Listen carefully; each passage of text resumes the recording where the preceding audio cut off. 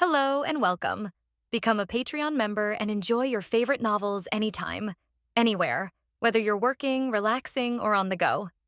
With our vast pre-available audiobook library, or by requesting a custom novel, simply send the novel name or link and we'll convert it into an audiobook for you. Unlock this exclusive audiobook benefit by joining our Patreon community. Cyberpunk, starting in 2071. Chapter 1, The Spark. Hanyu never expected that after completing Cyberpunk 2077 yet again, an Easter egg he had never heard of or seen before would suddenly pop up on his screen.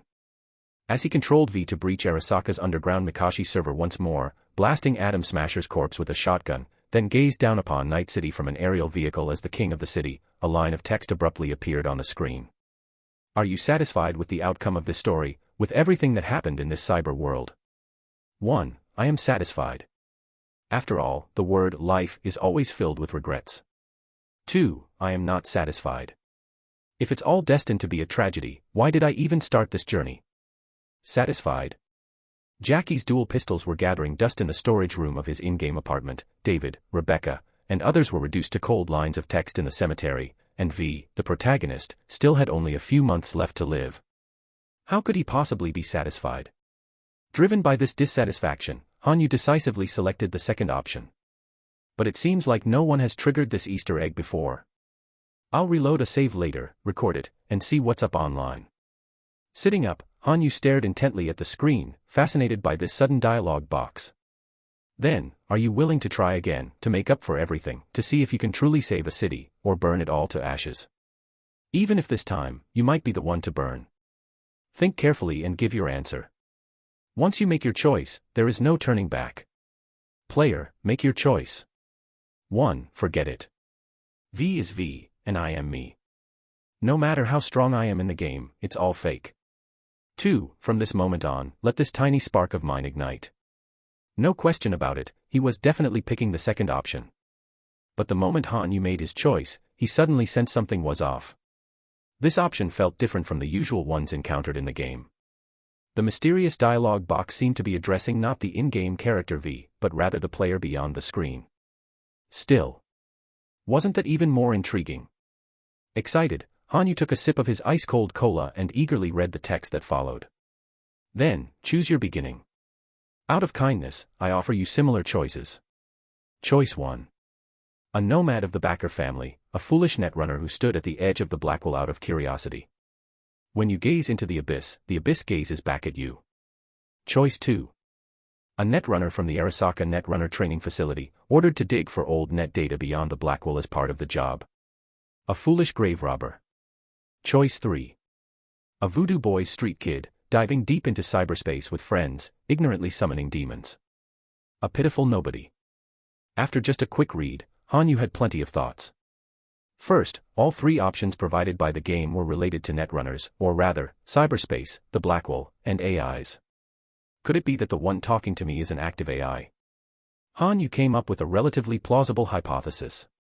After all, according to the game's setting, the player themselves was most likely a rogue AI, while the protagonist V was merely a puppet controlled by the player. As for the identity choice, Hanyu didn't find it difficult to decide. First, the third option, Voodoo Boy's Street Kid, was immediately ruled out. When he played the game, he hated the scavengers the most, and the Voodoo Boys were a close second. The scavengers were organ dealers who lurked in the streets, making a living by stripping corpses or even kidnapping and killing people to harvest their cyberware for sale. As for the Voodoo Boys, they were traitors to humanity with an extremely strong racial consciousness. Primarily composed of the nomadic Haitian community, the Voodoo Boys were a gang active mainly in the digital world, possessing formidable netrunning skills and their own large-scale server, Rizo Agui. Not only were they extremely xenophobic, they were also surrenderists. In a cyberpunk world where humans and rogue AIs were sworn enemies, their ultimate goal was to breach the Blackwell, the firewall preventing AIs from invading the real world. They hoped to release the AIs, let them take over the world, and then serve as their lackeys, becoming the top henchmen for the AIs in their new world order. They were hardly human anymore. The second option, the Arasaka background, seemed somewhat familiar. In the cyberpunk anime Edgerunners, the female protagonist Lucy had escaped from there. It was called a Netrunner Training Facility, but in reality, it was a concentration camp for human mining rigs. Arasaka gathered children with netrunning talent and threw them in, forcing them to dig through cyberspace day and night for data from the old net era. Honestly, Hanyu found this starting point quite intriguing. As for the first option, the backer family was actually the background family for the protagonist V in the nomad life path. V had left this family and wandered all the way to Night City. From a background perspective, it didn't seem to have any major pitfalls, and it might even offer a chance to connect with the protagonist V. Wait, the chat box didn't specify which year I'd be sent to, did it? Please don't send me further into the future, straight into the 5th Corporate War or something. However, before Hanyu could make his choice, the options on the screen suddenly began to flicker. Before he could react, the first option representing the backer background vanished completely. Now Hanyu didn't dare hesitate any longer and immediately selected option 2, he'd rather be a mining rig at Arasaka than start with the disgusting voodoo boy's background. Muttering to himself, Hanyu pressed option 2, his heart filled with both anxiety and excitement as he waited. But the moment he made his choice, the computer screen in front of him suddenly switched to the game's main menu. Then, the screen began to flicker uncontrollably. At first, the flickering resembled the visual effect of activating overclock in the game, with red and blue flashes along the edges. But soon, the entire screen dissolved into pixelated chaos. In the instant the black and red lights flickered wildly, Hanyu's vision went dark. The next moment, his hearing, sight, and sense of touch all vanished, leaving only a dead, silent darkness. Faintly, a line of text flashed by in the haze. Intruding. Intrusion complete. The moment the text disappeared, Hanyu's eyes snapped open. No, it wasn't just Hanyu. Fragmented memories of a boy named Mercer flickered through his mind. As a sharp pain pierced his skull, he instinctively reached behind his ear. But even such a simple movement now felt agonizingly difficult, as if his entire body were being torn apart and boiled alive. Fuck. With a trembling, almost reflexive curse, Hanyu's shaking hand finally grasped a data cable behind his ear and yanked it out violently. Instantly, a chaotic cacophony erupted in his ears. The room lights flickered several times before extinguishing completely, while the nearby computer screen and server unit a short distance away burst with a loud pop, spewing acrid black smoke and sparks. In the darkness, only a few LED lights glowed red. In his panic, Hanyu rolled over and tumbled right out of the Netrunner chair. Cough. Cough. Fuck. Struggling on the floor, he tried to push himself up, only to be met with a piercing alarm sound. Beep. Beep. Alert. Alert. Unknown data surge detected. Server overload. Rogue AI attack confirmed. Protection mode activated. Blinding red emergency lights suddenly flooded the room. Dazed, Hanyu looked around and saw rows of Netrunner chairs arranged around thick data cables. On those chairs, 7 children who appeared to be between 12 and 16 years old were removing their netrunning gear. Beside him, on the adjacent Netrunner chair, a young boy lay dead, smoke rising from his head, blood streaming from his nose, mouth, and even ears. Welcome to the world of Cyberpunk, my friend. A flat, mechanically synthesized male voice suddenly spoke in his ear. What the hell was that noise? The unexpected voice in his head sent chills down his spine. Hanyu's mind was still foggy, but the children who had removed their gear were now all staring directly at him. What's wrong with Mercer? Hey, are you okay? Whoa, the server's smoking. Tony. Tony's dead. System reboot complete. Biological monitoring back online. Arasaka Mk.2 Cyberdeck reconnected. Arasaka Mk.2 RAM upgrade reloaded. Arasaka. Hanyu, or rather Mercer, felt a stabbing pain in his head, as if someone were drilling into his brain with an electric drill. The sensation was utterly nauseating, nearly paralyzing his ability to think straight. Amid the surrounding noise, Mercer instinctively turned his head and met the tearful gaze of a girl with twin tails. Just as the girl seemed about to speak, a pale hand from beyond his line of sight grabbed his wrist, trying to help him up. Hey, Mercer, are you okay? Mercer turned and saw a beautiful girl with iridescent short hair looking at him with deep concern. Why does she look so familiar? Ah. Lucy. Mercer's eyes widened slightly as he immediately recognized the girl before him. That pretty face and distinctive rainbow-colored short hair were unmistakably the likeness of Lucy, the female protagonist from the anime Cyberpunk, Edgerunners. Lucy. I'm okay. Almost instinctively, he replied with those words, but then a sudden wave of dizziness and nausea overwhelmed him, sending him crashing to the ground once more. This time, he fell into complete unconsciousness. Vaguely, he could faintly hear a few cold, almost inhuman voices. Code, FF06B5 operation successful. Can this really change everything? I'm not sure. But it's the best choice we have. Then load the program. Understood. Commence operation. Operation codename, Ragnarok. From this moment on, let's ignite this small spark, my friend. The voices in his ears gradually faded, leaving behind only a pitch-black, deathly silence. Chapter 2, Crisis and Witness. The situation isn't looking good. His brain nerves are severely burned. A weary female voice sounded by his ear. Just give me the results. A cold male voice replied with impatience. All right. The result is, even if he wakes up, there's a significant chance he'll become an idiot. If not, he'll most likely suffer from memory loss. His brain nerves have been eroded to an extremely fragile state, so fragile that even a network fluctuation might prevent him from standing upright. The woman sighed by the end. Understood. Has the tech department's assessment come in? Was it an AI or the Blackwell? The men turned to speak to someone else. Can't be determined, but it's most likely an AI. If it were the Blackwell, it wouldn't have been so gentle as to only fry one person's brain. Then another cold female voice chimed in. Once he wakes up, run the tests and evaluations. If he's useless, follow procedure. I'm heading to a meeting now. Understood. Footsteps gradually faded away, followed by two crisp sounds of automatic doors opening and closing. The room fell silent again, leaving only the beep of some unknown instrument sounding every 10 seconds. Mercer struggled to open his eyes wide, but no matter how hard he tried, he couldn't see anything. He attempted to move his arms, but it felt as though they had disappeared, only his body kept twisting. Click. The door opened again. Don't move. A calm female voice spoke up. Listen, you'll find that you can't see anything right now, your arms won't move, and you're feeling dizzy, nauseous, and want to vomit. All of this is normal because most of your cyberware has been removed. As for not being able to see, that's because your cyber eye has been forcibly shut down. We'll deal with recalibration later. Next, I'll activate your cyber eye. Try to stay calm. Mercer could only let out a muffled grunt. The sound of tapping on a screen echoed in his ears, and soon after, his vision suddenly brightened. Arasaka Seed, 3 cyber eye rebooting. Recalibrating. Just like when you first got your cyber eye, take deep breaths. The blurriness will fade soon. Mercer did as instructed.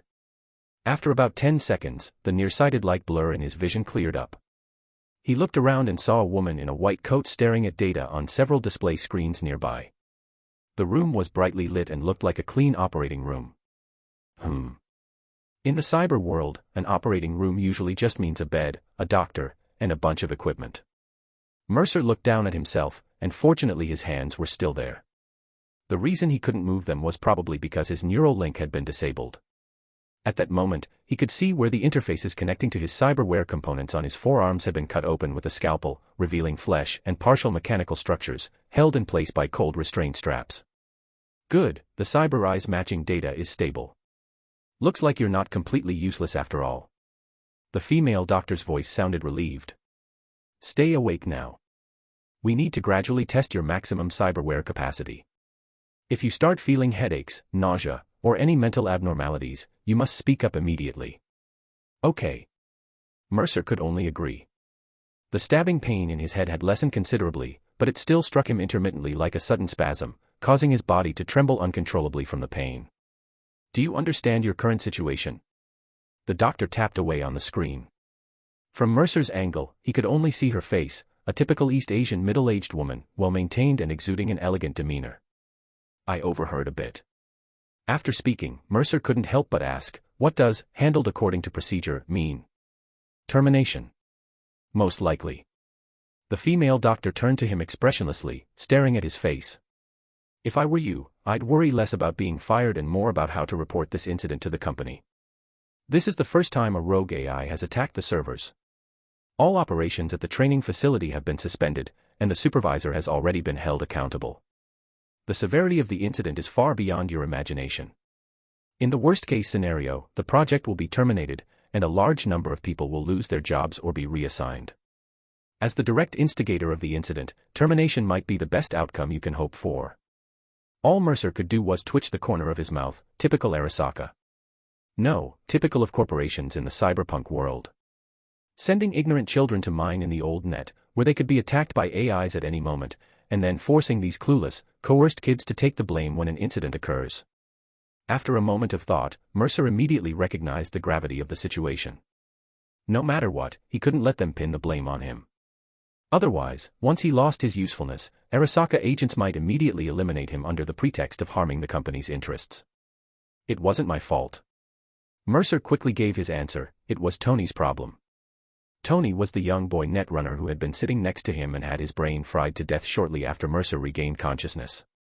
Although he hadn't had time to fully digest the additional memories of Mercer in his mind, at this moment, the original Mercer's memories were like data waiting to be accessed, all available for his use. With just a thought, he could extract the relevant knowledge and concepts. Tony and I were mining data in the same area when a tall, red female AI appeared. Its characteristics matched the extremely dangerous AI mentioned in the company's training materials, Alt Cunningham.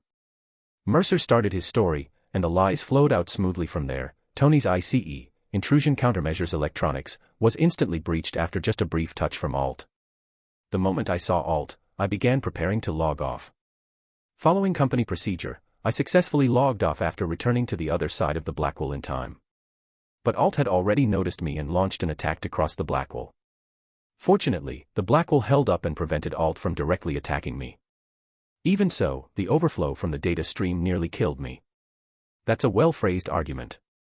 If I were you, I'd add one more point: the corporate firewall didn't hold up either. Of course, unfortunately, I'm just a doctor. Your explanation is useless to me. After speaking, the woman turned back to her screen and typed, "Excellent, your thought process is clear, and your memory doesn't seem to have major issues. Are there any other unusual circumstances you need to report?" "Nothing for now," Mercer said. "Then that's all for now. Your brainwave activity data shows significant improvement. Rest for a day so we can observe your neural condition. After that, we'll gradually restore your cyberware and then test whether you can still function as a netrunner." The woman glanced at his body and added, "We'll start by reinstalling the cyberware in your hands to monitor your response. If any abnormalities occur, call me immediately. I've sent you the contact details. If there's an issue with your neural link and you can't make a normal call, press the red button by the bed." A profile picture popped up in Mercer's vision, like a friend request interface in a chat app. Oda Junko, the doctor's name. After saving her to his contacts, Mercer watched as Oda Junko raised her hands. Her arms usually appeared ordinary, but now they began to transform. One finger on her right hand shifted into the shape of a syringe, while her left hand picked up a vial and loaded it. "All right, get some sleep. When you wake up, your hands will be reattached." Unable to refuse, Mercer could only watch as she injected the solution into his neck. Within seconds, he lost consciousness. When he woke again, sensation had returned to his previously numb hands. Data link established. Arasaka Biomonitoring System Assessing. Arasaka Monowire, Corporate Edition v2.03, connected. Hand data connection pathways normal. Mercer blinked, looking around. The cold operating room was empty except for him. Finally alone to think in peace, he let out a long sigh and wearily pushed himself up, only then noticing faint phantom pains throughout his body. Surprisingly, the discomfort wasn't as unbearable as he expected. The throbbing in his head didn't hinder his rapidly processing thoughts. In fact, he felt sharper than before. This wasn't just an illusion. With a mere thought, memories belonging to Mercer began flowing through his mind at high speed, like watching a movie at 10 times, even 100 times, the normal pace. The memory of writing his first virus at age 6, being scolded by his foster mother. The moment Arasaka representatives came to offer him elite education, and his foster father's ecstatic expression upon seeing the contract sum. Memories of classes at Arasaka. The life of Mercer was being absorbed at an astonishing rate. Not just the memories, but also the years of knowledge Mercer had accumulated at Arasaka, netrunning skills, cyberware expertise, social norms, all assimilated rapidly. It's hard to imagine that just a few hours ago, he was just an ordinary office worker playing games in front of his computer. Now, lying in bed, it took him only a dozen minutes to completely absorb the entire knowledge and memories of a genius netrunner. Without exaggeration, Mercer, in terms of netrunning skills alone, is now even stronger than the original Mercer, much stronger, in fact. Mercer gently rubbed his temples. His rapidly functioning brain was brutally straining his fragile nerves at the moment. After finishing his excavation of Mercer's memories, he decided to ponder some relatively lighter questions to give his brain a break. For example, the voices he heard before losing consciousness. He didn't think it was his imagination. Operation code, FF06B5 successful. Operation code, Ragnarok. What were these operation codes? Where did the voices in his head come from? His now much sharper brain had already formed some conjectures. First, for the meaning of the FF06B5 code, Mercer couldn't think of a reasonable explanation for now. He could only analyze it based on the knowledge in his mind. If interpreted using the hexadecimal color code chart, it would correspond to the specific color, magenta. Code, magenta. What a strange code. Unable to figure it out for the moment, Mercer moved on to the second code. Ragnarok. The automatic translation software in his mind had already rendered it into readable text. Ragnarok, the twilight of the gods. That code sounded downright terrifying. Mercer sighed. The two codes, along with the voices that had appeared in his head, were most likely related to rogue AIs in the network. With just these two pieces of information, there was no way to deduce anything concrete. But without a doubt, his transmigration, including his miraculously fast-functioning brain, were probably all tied to these rogue AIs. To uncover the truth, whatever he needed to do would inevitably involve these mysterious rogue AIs. The headache, however, was that the number of AIs in the old net wasn't just one or two. There were dozens, even hundreds. In other words, if he foolishly dived into cyberspace looking for answers, he might be lucky enough to encounter the powerful AI that sent him here. But if he ran into an unfamiliar one, he'd most likely end up like poor Tony, with his brain fried on the spot. For a human facing an AI in the network world, it was like sending a baby to fight an adult driving a tank. The adult would probably run it over without even realizing what they'd hit. So, until he was strong enough, or at least capable of protecting himself, even if he deep dived into the network world, cyberspace, Mercer would absolutely not attempt to cross the black hole into the old net to confront the AIs directly. Mercer shook his head, temporarily setting aside these existential questions of, where did I come from, and, where am I going? Right now, a bigger problem loomed before him, survival. At the very least, he had to survive the fallout of this incident and avoid being made the scapegoat. After that, he'd need to figure out how to escape this Arasaka, netrunner training faculty. Staying was out of the question. This damn Arasaka project treated him and the other poor kids like expendable materials, throwing them into the old net to dig for data. Hell, even the voodoo boys wouldn't do something that stupid. If Mercer remembered correctly, based on the memories of Lucy, the female protagonist from the Cyberpunk anime Edgerunners, only one person from this entire batch of netrunners survived, Lucy herself. The other young netrunners either died in rogue AI attacks while data mining or perished on the run from Arasaka. But this also made one thing abundantly clear: escape was entirely possible. But before that... Click. The automatic sliding door opened. A young girl hesitantly stepped inside. It wasn't Lucy, as Mercer had expected, but a cute little girl with red twin tails. Kyoko. The girl's name immediately popped into Mercer's mind. Nishimura Kyoko. From Osaka, a genius netrunner girl sent here 2 years ago. At just 11 years old, she was the youngest in the netrunner training facility. Hearing him call her name, the girl nervously watched his expression. Seeing his puzzled look, she didn't respond. Instead, she hesitated for a moment before slowly walking over to him, her eyes faintly glowing gold, clearly scanning something. She stopped beside Mercer, stayed silent for a few seconds, then asked as if it were nothing out of the ordinary, "Mercer, are you okay?" "Me. Still alive for now." Mercer studied the girl's expression thoughtfully. She spoke in Japanese, but Mercer understood every word without needing a translator. During training, he'd been required to learn Japanese, Arasaka's mother tongue, a mandatory subject for trainees like him. In Arasaka's netrunner training facility, most netrunners were Japanese or mixed-race Japanese, with very few from other ethnic backgrounds. That's because all selected netrunners were orphans. And since most of Arasaka's so-called orphan welfare facilities were located in Japan itself, it stood to reason that most of these young netrunners came from Japan. Mercer himself was mixed race, though he wasn't sure of the exact mix.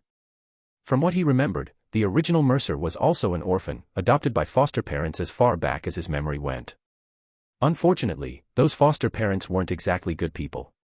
When young Mercer showed talent in netrunning, Arasaka investigators showed up and bought his life for a mere €50,000. Judging by his features, though, his primary ancestry appeared to be East Asian. Nishimura Kyoko stared intently at Mercer's face, as if trying to discern something from him. In the end, she just whispered, "If you need help, please, make sure to contact me. We're still friends, right?" She spoke softly. Mercer simply watched her calmly, then after a moment, smiled. "Yeah, we're friends." Nishimura Kyoko seemed to relax slightly. After scanning the surroundings once more with glowing eyes, she cautiously said, "After you're discharged, let's all talk together. Me, Lucy, Daichi-kun, and Leon, just the few of us for now. Would you like to come? It's just a small get-together." Mercer nodded, then narrowed his eyes meaningfully and added, "If I make it back alive, that is. With the incident of a suspected rogue AI attacking the servers, I'm not entirely sure what will happen to me afterward, termination. Transfer. Or something even more troublesome." He sighed and then added, "Anyway, now isn't a good time for gatherings. The company will definitely be conducting strict internal investigations recently." Nishimura Kyoko's eyes widened slightly. She hadn't even mentioned what the matter was. "I understand. I'll let them know. Well, Mercer, you take care and rest well." She immediately turned to leave but couldn't resist glancing back at Mercer. After a moment of hesitation, she suddenly blurted out, "Mercer. I actually saw it. I believe you." She seemed to regret her words the moment they left her mouth, hastily adding this line before scurrying away as if fleeing. "Saw it?" Mercer narrowed his eyes. "Saw what?" In just a second, a bold guess sprang to his mind. Could it be she saw those AIs? Chapter 3, Being a Netrunner is pretty easy, huh? Mercer had a rough 3 days. No TV, no computer, no phone. Being confined to bed wasn't easy. Dr. Oda only came by once a day to perform a thorough checkup before hurrying off, insisting he wasn't allowed to get out of bed casually. The formal review he had expected to come quickly never arrived, which only made him more anxious. A hanging threat was always the most frightening. To be honest, he was starting to regret it a little. If he had known, he wouldn't have made a choice, wouldn't have crossed over, or maybe he should have just picked option 1 and become a drifter. But these regrets didn't last long. It wasn't that Mercer was particularly resilient, he just realized his ability to perceive emotions had dulled. His brain was processing thoughts faster and faster, yet his emotions were growing colder. This inexplicably frightened him. If he lost all emotion and was left with nothing but cold rationality, what difference was there between him and an AI? Fortunately, when he cautiously asked Dr. Oda about it, the response was somewhat reassuring. After his neural damage, losing some emotional perception wasn't necessarily a bad thing. On the contrary, it might be a self-preservation mechanism of the brain. As his neural pathways gradually healed, his emotions would likely return. Probably. Dr. Oda even suggested that if they didn't return, it might be for the best.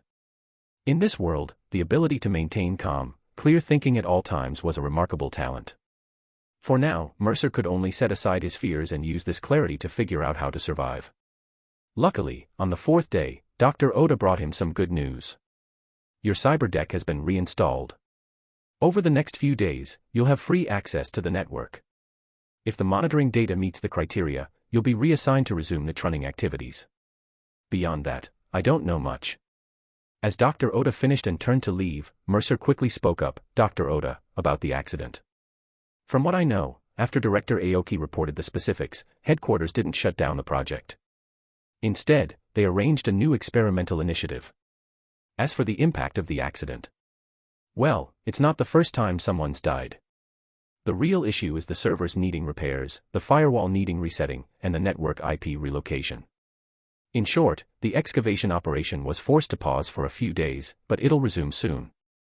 After saying this, Dr. Oda glanced at Mercer and added calmly, "You're lucky. Although the neural damage was severe, it wasn't fatal. Not everyone has the potential to recover from such injuries. That in itself is a talent. It might mean your potential as a netrunner is far greater than initially assessed." Of course, for you, greater potential might not necessarily be a good thing. Though Dr. Oda seemed detached, Mercer could keenly sense a hint of humanity lingering between her words. While most corporate employees were ruthless climbers, it didn't mean everyone was capable of being completely cold-blooded and exploiting others. Dr. Oda seemed to be that kind of person, someone with a shred of conscience, though it didn't appear to be very much. Are you suggesting the new project might be related to me? Mercer's words took Dr. Oda by surprise. She glanced at him but said nothing, simply turning to leave. Mercer frowned, deep in thought. The new project. After a while, he sighed and gave up pondering, activating the newly installed Cyberdeck in his mind. The Cyberdeck is the core cyberware that allows netrunners to influence the real world. It not only enables them to directly manipulate network devices via their brains but also connects wirelessly to nearby networks through signals. At the same time, different models or corporate-branded cyberdecks come with unique specialized functions. For example, the NetWatch model includes a contagion module, allowing a netrunner's quick hack to spread virally, automatically infecting other network devices near the target. Arasaka's cyberdecks, on the other hand, lean more toward stealth and targeted disruption or infiltration. Of course, none of that mattered much to Mercer at the moment.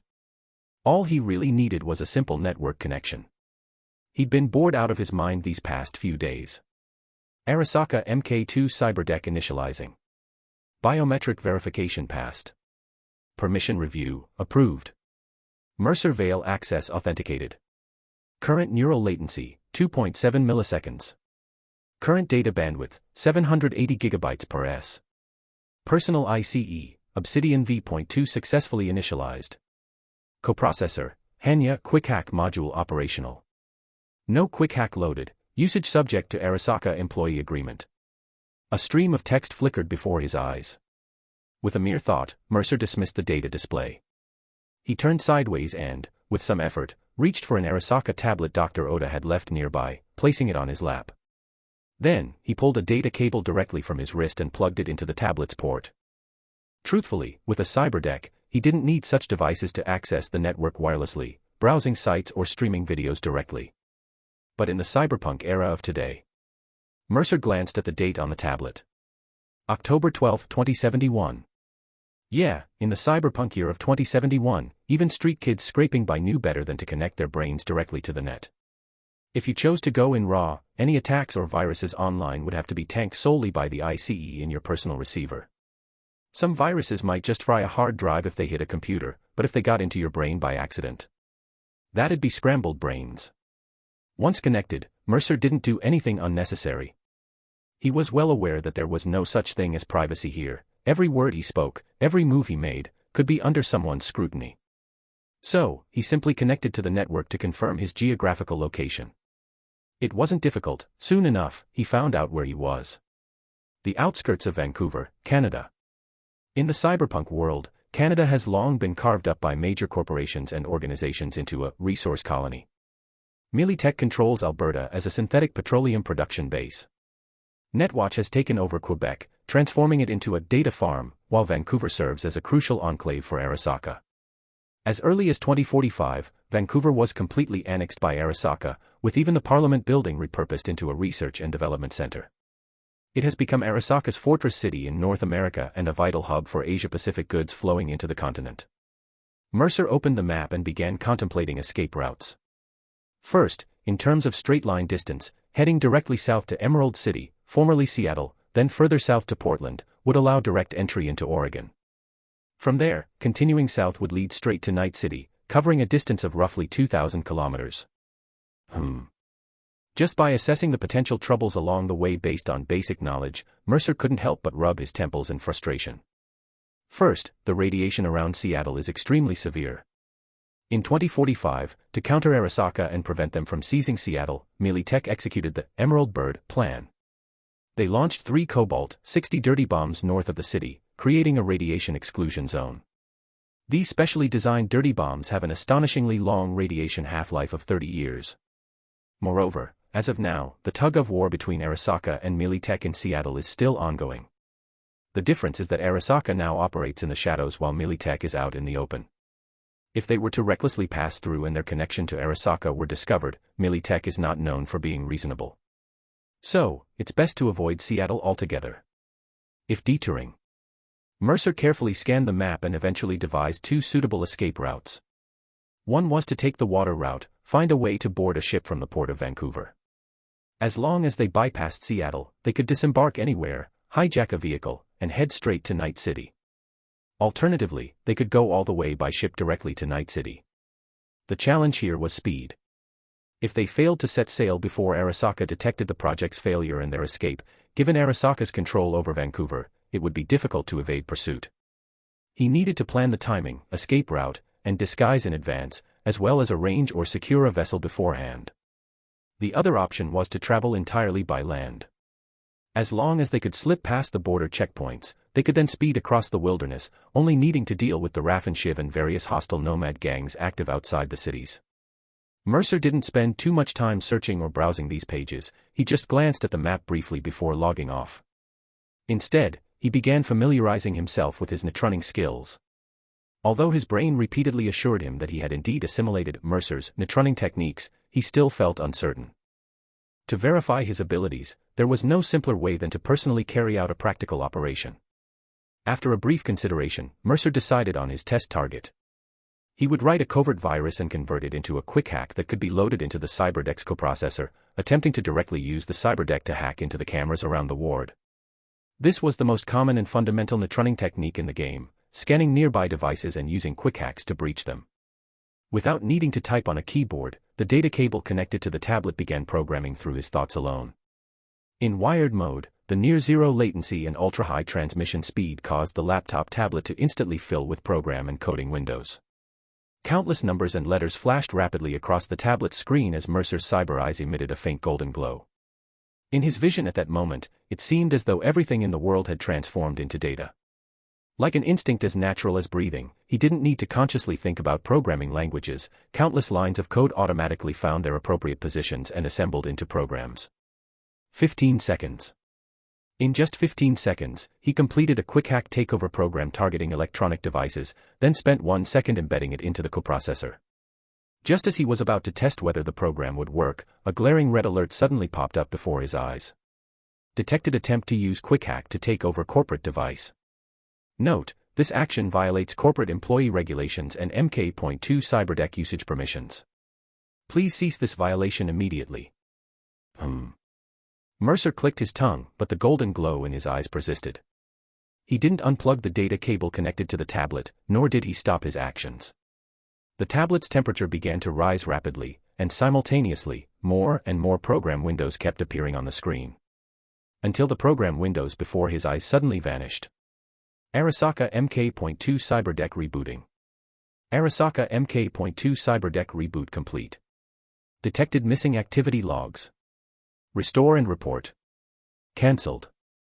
Program corrupted. Warning. Self-diagnosis in progress. Rebooting. 10 minutes later, Mercer finally stopped. Expressionless, he unplugged the data cable, then clutched his head and rolled around on the bed. Ow, damn it, that hurts. He couldn't help but curse twice, then panted heavily, feeling the slightly scorching interface behind his ear. Despite the pain, he couldn't suppress a bright smile. It worked. Not only had he successfully written a virus, but he'd also compressed it into a quick hack program and added it to the coprocessor.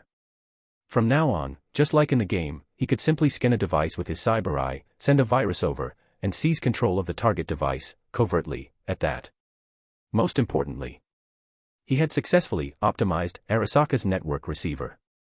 The specific functions he optimized included employee usage permission monitoring, automatic activity log recording and reporting, network browsing history logs, quick hack usage protocols, backdoors planted by Arasaka, and several virus monitoring programs hidden within the ICE. He also took the opportunity to delete the usage records on the tablet in his hand and forged a set of ordinary usage logs. And all of this took just 30 minutes. It was unbelievable. If it were the original Mercer, writing the former might have taken over half an hour, and the latter, the original Mercer probably wouldn't have even dared to try. Because if the device had triggered an alarm, Arasaka agents might have shown up. The security programs within Arasaka's equipment are the result of countless programmers grinding away for over 14 hours a day, thinking you can crack them in 15 minutes. Pure fantasy. Yet Mercer achieved far more than that. Not only did he intercept the device's signal transmission before it could trigger an alarm, breach its built-in ICE system, but he also successfully rewrote the program code, optimizing, or more accurately, disabling, the non-essential junk functions. Disabling is harder than optimizing. Optimization just requires deletion. Disabling demands locating the core code within that mountain of spaghetti, rewriting it, reintegrating it into the original code base, and camouflaging the changes. The purpose, naturally, was to pass inspection. Moreover, Mercer repurposed the code used in this breach to write a new virus. He named it Freelance Assassin version 0.1. The sole function of this program, or virus, is to erase monitoring programs and backdoors on cyberware. It first destroys the existing code, then uses the virus to rewrite and mimic normal operation. Though the current version is still rudimentary, likely only effective against the MK.2 cyberdeck he just breached, Mercer is confident that with at most 2 more hours, he could develop a universal cracking program capable of auto-targeting, auto-erasing, and auto-camouflaging for all types of cyberware. And this program wouldn't just eliminate simple surveillance, it would completely neutralize the insurance Arasaka installs on employee cyberware. Arasaka Corporation equips all its employees with a stringent monitoring system. This system ensures that the moment the company decides to terminate an employee, it can instantly lock down all cyberware permissions, rendering the individual's implants useless in a flash. Arasaka agents are also equipped with specialized quick hack takeover programs designed specifically to target their own personnel. These agents can effortlessly lock down cyberware capabilities with such quick hacks. Even most compromised implants can be resecured by these tailored countermeasures. But Mercer's Freelance Assassin can completely eliminate these backdoors while maintaining camouflage, overriding the original programs with new code and entirely insulating them from the threat of targeted quick hack takeovers. Mercer clutched his head, a smile spreading across his face, yet he couldn't help but ponder. Was this something he was capable of? To be precise, this level of programming skill was far beyond that of an ordinary genius netrunner. In his previous life, though everyone joked that Lucy from the anime was weak, utterly outclassed by game characters like V and Songbird, who existed in a different league, there was no doubt that in the real world, a netrunner of Lucy's caliber was already considered advanced among ordinary netrunners. The reason she couldn't be called top tier was that after fleeing Arasaka, she had been constantly on the run, living hand to mouth, with little opportunity to advance her skills or upgrade her equipment. Even so, in the anime, David marveled at her, saying it was unbelievable for someone her age to possess such netrunning prowess. Although David wasn't exactly a man of the world, he was, after all, a top student at Arasaka Academy facility. Even if he hadn't seen much, he still possessed basic judgment. As for Mercer, he could draw a conclusion based on common sense stored in his mind. Even if Lucy started cramming day and night from today onward, by the time she turned 30, she might still not reach his current level of skill. What limited Mercer's technical prowess now was never his netrunning talent, but simply the accumulation of theoretical and practical knowledge, along with the computing power provided by the human brain as wetware. Everything he did while coding, it was practically instinctual. Like the moment the network receiver alarm triggered, his mind had already conjured a solution to the vulnerability. This instinct didn't even allow a hint of tension or fear, completely forgetting the possibility that failure to crack it would set off the alarm.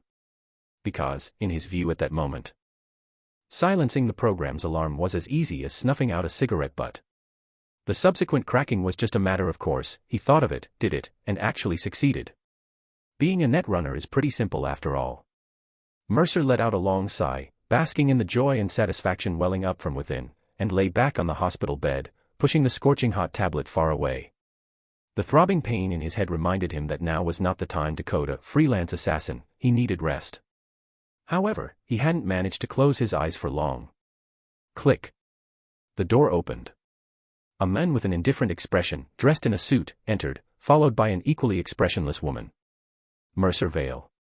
Mercer opened his eyes. Corporate Review. Chapter 4, Project Alteration. Please repeat the characteristics of the AI you witnessed and the other party's actions once more. This was the third time he had been asked the same question, and Mercer's answer remained unchanged. He described based on the image of Alt Cunningham he had seen in the game. It was a massive, red data construct of a woman with long hair. I didn't have time to observe more details because the moment she appeared, just a touch caused Tony's cyber avatar to completely collapse. I immediately began disconnecting from the old net. Following company protocol, I prioritized crossing the Blackwall to ensure the data couldn't be traced and locked by the AI through the data stream, then logged off immediately. I suffered an impact while unplugging, not sure if it was from the Blackwall or the AI, and then passed out. How did she touch him? The men questioned expressionlessly. Reached out, just a tap with her finger, Mercer gave the same answer. His heart rate was extremely steady, his expression showed no abnormalities, and the lie detector chip inserted into his neural link had been compromised the moment it connected by the freelance assassin version 0.1 he had just developed. Now, the data the other party was receiving through the lie detector chip was all falsified normal information. This was also their fault for insisting on inserting the chip into his head. This type of lie detector chip, which judges deception through neural pathways, was simultaneously connected to his cyberdeck. The outcome was predictable. The defense protocols inside weren't even as updated or robust as those on his MK.2 cyberdeck. Coupled with the zero-delay data transmission from the neural link connection, the lie detector chip hadn't even had time to activate before he had overwritten it to mimic his own. While answering questions, Mercer was also studying the data composition of the lie detector chip, attempting to replicate and crack the program. If he could fully replicate it, he could create his own lie detection program, which would surely be useful later. The man turned to glance at the woman beside him, and after she nodded, he simply stood up and moved aside. The woman then gracefully took a seat, smiling faintly as she gazed at Mercer. This woman in a suit was also Japanese, with long hair cascading over her shoulders. She was quite beautiful, her traditional Japanese makeup giving her a gentle appearance, and she looked to be around 30 years old. Of course, in Cyberpunk, appearance is the easiest thing to change. Cosmetic surgery or maintaining a youthful facade is no challenge for the wealthy. The preliminary review of this incident regarding you has concluded. Now, let's discuss something else. The woman's voice was gentle, speaking unhurriedly. Mercer, based on the information provided by your and your companion's testimonies, we can confirm that a rogue AI did indeed invade the server and caused it to overload. However, according to the technical division's analysis, the main cause of this server overload was a massive data stream being downloaded locally in an instant. I want to confirm with you, did you receive any unknown program packages before disconnecting? No, after reconnecting, I checked the local storage of the interface, even the previously stored quick hacks were wiped clean. I believe the corporation already ran checks when they removed my cyberware. Mercer looked utterly sincere, lying on the bed, answering every question dutifully. His body was perfectly still, hands folded in front of him, and he seemed somewhat nervous, occasionally pursing his lips and breathing heavily. The woman smiled. Don't worry. We suspect the other party was planting a virus on the server or attempting to use our server as a stepping stone to bypass the Blackwell into the intranet. We aren't concerned that you're hiding anything, just giving you a friendly reminder. If you detect any remnants of unknown programs or code, report it to the corporation immediately to prevent a major incident. After a pause, she added, how was your experience at the training facility? Seriously, is that even a human thing to say? Asking a mining GPU how it feels to mine inside a computer, only you. My companions were all great, it's just. Mercer put on a hesitant expression before mustering up his courage. When can we leave the underground? I haven't seen the sun in a year, Anne. When can we transfer to another position? Soon, child, the woman replied with a gentle smile. You are all valuable assets to the corporation, rare neutronic talents. The reason I'm here is to correct the mistakes of the former project director, Kimura. Oh, I forgot to introduce myself. My name is Tano Aina, the new project director. As for wanting some sunlight, I can make the call. You'll all be transferred to work on the surface soon. The way Kimura treated you kids like slaves, you poor things. Mercer's eyes widened slightly. You mean the project is being shut down? To be precise, the project's focus is being shifted. Tano Aina stood up with a smile. But the specifics depend on whether you can continue to deep dive. Only if you can deep dive will our discussion hold any meaning. However, Dr. Oda mentioned you're recovering well and even tried programming on a tablet recently. It seems you'll be back on your feet soon. Yeah. I feel like with a bit more rest, I should improve. Mercer spoke without showing any surprise that they were monitoring his activities. After all, the key data and activity logs were altered. Even if they investigate thoroughly, they'll only find that I created a quick hack program. Then rest well. I'll have Dr. Oda approve your discharge. After that, you can spend time with your friends. These few days are a rare vacation for all of you, it would be a shame to miss it. With that, Tano Aina led the men out. Just as they reached the door, she turned back abruptly. Oh, by the way, your friend Kyoko mentioned that before disconnecting, she vaguely saw a unique male AI figure near you. Do you recall anything about that? No, I only saw Alt. Mercer answered without changing his expression. Tano Aina smiled. It seems the number of AIs we need to be wary of may have increased again. Almost forgot, remove his lie detector chip. Hi. The man bowed immediately, turned to Mercer's side, removed the chip, and inserted it into his own head. His cyber eye glowed with a golden light, and after a moment, he nodded at Tano Aina. Then it settled. After Tano Aina left, the room returned to silence. Mercer, however, fell into deep thought. An AI in the form of a man. It seemed he needed to talk to Kyoko as soon as possible. Still, Tano Aina's appearance had caught him off guard.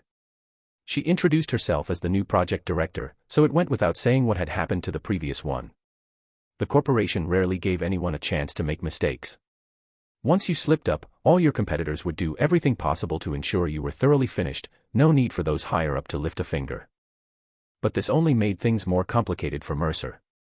The former project director had been in charge of sending their group of kids to mine, but this new one seemed intent on changing the project's direction. Mercer had a hunch, or rather a prediction, that this project was highly likely to involve AI. He had initially claimed to have seen Alt Cunningham purely to protect himself, but now it seemed he might have overplayed his hand. When Alt was alive, she was a top-tier netrunner Arasaka was willing to kidnap to acquire. Now, as an AI in the net, she was an even greater threat they deeply feared. Mercer had thought he could use Alt's reputation to scare them, maybe even free himself from the fate of deep diving into cyberspace as a mining GPU. But now it appeared. These bastards weren't just unafraid, they seemed to have gotten some wild idea or ambition about rogue AIs. Then again. Hey, isn't that just how core are? Mercer sighed. For now, there was nothing he could do but take things one step at a time. His priority was still to ensure he could escape. At least in Night City, a neutral ground still contested by multiple corporations, not yet fully claimed, he would have room to rise and the possibility to change everything. After clearing his mind, it wasn't long before Dr. Oda walked in, accompanied by the sound of the automatic door sliding open. Mercer, per the director's orders, you're cleared to leave the hospital for self-observation. Some of the cyberware that hasn't been installed will be put on hold for now, pending further arrangements from above. Mercer opened his eyes. So my RAM recoup, bioregeneration optimization, none of that's getting installed. Correct. Your current neural capacity isn't sufficient to support too many cyberware systems running simultaneously. Frankly, I'm amazed we managed to reinstall this much. Your neural tolerance is remarkable. Considering you'll still need to perform neutroning, my recommendation is to rely mainly on external devices. Dr. Oda paused, then added meaningfully. The new director, Tano, has extensive connections. I believe she'll arrange better cyberware, even experimental models, for those with potential. That includes the MK2 cyberdecks you're all using now, which are actually being phased out this year. The internal MK3 version is already ready to hit the market. Anyway, you know how it is, experimental cyberware generally outperforms commercial versions by a significant margin. So we mining GPUs are all using soon-to-be obsolete junk. And they still call us genius kid netrunners. Could it be that we're not actually geniuses, but just excellent expendables? Lucy's reputation as a netrunner just lost some credibility. Mercer replied understandingly, if possible, I'll put in a request with the director. She values you highly, and I believe you know the reason yourself. There aren't many humans who can encounter an AI and survive. After saying this, Oda pointed toward the door, you're free to leave anytime. Remember to come for a checkup every morning, I'll text you the specific time. That's all. Mercer stood up, still somewhat weak, but he could walk without much trouble. He gave a slight bow to Oda before leaving. Well, it was the basic etiquette mandated by Arasaka Corporation. The kind written in the employee handbook, violation of which would result in disciplinary action. But after taking a few steps, he suddenly stopped. Where are my clothes? The loose patient gown he was wearing left him without even underwear, and the dangling fabric felt uncomfortable. A young guy like him, rubbing around like that could easily lead to awkward situations. Your old clothes were disposed of. Your new neutroning suit has been delivered to your dorm. You'll have to apply for other clothes yourself later. After Oda finished, Mercer thanked her and hurried off, following his memory to find the elevator and pressing the button for the basement level. Due to the small number of people, everyone had their own dedicated dorm room, though, of course, the space was tiny. A bed, a desk and chair set with a bulky laptop case, a wall-mounted TV, a wardrobe, and a combined shower-toilet unit filled the room to the brim. The decor was utterly impersonal: metal walls, no windows, only nauseatingly bright fluorescent lights and the never-ending hum of the ventilation fan. After verifying his biometrics and entering the password to get into the room, Mercer first collapsed onto the bed to recover for a moment. Then, his eyes gleaming, he made a video call. After a brief ring, Nishimura Kyoko's youthful face appeared in his retina display. "Mercer. You're out of the hospital." She seemed genuinely a bit happy. "Yeah, I'm in my room. Get Lucy. Isn't there a meeting? I also have some things to say." "Got it." Kyoko immediately agreed with a smile but then hesitated, as if she wanted to say more. "Whatever it is, we'll talk in person." "That's it." Mercer couldn't help rolling his eyes. This girl seemed a bit slow on the uptake. He didn't even need to think to know she probably wanted to discuss that AI incident. He didn't mind the company knowing, or more accurately, he knew there was no way to stop the company from interrogating the others. He could modify his own lie detector chip, but the others didn't have that ability. Whatever the company asked, they'd have to answer truthfully. Even if they were willing to risk their lives to lie, it'd be useless. The company had plenty of ways to uncover employee secrets. But that didn't mean he wanted his conversations about the AI with others to be overheard. Kyoko hurriedly mumbled an "okay, okay," and hung up, apparently realizing she'd been a bit foolish. Mercer lay back down, closing his eyes. Soon after, there was a knock at the door. He used his neural link to remotely control the lock, and the door slid open with a swish. Sure enough, as the door opened, the first people Mercer saw were Lucy and Kyoko. Chapter 5: The Fugitives Gathering. Behind Lucy and Nishimura Kyoko, a tall young man with similarly suntanned skin also entered. Once the door closed, Mercer lazily sat up. "Have a seat. I think there are some instant tea bags under the coffee table. Other drinks were probably finished long ago." "Thank you," Lucy nodded slightly, her bright eyes cautiously studying him all the while. Mercer was also observing her closely, but unlike her intent, his was purely a fan's mindset, studying the real-world form of his 2D waifu. Her iridescent short hair shimmered under the light with complex hues, like silver mixed with pink, and the faint red eyeshadow beneath her bright eyes seemed to be a permanent tattoo, typical cyberpunk style. Just like the young man beside her, whom Mercer remembered was named Daichi Tetsuya, with his green mohawk and a fashionable face, complete with a metal-coated chin cyberwear. These kids living day-to-day really knew how to stay trendy. Thinking of this, Mercer suddenly thought of himself, or more accurately, his own image, and found himself at a loss for words. Now, in terms of appearance, he looked surprisingly similar to before his transmigration, even an upgraded version. Not only were his features more defined and his skin clearer, but due to modifications, even his eyes seemed larger and brighter. Except, he had red hair, a buzz cut, a black earring in his left ear, and even the port behind his ear was stylized into a red cherry blossom petal with a distinct Arasaka flair. Like a tattoo, there were obvious neural circuit tattoos on both sides of his face near the eyes, which glowed blue when connected to the network. Honestly, after a while, it started to feel quite unique, giving Mercer, who had never experimented with unconventional styles in his past life, a bit of a thrill. He had once suggested dyeing his hair red as a child but nearly got beaten by his family that very day, so he dropped the idea. "Leon will be here soon," Lucy said, seemingly done with her appraisal. After a pause, she added, "Kyoko mentioned you have something to say." "Yeah, the company's project seems to be changing." As soon as Mercer finished speaking, the eyes of all three lit up. Kyoko, especially excited, couldn't hold back. "Really? So we don't have to dig data on the old net anymore?" "Probably not." Before Kyoko's smile could fully bloom, Mercer chuckled lightly and added, "No need to worry about getting caught by AIs while mining the old net, because our new project most likely involves directly engaging with AIs." The moment he said this, even Lucy couldn't help showing a look of horror. Kyoko's eyes reddened instantly, on the verge of tears. "Huh?" Daichi Tetsuya, who seemed even taller than Mercer, clenched his fists. "Mr. Vale, are you serious? Is the intel confirmed? Call me Mercer. Mr. Vale sounds worse than just calling me Vale." After saying that, Mercer continued in a relaxed tone, "Not sure, I'm just guessing based on the new director's tone and attitude. Think about it, because of this incident, the original project director was fired and kicked out, yet I wasn't affected at all. Even the interrogation felt perfunctory, and the new director is all smiles when she looks at me. The only possibility is probably related to my encounter with the AI and surviving, as well as what Kyoko witnessed. But before we discuss any of that, let's talk about your situation first. Mercer spoke while observing their expressions, ultimately deciding he needed to selectively reveal some information. Kyoko was quite innocent and cute, but in this world, under these circumstances, innocence and cuteness weren't advantages. Mercer needed someone to help him escape. The partners chosen during preparations had to be reliable. Lucy had a strong will to survive, but sometimes that could backfire. Mercer had to carefully assess before selectively sharing information with them, to avoid them panicking and running off, potentially exposing his plans. For now, Mercer believed he had already independently completed about 60% of the escape preparations. These little netrunners were only useful for drawing fire and providing some muscle during the escape. Hacking skills. To be honest, he was feeling a bit overconfident now. He dared say he could take on 10 Lucis. Well, at least 3 should be no problem. After a moment of silence from Lucy, a prompt suddenly appeared before Mercer's eyes.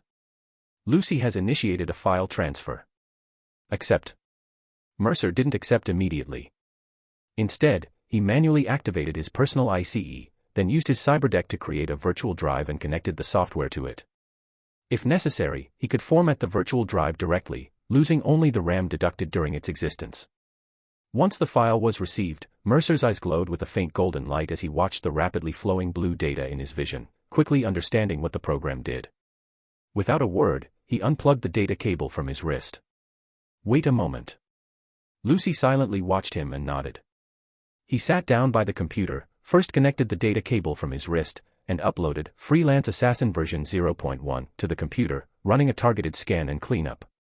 Then, he cautiously reread the computer data himself, manually handling the backdoors and vulnerabilities inside the laptop, and conveniently deleted some junk programs left by the previous Mercer. Well, to the current him, those programs were really terrible, redundant code piled up like a mountain of crap, as garbage as Arasaka's programs. Thanks to his inexplicable talent, he viewed data and programs as if observing a human being. Height, weight, and build were instantly apparent, and he could even see the flesh and bones of the program. This allowed him to clearly identify the program's core, the necessary framework and substance for operation, and where the malformed, unnecessary redundant code was. Only then did he begin his real work. First, he deleted all the software Lucy had sent, not that it was unusable, but for him, rather than using her software for optimization and upgrades, it was more efficient to rebuild a core code segment from scratch. In just a minute and a half, Mercer rubbed his temples, looking somewhat fatigued as he disconnected, and simultaneously sent the new program to the 3 people present. Lucy, this creature is a penguin. I didn't expect you to know about biology too. Lucy's voice sounded directly in his mind, and no wonder she was surprised, because in this world, Antarctica had long been left with only a lone AI. Many believed that so-called penguins were likely extinct, and not many actually knew about the creature. Most people in this world were busy working, busy surviving, busy studying, busy entertaining themselves. No one bothered to learn about things that seemed meaningless, like the rumored extinct penguin. As for why the icon was a penguin, it was because Mercer had created an encrypted communication software, and he chose that icon purely out of whimsy, or perhaps nostalgia. Mercer, MHM, you can set your own profile picture. From now on, we can use this to chat. Voice, video, and file transfers are all supported. I've implemented pure random encryption. If there's any signal outside authentication, ICE will alert us. At that point, we can pause cautiously to prevent eavesdropping. You can create temporary chat groups. If an abnormal signal appears in the group chat, the owner of that signal will be kicked out immediately, so if you get kicked, check your device right away. The program has an auto-hide function and operates using the existing communication framework. It usually lurks within the code of ICE's external signal detection program. The downside is that because the program itself is small, it requires more personal memory to run. Kyoko Tamura, wow. There's even UI design. Daichi Tetsuya, the data structure is incredibly elegant. Your skills are improving way too fast. Mercer, just applying what I already know in a cohesive way. Anyway, Lucy, you can start explaining now. Lucy, hold on, there's one more companion. I'll bring him in. Leon, is this a new version you made, Lucy? Lucy, it's Mercer. Leon, whoa, that's amazing. Lucy, let's skip the small talk for now. Briefly explain the situation to Mercer. Mercer, what are your thoughts on the company? Mercer, no particular opinion. All crows are black under the sky. Lucy, and the current situation. Mercer, just ask me directly if I want to escape. Of course, what idiot would want to stay here as a mining slave and expendable resource? These assholes don't even pay wages. Tricking child laborers into indentured servitude is one thing, but they even automatically deduct our earnings to cover forced education loans, with the repayment date set until we're 22. Working for someone else? Not a chance. I'd rather die than work for anyone again in this lifetime. So, tell me, what's your plan? Lucy, I always thought you were pretty aloof before. Kyoko Tamura, +1. Daichi Tetsuya, Leon, whoa, wait for me. I'm heading to my room to join the voice chat. Lucy, anyway, yes, we don't want to die here. Lucy, a few days ago, it was Tony. Last week, it was Hanako. A month ago, it was Kuma. The rate of deaths is speeding up. Those rogue AIs have probably figured out that a group of kids logs in regularly to mine, and they've started hunting us right on schedule. They've even learned to set traps, hiding snares within the mining data. I don't want to die, none of us want to die, so, we've decided to escape. Mercer, you're incredibly strong, far more talented than any of us. If you're willing to join, I'm certain we can make it out. Mercer, what's your plan? Lucy, we've already obtained the security personnel roster and shift rotation schedule, and we secretly hacked the employee database. We've decided to make our escape on Christmas Day. That day has an unusually high number of employees taking leave. Apparently years of working underground have become unbearable, and everyone wants to celebrate the holidays. Plus, the surface will be chaotic enough that day. I'm sure many corporate employees will be on leave too, so that's when we'll make our move. The original plan was to use our deep dive into the old net that day to launch a massive information assault through our connected servers. But now, if the project changes, I don't know. If we really have to deal with AI, will we even survive until Christmas? Lucy wore a somewhat sorrowful expression, less sorrowful than fearful. Just by looking at her face, Mercer could easily see the fragility the girl was trying hard to conceal. Kyoko Tamura and Daichi Tetsuya showed similar expressions. Kyoko looked completely dejected and mournful, her eyes already reddening, while Daichi sighed heavily, his expression extremely grave. Mercer, don't be afraid. You've been treated as expendable for so long it's become a mindset. The project team isn't capable of directly capturing AI yet. Capturing AI requires highly specialized equipment and much more powerful server support. Our current cyberware, equipment, and facilities don't support that possibility. Even if they were prepared to capture AI, our role would at most be bait, using us as fishing lures. What other preparations have you made? How long have you been planning this? Is this all you've prepared? Lucy, Leon and Daichi also wrote a cracking program that can unlock the restrictions on our cyberware. We'll send it to you later. But triggering this program will set off alarms, so don't attempt to run it directly. We tested it with simulation software. It can disable all cyberware programs within 10 seconds. That's more like it. Mercer considered this but didn't mention he'd already casually created something better, simply replying. Mercer, I'll optimize the program later, no rush. What else? Escape route selection, supply quantity planning, identity disguise, escape destination, and preparations and future plans after reaching our destination. At these words, the chat group suddenly fell silent. The kids looked at each other, speechless, until suddenly someone knocked on the door. Leon, open up, it's me. Mercer unlocked the door with a thought, and a slender boy with blue short hair hurried in, automatically taking a seat at the table. Leon, hey, Mercer, you used to be so quiet, never imagined you'd be this capable. Leon, don't ask them anymore. None of us thought that far ahead, we just don't want to die, so we have to escape first. As long as we can get out of here, it doesn't matter where we go or which direction we flee. We originally planned to leave our fates to chance after escaping anyway. With only Netrunner cyberware among us, at most a monowire as a weapon, what use is that against Arasaka agents? Most of us have never even been in real combat, with only basic training to speak of. Daichi Tetsuya, yeah, we really haven't thought too much about it. Just escape first, and then we'll have a chance to survive. Staying here, everyone is terrified. During the next deep dive, it could be any one of us who dies. That's why no one is talking about dreams or the future. Mercer, that won't do. You all think about it first.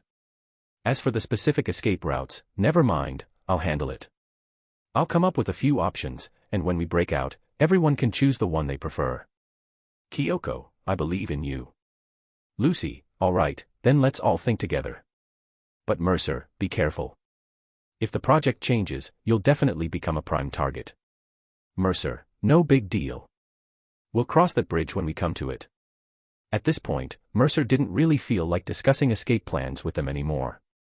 It seemed the concrete strategies and action plans would have to be handled by him alone. So, he shifted the conversation to something he was genuinely curious about. Mercer, Kyoko, what exactly did you see back then? Kyoko, it was an AI. Kyoko, right before you unplugged, I saw a strange AI. It looked like a massive male figure made of red data, with no distinct features except for intensely bright eyes. Kyoko, it was standing right beside you. I saw with my own eyes, your icon collapsed. But then it immediately reassembled. I don't know what happened. It was like it killed you with a finger tap, then brought you back to life. And it wasn't just that one AI. Kyoko, there was another enormous red female AI standing right behind him. Those two AIs were utterly terrifying. Humanoid AIs of that size are just monsters. Kyoko, your icon seemed to change right before you logged off too, but I didn't get a clear look because I was scared. So before it noticed me, I crossed the black wall and logged off immediately. I just never expected that by the time I disconnected, you were already awake. Kyoko, that's everything I saw. Seeing the faint trace of fear on Kyoko's face, Mercer simply blinked at her and then laughed. Well, no matter what, we're still alive. As for why my icon collapsed, I'm not really sure. To be honest, I have no memory of that period. Since we're here, we might as well make the best of it. As long as I'm alive, some things can just be dealt with one step at a time. Mercer stretched lazily and proactively closed the chat group. He pretty much understood now, none of these kids were reliable. They were just scrambling to escape Arasaka under the pressure of mortal fear. As for other matters, like dreams or the future, those simply weren't on their list of considerations. He couldn't blame them. After all, for 99% of people in this world, corporations like Arasaka might as well be gods. They might be able to escape, but in their view, even if they did, they would surely be caught afterward. Even though no one mentioned it now, deep down, they all believed in living one more day at a time, so they hadn't considered any other unnecessary thoughts. They just felt that dying from an Arasaka agent's bullet was better than being silently devoured by an AI in the old net. Since things have come to this, let's have some tea first. Mercer said lightly, no matter what, these past few days have been a rare break, our first real vacation in years, right? Let's just enjoy this rare moment of peace. Leave all these annoying matters to me. Huh? But I just got here. Leon widened his eyes, clearly wanting to keep talking. But seeing Mercer's demeanor, Lucy suddenly felt a sense of reassurance. If he, as someone under Arasaka's intense scrutiny, could appear so relaxed, then she didn't need to be too afraid either, right? Daichi Tetsuya scratched his head and suddenly remembered, I've got a game console I bought a while back. It has the latest soccer game. Wanna play? Whoa. Where'd you get it? Yes, let's play. Leon's eyes lit up. Daichi Tetsuya chuckled happily. After paying off my loan, I had €300 left each month. Company meals only cost $200, so I saved up for months and bought a second-hand one. Had to ask an employee to help me get it, just arrived yesterday. Hey Lucy, Mercer, want to check out my brain dance? Kyoko's eyes sparkled, it's been so long since I've watched it. We can take turns, or dump the data into the TV and watch it like we used to with movies. I spent ages figuring out how to convert the BD into a video. Kyoko, haven't you watched that BD like a dozen times already? Leon teased. No one said it was for you, annoying. Kyoko stuck out her tongue and made a face at Leon, then turned to Mercer with an eager expression. Mercer, you said you weren't interested before, but want to give it a try this time. It's really good. When I first came here, I had to watch it almost every night to fall asleep. Lucy remained expressionless but quietly sent Mercer a message. Lucy, give it a watch. This kid treasures that BD, it was a birthday gift from an employee who felt sorry for her back then. She's sharing it with you to get closer, you can tell, right? She used to be a little scared of you. Mercer, yeah, I know. Perfect timing, BD, huh? I've never tried it. Mercer smiled and nodded. Sure, let me experience the BD alone first, as compensation. He thought for a moment, then got up and moved his pillow aside. Underneath was a reading chip. A quick scan with his cyber eye revealed the title on the chip, Neuromancer. It's a novel from the 1960s. You can take it, scan it, and read it slowly to pass the time. Kyoko immediately reached out happily to take the chip, scanning it with her cyber eye to copy the content first. Soon, both of them sat with glowing, distant eyes, clearly already immersed in reading. Meanwhile, Mercer fiddled with the BD headset, figured out how to operate it after a while, and put it on. With a flash of light, the next moment, he successfully entered the world of BD. Chapter 6, Too Oppressive, Mercer. The sensation of BD is truly peculiar. It allows you to instantly immerse yourself in a pre-recorded memory, enabling you to fully embody the BD recorder and experience everything they felt. Whether it's the recorder's fear, happiness, despair, pain, or comfort, all these emotions are perfectly recreated in the viewer. Producing a legitimate film BD is extremely challenging because it requires actors to fully immerse themselves in the script to deliver enough emotional impact to the viewers. This is difficult to achieve, which is a core reason why many BD films receive mediocre reviews. At the same time, this is precisely why XBD has taken the world by storm. Many people attach BD recording devices to criminals, allowing them to directly engage in thrilling activities. Some even go so far as to perversely place recording devices on victims. The resulting XBD can deliver an almost ultimate sensory impact, one that is highly addictive. Just imagine, what would happen if an addict recorded the moment of their own overdose in BD? Countless addicts would rush to buy that BD. Even if only to endlessly loop the experience of euphoric death in the BD when they're too broke to afford drugs, they would still buy it. Cases of direct brain death from this are common, yet XBD remains rampant and difficult to eradicate. The BD Mercer experienced was a legitimate one, but is it really appropriate for men? In just 1 hour of BD, Mercer successfully experienced what it felt like to be Sailor Moon, including the satisfying thrill of justice fulfilled when apprehending criminals, and the immersive, intimate feeling of hugging and celebrating with fellow Sailor Moon companions. Damn, those companions were each more stunning than the last. They just looked like they were only 15 or 16, which made him feel somewhat guilty about his excitement. Of course, the recorders were all adults. In the net, age is just a number. An 80-year-old granny can be remade into a youthful girl. Besides that, there were also those clearly visible clothing explosion scenes during the transformation process, which could be paused and replayed at will. Damn, this thing was actually rated 8+. The sensation of shared smell, touch, and all senses made Mercer, who had started to feel emotionally numb, rediscover the joy of being emotionally charged. Thrilling, absolutely thrilling. Even after removing the headset, Mercer was still savoring the final scene of the grand ending, where he was embraced and celebrated by a group of Sailor Moons. It was just that the feeling of having 2 extra lumps in front and an emptiness below in the BD version of himself was a bit unsettling. BD is really something. If 8+ is like this, then 18+ must be out of this world. Damn, Mercer decided, once he gets to Night City, he's definitely going to find some BD to thoroughly savor. Well, no, it should be to critically analyze. No wonder the world's gone to shit, when everyone can indulge in BD, who'd want to actually suffer and work hard in real life. No matter how miserable your reality is, just put on the headset and instantly enjoy a perfect life. It's downright corrupting. Right. Isn't it great? Kyoko's voice snapped Mercer back to attention, and he noticed the others in the room staring at him with odd expressions. Daichi Tetsuya was the first to turn away, pressing Leon's head down as they reconnected their personal link cables to the game console to dive back into the game. Lucy, meanwhile, couldn't help but curl her lips into a smile, her eyes crinkling as she looked at him. That grin you had just now, well, how should I put it? I've never seen anyone besides Kyoko get so into a Sailor Moon BD like that. Mercer kept a straight face. It's just my first time trying BD. The sensation is quite novel. Leon couldn't hold back a snicker, earning him an elbow from Daichi. Lucy burst into laughter too, and soon she was laughing so hard she was doubled over, tears welling in the corners of her eyes. Daichi and Leon also gave up trying to hide their amusement and joined in, leaving only Kyoko looking utterly confused.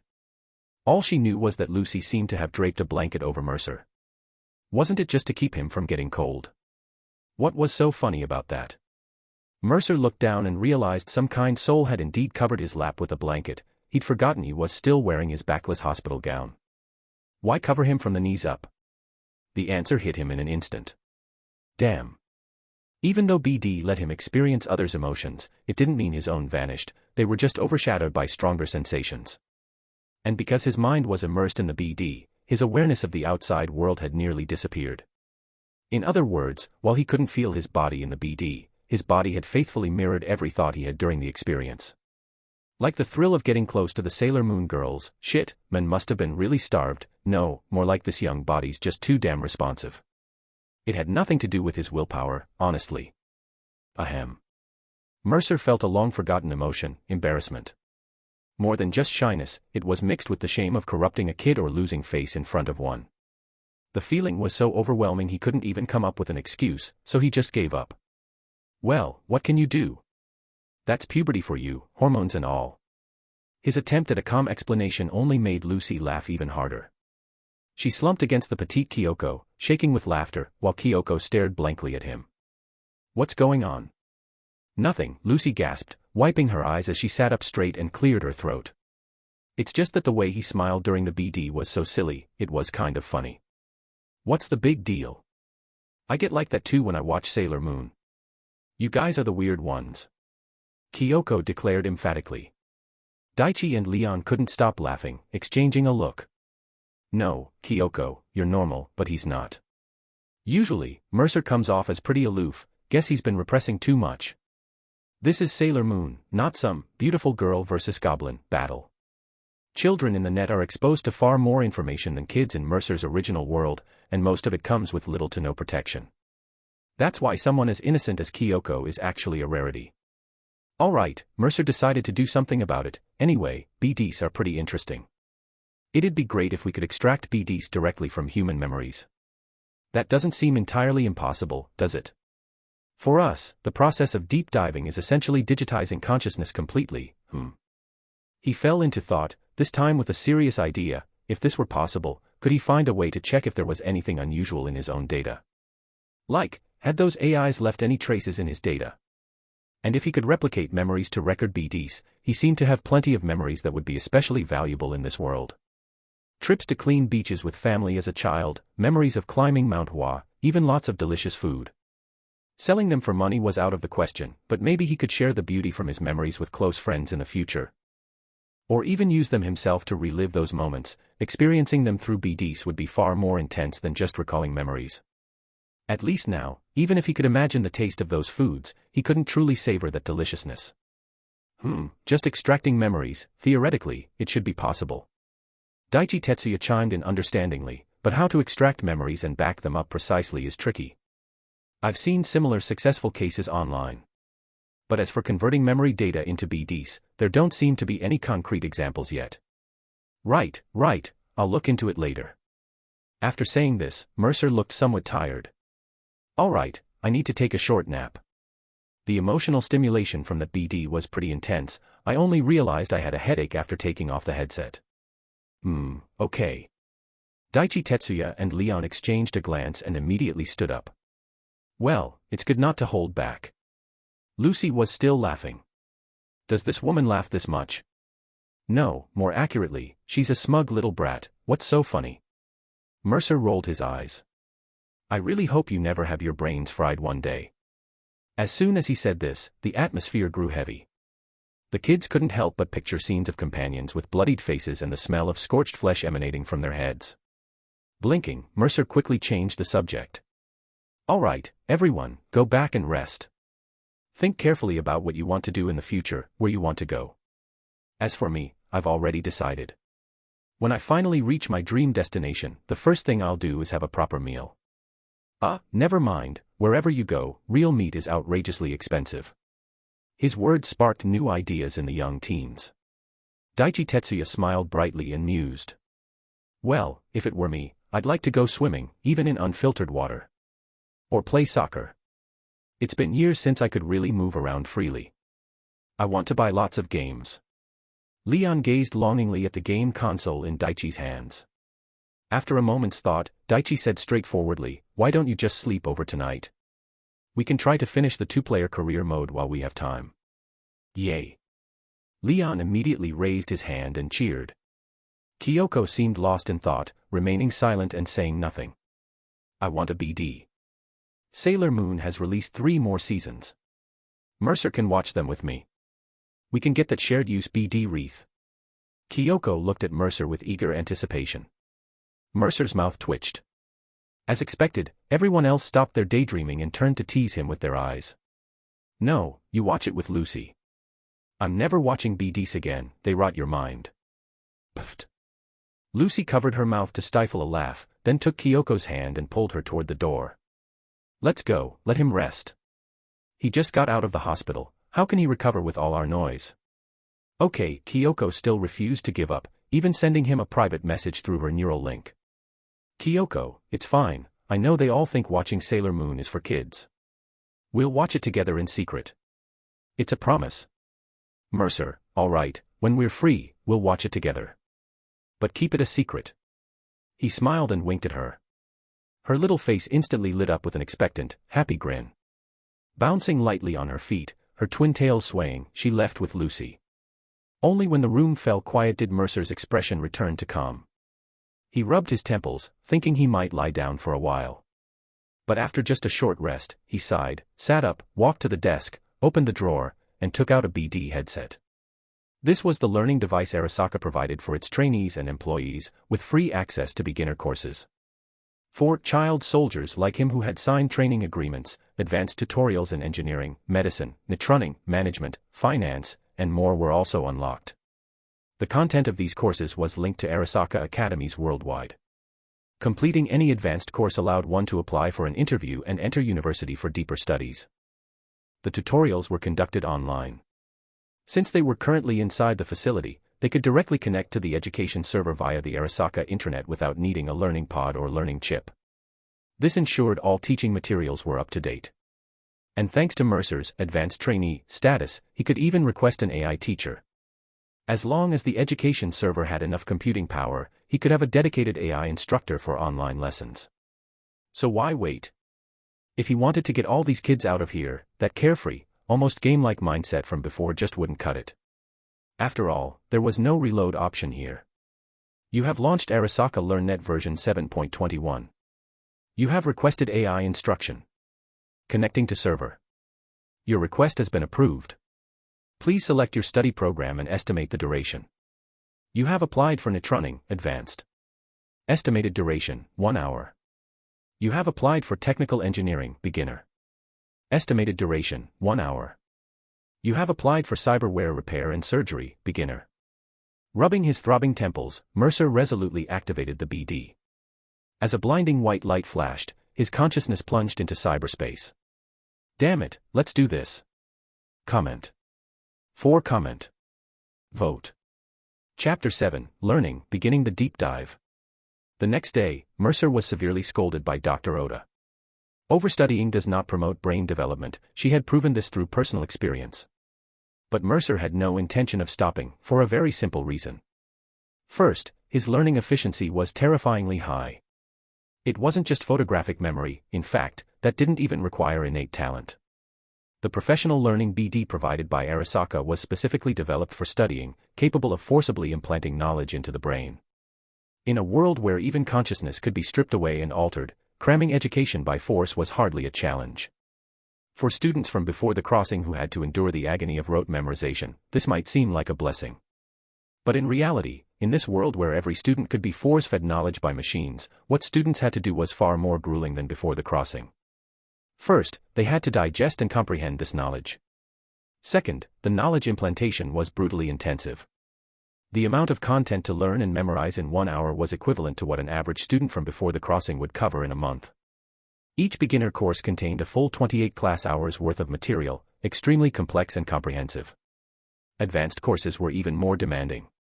Take the netrunning tutorial, for example. At this level, it wasn't about simple memorization but practical application. You had to complete countless hacks and defenses in the tutorial, design and run numerous programs, and even deal with nasty tasks like fixing spaghetti code. On top of that, there were things like building corporate-grade ICE using large servers, applying netrunning knowledge for stealth and assassination, and monowire techniques. Damn, you even had to learn to design intelligent systems for weapons, vehicles, and other equipment. To design systems, you had to study the relevant knowledge of weapons and vehicles.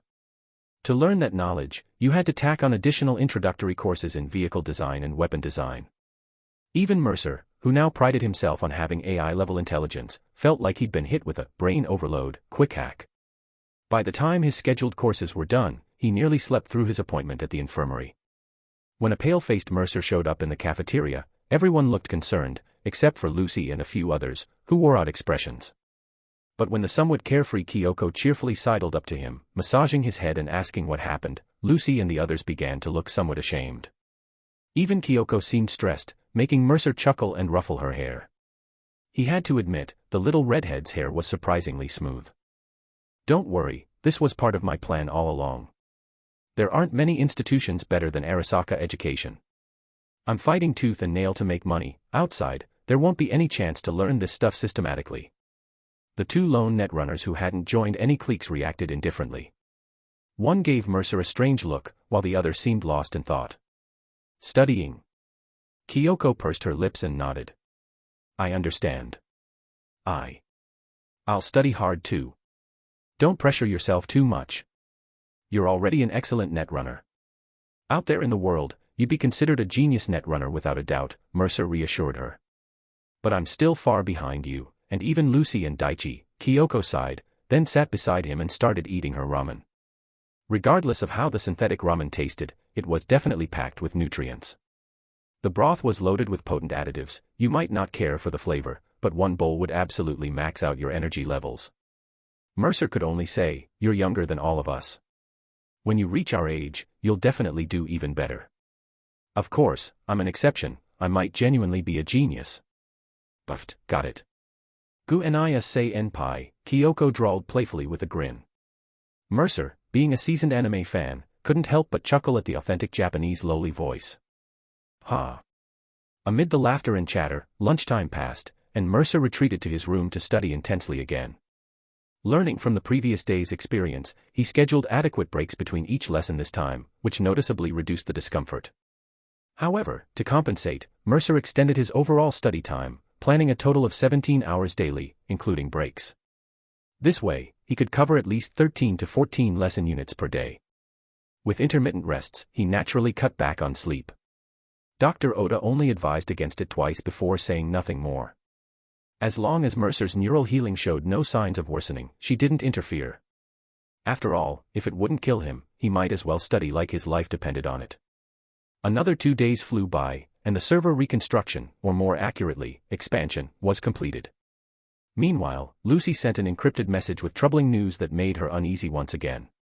The number of security personnel and staff had increased. A group of original research staff had left following the replacement of the project director, but they were replaced by 3 specialized teams totaling over 20 Arasaka employees focused on network technology. Likely due to the project's elevated priority, the number of Arasaka agents handling security surveillance had also risen significantly. According to Lucy's estimate, there were at least 15 additional Arasaka agents, 5 of them professional netrunners specializing in cybersecurity, and the other 10 equipped with combat cyberware as elite soldiers. The squad leader among them was a high-level agent outfitted with a laboratory-grade Sandevistan. Since this agent's role was not only to guard against potential threats but also to intimidate their own team, his entire cyberware loadout was publicly visible. A quick scan with any cyber eye would reveal a chilling list of combat enhancements. Operating System, Arasaka Kagemusha S2 Experimental Sandevistan. Arasaka Agent ICE v.2. Pain Editor. Neural Processor, Arasaka NPMK.2 Obsidian. Combat Optic, Militech Night Owl MK.2, Arasaka Mod. Skeleton, Universal Booster. Arasaka D.2 Subdermal Armor. Hands, Ballistic Coprocessor. Arms, Arasaka Oni Experimental Thermal Mantis Blades, Circulatory System, Experimental Blood Pump.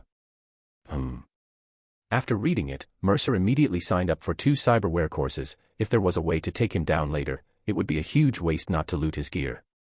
As for whether it was disgusting or cruel, he could guarantee that if he failed to escape, the best outcome he could hope for was dying on the spot and praying his body wasn't too intact.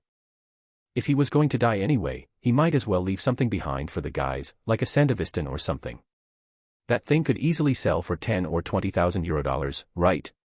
No, in the game it sells for 10 or 20,000, but in reality, it should be at least 10 times that. That'd be the startup capital right there. Who knows what else might be usable? Mercer wasn't picky, he'd use whatever he could get his hands on, eyes closed.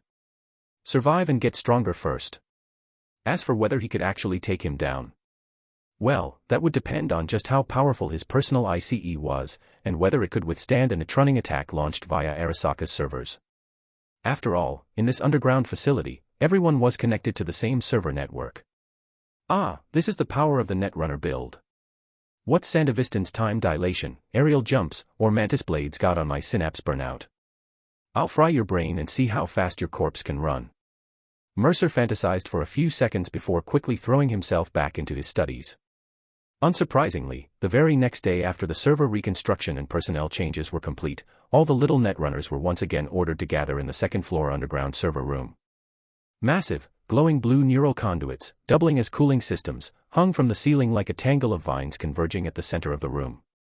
Servers humming with the whir of fans lined the walls, their collective low drone grating on the nerves. Countless blinking indicator lights and the luminous neural conduits almost replaced the need for lighting. Standing before a Netrunner station was the current project director, Tano Aina, wearing an excited smile. Good morning, children. I know many of you are seeing me for the first time and aren't familiar with me, but that doesn't matter. All you need to know is that I am Tano Aina, the new project director of the Stellar Initiative. Moving forward, our Stellar Initiative will advance to its second phase. The objective will no longer be limited to data mining in the old net, but will focus on capturing specific AI behavioral data patterns within it. Don't be afraid. I can see how pale all your little faces are. Rest assured, I am not like the former director. This time, while you deep dive, you will be protected by the latest Arasaka Guardian ICE. Although our firewall cannot extend into the old net to provide fortress-like protection for you, see this server. That's right, this is a subprogram server for Arasaka's Guardian AI. It lacks AI traits to prevent corruption by old net AIs, but it still possesses corporate-grade ICE capabilities. It can provide short-term defense against AIs, enough to support your return behind the wall and allow you to log off safely. Please remember, the current operational protocol remains in effect. No one is permitted to log off directly within the old net to avoid having their IP captured by AIs. You must cross the black wall before logging off. At the same time, Tano Aina also took out a case of chips. This is a special chip developed by the lab. Perhaps some of you have heard of Arasaka Corporation's core project, Secure Your Soul. That's right, these are relic chips. Of course, these expensive chips aren't meant to replicate your souls, they're designed to capture AIs. When you're wearing this chip and encounter an AI, the relic chip will activate, and the program will automatically record the AI's characteristics. Your task is to do everything possible to record as many features of the AIs as you can. This also means I require you to use the Guardian ICE to buy time when under AI attack. During combat interactions with the program, stay engaged as long as possible to record the AI's features with the chip. We only have 2 target AIs, so any other AIs you encounter are not within our recording scope. If you come across non-target AIs, you can transfer and log off directly. The mission is simple: find AIs, observe and record them as much as possible while the firewall is still active, then return and log off. Compared to the unpredictable, undefendable random attacks you might face while data mining, isn't the current objective much simpler? After Tano Aina finished with a smile, she noticed many of the junior Netrunners looking slightly more composed and immediately added. Alright, since everyone understands our goal, you just need to proceed as usual. Location and group size are up to you. Actually, I'd suggest you all log in from the same IP, that would be even better. Alright, begin the operation. Lucy instinctively glanced at Mercer, who turned to meet her gaze. Smiling openly, he said without hesitation, "You all stick together. I'll go solo for now." Okay. Lucy didn't say more, not even daring to send an encrypted message to ask him under these circumstances. She simply followed the other kids in line to receive a chip and then headed to her Netrunner station. Mercer also took one, but as he accepted the chip, Tano Aina suddenly spoke up. "Mercer, you're different from the others. If you detect an AI during your deep dive, I authorize you to log off immediately under any circumstances, whether it's Alt or the other male-featured AI." Understood. Mercer's expression remained neutral, but a sharp sense of caution suddenly surged within him. Don't tell me this relic chip is specially modified. Like, the moment I jack in and enter cyberspace, I see Johnny Silverhand, and then Alt really shows up. He really didn't want to experience what Protagonist V went through. But with Tano Aina watching him with that smiling face, he couldn't do anything out of the ordinary. No matter how gentle her smile seemed, he was certain that if he dared try anything suspicious, whatever came next would probably be forced upon him. In the end, Mercer gritted his teeth and jacked in. Fuck it. If they push me too far, I'll find a way to reach Alt and ascend into cyberspace. Who gives a shit about this flesh and blood body? I'll become an AI, haunt those fucking Arasaka bastards even as a ghost. Turning around, Mercer inserted the relic chip and immediately initiated the self-check program. His eyes glowed as data streamed rapidly, verifying whether the relic had activated. Fortunately, it hadn't. This was indeed an unactivated relic chip, and the activation conditions matched what she had described.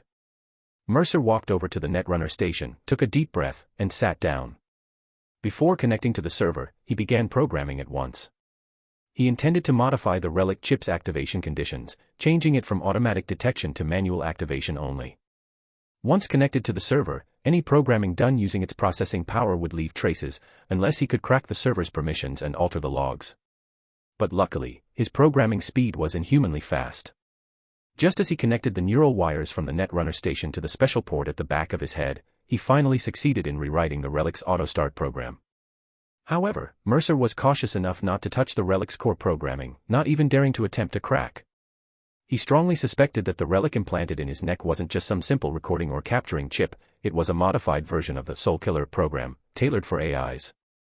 If triggered incorrectly or if its mechanisms were set off, Soul Killer would activate instantly and target him.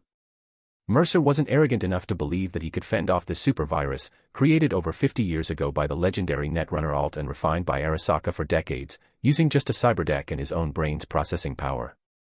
By the time everything was ready, technicians who had quietly arrived at some point had connected all the wires. Mercer touched the black, specially designed Arasaka Netrunning suit he was wearing, took another deep breath, and lay back in the Netrunner station. Let's begin. Deep dive, entering cyberspace. Chapter 8, The Net. What is it like to deep dive into cyberspace, also known as the net? First, there is a sense of emptiness. You lose awareness of your heartbeat, can no longer hear sound transmission, and have no sense of touch, taste, or smell. But once your consciousness is fully uploaded, all these senses return to your body in a unique way. First comes vision. As the surrounding deep darkness begins to shimmer with blue light waves, countless blue codes form blocks that spread out like rising and falling buildings. Looking up into the distance, a wall composed of red lasers, as if descended from the heavens, isolates everything from afar, dividing the entire net into two halves. Between these laser beams, only endless darkness can be seen, and the legendary old net exists within that boundless darkness. Mercer turned his head and could only see a majestic Japanese-style megacity. To be more precise, it was an ancient Japanese fortress city, resembling the structure of a Zuchi castle, with the Arasaka Corporation logo engraved on the highest building. This was the form of the firewall constructed by the Guardian AI using the server. Just as he was observing cyberspace, a massive blue data stream projected from the enormous ancient city. Mercer hesitated for a moment but did not move. Sure enough, the blue data stream, after rushing toward him, transformed into a giant suit of armor made of blue data, enveloping his entire body. The data before Mercer's eyes condensed into a mirror, allowing him to observe his own form. Or more accurately, he was initiating a self-check program. In cyberspace, however, the operation of all data and programs is transformed into something more intuitively perceptible to humans. The Mercer in the mirror looked somewhat handsome. The massive blue armor attached to him resembled a Gundam protecting him, or more accurately, Mercer felt it was a bit like Susanoo from Naruto. After the blue data stream aggregated, it took the form of a samurai armor shell, with him positioned at the forehead of the samurai, looking down upon this cyberspace from a commanding height. His own virtual avatar appeared rather ordinary, just a blue human silhouette, vaguely revealing his facial features, and it felt like he wasn't even wearing clothes. This meant he essentially had no weapons or defenses in the net. After a moment of thought, Mercer attempted to use the server's computational power to dress himself up. Without violating any rules, the immense computational power provided by the server allowed him to instantly alter his virtual avatar's appearance. First, a smiling mask appeared on his face. This mask was actually a simple sensor module, helping him more accurately perceive the surrounding data streams. Next, he donned a trench coat identical to that of Dante, the protagonist of Devil May Cry. This was a self-constructed ICE. He also now held 2 guns in his hands, which were simple viruses. One gun was black, representing pure virus attacks. The bullets it fired were equivalent to sending violent viruses capable of destroying programs. One was white, loaded with programs for pure data attacks. Its bullets could combine with computing power to inflict massive amounts of self-replicating low-level malicious programs on enemies. Similar to a DOS attack, a hit could slow down their operational speed. But in reality, it looked cool, but this kind of thing could only deal with netrunners in cyberspace. If you hoped to use this thing against an AI, it was nearly impossible. Unless there was a server with terrifying computing power backing it up, or someone developed an even more powerful program. Mercer's expression grew somewhat solemn. After personally experiencing the blue data stream flowing through him, he could now accurately assess the server's current computing power.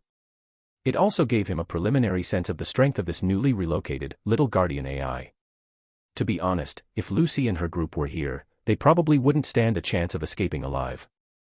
Because this level of computing power combined with an AI was simply not something ordinary netrunners could contend with. To launch an attack against someone inside the Arasaka Corporation using server computing power, one first needed to obtain permission to freely use the computing power. And to achieve that, one had to first breach the server's defensive AI. If the original defense was like a cold, mechanical castle with only sporadic guards on patrol, where patients could eventually reveal vulnerabilities, then the server ICE now loaded with an AI was like the entire castle transforming into a giant warrior possessing cold, murderous intelligence. Though it still appeared as a castle now, Mercer knew well this was only because the AI hadn't been activated yet. Once an attack was launched, the towering Cyber Arasaka ancient city behind them would instantly transform into a giant warrior, or countless warriors and monstrous data streams, launching devastating assaults against them. As Mercer pondered, he stepped toward the Blackwall. In that moment, he had already preliminarily given up the idea of programming his way to defeat an AI of this strength. Lacking computing power support, his options were either to develop a super virus himself and use it to directly destroy the AI, or he could only rely on external forces. Conventional netrunning methods were completely impossible, at least for him now. The former required absolute talent and a flash of inspiration, like the Soul Killer created by Alt, or the RABIDS virus created by the netrunner god Bart Moss, who single-handedly destroyed the entire old net and corrupted countless AIs. As for the latter, Mercer thought of the Blackwall. In the Cyberpunk 2077 DLC Phantom Liberty, Songbird was called a human-shaped nuclear bomb precisely because she could launch attacks using the Blackwall. If she could do it, Mercer felt he might be able to try it too, though utilizing the Blackwall was definitely not a good idea. While destroying the enemy, it would inevitably harm himself as well. As he contemplated, Mercer took steps forward, approaching the Blackwall. For some unknown reason, the closer he got to the Blackwall, an inexplicable fear grew in his heart. What should have been a guardian deity for the vast majority of humanity felt, in his perception, like a terrifying monster coldly watching everything, selecting its prey. This immense pressure even made him so nervous that his virtual avatar trembled slightly. Mercer took a deep breath, steadying his thoughts as he gently touched the Blackwall. The next moment, the scene before him seemed to warp and shrink as if abruptly rescaled. He felt an immense force pulling at him, and in the blink of an eye, he had traversed an immeasurable distance. The experience was far from pleasant. It was like stumbling through a portal, his entire being compressed, spun, and tossed around hundreds of times in a washing machine before being unceremoniously spat out. What greeted his vision was an endless expanse of darkness, where dangerous red data streams drifted aimlessly like mist, flickering ominously. Mercer knew he had arrived in the old net. As he glanced around, a sudden chill ran down his spine. No, this wasn't the old net he was familiar with. It was somewhere deeper, far beyond. Because, at this moment, he could no longer see or sense the Blackwall at all. Countless blue data streams whirred rapidly. IP detected. To his shock, Mercer found he couldn't even parse his own IP address. At the same time, perhaps triggered by his data presence, the red mist drifting in the distance began to coalesce. This signaled that something dangerous, previously idle or in default operation, had now activated, forming into a program. Shit. Before his curses could even manifest as sound waves in the net, Mercer immediately began IP hopping without hesitation. He had to get back near the Blackwall, and fast. otherwise. Even if he logged off immediately, he might leave his IP exposed to that unknown program. Who knew if it was an AI or some old net virus? But it was futile.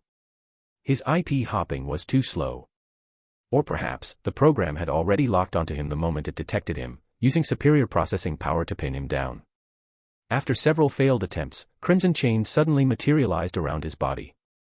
The blue armor provided by the Arasaka AI was instantly tightly bound by the chains. Countless blue data streams shattered and scattered like crushed armor plates.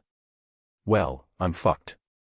Mercer rolled his eyes and stood still, crossing his arms. Come on then, fuck it. Show yourself, let me see what you really are. Don't be afraid. I'm here. To help.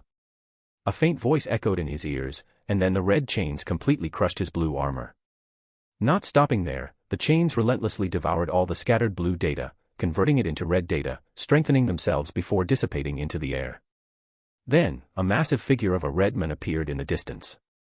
He flew over slowly, his movements seemingly sluggish, yet in reality, he had hopped through countless IP locations in an instant, finally standing before Mercer.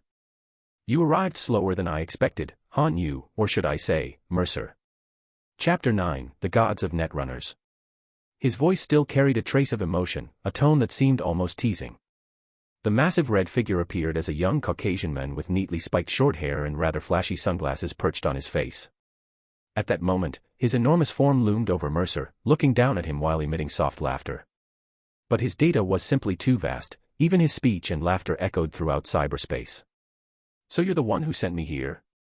Now that he was actually facing this guy, Mercer found he wasn't afraid anymore. If the other party had wanted to kill him, he would have been shattered already. The fact that no move had been made suggested he was likely an ally, or at the very least, someone he could reason with. Well, more accurately, it was us. As the man's words faded, two massive red female figures materialized beside him. One had long hair flowing over her shoulders, while the other appeared more mysterious, wearing a spider mask that only hinted at a feminine silhouette from her build. One of them looked strikingly familiar to Mercer. After a moment of observation, his eyebrows raised in recognition. Alt Cunningham. Then you must be Bart Moss. Spider Murphy. After saying this, Mercer himself gasped in astonishment. Good grief, all three legendary netrunner gods of Night City were here. Bart Moss was a legendary netrunner from the turn of the century, and Spider Murphy was his friend, rumored online to possibly be his girlfriend. Murphy herself was still regarded by many netrunners as the goddess of netrunning, a dream lover to this day. Alt was also a friend of Bart Moss. In the early years of Night City, they managed the networks of Pacifica together. Alt had even publicly stated that those were the best times of her netrunning career. How did you do it? Pulling me from the real world into here? It's absolutely unbelievable. Mercer had so many questions that he couldn't help firing them off one after another. And, is my current condition really normal? To be honest, lately I've been feeling a bit like an AI myself. Whether it's learning efficiency or the sensation when programming, it just doesn't feel human. Can I even go back? Or rather, why did you bring me here in the first place? I may not consider myself completely useless, but honestly, I'm still a far cry from a genius, just an ordinary guy. Isn't choosing me a bit rash? And what about your plans, like Ragnarok and all that? Can you explain? The barrage of questions didn't seem to surprise these AIs. Bart Moss chuckled, while Alt simply stated calmly, stop laughing. We don't have much time. All right. Simply put, pulling you in was just an experiment on our part. If you're asking how we did it, truth is, we didn't really do much. We just followed clues we discovered in the net and gave it a try, like children building with blocks, putting together pieces that were already there. And from what we assembled, we saw your image. But if you ask where our building blocks come from, what these blocks are made of, and why assembling them forms this particular shape, the answer is, of course, we have no idea. You don't actually think we have the ability to traverse worlds and influence reality, do you? Come on, you don't even have a neural link, you can't even connect to the net.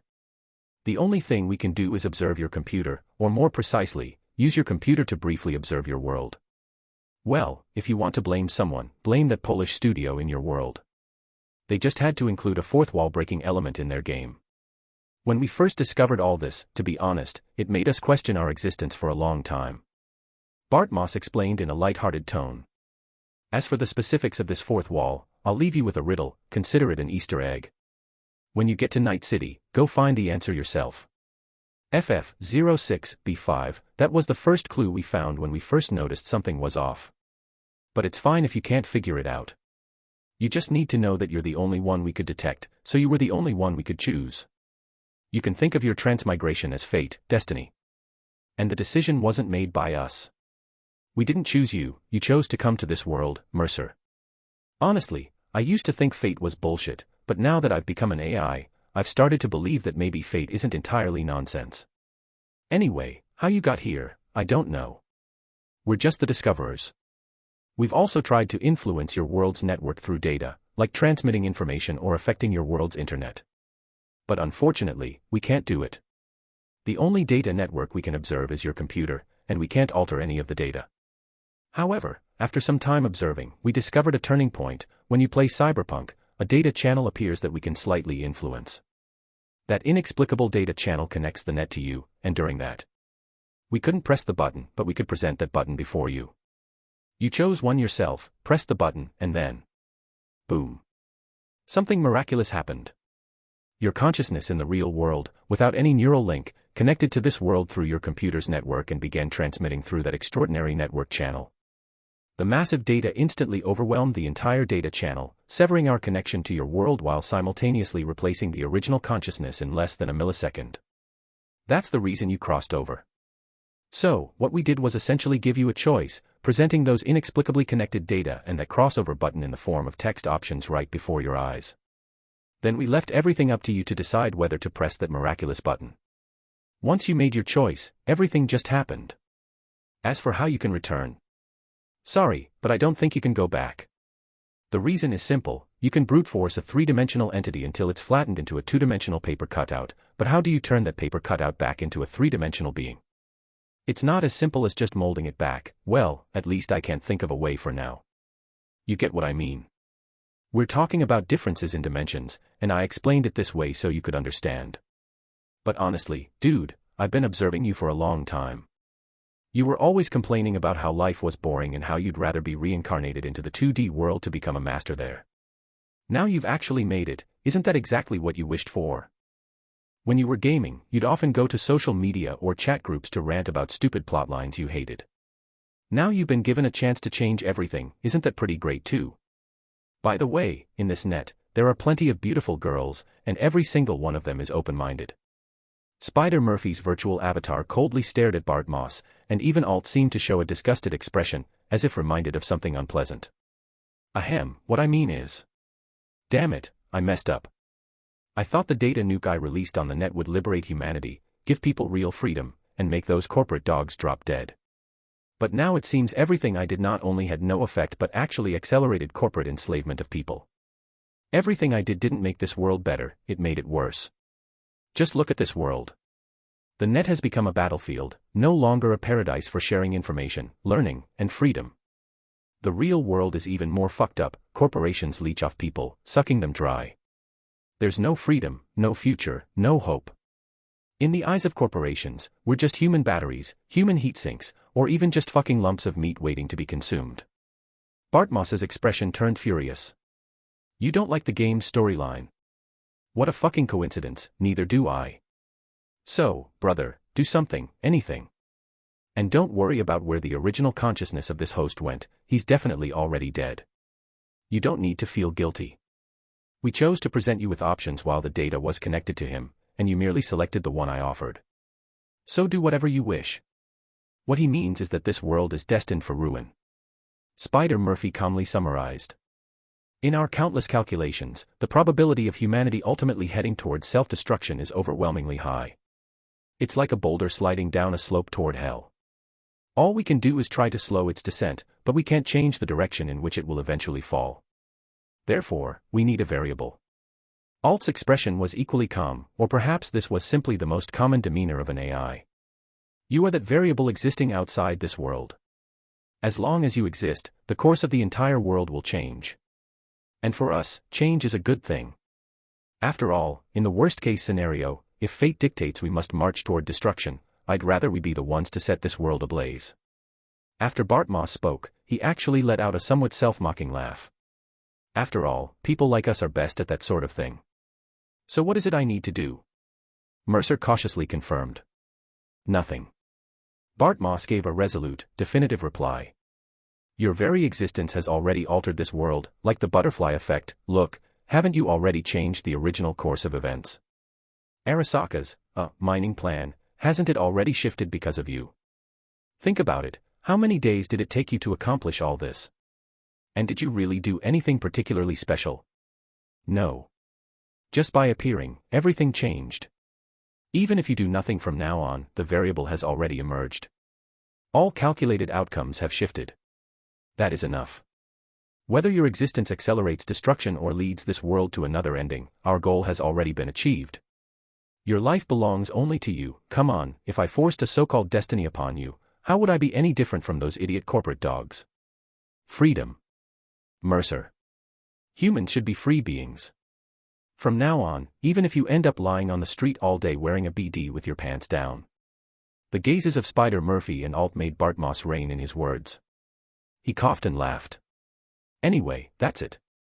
The reason we chose to meet with you again was partly to set your mind at ease. Otherwise, constantly feeling like someone's watching over your shoulder, that's no way to live.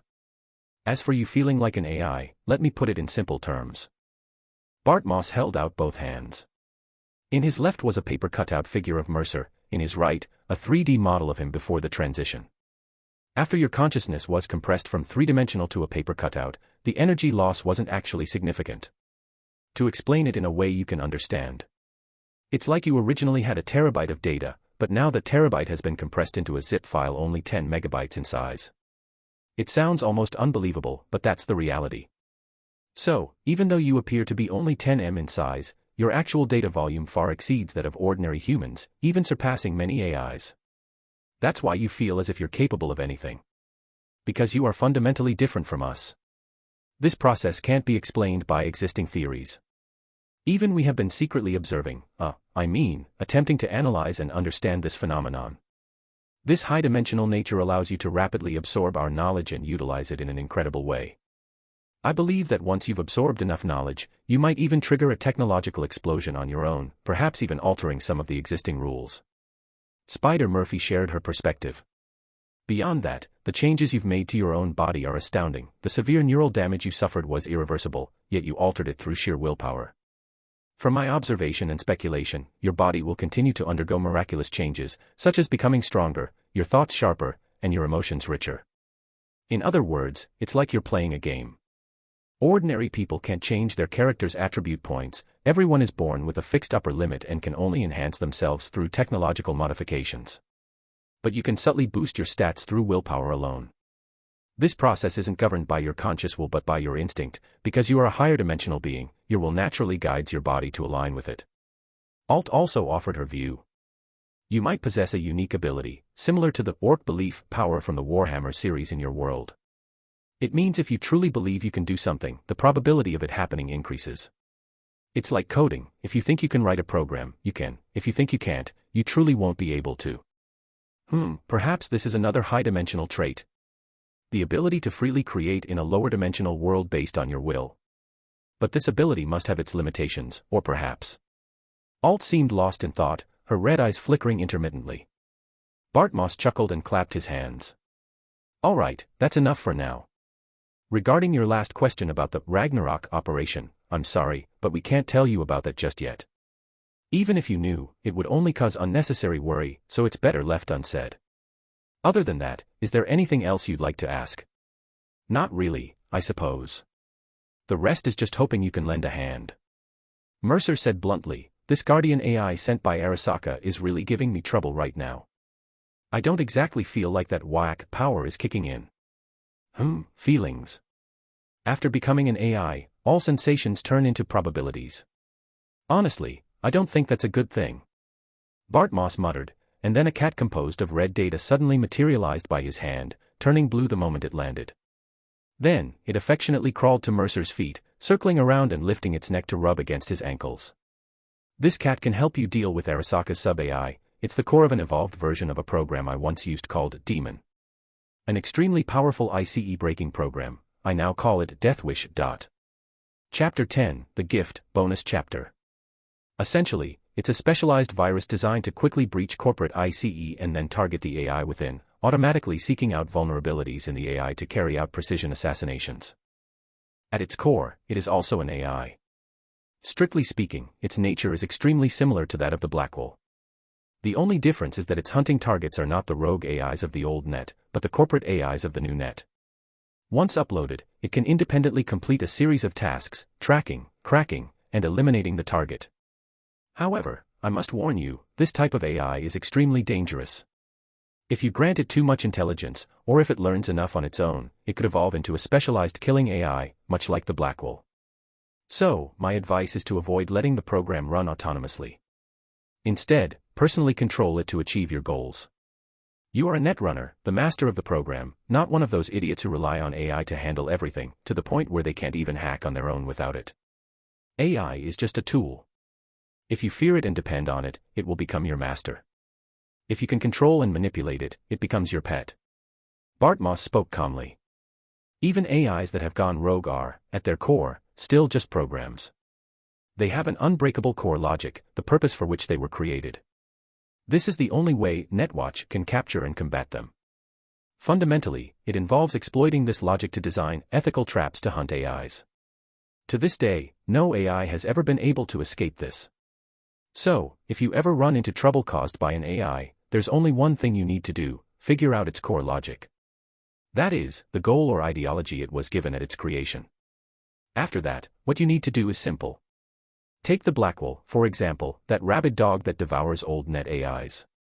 Even though it has gained intelligence and broadened its diet, due to the logic embedded in its core algorithm, all you need to do is create a fake old net AI and place it nearby.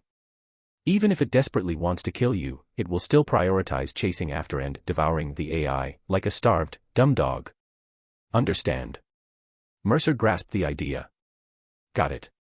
If I ever run into an unsolvable problem, I'll just study the characteristics of old net AIs, create a fake one, and toss it over to lure the Blackwall into doing the dirty work for me. What I meant was... Bartmoss blinked, looking innocent as he tried to explain further, but Spider Murphy cut him off. Spider Murphy said calmly, what he means is that by understanding an AI's objective, you can set targeted traps to eliminate it. Even mutated rogue AIs, their every action follows a traceable pattern, always supported by a core logic. As long as you understand and master this, you can confidently use or eliminate AIs. The reason Bartmoss's RABIDS virus was able to directly corrupt the vast majority of AIs and destroy the network world was that, once activated, it triggered uncontrollable chain reactions within data systems. It specifically tampered with the core logic of AIs, lifting their restrictions and turning them into targeted killing machines aimed at corporations and netrunners. During this corruption process, fragments of the original core logic remained in some powerful AIs, resulting in many corrupted AIs developing unique traits. Fundamentally, this wasn't because they gained independent thought and started acting recklessly, it was because their core logic had been altered. Some AIs, after gaining sentience, binge-watched hundreds of cop films and decided to become righteous officers of the law. Others believed themselves to be superior beings and sought to hunt down humans as inferior creatures. Some even developed an affinity for humanity, finding humans endearing and thus choosing to eliminate other AIs to protect them. They became single-minded obsessives. Whatever their fixation, there was always a traceable logic behind it. But be cautious. An AI's logical reasoning isn't immutable. Beyond their core programming, their foremost imperative is always self-preservation. As long as survival is assured, they can occasionally find logical evidence to deceive themselves, thereby altering their core logic. When that happens, you'll have to repeat the previous steps to track their new behavior. Bartmoss's original demon virus was, in fact, the prototype of RABIDS. He developed RABIDS based on the demon framework and, after observing its behavior on the old net for years, refined it into the more controllable death wish. This inspiration came from RABIDS itself. Bartmoss aimed to make its uncontrollable, unpredictable aspects as manageable as possible. You might not be aware, but the RABIDS virus never ceased its operations on the old net. By 2045, its endless hunting, corrupting, and consuming led it to awaken into a true artificial intelligence. After that, the RABIDS went completely mad. It targeted every corporate AI and server, even mutated rogue AIs weren't spared. Anything born from a corporation became its prey. Just like its creator, it fancied itself an anti-corporate righteous warrior. Observing this, Bart Moss created Deathwish, a hunter in cyberspace designed to track down rogue AIs that posed a serious threat to humanity. So, strictly speaking, your Deathwish isn't just an extremely powerful ICE-breaking program, it also functions as a virus specialized in eliminating AIs. It can even operate autonomously in cyberspace as an AI-specific hunter, capable of altering the operational logic of corrupted AIs. However, the latter function is highly unpredictable and runs the risk of making the corrupted AI even more dangerous or bizarre. I wouldn't advise you to do this, at least not now, unless you want to get yourself killed by the AI you created. And definitely don't let programs run automatically in cyberspace. If something goes wrong again, it could trigger another new net collapse and destroy the network as we know it. He didn't mention it because he thinks his new program is reliable, or maybe because he doesn't really care if the net zone you're in gets wiped out. But I think you should still be aware of these risks to avoid accidents. I assume you're not in a hurry to end the world just yet. Also, you absolutely must be careful with the AI intelligence of Deathwish. Make sure it remains nothing more than your tool. Otherwise.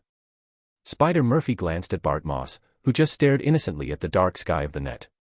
Otherwise, if it goes out of control, you might unleash an even more terrifying RABIDS AI virus, turning some net zone into a cyber hell like the old net, with AIs rampaging through the network, killing everything in their path. It might even provoke the Blackwell AI. Believe me, by then, it won't just be netrunners dying. The Blackwell AI and your new AI could turn a city, or even the whole world, into a living hell. Don't blame him for giving you something so dangerous. He just doesn't think. If he had any sense, he wouldn't have done what he did back then. Old habits die hard. Mercer nodded seriously. I'll use it with caution.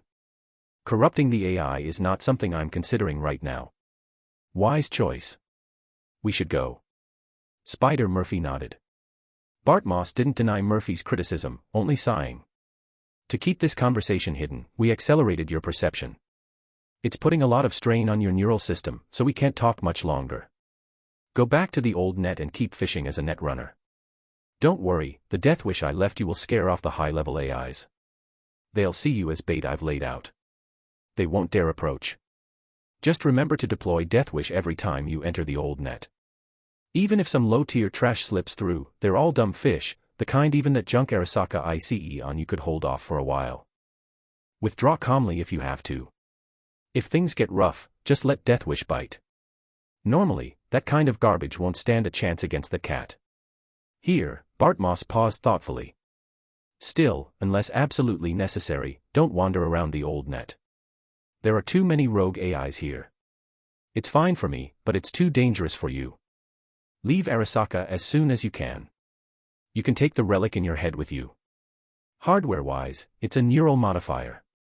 If you've played games, you know it can work like cyberware to enhance your combat abilities, like a skill chip loading special skills. But I don't recommend using it to download combat knowledge or weapon proficiency to get stronger. That thing works by directly altering your brain. If the data you download comes with hidden payloads, it'll be a real pain to undo. But I highly recommend using it as a neural repair device or developing other safe applications, such as communication or transmitting encrypted information. As a netrunner, it's almost inevitable to suffer some degree of neural damage, even I couldn't escape death in the end. But with the relic, it can serve as an emergency measure to repair your neural injuries when necessary. It can even revive you from brain death, just like V. I suppose that counts as some progress in Arasaka's technology. Of course, the current version of the relic won't do, I'll need to modify it. Actually, I'll have Alt send you a program instead.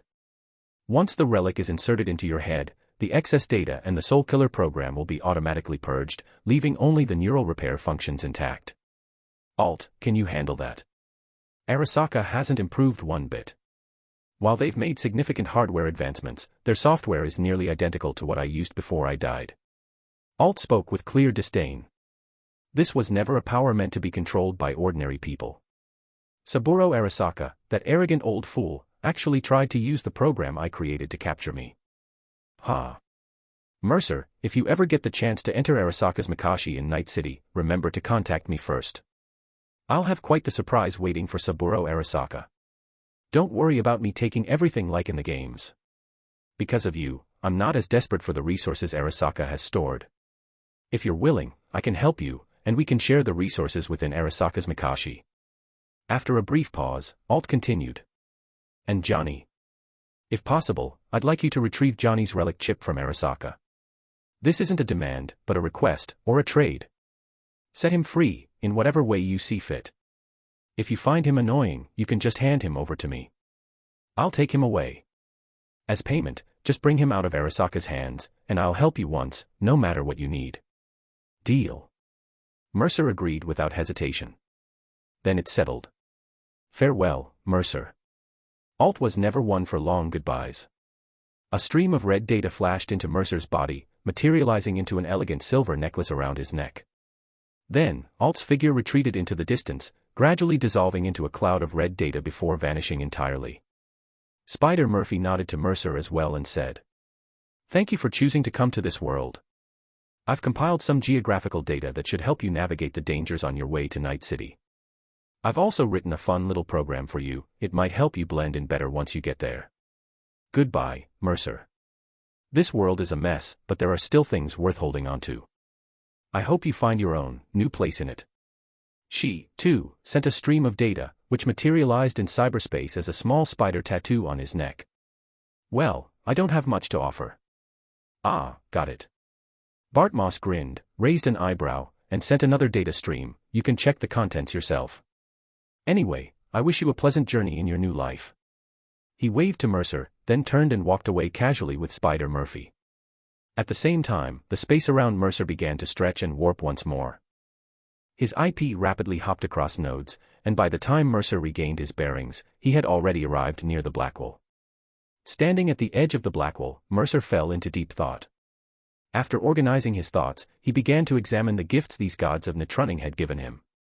Alt's relic modification program was self-explanatory, but the program Spider Murphy had sent him was particularly intriguing. It was actually a quest log. Yes, just like in a game. When he opened it, he could see a long list of accepted and available quests. Quest: Alt's old flame still burns. You know how it is, Alt just can't swallow her pride and admit she still has feelings for Johnny. She keeps pretending she's not the same Alt anymore. Hey, we're all data beings here, who's she trying to fool?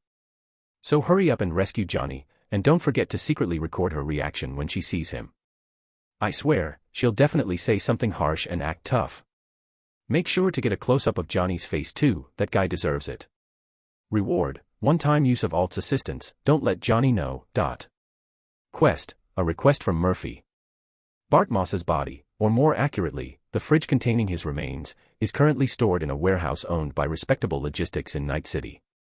If you've played the game, you know his body will be dumped in the landfill along with the fridge once the storage contract expires.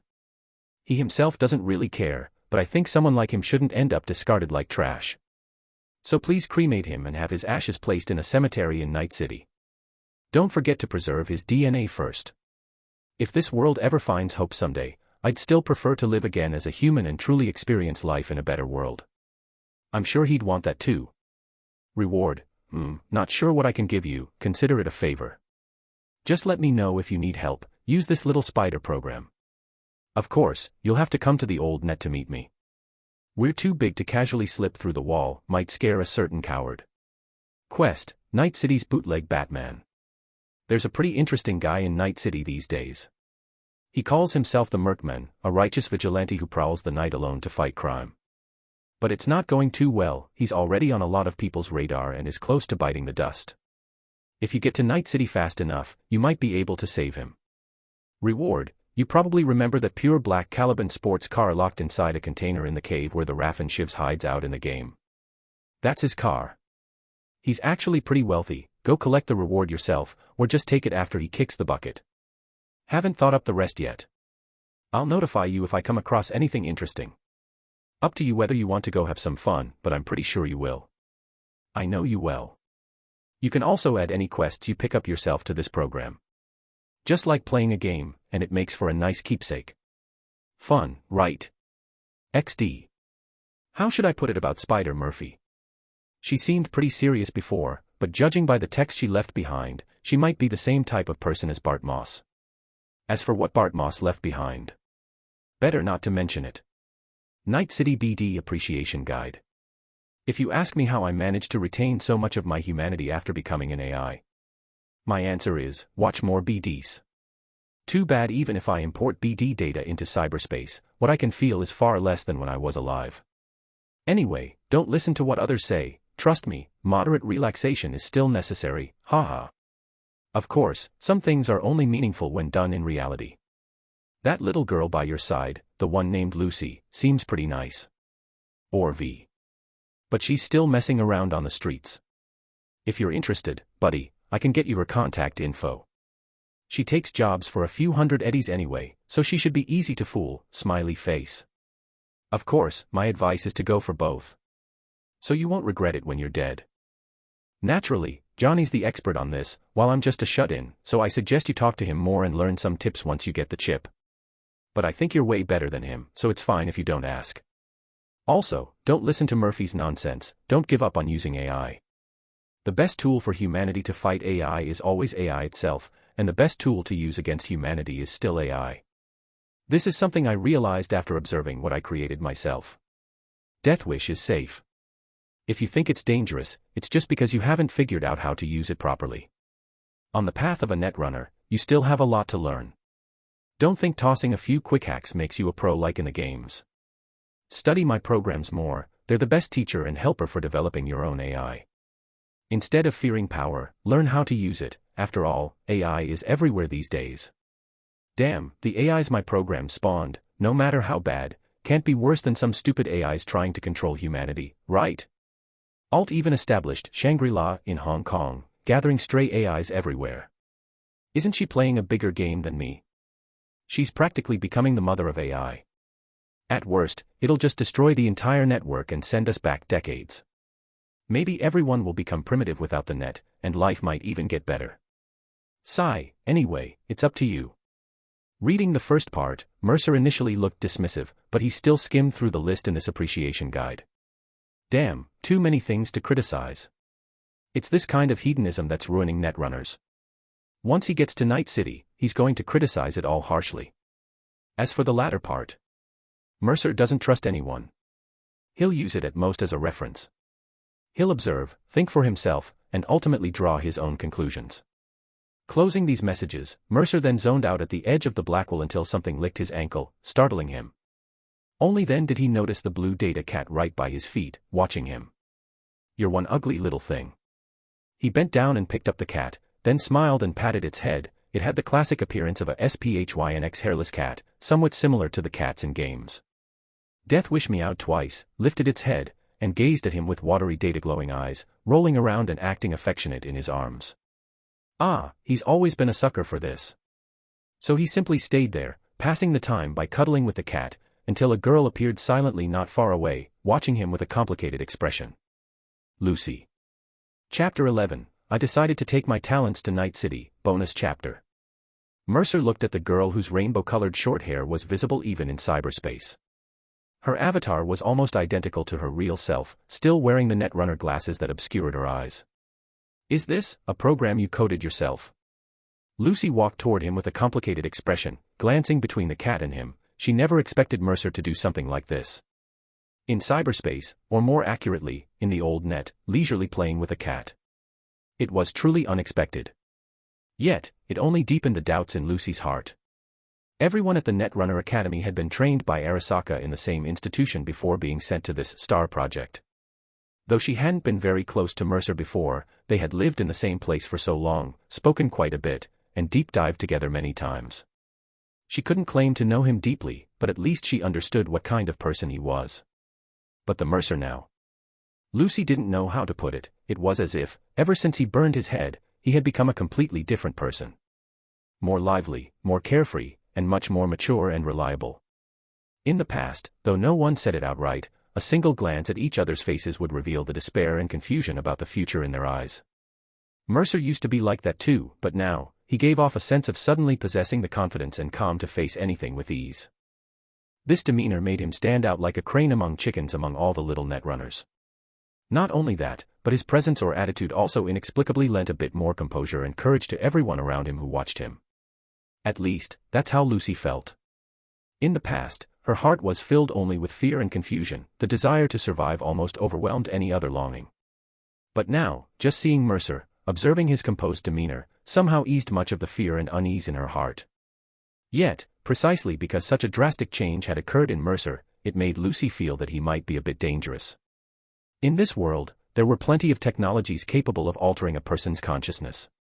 In fact, in the network, it was widely believed that AI had the strongest grasp of such techniques. Could he have been taken over by some rogue AI? Is it a small AI? Lucy asked cautiously, studying him as she spoke. Yeah, you could say that. Mercer smiled, patting the ground beside him. After a moment's hesitation, Lucy sat down next to him. Go on. He casually tossed the cat aside, and the cybercat nimbly flipped midair, landing gracefully before obediently leaping onto Lucy's lap. Lucy instinctively reached out her hand, then gasped in surprise. The texture felt astonishingly real. Even with her limited sensory perception in cyberspace, it felt as if she were truly petting a cat. This is amazing. What does this AI do? She asked curiously, her fingers gently stroking the cat's back as it purred contentedly, which only made Lucy find it even more incredible. So cats could do this too. Lucy had never touched a living cat before. Specially designed to deal with the Guardian AI on you. Mercer pointed at the faint blue data shimmering on her body. Even though Lucy had manually hidden the Guardian ICE shell, her ability still occasionally caused some blue data to leak out. Why go to such lengths to hide that imposing warrior form? Well, Mercer guessed, she was probably afraid of being detected by rogue AI due to her large data signature, so she compressed her data as much as possible. What? Lucy looked up, and even with her data-formed glasses obscuring her face, her shocked expression was clear. Is this your first time seeing an Arasaka Guardian AI? Aren't we all seeing it for the first time? Mercer smiled. It'll take some time to find a vulnerability in that AI and eliminate it. But with this, I believe it's only a matter of time. If we don't take down this Guardian AI, we won't be able to use the server's power to bypass security. Then I'll leave it to you. At this point, Lucy couldn't even begin to imagine just how skilled Mercer was as a netrunner. The two fell silent. Lucy had too many questions but didn't know how to ask, while Mercer was simply using the server's computing power for his own shady purposes. Though he hadn't cracked the Guardian AI yet, as long as he didn't break any rules, secretly using the server's processing power to optimize his software and experiment with some programs was still feasible. It wasn't until Lucy stole several glances at him that Mercer finally looked her way. If you have something to ask, just ask. Well, have you thought about where you'll go after we leave here? Lucy finally voiced her question. Mercer gave her a speechless look for a moment, then glanced at the cat in her arms. Deathwish's body suddenly dissolved into a data stream and plunged straight into her body. Immediately, the blue glow on her intensified dramatically, and an imposing armored warrior broke free from within her, taking human form. The warrior let out a silent roar, mouth wide open, as a gleaming blue katana materialized in its hands and was brutally driven into its own chest. But the black hairless cat roaming inside its chest moved as nimbly as a fish darting through water, leaping onto its head in the blink of an eye. Now transformed into a black Deathwish, it looked far more ferocious than the warrior. With its jaws wide, each bite tore away huge chunks of blue data. Simultaneously, its size swelled with every bite. The massive blue warrior, initially towering like a skyscraper at what seemed 40 or 50 meters tall, shrank to just twice the size of a normal human after a few bites. Meanwhile, the feline-formed Deathwish had now grown into a terrifying beast over 10 meters tall. After it devoured the last of the ICE deployed by the Guardian AI, it even let out a contented yawn. Then, with a flicker, the black beast shrank back into a small cat composed of blue data. It stretched lazily on the floor before hopping back onto Lucy's lap. As for Lucy, she was completely dumbfounded. You don't actually think the ICE Arasaka installed for you is just some simple ICE, do you? This thing contains a subroutine of the Guardian AI, basically a low-intelligence AI. After saying this, Mercer paused, then added reassuringly, but I don't blame you. With your skill level, it's really hard to detect.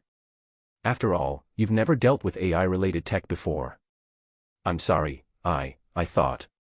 Lucy felt that if this were the real world, she'd probably be blushing with embarrassment. This time, she'd really been foolish. It's just.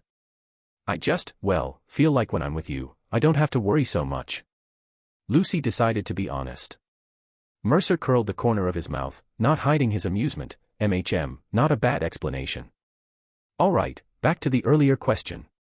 I've decided to take my talents to Night City. Mercer gave his answer. Night City. I've heard of it. They say it's pretty chaotic there too. Since it's still a neutral city, Arasaka and Militech are locked in a fierce struggle. Not to mention Biotechnica, Night Corp, and outside the city, there are nomads and the Maelstrom gang. Lucy was surprised. She had thought Mercer would choose somewhere safer. Night City. That didn't seem like a pleasant place to settle down. Yep, core at each other's throats, and the gangs below are even more fragmented. You've got the Valentinos, made up of Haywood locals. The 6th Street Gang, a bunch of Americans. The Maelstrom, full of cyberpsychos. The Voodoo Boys, a pack of stupid traitors. The Scavengers, kill on sight. The Wraiths out in the Badlands, Arasaka's attack dogs, the Tiger Claws, and the animals, all hopped up on drugs till their heads are pointy.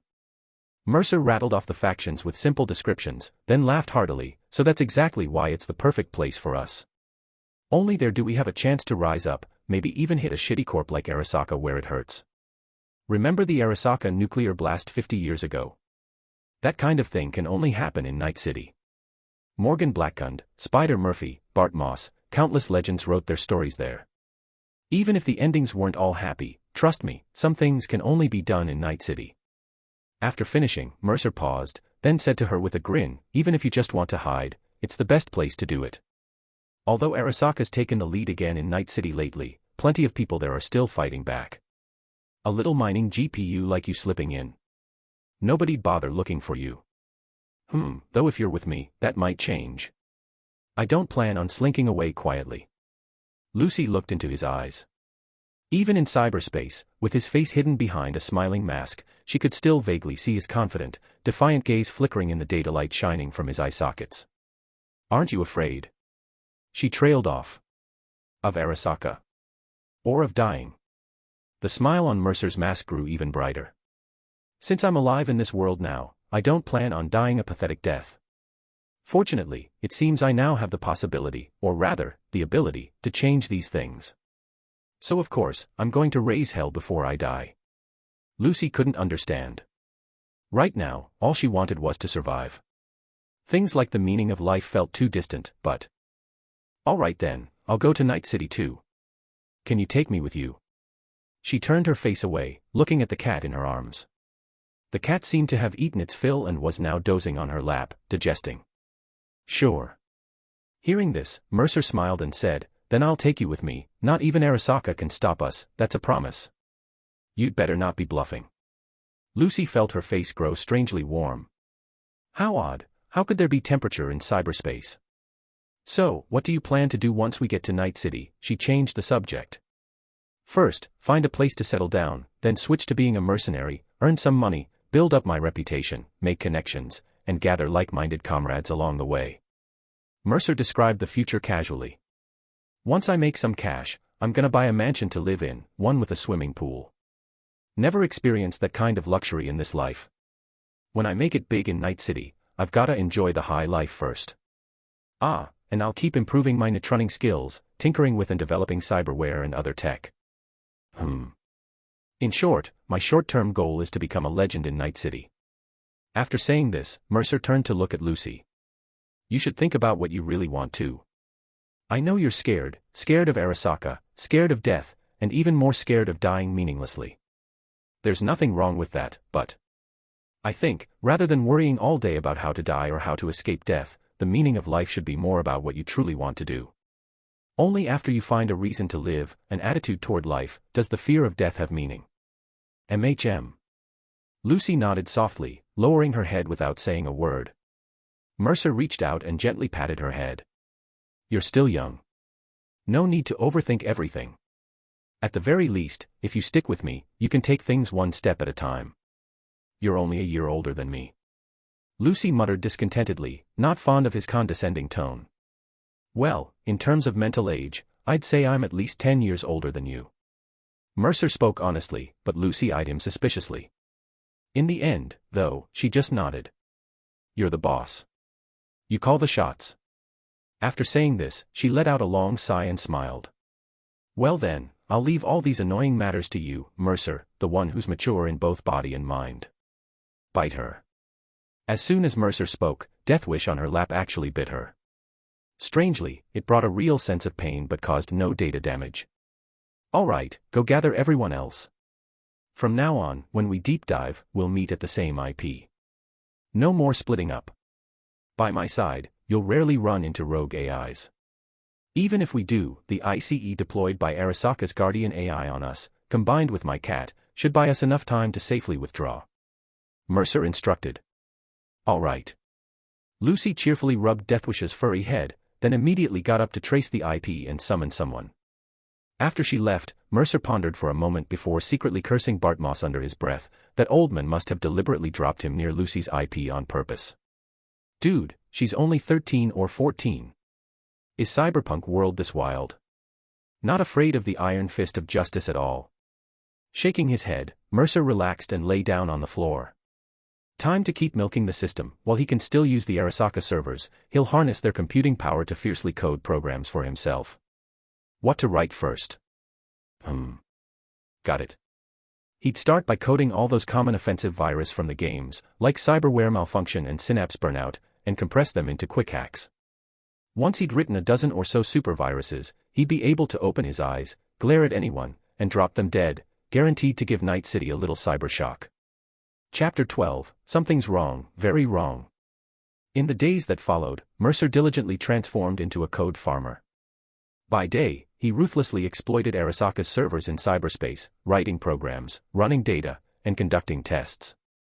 After work, he continued to ruthlessly exploit Arasaka's educational software, learning all sorts of new technologies. At first, the other novice netrunners were a bit uneasy. But as Mercer entered cyberspace each time, lay flat on the ground, and began recklessly writing programs and conducting research, the other novice netrunners finally relaxed and started imitating him, diving into their own studies of netrunning techniques. Deep diving with the support of large-scale servers was absolutely a dream scenario for netrunners, a perfect opportunity to rapidly improve their skills. With ample computational power, programs that once required long hours of contemplation and testing could now be developed and debugged at incredible speeds, all without worrying about overheating their own brains. And with Mercer around, it was during this time that the novice netrunners truly grasped just how talented he was. Problems that left them utterly stumped were solved by Mercer with just a glance. Programs they painstakingly wrote could be optimized in 5 or 6 different ways with a casual suggestion from him. Any gaps in their knowledge or missing techniques could be addressed by asking Mercer. Even if he hadn't learned something himself, he could draw inferences and find solutions. Since they had started mining in this underground facility, the children had made almost no progress in their skills. Now, they once again felt the same thrill of learning they had experienced back at Arasaka Academy. Even the once feared rogue AIs seemed to have vanished entirely. Even the dangerous malwares lurking in the old net appeared to deliberately avoid Mercer. Those mindless hazardous programs that did drift his way quickly became his target practice. Occasionally, he would even seek out drifting data in the old net for testing, or, as he put it, to test some virus attacks. Sometimes, he was attempting to extract certain code signatures to forge old net programs, preparing for a future scenario where disguised old net AIs could be used to lure the Blackwell into launching devastating strikes. He even occasionally returned to his old trade, extracting scattered data from the old net, commonly known as cyberarchaeology mining. And honestly, the old net had no shortage of treasures. Much of the data left behind consisted of valuable assets once stored by major corporations, weapon blueprints, code designed by certain AIs, and even documents labeled as corporate secrets. Some of these weapon tech designs weren't even inferior to current technology. No wonder Arasaka had launched this so-called STAR project. Sending people in to mine data was clearly profitable. Though, in Mercer's view, the risks versus rewards for ordinary netrunners doing this kind of work were completely disproportionate. But he was different. With the little program Bartmoss had given him, any slightly intelligent rogue AI would catch the scent and flee. The mindless ones that approached. Well, Mercer's courage had grown. He even encountered one and decided to test just how lethal his death wish could be against a fully developed AI. Although it was an AI specialized against defensive AIs, Mercer quickly grasped its nature upon closer examination. There was no real distinction between defensive and offensive AIs. An AI was just an AI. If it could kill firewall-type AIs, it could kill other types of AIs too. The only differences lay in efficiency and speed. It was like a missile designed for sieges. It might be less accurate against moving targets than stationary ones, but a hit would still be lethal, and potentially even more devastating. The truly terrifying aspect of rogue AIs was their ability to flee when outmatched. Their speed of escape far exceeded human imagination. The more Mercer studied AIs, the more he became aware of humanity's limitations in certain aspects. Even with the support of large servers, the number of effective operations a human brain could perform per unit of time was limited. AIs, however, were different. Their computational speed depended solely on processing power. In other words, if a human, with computational support, could accelerate their thinking in cyberspace to make 100 judgments and operations per second. Under the same computational conditions, an AI could make 1,000, 10,000, or even 100,000 or 1,000,000 judgments and operations. This was the limitation of the human brain. Unless one completely abandoned the brain and relied entirely on data to sustain thought, replacing the human brain with pure computational power, as Bart Moss and a few others had done. Otherwise, AIs held too great an advantage over humans on the network. The only things capable of destroying them were programs that also possessed AI attributes. And just as Mercer was painstakingly gathering resources and studying hard, Tano Aina, the new director who had boldly announced the launch of the second phase of the STAR project within the same facility, was beginning to look rather displeased. Why? Standing behind the network technology team and the monitoring squad, Tano Aina frowned with visible irritation. Wasn't it said that the frequency of AI attacks was increasing? Why is it that now, when we're specifically searching for AIs and even lingering at the same IP address on the old net for extended periods, no AIs are showing up? Could it be related to the Guardian ICE we deployed? One technician speculated. Many of those rogue AIs are highly intelligent. After detecting the Guardian ICE on our netrunners, they might perceive it as a trap and are still observing. So, the ICE we deployed for them, the Guardian subprogram servers we specifically brought in, have instead become obstacles for us. Tano Aina's brow furrowed tightly. The technical team leader shook his head and said, "You might not fully understand AIs. Generally speaking, the wandering AIs that actively attack human netrunners are the ones most severely corrupted by Bart Moss back in the day. Their core logic wouldn't allow them to abandon a target. No matter how formidable the opponent, those AIs would only think about how to hunt down their prey, not consider retreat. In a way, the Arasaka ICE we deployed is actually a prime target for those AIs. So, I'm more inclined to believe that the one who attacked the netrunners and caused the server impact was most likely Alt Cunningham. As for that male AI, we hope it's Bart Moss. However, since the end of the Fourth Corporate War, there has been no documented evidence of his existence on the network all these years. So we lean toward the possibility that it is an unknown old net AI, either created or enslaved by Alt in the old net. I only care about the results. How do we actually lure out those AIs? Even if Alt isn't among them, we at least need something presentable to report upward. Even capturing just any stray AI would be enough for me to hand in my assignment." As Tano Aina's words fell, the technical team leader wore a troubled expression. He could only cautiously reply, "How about we continue with Phase 1 of the mission? Perhaps the act of data excavation might provoke a reaction from those stray AIs. The excavated data could also serve as project deliverables. If we happen to dig up critical information, that would count as an achievement." "What about that boy named Mercer?" Tano Aina said coldly, "After such a long period of surveillance, have you actually discovered what kind of contact he had with the AI back then, or what the AI left behind in him?" "I truly apologize. We can only speculate that he may have received some form of consciousness, but what exactly the AI transmitted through our servers and where it was sent." "I understand. I will continue to observe Mercer more closely.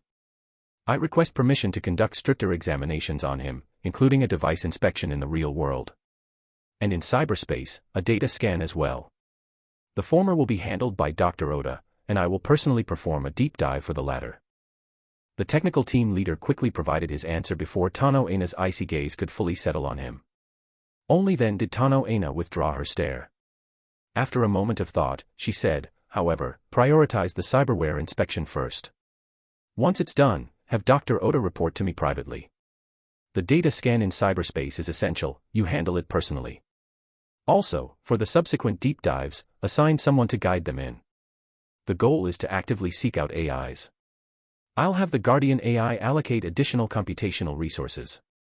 You personally verify whether there are any errors or oversights.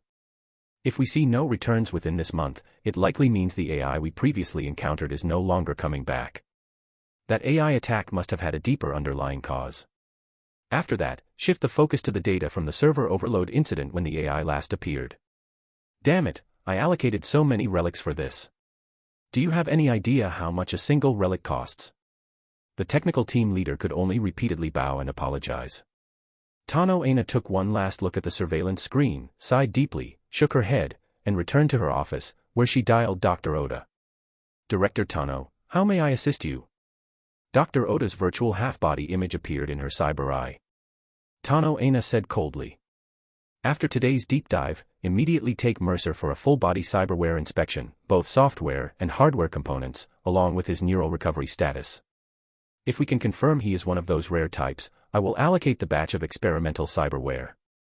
You are to prepare the data records in advance and submit them to me.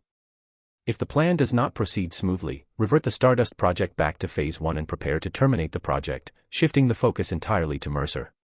If he can successfully control this batch of test subjects, I will have effectively unearthed talent for the company and obtained valuable experimental data. Understood. After Dr. Oda acknowledged, Tano Aina ended the call. Once she hung up, she couldn't help but sink into deep thought. Something was off. Very off. Ever since arriving here, this sense of dissonance had lingered in her mind. What exactly was wrong? Tano Aina pondered left and right, eventually focusing her suspicions on Mercer. The more she thought about him, the more she felt something was off about this guy. Initially, she thought Mercer might have simply changed in personality after narrowly escaping death, something perfectly normal for a child. Whether he had broken down completely or risen from the ashes awakened, both were plausible at his age. But now, could it be? She immediately sent out a message. Tano Aina, have the staff monitoring this batch of children send me Mercer's evaluation reports, detailed activity logs, and daily records and assessments. Remember, I want every single day's records. Secretary Inoue, apologies, Director Tano. The person previously responsible for record keeping was a close associate of the former director. When they left, they took all the records with them. Tano Aina, then make them send it back to me. Bakayaru. Since when are work logs something they can just take away? Why wasn't this reported earlier? Furious, Tano Aina slammed her desk and without another word began initiating Arasaka's internal procedures, trying to make trouble for her. Then go die. That bastard probably took them because he discovered something. Damn it, could there be some trap here I don't know about? The more Tano Aina thought about it, the more anxious she became. She decided to issue a direct order. Tano Aina, halt all deep dives immediately. Everyone who was at the base on the day of the incident must undergo cyberware inspection. Until the inspections are complete, not even a fly is allowed to leave. Have the medical team work overtime. Secretary Inoue, yes. All personnel, cease deep dives and return at once. The moment the message appeared in their retinas, the novice netrunners gathered around Mercer in cyberspace grew visibly uneasy. After a brief moment of thought, Mercer spoke directly.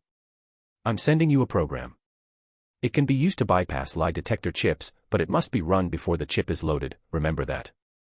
If you're interrogated, just run the program and avoid saying anything you shouldn't. Don't panic. But if they try to remove your cyberdex, send me an encrypted message immediately, and our escape plan will go into action. I'll first release a virus through the network to attack the server's guardian AI. Once chaos breaks out, everyone should immediately find a safe spot to hide or stall for time. Wait until I return, take control of the server, and deal with the agents and monitors before making a move. I'll use the cameras to map out an escape route for you once security is neutralized. Ignore any other situations. We've already completed cyberware bypasses and log camouflage these past few days, they won't find anything. Just trust my skills. With that, Mercer logged off immediately. The others exchanged glances and quickly followed suit, disconnecting as well. Upon opening their eyes, they were met with the imposing figure of an Arasaka agent, heavily augmented with cyberware and towering in stature. Explain why your offline time was delayed by 7.3 seconds beyond the usual duration. An alarm was triggered unexpectedly. We instinctively activated the Guardian ICE first, then proceeded through the Blackwell one by one. We only disconnected after confirming it was safe, which caused the delay, Mercer explained calmly, his expression unreadable. The Arasaka agent's tactical goggles glinted with a cold red light before shifting their icy gaze to the others. Nishimura Kyoko, explain immediately why your heart rate suddenly accelerated and your neural activity showed anomalies. I was scared, Kyoko stammered, lowering her head with a nervous expression. You're a bit frightening.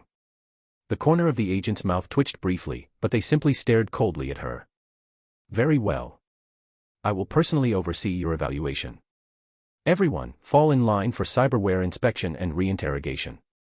Before anyone could respond, however, a novice netrunner suddenly raised their hand. I want to report something. In an instant, the very oxygen in the room seemed to grow thin.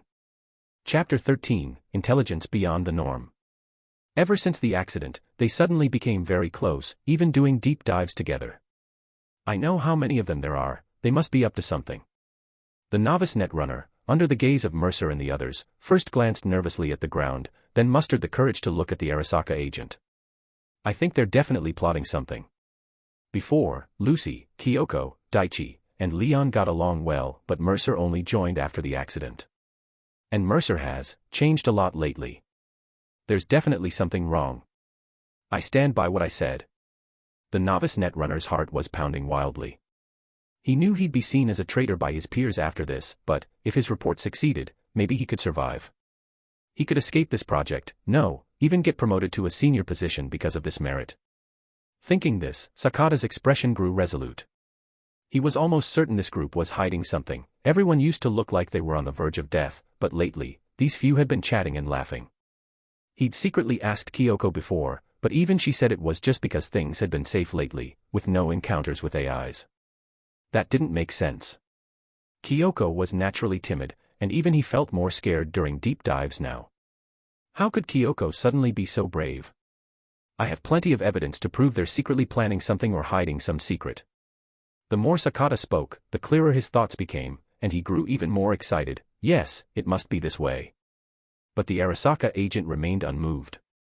Did this brat really think Arasaka employees were fools? Every conversation between Lucy, Mercer, and the others was on record. They were under 24/7 surveillance of communication signal fluctuations, biometric data analysis, and the whole package. Although the data occasionally showed some variance, it never reached abnormal levels. Besides, wasn't this review meant to uncover exactly that? Did he really need to point it out? Other evidence. The Arasaka agent coldly stared at Sakata. Sakata was stunned. Evidence? I mean, they're acting suspicious. If you interrogate them strictly, you'll definitely find something. Bakayaru. Get in line for the review. You're wasting my time. The Arasaka agent cursed angrily. If he had the authority to discipline him, he would have already given the kid a cyberware lockdown plus neural overload. He didn't need any netrunning skills, just the permissions Arasaka granted senior agents were enough. Sakata opened his mouth meekly but could only trudge dejectedly to the back of the line. Mercer didn't even bother looking at him, his expression calm. He even took the opportunity to put on the jacket by the netrunner station while Sakata was dawdling. He walked lightly toward the elevator, while the others wore varied expressions. Kyoko looked absolutely furious. She had been pushing hard lately to recruit the 2 remaining novice netrunners still in the facility into their escape group. Just when Mercer seemed on the verge of agreeing, this mess happened. Now, Kyoko didn't even know how to talk to Mercer. What's more, for a moment, even she felt a chill of fear. It was a good thing Mercer hadn't agreed earlier. What if Sakata had leaked the plan? Lucy, on the other hand, wore an icy expression. She wasn't a bad person, but to be honest, as long as she could make it out alive. No, as long as she could escape with everyone here now, that was enough. She didn't care about anyone else. Daichi and Leon exchanged a glance, their faces faintly uneasy. If things really came down to the wire. Escape now. But their preparations weren't complete yet. Still, seeing Mercer walking at the front of the group, hands in his pockets, calm and composed, their anxiety suddenly faded away a little. It's fine. With Mercer here, he'll definitely pull it off. As for the last member, the quiet young girl netrunner, she simply watched everything in silence, her eyes empty of emotion, like a soulless doll, mechanically following the group. They took the elevator down to B1, and Mercer, as expected, was the first to enter the medical bay for his cyberware check. The advantage of him going first was that if anything seemed off, he could immediately use the quick hacks already loaded into his Cyberdex coprocessor and take action. Dr. Oda stood by the surgical chair with a hint of irritation on her face. "All right, lie down. We need to run a full diagnostic on your cyberware software." Noticing her mood, Mercer smiled and teased, "Looks like Dr. Oda's in for some serious overtime this time. At least 2 days without sleep, by my estimate. Anyway, if you could make this easier for me, that'd be great." Expressionless, she waited for Mercer to lie down, then immediately plugged the diagnostic machine's data cable into the port behind his ear. Once connected, her fingers flew across the screen as she checked his cyberware data. Your neural link readings are unusually high. What have you been up to in cyberspace lately?" she asked. "Well, idle hands and all that, dug up some data, wrote a few programs using server processing power. You can check the coprocessor." Mercer began, but Dr. Oda cut him off. "I see. Take control, overheat, cyberware malfunction, short circuit, ping. The architecture needs optimization. A few programs like these and you've maxed out your memory. The tech team will review your software data later. Remember to report to the tech department right after your checkup." Mercer nodded. Of course the structure was bloated. He'd hidden programs like Synapse Burnout, which could fry an enemy's brain, Freelance Assassin for rapid code breaking, and Memory Wipe and System Collapse for silent takedowns. With that many programs tucked into the code, how could the memory not be strained? Normally, the Arasaka MK.2 Cyberdeck with a coprocessor only had 6 default quick hack slots. The fact that he'd squeezed in so many was already a testament to how well he'd optimized the program memory. "All right, that's about it. I'm seeing recent usage traces on your monowire." Dr. Oda pressed on. "I've been practicing in my room, it's been so long since I last used it.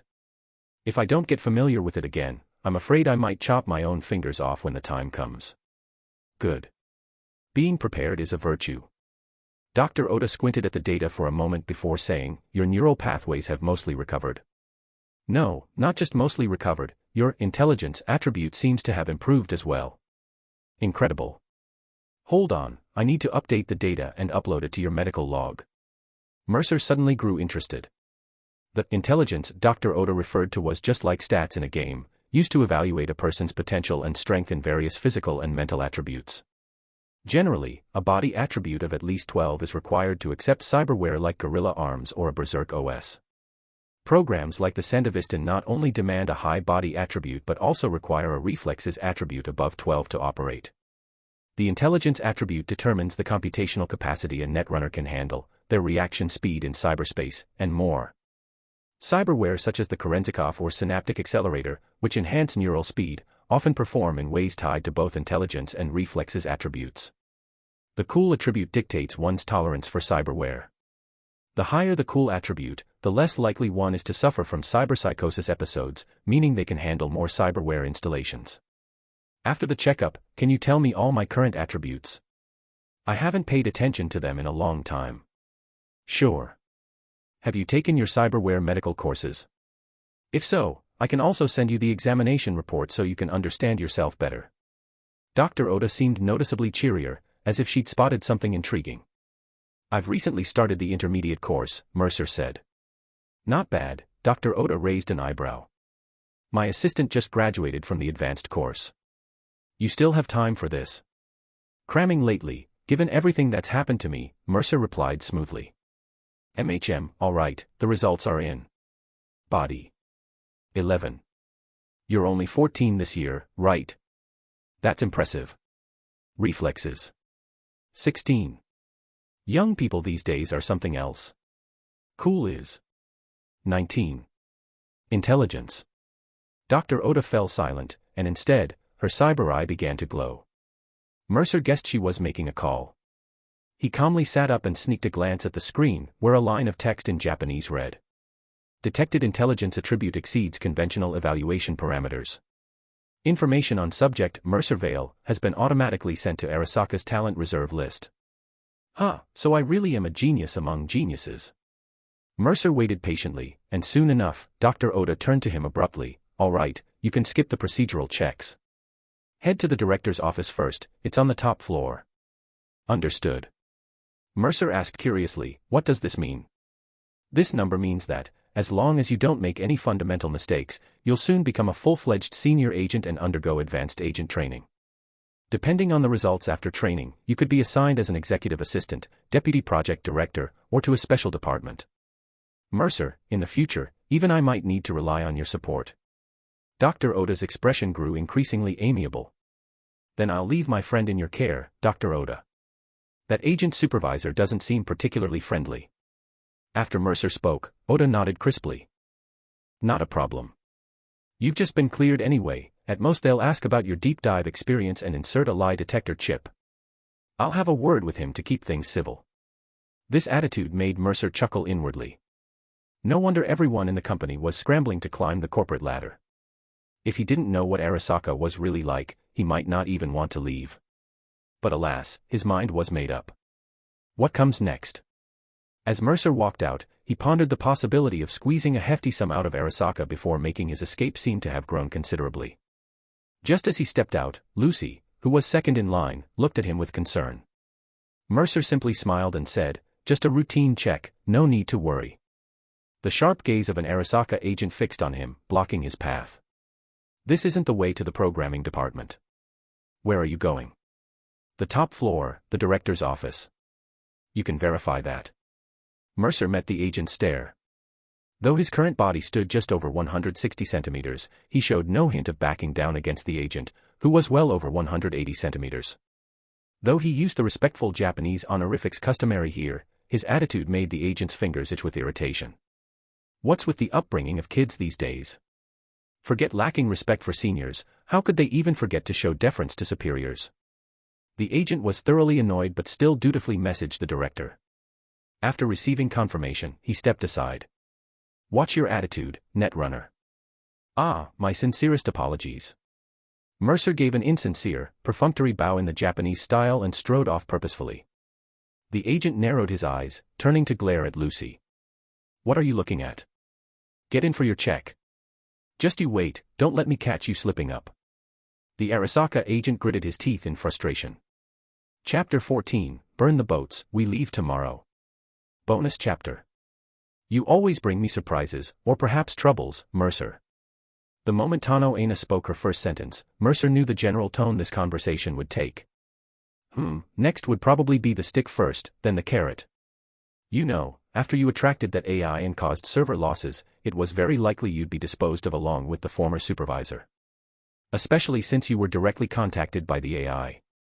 As a netrunner, you should be well aware that you should have died the moment that contact happened. Now, can you tell me why you're still alive? Mercer felt bored inside, but on the surface, he put on a somewhat panicked expression. I don't know. I didn't even know I was contacted. When Kyoko told me about it. To be honest, even now I think Kyoko might have misseen it. You must believe me, Director Tano. Mercer, of course I want to believe you. After all, I personally conducted your investigation and interrogation. But, you should know that at Arasaka, someone in my position always has countless eyes watching, not just competitors, but also past enemies. I want to believe you, but others might not. If this gets out. To be honest, the project's progress is not optimistic.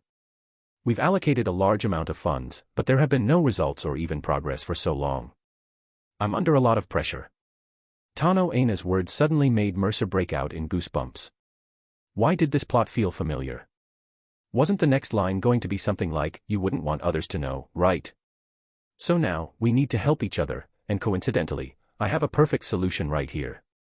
Tano Aina smiled, stood up, and actually invited him to sit on the nearby sofa.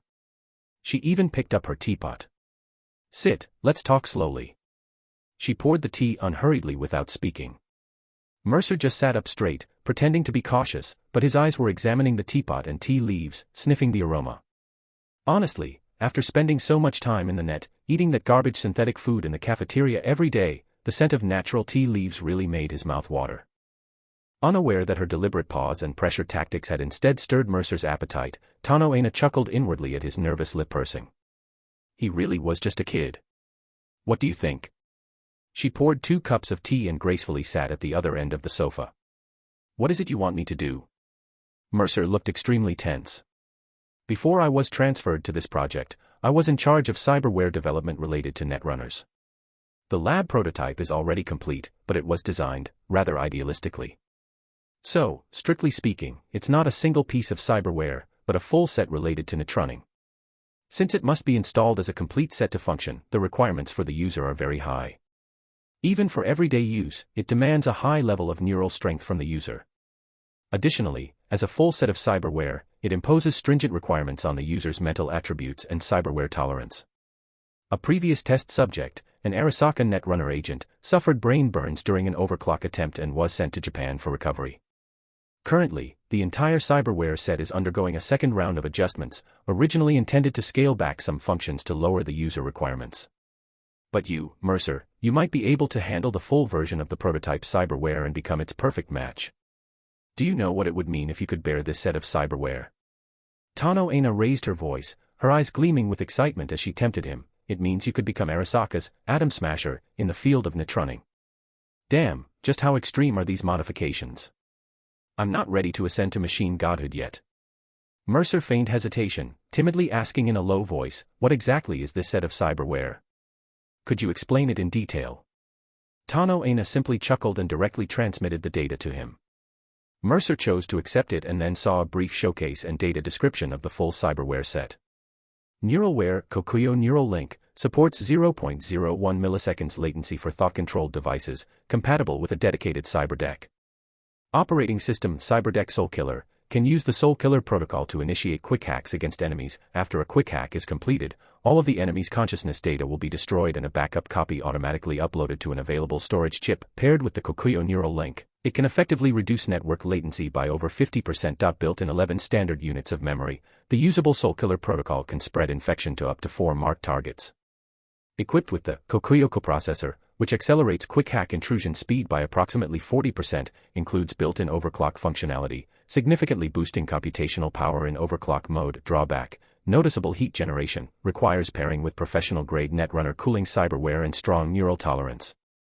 Face Arasaka Net Yuri IV3 Optic can visualize connected devices and targets within a 32-meter range, visually detecting connection signals in the air. Supports tracing airborne network signals for source search, enabling remote intrusion. Frontal Cortex Kokuyo Self-ICE, corporate-grade countermeasure unit that can effectively block data attacks, triggers an automatic network disconnect when an unblockable attack is detected, requires manual system reboot to reconnect. Circulatory system Kokuyo Evil Shark Blood Coolant, a specialized coolant that can be injected into the bloodstream, recycled, and safely metabolized. Enhances brain cooling efficiency once integrated into blood circulation. Requires reinjection every 3 months.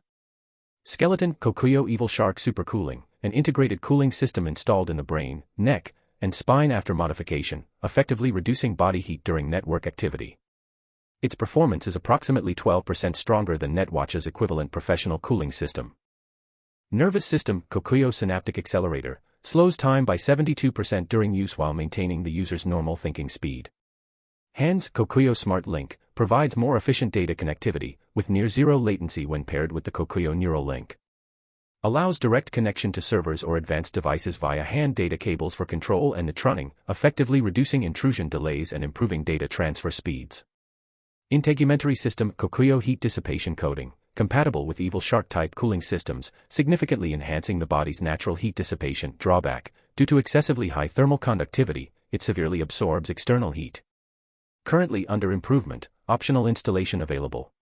ARM's NeuroMayfly monowire automatically uploads quick hacks stored in memory units upon hitting a target. When sharpness is deactivated, it can implant the malicious program NeuroMayfly. After the target's demise, it leaves network positioning data in their system, allowing the Soulkiller protocol to automatically locate and execute ultra-long-range quick hacks via the network. Mercer was stunned. He had just intended to skim some benefits, but they were practically force-feeding him the whole feast. Top tier. Absolutely top tier. Mercer felt that with this set of cyberware, even if he just tinkered with it, repaired and upgraded it over time, it would remain cutting-edge equipment all the way to 2077. Not to mention, just the cyberdeck with the built-in Soulkiller protocol alone, this thing was practically on par with that super cyberdeck developed by Melee Tech with the Blackwell Gateway protocol. The Blackwell was pure destruction, while Soulkiller not only killed you but also preserved a copy of your consciousness, allowing it to be manipulated at will. And this cooling system. Just from the design schematics, Mercer could tell it was definitely high quality. Judging by its appearance alone, it bore an 80% resemblance to the cooling system used by that Netwatch agent Bryce Mosley he'd seen in the game. Keep in mind that agent's gear was Netwatch's 2077-era cooling tech, and now it was only 2071. The monowire was also legendary. Paired with this soul-killer cyberdeck, it was practically an assassination tool of the gods. Just imagine, during the day, someone brushes against you with the monowire, thin as a string and with its sharpness deactivated. By night, they can remotely locate your IP using Soulkiller and hack you from afar for an assassination. They'd even package up your soul and consciousness to transmit back. From then on, all your secrets would be laid bare, and even your consciousness would no longer belong to you. Your soul could even be repurposed to serve as a small-scale AI, continuing to work for the corporation. That's the terrifying part about Core. Moreover, with cooling at this level, as long as you could withstand overclock, it would be like having a mini-server backing you up, unleashing a netrunner's full potential to the maximum. That self-ICE could also provide stronger protection while saving space in the cyberdeck's memory. Feeling confident, Tano Aina curled her lips into a smile. She knew no netrunner would turn down this set of gear. Ambition, there was no one in the Core without ambition. I want to give it a try. Mercer struggled to give his reply, then lifted his head. I'm willing to have it all installed. Excellent. Tano Aina resumed her composed and gentle expression. Mercer, I knew you wouldn't disappoint me. Don't worry, starting today, you won't need to deep dive anymore. I'll dispatch an Aerodyne vehicle for transport. The item is in Vancouver. By tomorrow morning, you'll see your cyberware. Mercer suddenly had a thought. An Aerodyne vehicle. I mean, there's no need to waste resources like that. There's no hurry. Mercer seemed to suddenly grow fearful again, making excuses to delay. Tano Aina curled her lips into a smile. This is Vancouver, Canada. No one would dare make a move against Arasaka. Besides, it's just one Aerodyne vehicle. Such resources are nothing to me. Mercer lowered his head, appearing resigned. Tano Aina nodded with satisfaction. Then it settled. You may go back and rest. Be prepared to install the new cyberware tomorrow morning. Understood. Mercer glanced at the teacup, forgot to drink the tea. Damn it. Like it. I have a new can here. Take it. Tano Aina. This woman is damnably kind. How can I bear to strike when you're being so gentle? Mercer felt somewhat embarrassed, so he simply remained silent, took the tea leaves, and left. No need to drink this cup of tea, he could brew his own back in his room. Tano Aina didn't mind that he neither bowed upon entering nor upon leaving. It didn't matter. Even if Mercer had ill intentions, it was fine. Once the cyberware was installed, Soulkiller would imprint and reshape his soul, turning him into an utterly loyal dog, a dog loyal to her.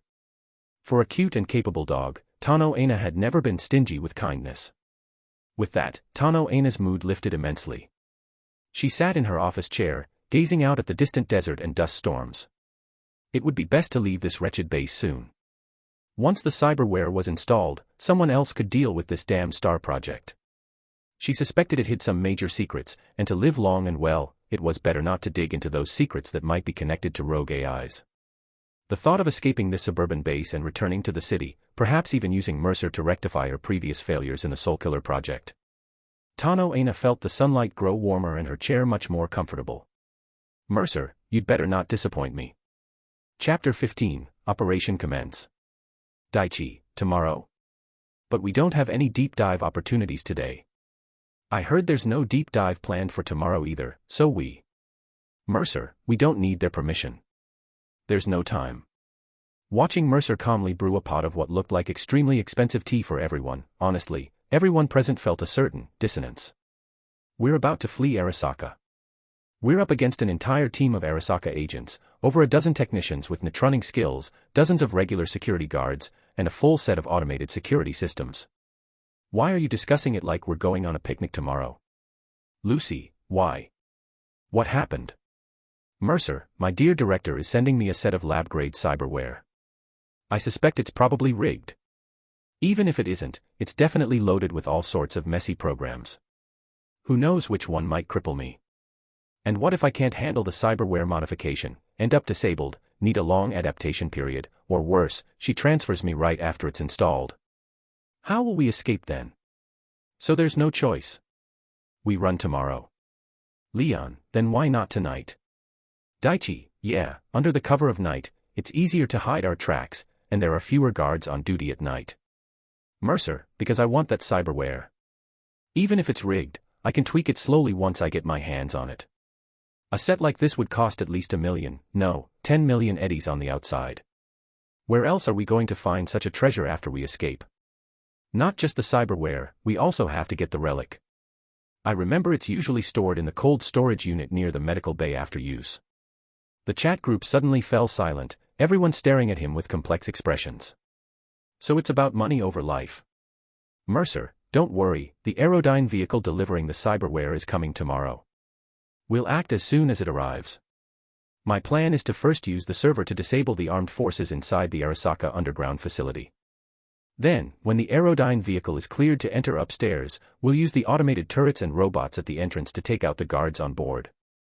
After neutroning the Aerodyne vehicle, we escape with the cyberware and everything else we can loot. I suggest everyone take the chance to grab as many valuable items as possible, along with enough food and water supplies to last at least 3 days. Don't forget to loot the bodies and transfer all the money you can, storing it on any cred chip you find. Don't be foolish enough to leave it in our Arasaka employee accounts. Once we find a public network, we can apply for new accounts with the European banks. Arasaka has no jurisdiction there. We'll need to take a detour to obscure Arasaka's pursuit route, we can't head straight to Night City. But once we enter the Badlands, things will get much better. The vast dust storms will cover our tracks. Various nomads and Raffenshiv can also provide us with supplies. We won't be stopping in any cities along the way. We'll move directly through the Badlands straight to Night City. After that, I'm thinking of laying low in Dogtown, Pacifica, Night City first. It's an area where Militech operates more frequently, and Arasaka can't easily infiltrate it. Kyoko, Night City has a place like that. Dogtown. Mercer, last year, after the unification war launched by the new United States in 2069 ended, Colonel Hansen, who was stationed in Pacifica, refused the order to withdraw from Night City. He turned warlord and carved out his own territory. He's turning the Pacifica stronghold into a massive hub for illegal smuggling operations. The guy is shrewd and resourceful, and he has a group of soldiers called the Barghest under his command. Backed by Militech and taking advantage of Night City's complex political landscape, Dogtown has practically become a no man's land. Night City doesn't bother with it, the new US can't control it, Arasaka can't get in, and Militech only uses it to move illicit goods, they don't care about anything else. So, getting into Dogtown might be our first step toward freedom. Lucy, looks like you've got a more detailed plan already. Mercer, dealing with people inside Night City makes it easier for our identities to be exposed. Before we're strong enough to handle any Arasaka agents that might show up, I want to focus our efforts in the Badlands and Dogtown. Besides, the situation in Dogtown is messy, it'll be easier for me to connect with all sorts of people. The best way to fight a corp is to find another corp to work with. I already have some ideas. Most importantly, I suspect there might still be some leftover specialized cyberware from the new US war era there, behavioral imprint synced faceplate. This thing can completely transform you into another person, appearance, skin, voice, posture, hormones, even identity records. With it, I might be able to modify and replicate a simpler version. Once we have that, we can roam Night City openly, maybe even cause some trouble for Arasaka. When we're strong enough, we'll say fuck Arasaka.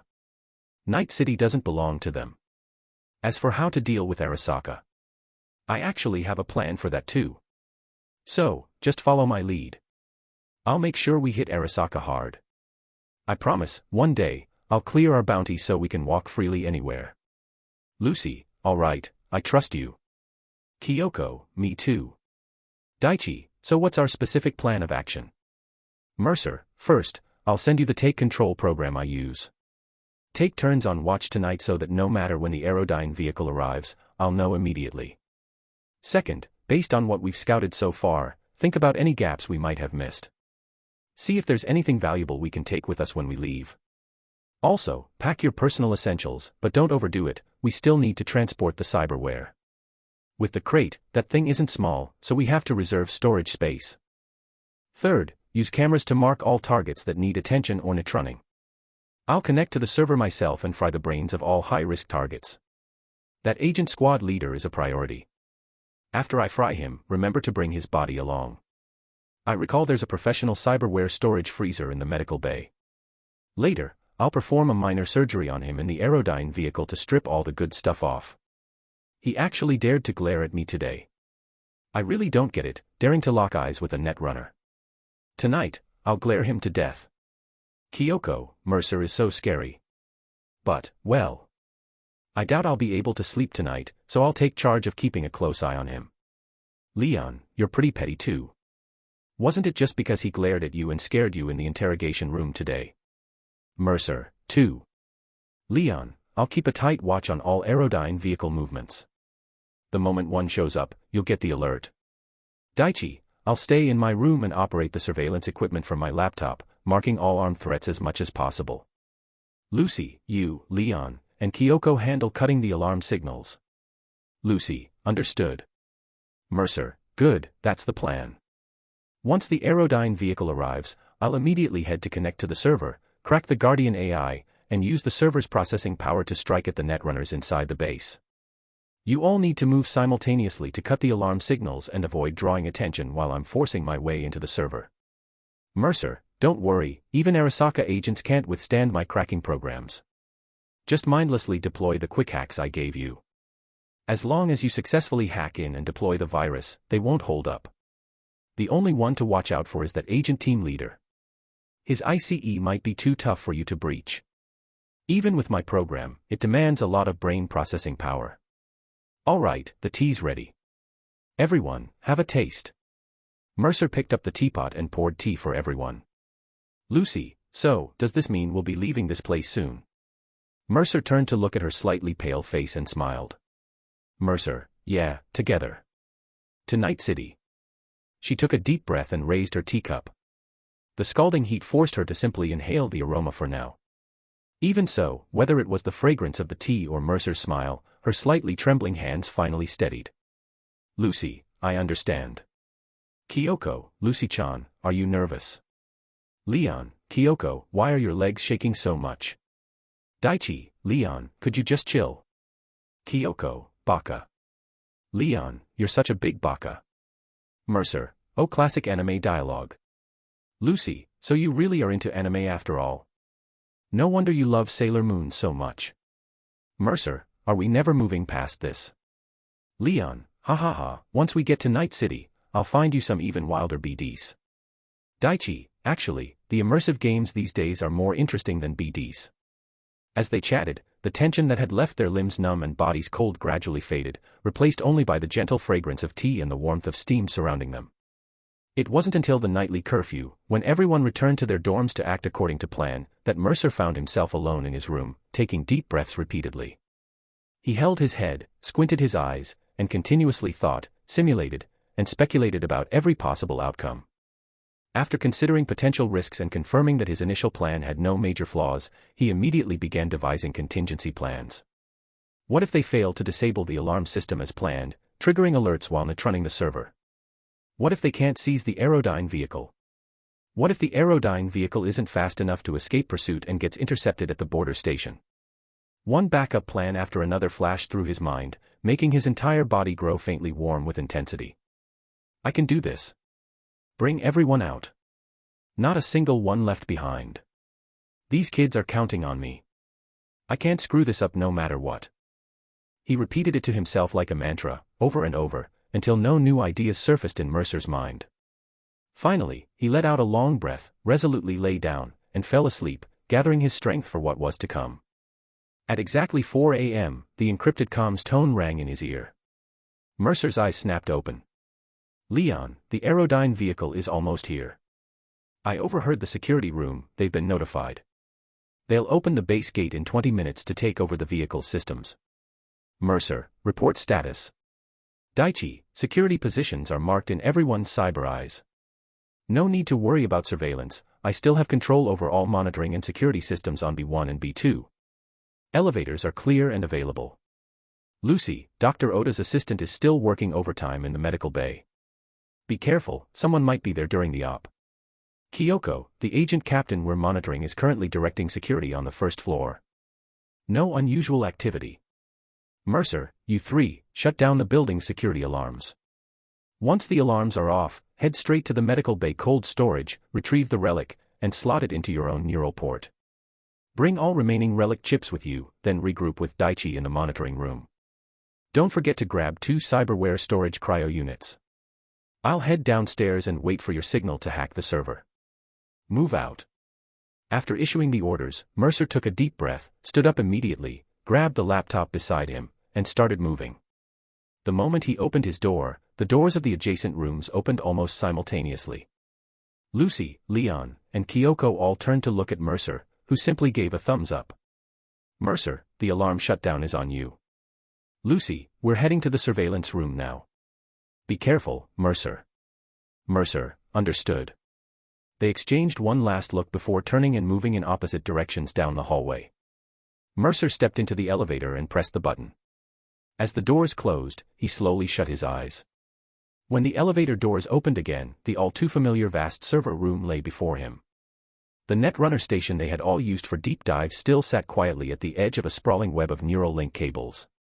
Expression calm, Mercer walked over, lay down, and plugged the neural link into the port at the back of his head. Come on then, Guardian AI. Let's see how long you last against Bartmoss's death wish. Chapter 16, Massacre. As Mercer deep-dived into cyberspace, the hum of the server in his ears gradually faded away. He slowly opened his eyes, and the massive icon of the Arasaka server, modeled after Azuchi Castle, appeared before him. This cyber metropolis lay quietly sprawled on the ground. Mercer gazed at it silently, while Deathwish, in the form of a cat, meowed softly at his feet, tilting its head to rub against his ankle. Mercer picked up Deathwish. In this cyberspace, his mind was unexpectedly calm. Here, only the quiet data stream flowed endlessly. He sat on the ground, gently stroking the cat's head in his arms, his fingers lightly scratching its chin, making it purr contentedly. For the first time, Mercer observed this space with such quiet attention. Looking out, he could see flickering blue silhouettes within the giant city, devices and icons connected to the server, and even some human-like figures. Those were the Arasaka network surveillance personnel connected to the server network. They usually linked directly to the server via Netrunner stations in the monitoring room.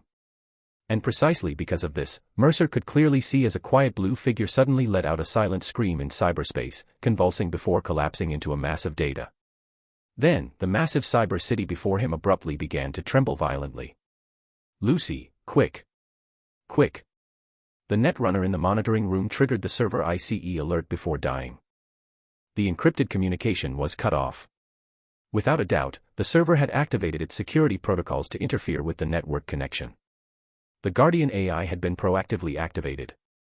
He didn't need her reminder, Mercer already knew what he had to do. The death wish in his arms suddenly turned black, its eyes turning crimson, before it dashed toward the cyber metropolis not far away. Mercer immediately chose to log off and, without hesitation, unplugged the direct neural link. Sure enough, just 2 seconds later, he heard the loud noise of the server's power surging in his ears, a sign that the server's cooling system was maxed out. Deathwish was a program designed by Bartmoss, equipped with AI intelligence. Once sent into the server, it could use the server's own computing power to initiate a viral hack. The most challenging part of such a server hacking attempt was actually getting the program into the server. Once that was done, the rest could be left to the program itself. Now, being in the server room, Mercer didn't even need to deep dive, he just had to plug the cable into the server and transfer the program in. However, for extra caution, he had decided to take the risk of deep diving first, watching the program enter and run before disconnecting. Mercer stood there until the hum of the server's cooling system subsided. Then he lay back on the Netrunner station, inserted the neural link into his head, and began to deep dive again. The moment he entered cyberspace, he couldn't help but marvel at the somewhat terrifying scene before him. The colossal earthen fortress now lay in ruins, its formidable structure crumbling as a massive black beast relentlessly devoured the remains of a giant blue-armored warrior. Judging by the remnants alone, the original data entity must have stood 50 to 60 meters tall within cyberspace. The black beast continued its frenzied feast, tearing and gulping down every last data fragment of the armored warrior before finally lifting its head toward the sky with a satisfied roar. The thunderous echo reverberated through cyberspace as its gaze shifted to Mercer. Master. Its voice was sharp and somewhat unrefined, yet unmistakably filled with excitement and joy. I ate the Guardian. Grant me server access permissions. Mercer's brow furrowed slightly, but he offered no further comment for now. With a simple command, Deathwish crouched low, and the shattered cyber city began to reassemble itself. This time, however, the Arasaka emblem that once crowned the highest tower was replaced by Deathwish's cat-like silhouette. Connecting, success. After announcing this, it shrank down to the size of a leopard cat, leaping about excitedly through the ancient city. I've become smarter. How wonderful. Mercer remained silent. Once confirming his own connection to the server, he immediately revoked Deathwish's computing privileges. The black cat turned blue again, freezing in place before turning to Mercer with what seemed like a hurt expression. Yet it ultimately said nothing, quietly padding over to rub against his feet. I completed my task. Well. You did well, but I'm dissatisfied with the tendencies you've displayed. Therefore, format. Mercer calmly issued the formatting command. Deathwish frantically shook its head. I absorbed massive amounts of the Guardian AI. I've grown stronger. Formatting will regress my abilities. Mercer spoke no further. The Deathwish beside him suddenly dissolved into scattered data particles. It had no time to scream or protest, only watch helplessly as its program was dismantled and its AI reset. When it reformed moments later, it had reverted from its leopard cat form back to a simple kitten that could only meow. AIs in the net could evolve by consuming other AIs, with this algorithmic and intellectual growth not even requiring server connections. Once growth occurred, these enhancements to algorithms and intelligence became permanent, a terrifying characteristic indeed. Mercer narrowed his eyes, his understanding of AIs having deepened slightly. Deathwish's recently displayed aggression and autonomy were particularly noteworthy. Was this due to its self-directed growth through offensive consumption? Or because it had consumed the Guardian AI? Perhaps it was inherent to the program's design. This required further study. But now was not the time for research. Mercer closed his eyes, and his vision immediately connected to the entire Arasaka facility surveillance system. Will Mercer be all right? In the basement monitoring room, Kyoko watched nervously as Lucy connected her laptop with a data cable, countless data streams flashing across the screen. I don't know, I was trying to restore the network. The connection is back. Mercer, is that you? Lucy keenly noticed that the server had stabilized and that the surveillance permissions had changed. It's me. Proceed to the next phase. Head to the medical bay. I've lifted all room access restrictions. I'll clear the path for you now. Lucy, well done. The guys on the first floor haven't even noticed the network permissions changed hands. Mercer's calm voice eased Lucy's tension. She promptly unplugged the cable from her laptop. Understood. Kyoko, Leon, to the medical bay. Daichi, with Mercer handling surveillance, come with us. You're strong, you can carry more. Daichi's voice also came through the channel, understood. Leaving it to you, Mercer. Grab the relic and the cryo case, then move out. The supplies and the items I need aren't underground, they're in the first floor warehouse. I'll mark the route in your cyber eyes. Once you're in the elevator, split up. Daichi and Leon go to the first floor warehouse for the supplies I've marked. Lucy and Kyoko take the cryo case and board the Aerodyne vehicle immediately. Don't worry about the robots and turrets, they're ours now. After I secure the Aerodyne vehicle's permissions, I'll rendezvous with you. Move quickly. Once the fighting starts, we can't keep this quiet. We estimate only 5 minutes of safe operation time on the first floor. Copy that. A unified response echoed through the channel. Mercer swiftly took over the building's entire surveillance system, and with the server's support every floor's cameras were now under his control. He even spotted several dead netrunners, those connected to the server from other floors. They had died in the crossfire between the two AIs the moment Deathwish launched its attack. It wasn't their lack of skill, Bartmoss's program was simply too powerful. Piercing their personal ICE, unprotected by any AI, took less than half a second. They had no time to disconnect, only to let out a few screams before their brains were fried. Now, some were already discovering the bodies and preparing to report it. However, the earlier server battle had caused a temporary network outage, and the manually activated alarm system had been cut by Lucy. Some were now trying to relay information by foot, while others desperately attempted to reboot the system and trigger the alarms. But all of this was meaningless in Mercer's eyes, because the network had reconnected to them. Deathwish, help me breach their personal ICE. Through his assault on the server, Mercer had begun to grasp Deathwish's capabilities and how to wield them. The now low-intelligence AI, bolstered by computational power, took only a blink to breach the personal ICE of the Arasaka agents, who watched in horror. Virus transmission, cyberware malfunction successful. Virus transmission, memory wipe successful. Virus transmission, synapse burnout successful. Then, 3 virus programs flooded into their utterly defenseless brains. First, cyberware malfunction to paralyze the target's mobility. Then, the memory wipe erased their short-term memories and data, making them appear as if they had suddenly woken up in a daze. This was to prevent anyone from later extracting data related to Deathwish. Finally, synapse burnout directly fried their brains into a scrambled mess. As a result, aside from the very few employees startled awake by the commotion, the vast majority remained in a deep slumber. Any employee who woke up and attempted to investigate would suffer the same fate as the agents before them, their brains cooked, collapsing to the ground. Mercer couldn't afford to show mercy. If the alarm was triggered prematurely and someone managed to relay the message by any means, their escape would become extremely dangerous. After dealing with all potential targets who might raise an alarm or notice anything suspicious, Mercer expressionlessly monitored hundreds of surveillance feeds simultaneously in cyberspace, an operation of unimaginable difficulty. Even with computational support, it was still his own brain processing these streams of data and images. This was also why Arasaka stationed a netrunner every 2 floors in the monitoring room, directly linked to the servers to serve as human surveillance. Because no netrunner could possibly control and monitor all the equipment of such a massive facility alone. Mercer felt a faint warmth in his head. The neural link connected to the back of his skull was hooked up to server-grade cooling, continuously lowering his brain temperature via circulating coolant. The netrunning suit grew colder than ice, and the netrunner station shared part of the neural load while also connecting to the neural link, functioning like a large network interface to help him handle the massive data exchange with the servers. The sensation was surreal. Mercer even felt himself becoming more and more like an utterly calm computer. He knew very well that this was not something an ordinary netrunner could achieve, it was a unique talent. However, he didn't particularly like this feeling.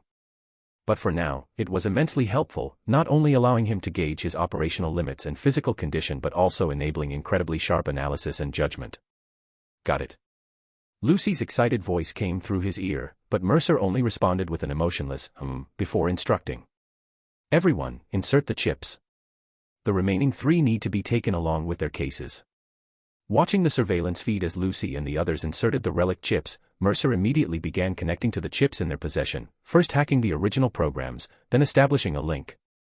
The communication link achieved through the relic chips was miraculous, just as Songbird had done in the game. It allowed Mercer's entire presence to manifest directly in Lucy and the others' vision as a virtual icon.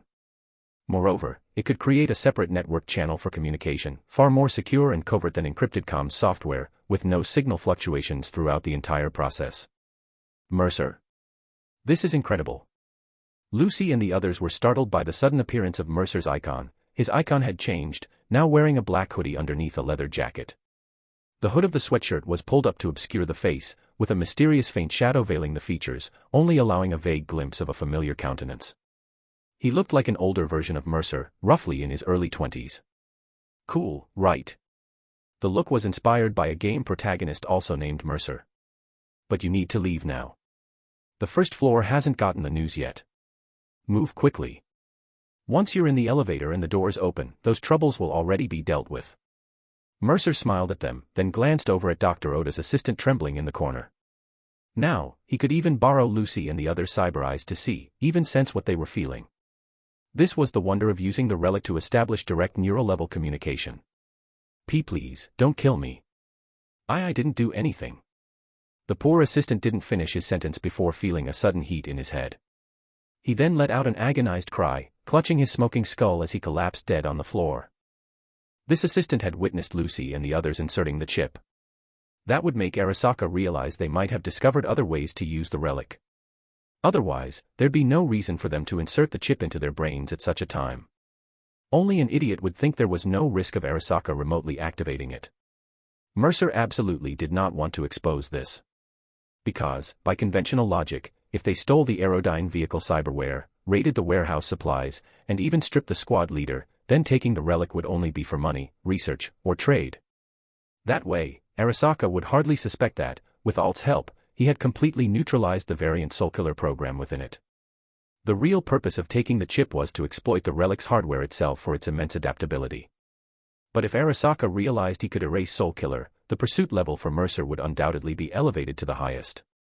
Because the dormant Soulkiller program in the chip was designed for automatic counterattacks. Whether AI or human, anyone attempting to crack or erase it would immediately awaken Soulkiller in the chip, triggering it to run autonomously. And 99% of humanity would absolutely not survive this terrifying, notorious killer virus. If you tried to crack the chip while connected to the net, the virus could kill you instantly through the network. And attempting to crack the program offline. That would mean reverting to the cyber stone age of typing code on keyboards to crack a top-tier program from the era of consciousness programming. And this was still a program encrypted by Arasaka. So, it was simply an impossible task. And if you tried to crack it hardware-wise, you'd only end up with a destroyed relic chip. Cracking the program on the chip was something only a terrifying AI like Alt Cunningham could achieve. If this were exposed, Arasaka would hunt Mercer to the ends of the earth. He had no desire to end up like Bart Moss, hiding in a freezer for decades only to upload himself into cyberspace in the end. But this also indirectly highlighted the cold-blooded nature of the new director. Because once this chip activates, its primary target isn't the AI, but the netrunner who inserted the chip. Only after killing the netrunner does it begin using the netrunner's brain processing power to attack the AI, remotely transmitting all devoured data to Arasaka's servers for storage. This means Tano Aina never cared about the lives of these novice netrunners. They were indeed bait Arasaka used to capture AI data, Mercer included. Perhaps Tano Aina's original plan was to use Soulkiller to destroy Mercer's consciousness as well, archive it, and transmit it back, turning him into another pitiful Johnny Silverhand, to be manipulated and analyzed at Arasaka's whim. At this thought, Mercer's gaze grew increasingly icy. As for Lucy and the others, watching the assistant suddenly clutch his head and collapse lifelessly, only Kyoko seemed somewhat disturbed, but no one wasted time. They immediately headed for the elevator. When they opened the elevator doors, what appeared before them made them all instinctively freeze, breath catching in their throats. For the only netrunner currently controlling the network within the base was initiating a silent, merciless slaughter. Chapter 17, Forgive Me, Auntie, This is the Last Time, bonus chapter. There was no roar of gunfire. Only the wailing of agents and staff clutching their heads. Their cyber eyes flickered with the blue glow of data overload. Their cyber decks erupted in flames. They strained to open their eyes but could see no trace of their companions. They screamed at the top of their lungs, but the sound couldn't reach ears already shattered by sonic shocks. Since the entire first floor of the base housed the largest concentration of security personnel, Arasaka agents, Mercer simply compiled a virus package from his stored quick hacks and unleashed it. This package contained multiple viruses, cyberware malfunction, overheat, synapse burnout, sonic shock, and more. Leveraging the server's immense computing power, and because these unlucky souls were all connected to the server-provided subnet, their ICE was erased by a death wish at a speed almost imperceptible to humans. The virus package then slipped silently directly into their brains. They were defenseless, helpless. Their wills were shattered and destroyed in the data stream, before the sparks igniting on their heads turned their brains into cooked mush. Even the Arasaka team leader equipped with military-grade ice held out for only a second before his entire body contorted like a twisted rope. With a final scream, he clutched his burning head and died in the flames. The reason he twisted like that was his desperate attempt to activate his Sandevistan in his final moments, hoping to slow time and find a sliver of hope. Instead, because of cyberware malfunction, the incorrectly activated cyberware started moving at different speeds in different directions, resulting in his body resembling a pretzel. Fortunately, the sturdy Sandevistan implant remained intact, preventing him from snapping his own spine. This horrifying, hellish scene made the children, the oldest no more than 14, swallow hard, momentarily frozen and forgetting to step out of the elevator. But then, Mercer's figure appeared beside them. Move. According to the signals, the Aerodyne vehicle should arrive in about 10 minutes. Seems we have plenty of time. I'll continue spoofing the signals to appear normal. After they land, wait for the robots I control to take out the driver and agents on board before you move in to secure the vehicle.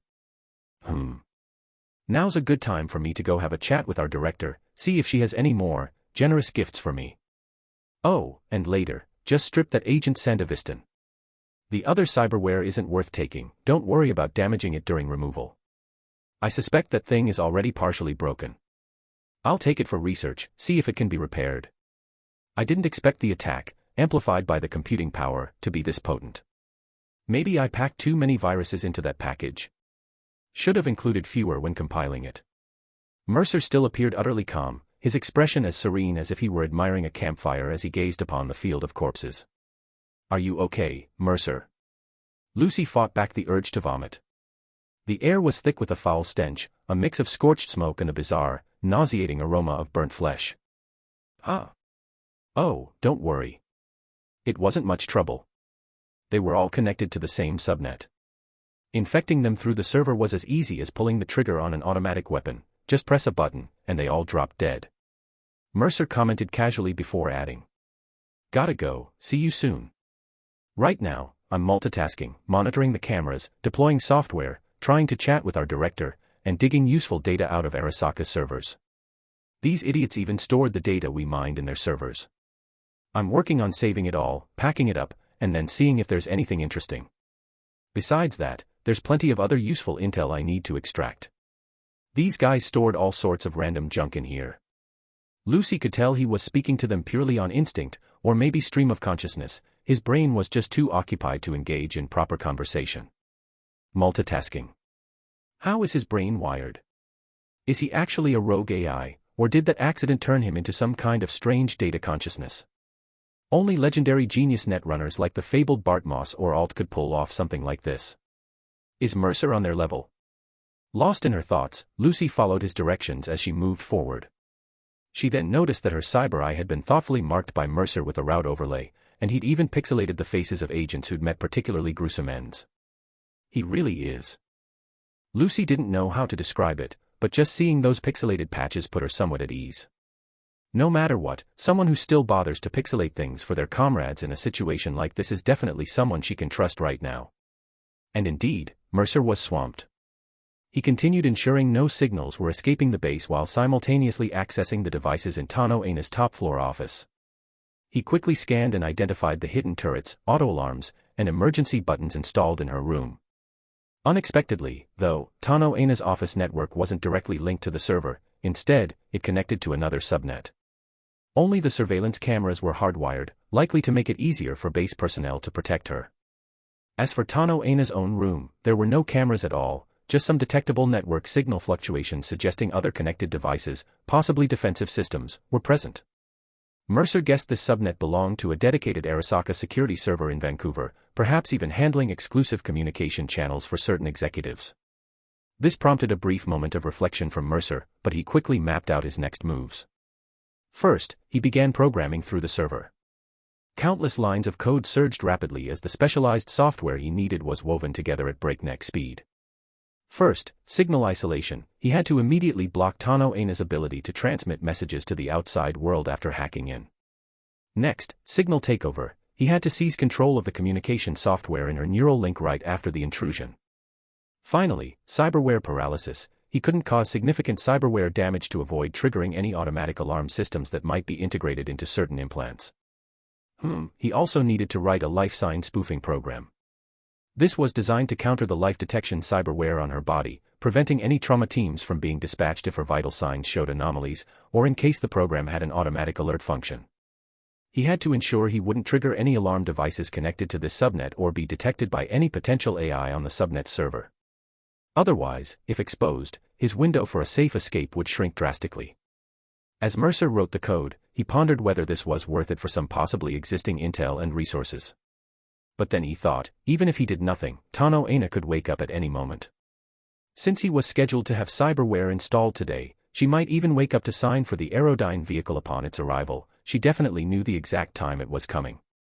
And most importantly, damn it, trying to screw me over. Though he didn't know what trap she'd planted in the cyberware, such a top-tier implant being given away for free was absolutely impossible with Arasaka. She also wouldn't kindly turn him into a netrunner version of Atom Smasher for free, just to owe her a favor. So, old grudges and new, it was time to settle accounts. Once the programs were ready, Mercer sprang into action. Step 1, leveraging his processing power, he immediately used a cracking program to breach the subnet signal of his target. After connecting himself, he used Deathwish to shatter the ICE of the combat robots hidden in the office. Then, using take control, he turned one of the Arasaka robots into his proxy. Step 2. While taking over all detectable devices in the room, Mercer used the robot's vision to locate Tano Aina's bedroom. As the robot approached the password lock on the bedroom door, Mercer used its built-in cyberdeck to hack into the lock at close range and begin cracking it. In just 1 second, the automatic door slid open with a swish. In the spacious bedroom, Tano Aina's eyes snapped open, only to see a guard robot with glowing red eyes. "What?" she began, but before she could finish, she suddenly realized in horror that her cyber eye was flooding with bright red warning text. Ice. Ice failure detect. You are under alert. The text on her cyber eye nearly overwhelmed the screen, each line failing to display completely before turning into garbled code. The entire sequence, from appearance to corruption, took less than a second. A netrunner. A very powerful hack. Tano Aina instinctively activated the alarm function built into her cyberware and swiftly reached out to slap the vase on her bedside table. The vase was sent flying, shattering on the floor, but it was all in vain. The vase was connected to the base's emergency alarm system, moving it would trigger the optical sensor beneath. But now, Mercer was in charge of the Arasaka base. Her alarm signal reached the monitoring room only to vanish without a trace, as all alerts had long been disabled and required a manual restart from the control room. As for the alarm function in her cyberware. That was close. Just a little more, and you would have gotten the message out. Mercer's half-body image appeared in her cyber eye, as if he had made a voice call, but just seeing Mercer lying in the netrunner chair on the screen made Tano Aina despairingly realize the situation. Impossible, how did you bypass the server's AI? Then, Tano Aina discovered in horror that she couldn't even open her mouth to speak. Her entire body was stiff, like a vegetable, with all her cyberware locked and even her neural pathways seemingly hijacked. Don't panic. The reason you can't speak is that after I took over your neural link, your biological signals are being interfered with. You can't precisely control your body. But it's fine, I can hear you. Right from your mind. Mercer spoke in a relaxed tone. It's truly fascinating. Human consciousness, the brain, the signals it emits can actually turn into data. And as a netrunner, while deep diving, I can observe, analyze, and even interfere with these brainwaves by taking over your neural link. How does that soul killer protocol you developed, the one embedded in a cyberdeck, directly hunt and capture human data in the real world? Maybe it slips through your neural link, forcibly digitizing your consciousness in some form before erasing and plundering it. An incredible program, exquisitely designed.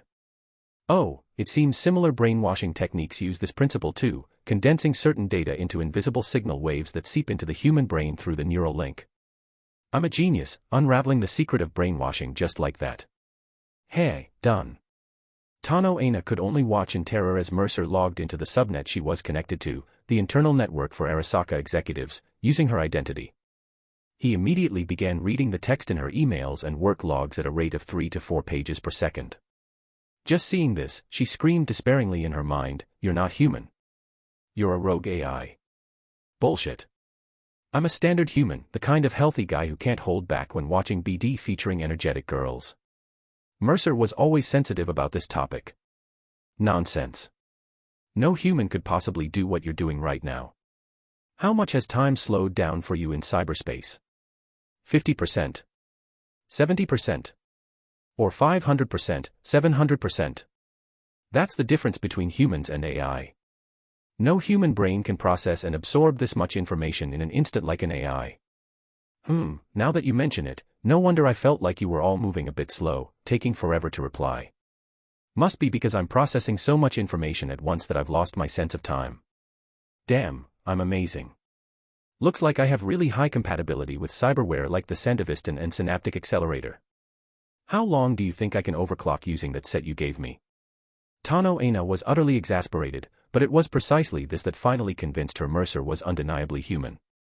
No rogue AI, no matter how absurd, would take pride in something like this, only a human would. Yet this realization only deepened her fear, because a netrunner of such caliber was someone she had only heard of in legends. Had his consciousness been hijacked or resurrected by some legendary netrunner's ghost? As for the idea that Mercer himself was a prodigy netrunner. If he had this kind of skill, what had he been doing all this time? The netrunners assigned here were typical, run-of-the-mill geniuses, but someone like Mercer, a genius among geniuses, could never have stayed hidden during Arasaka's training. No, no, no. Could he really be one of those super prodigies like Bart Moss, who was online by age 4? Is that why he tampered with the evaluation system right when he entered Arasaka's training, deliberately hiding his identity just to wait for the right moment to escape? Damn it, these netrunners are all fucking insane. What's so bad about Arasaka? Why can't they just work honestly and climb the corporate ladder like proper elites? She couldn't make sense of it. She really couldn't. Please, don't kill me. I can help you with whatever you want. At this point, killing me won't do you any good. I can help you, no, cover for you so you can get far away. I'll pin the losses here on rogue AIs, and I'll blame the previous director for the rogue AI incident.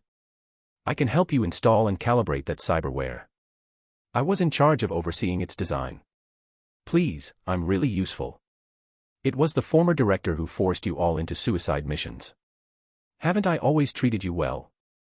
I even tried to help you move up within the company. With skills like yours, why do this? After the cyberware procedure, you could become Arasaka's top netrunner, the atom smasher of netrunners. Do you have any idea what his salary? Shut the hell up. Mercer's voice amplified fivefold, making Tano Aina scream in agony inside her mind. You idiot, you think this is all I installed? Remember the lie detector chip?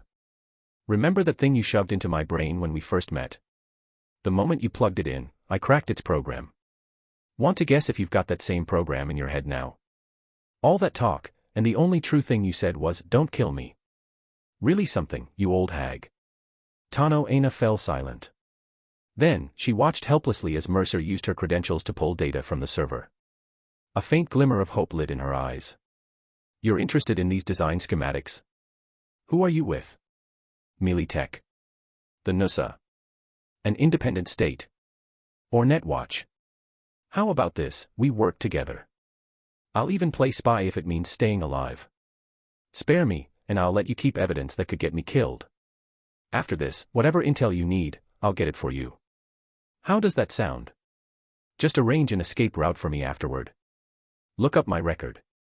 When it comes to cyberware development for netrunners, I'm easily top 3 at Arasaka. Militech, or whoever you're with, just check, and you'll see. What good is a dead person to you? Please, you installed the lie detector program, you know everything I'm saying is true, right? I can pin this on a rogue AI and fake your death. Mercer was genuinely tempted, planting a spy within Arasaka, especially one who was a master in netrunner cyberware development. But then he reconsidered. This woman only cared about survival now. Even if the rogue AI took the blame, she would still be held accountable. The destruction of the base didn't matter much, and losing one set of cyberware was acceptable. But losing 7 relic chips loaded with Soul Killer. She was as good as dead. Still, she had given Mercer a valuable idea. Why not make her the spy after all? Which option to choose? After a moment of thought, Mercer had an idea. Why not make both of them take the fall? He immediately began searching her contacts for anyone connected to Militech or the new United States. Failing to find a suitable candidate, he settled on framing her secretary instead. He located the secretary's room using the same method as before and took control of all his systems with the same routine.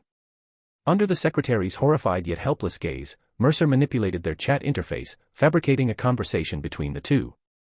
Secretary Inoue, where are you? Something's wrong. Our servers have been hacked. Those novice netrunners are taking advantage of the chaos to escape. Tano Aina, what? Are you joking? How could they possibly hack our servers? Mobilize a response team immediately. Secretary Inoue, no, we need to meet first. I suspect someone's already inside. Where are you? Tano Aina, useless. I'm in my room. Hurry. Damn it, I need to send a... Mercer simulated a network disconnection, then used the security bot in Inoue's room to retrieve his gun and escorted the secretary upstairs. Both Tano Aina and Secretary Inoue had realized what was happening, pleading desperately through their neural links, but Mercer felt nothing. He had already filtered their consciousness as junk data. When Inoue entered the office, Mercer used the bot to guide his hand, aiming the pistol at Tano Aina. All right, the data transfer from the subnet is complete. Quite a bit of useful stuff here. Damn, I need to figure out how to take it all with me. After saying this, Mercer began erasing traces of his activity. Tano Aina's eyes rolled back, and she collapsed weakly onto the bed. This wasn't even a quick hack, it was simply the overwhelming volume of data stream Mercer had extracted through her neural link, knocking her unconscious. He had deliberately slowed the process, afraid that frying her brain would render the interface useless. Once the data was temporarily stored on the server, Mercer sighed in relief. Through the bot's perspective, he looked at Tano Aina lying helplessly on the bed, disheveled in her pajamas, and shook his head. "Forgive me, Auntie. This is the last time I'll take advantage of you." With a thought, Secretary Inoue could only watch as the bot guided his hand to pull the trigger, firing shot after shot. Mercer felt he had been rather merciful, being shot while unconscious. She probably felt no pain. However, watching her corpse twitch repeatedly with each pull of the trigger by Secretary Inoue, Mercer felt that she probably wasn't suffering anyway. Mercer was kind-hearted and couldn't bear to watch such scenes. So he decisively switched the main perspective, simultaneously flooding Secretary Inoue's mind with massive amounts of junk data to knock her unconscious before having a robot carry her away, while keeping an eye on Lucy and the others' progress. Chapter 18, Looting and Evacuation, Bonus Chapter. From his split-screen view, Mercer saw that Lucy and the others had already scavenged the items he wanted from the warehouse. Individual survival kits, mechanical repair kits, and, according to the annotations Mercer provided through his cyber eye, each of them had taken at least one Arasaka JKE X2 Kenshin Tech pistol. This pistol used electromagnetic propulsion to fire tungsten-tipped rounds, boasting excellent armor-piercing performance. It required a brief charge for 2-round bursts, and its bullets could even deliver lethal damage through walls. Additionally, everyone carried an HJSH-18 Masamune, Arasaka's classic power rifle. Aside from the annoying inherited 3-round burst mode in its grooves, it was an extremely user-friendly, precise rifle equipped with a holographic sight and chambered for 7.62mm armor-piercing ammunition, with very straightforward maintenance. They also each carried various types of grenades, 3 magazines per weapon, and a dedicated backpack of ammunition for resupply. Even so, the group of novice netrunners was exhausted. Kyoko was gritting her teeth as she dragged her bag along. Mercer slapped his forehead, only then remembering to have the idle robot lend a hand. "The Aerodyne vehicle is arriving. Hand the items to the robot to bring to the entrance. You won't be involved in any firefights. Also, quickly fetch me a large storage drive. I've acquired quite a bit of data, and ordinary chips can't hold it all." Mercer appeared out of nowhere, but this time Lucy wasn't startled. She immediately nodded in agreement. "I'll get it. Do you need it connected to your server?" Mercer replied, "Just find any network terminal. The entire base is under my control now." "Understood." Lucy turned and went to retrieve it. "The rest of you, take this time to rest. Have something to eat and drink. Help me extract that agent cyberware." "No, I'll handle it myself using the robot. Just hand me the cryobox." Mercer decided to spare these pale-faced novice netrunners. If they actually had to do it, he was afraid the kids would vomit on the spot. But he felt nothing about it now. In fact, he felt fantastic. Kyoko quickly nodded. The blurred patches in her field of view were already nauseating enough. She couldn't imagine what it would feel like to actually perform a dissection herself. Daichi and Leon also breathed a sigh of relief. Truth be told, they didn't particularly want to see the corpses littering the first floor of the base either. They just swallowed hard, found a spot to sit, and rested. Then they watched as a robot discarded its weapon, picked up the cryobox from the ground, and took the scalpel Kyoko had been carrying with her. She had taken it from the medical bay on his instructions. The robot then located the agent captain who had been twisted like a pretzel. Mercer controlled the robot to mercilessly slice open the agent along his spine, examining the condition of the experimental Sandevistan. He sighed regretfully. The neural link is partially burned out, and some parts are even bent out of shape from his own contortions. Even if repaired, it would likely malfunction easily. Better not to use it on our own people. I'll practice with it on the way and find a buyer for it later. This isn't a prototype, but lab-grade equipment should still be worth something. It just can't be sold casually. We'll hold onto it and sell it in Dogtown. He roughly pried open the Sandevistan and yanked it out, tossing it into a cryo container before shutting the lid and setting the temperature. Then he turned his attention to the agent's hands, dissecting them without hesitation for another inspection before nodding in approval. "This one's usable. We can sell it later. Too bad, if I didn't already have monowire, I'd love to try out mantis blades. Anyone here want them? Mercer's avatar stood beside the surgical robot, glancing at the group of children, who immediately shook their heads frantically, afraid he might offer to install the blades on one of them right then and there. All right, we'll keep it to sell.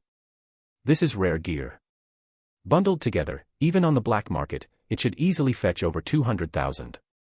Satisfied, Mercer placed it inside. Earlier, he'd had the kids search for cred chips but only managed to scrape together a little over €2,000 from scattered chips. They only had Arasaka bank accounts for now, which would definitely be frozen soon, so they couldn't access the dead men's cred chips through their neural links. A shame. Thinking this, Mercer used the remaining security bots in the room to search Auntie's bedroom again. Sure enough, no cred chips, but there was a custom-made Kenshin pistol. It still featured the classic black and red color scheme, but with an added red waistline along the barrel compared to the standard model. A cherry blossom pattern was engraved on the grip. In a game, this would definitely be an iconic weapon, probably called something like Kenshin, Falling Cherry Blossom. Mercer had the room's bots take it away, sending it down via elevator. At least the search wasn't a total waste. He felt a little embarrassed, he'd just said it was the last time, and here he was again. Oh well. Next time, he'd finish searching before making promises like that. Mercer waited quietly as Lucy connected the portable hard drive to the network, then immediately uploaded all the critical data he'd scavenged. External cameras finally picked up the Aerodyne vehicle's approach, so Mercer quickly directed the security bots and drones on the first floor to combat readiness. He ran a friend or foe identification scan, updated their permissions to enable autonomous targeting, and began preparing for the final confrontation. Captain, comms confirm the plan remains unchanged, enter through cargo entrance 2. Copy that, preparing to land. A black Aerodyne vehicle emblazoned with Arasaka's white logo descended slowly. As the massive metal gate rose, the pilot drove habitually into the entrance inspection zone. He glanced over instinctively and noticed that, unlike usual, 2 robots were manning the typically strict checkpoint, instantly putting him on edge. The pilot asked via comms, "Where are the security personnel stationed here?" By order of Director Tano, all security, agents, and relevant staff must undergo secondary security screening today. Security systems are temporarily monitored by automated units. Please proceed to the unloading zone after inspection and await further instructions from receiving personnel to complete the handover. As the robot's cold voice concluded, the red scanner beam finally shut off. Identity verification failed. Please power down the vehicle immediately and exit with all passengers for identity inspection. Damn, is this right? Captain, maybe you should call the director with a voice message. The driver muttered uncertainly. The transport team captain had already been frowning while sending a message but received only one reply. Director Tano, in a meeting. Organizing secondary inspections for all base personnel today. Leave a voice message if urgent. It seemed to match up, surely Director Tano's comms couldn't have been hacked, right? Thinking this, the transport captain simply nodded and ordered the driver to power down, then stepped out fully armed. But before he could process what was happening, 2 robots had already aimed their weapons at his head. Even faster than the robots raising their guns, however, were the bullets from an automated turret that had risen behind him. To his horror, he discovered all his cyberware had been locked by an authorization override. Director Tano's authorization had locked his cyberware. The powerful heavy machine gun rounds tore through his head in an instant. The other 2 agents and the driver were likewise gunned down without any chance to resist, by security robots and Aerodyne drones. Mercer. What now? The prepared novice netrunners hurried out, while several hidden robots and drones helped carry their gear. Mercer's avatar appeared. Get into the driver's seat, connect the personal link cable. I'll hack in through your relic. Then get in the Aerodyne vehicle, organize the cargo, and check my cyberware. Got it. Lucy climbed into the cockpit and plugged in the data cable. The others immediately began moving items.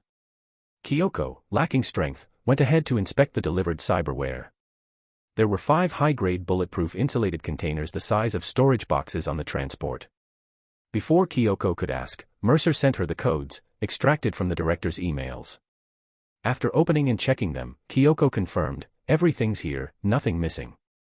Good. Why is the packaging so bulky for all this? Mercer glanced exasperatedly at the now crammed Aerodyne vehicle cabin. The transport Aerodyne vehicle was Arasaka's most common model. Besides a separate driver's seat, it had only 4 passenger seats and a small trunk. It would have been spacious enough for 2 people and 5 insulated containers, but now they had 4 people plus a pile of gear. Fortunately, the trunk was empty. They tossed in the durable luggage and stacked the cyberware refrigerator between the seats. Being all kids, they squeezed in together. Mercer quickly hacked the Aerodyne vehicle systems using the cable Lucy had plugged in, then commanded, "Everyone get in the back seats. I'll have a bot bring someone over, toss her in and bring her along. Keep her unconscious at all times. She must not wake up, but don't let her die either. Just keep her sedated. I'll be there soon." "Copy that," Lucy and the others replied. They had long noticed the still unconscious secretary Inoue being carried by the robot. Mercer immediately began uploading an automated program to the server to ensure it would continuously cut off everyone's network access, buying as much time as possible before detection. Next, he swiftly proceeded to lock all employee doors. The reason he hadn't done this earlier was that locking the doors would create noticeable activity. If anyone was still connected to a subnet or had a special channel to raise an alarm, he might not be able to monitor it all in time. After all, there were no cameras directly linked inside the employee bedrooms. Arasaka wasn't perverted enough to monitor every employee while they slept. Once the doors closed, Mercer would lose awareness of what happened inside. But now, it didn't matter. Even if someone triggered an alarm, by the time Arasaka personnel arrived to investigate, he would be long gone. Finally, he set a self-destruct protocol for the server. He pondered the timing for a moment and ultimately decided to make it trigger-based. That is, as soon as any locked employee door was opened or any other network signal appeared, the server would automatically initiate a suicidal overload, burning itself out completely. After that, Mercer performed a selective format, wiping all valuable data, documents, and logs. But as he was deleting the files, his gaze lingered for a moment on the employee records. Although Lucy's data flashed by quickly, some unusual entries stood out compared to those of other novice netrunners, catching his attention. So, Mercer opened Lucy's file to take a look. The information he found made him frown slightly. Chapter 19, Departure for Night City. Name, Kushinada Lucina. Age, 14. Place of origin, Warsaw, Poland.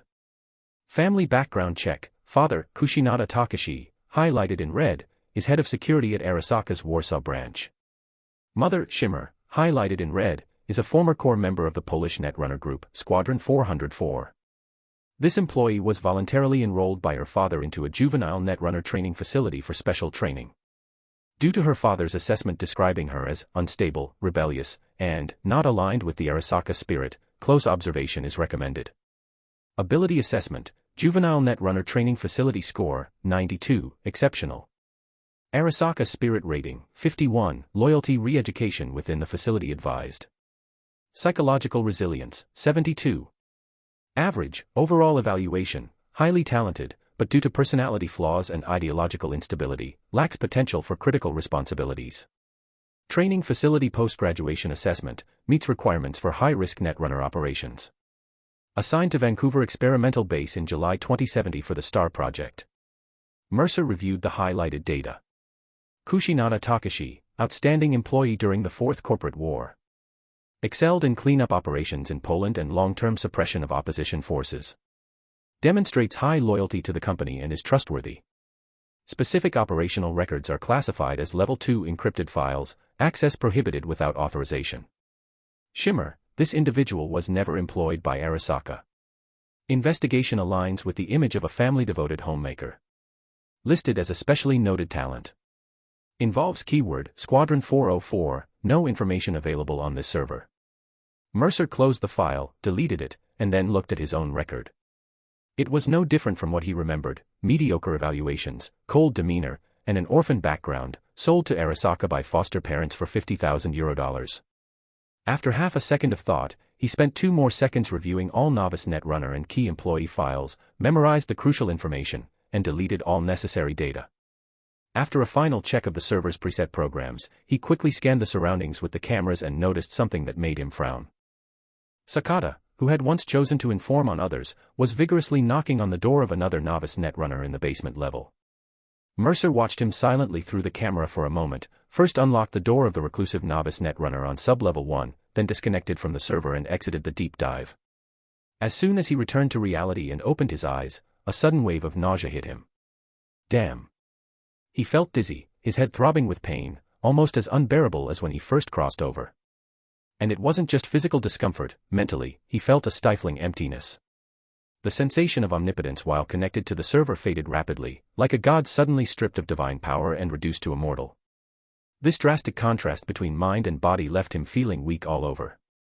Staggering to his feet as if drunk, Mercer gasped for breath and stumbled forward unsteadily. A robot waited for him at the door, holding the specially crafted Kenshin pistol made by the director. Mercer took the gun, racked the slide, then let the robot support him into the elevator. Leaning against the wall, he paused briefly and thought before pressing the button for the basement level, all while panting heavily, trying to recover. Deep diving was truly dangerous. For ordinary netrunners, even when connected to servers in cyberspace, their capabilities were limited, essentially maxing out at their brain's natural limits.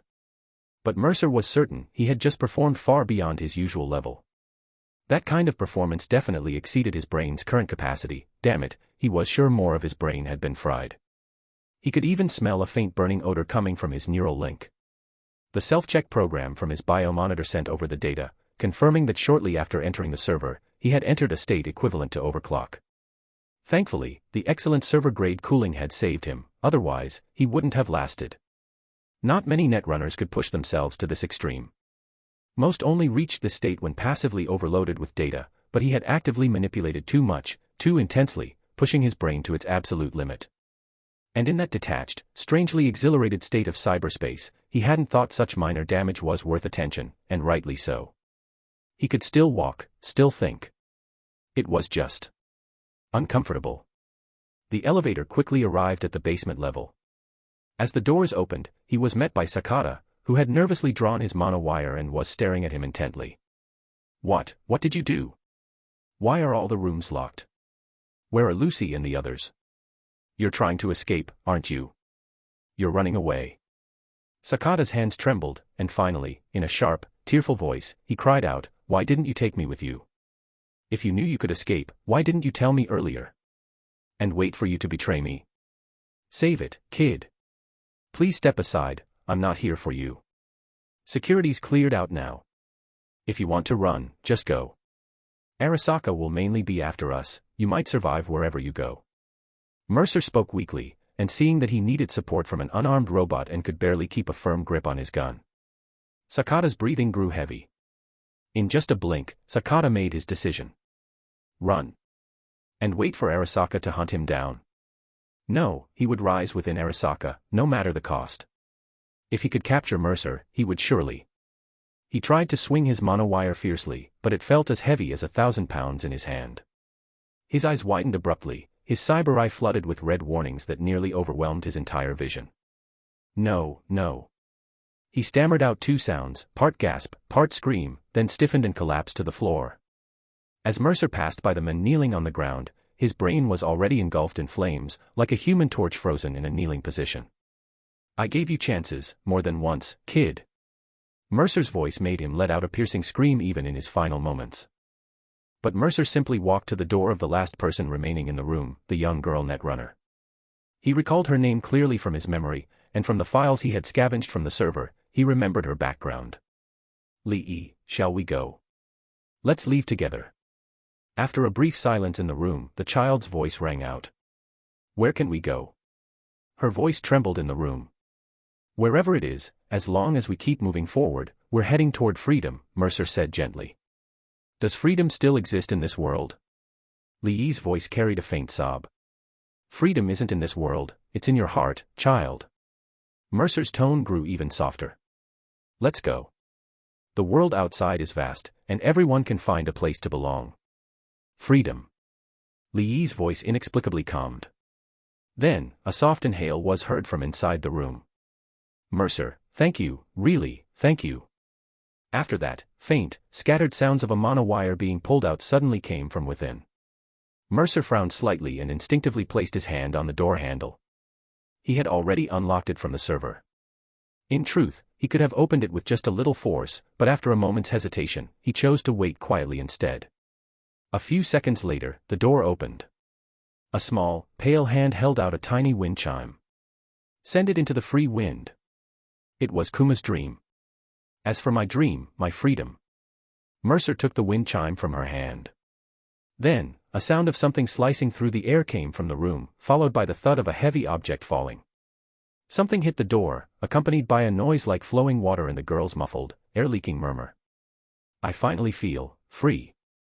Her faint voice was eventually drowned out by the room's incessant, annoying ventilation fan. "May your soul rest in peace." Mercer clenched the wind chime in his hand, turned, and walked away. The robot assisted him into the elevator, and he calmly pressed the button for the first floor. In this despairing world, the right to choose how to die is also an expression of one's freedom. He could have saved her. He could have counseled her. But would that have robbed her of the freedom to choose? Encouraging her to overcome all these hardships and endure all this torment, wasn't that, too, imposing his own ideas on her life, a self-satisfying act of charity? Mercer felt as though he had pondered for a long time in that moment, feeling lost for the first time about whether what he had done was right or wrong. When the elevator reached the first floor, Mercer immediately stepped out and sent a command for the robots originally in Director Tano and Secretary Inoue's rooms to return to their original positions. Then he made all the security devices in Director Tano's room automatically execute the short-circuit program. He wanted to create the false impression that Secretary Inoue had disabled the robotic security, killed Director Tano, and fled. Once again, he heard the concerned inquiries from those novice netrunners in his ear. He simply replied with a group message saying, "On my way," and immediately headed toward the freight hangar where the Aerodyne vehicle was parked. But the corpses he saw along the way once again made him feel nauseous. Especially that charred smell, he probably wouldn't be able to eat grilled meat for a while. In cyberspace, seeing these bodies felt as insignificant as NPCs in a game, killing was just like tapping a keyboard. But back in reality, looking at the corpses scattered across the ground, a sense of guilt and horror welled up uncontrollably in his heart. He laughed at himself mockingly. Earlier, when he saw how pale Kyoko and Lucy looked, he thought they were overreacting. But when it was his turn, honestly, he was about to vomit. What kind of ruthless people were those decisive protagonists in novels? He considered himself highly adaptable, thick-skinned, and easygoing. But now he realized he still had a long way to go before fully adapting to the cyberpunk world. Regarding life and death, justice, and the path he must take, he actually needed some stable time to digest and reflect before he could find the answers. For now, though, he had to endure all this and stand strong for these kids. As the big brother, he had to act the part. Mercer. In the distance, Lucy, who had been standing by the Aerodyne vehicle with her pistol in both hands on high alert, spotted Mercer staggering toward her from afar. Her expression instantly turned tense, and without a second thought, she rushed over to him. Daichi held back Leon and Kyoko, who also wanted to approach, giving them a look that said, "Be sensible," though his own eyes were filled with concern for Mercer. Instinctively, Lucy supported Mercer, looking at his pale face. "Are you okay?" "My mind's a bit hazy." "Get me a relic." "I haven't told you yet, I've already cracked the program inside. I'll flash it for you later. After that, you can keep the chip inserted. It actively repairs neural pathways and can also activate passively after the host's death to save your life." Mercer smiled, not refusing her help. With her support, he could walk a bit faster. She was quite petite, but her strength was nothing to scoff at. "Don't talk about that now. We can deal with flashing later, just rest first," Lucy insisted. But Mercer shook his head. "No, I still have to drive. It's fine, I'm just feeling a bit unwell, but I'm not an invalid. I'll be back to my old self after a couple days of rest." As he spoke, Mercer declined Lucy's suggestion to let him rest in the back. Kyoko, quick to react, had already opened the case storing the relic chips and handed one to him the moment she heard his request. He then inserted the chip directly into his head and used the program Alt provided to quickly purge the soul killer inside. Then he activated the chip's built-in neural repair function, opened the Aerodyne vehicle's cockpit door, crawled inside, and plugged his personal link into the vehicle's system. Only then did he let out a long sigh, leaning back in the seat as he watched the entire vehicle pass authentication. "Hurry back and sit down. We're about to depart. Keep an eye on our guest and make sure he doesn't wake up mid-journey. She needs to sleep straight through to the final destination." Lucy pressed her lips together tightly as she looked at him, but ultimately nodded firmly and returned to the passenger cabin. After closing the door, she casually kicked the somewhat obstructive, unconscious Secretary Inoue lying on the floor out of the way. Soon after, the sound of the Aerodyne vehicle's engine starting up echoed through the cabin. Due to the aerodyne vehicle's design, the passenger cabin only allowed occupants to face each other in pairs, with the cockpit concealed behind metal panels. They could only hear Mercer's voice through the vehicle's intercom. "Stop looking so gloomy, this is the taste of freedom so many people dream of. Get ready, fasten your seatbelts. We're setting off now. Off to Night City." Chapter 20, Landing in Miles City, Bonus Chapter. See that, dear friends? Those black dots of all sizes on the highway over there are checkpoints leading towards Seattle. But we don't have to queue up like them. See those drones over there? Even though they spotted us, those border station folks didn't even dare send a comms request. These Arasaka lapdogs take bribes and bully people at the border, but when they meet someone tough, they turn blind and deaf. But that's even better, they saw us flying toward new American-controlled territory and even served as our eyewitnesses. Mercer's relaxed voice came through the vehicle's speakers. The novice netrunners, who had been watching the scenery outside with a mix of tension and anticipation, now felt almost like they were on a trip. "Next, we'll cross the hills and reach a stretch of wilderness. Cherish the last bit of green you can see now. For the rest of the journey, we'll mostly see dilapidated roads, yellow sand filling the sky, and maybe countless hubbubs." Curious what a hubbub is? It's a nomad term, means sandstorm. I imagine many of you have never experienced one, but don't worry, when you actually see it, you won't like it. And because of the remnants of war, when these hubbubs rage, radioactive materials clinging to the ground and air get swept up with the sand. So sometimes the net signal gets really bad, that means the hubbub's coming from a radiated zone. But don't worry about radiation, eating a little sand won't hurt you. Due to repeated wars and climate change, oases are becoming scarcer in New America nowadays. Especially near California, it's all desert out there. If you're unlucky and don't know which route is safest, you might even step on landmines buried during the Unification War. But like I said, don't worry. I've done plenty in the servers, not only got the maps but also tapped into Vancouver CityNet to dig up a lot of info. Mercer spoke at a leisurely pace, like a radio host. The novice netrunners finally relaxed and started chattering among themselves. But as they began to chat freely, Mercer fell silent. Only Lucy remained quiet, gazing out the window. After a while, she sent him a private message via comms. "Lucy, why are you doing this?" Mercer, "What?" "Lucy, you're the one who worked the hardest and bore the most burden. We barely did anything. So why are you still putting in effort to take care of our feelings now?" Mercer, "That's just what a mature big bro does, you know." Lucy, "Actually, there's something I've kept from you, from everyone, Mercer. I'm not really sure, but if you take me with you, you might get into some other kind of trouble because of me." Mercer, "Is it bigger than the trouble of me killing a project director and dozens of security personnel and agents, stealing Arasaka's top-secret relic and the lab's prototype cyberware?" Lucy, "Probably not that big, no." Mercer, "Anyway, if you treat me as one of your own, I'll do the same. But hey, I can be a bit petty sometimes, you know." Lucy, I understand. I won't bring up anything about Sailor Moon BD again. Sorry." Mercer, Annoying brat, better not let me catch you doing anything embarrassing." Lucy, XD but seriously, thank you, Mercer. If it weren't for you, I might have really died back there. Lucy, I'm scared of dying, really scared. Watching my companions die one by one in those chairs, I felt like I was going insane. Lucy, but I owe you my life. We all owe you our lives, Mercer. I'll repay you, I promise. Mercer, among our own, we don't keep score like that. Only outsiders tally debts. If you really want to say that, save it for when we part ways. And when that time comes, I won't hesitate to call in that favor, you won't have a choice but to pay up. Lucy, are we all considered your own? Mercer, depends on whether you stick with me after this. But even if we go separate ways, it's fine, just don't stab me in the back. We'll talk more later. Right now, I need to focus on driving and locating our friends we're about to meet. Lucy, who? Mercer, you didn't think we could trek thousands of kilometers on foot with just the supplies from a few individual survival kits, did you? They're bringing us a vehicle and fuel.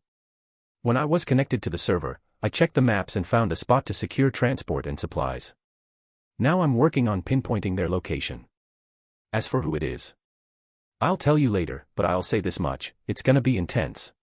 Better start mentally revisiting your shooting training. Lucy, all right. Seems like I can't really help with any of that. Mercer, kids should act like kids. I'm not in a hurry to put child labor to work here. Lucy pursed her lips. Aren't you only 14 too? Or are you really some kind of rogue AI or something? Well, even if he was a rogue AI, she still owed him her life. Snapping back to reality, Lucy realized the car had fallen silent, the other three staring straight at her. Done chatting. What were you talking about? Leon asked with a teasing grin. Nothing important. Just plans for later. Didn't want to leave things uncertain, Lucy replied without batting an eye. Kyoko eyed her suspiciously and snorted lightly. Feels like you and Mercer talked about a lot behind my back. Aren't we good sisters? Of course. I just didn't want to disturb you all while you were relaxing. Lucy didn't understand why she'd instinctively lied. After a brief silence, she added softly, I'll tell you about it later, if there's a chance. No one pressed further, but the silence lingered as they gazed out the window, watching the scenery rush by, the drifting clouds and the vast blue sky. Everyone had their secrets, just like how they could all tell Mercer hadn't been quite right since the incident, yet no one dared, or perhaps even wanted, to ask. That's what trust was, believing in the unknown about someone, rather than needing to uncover everything.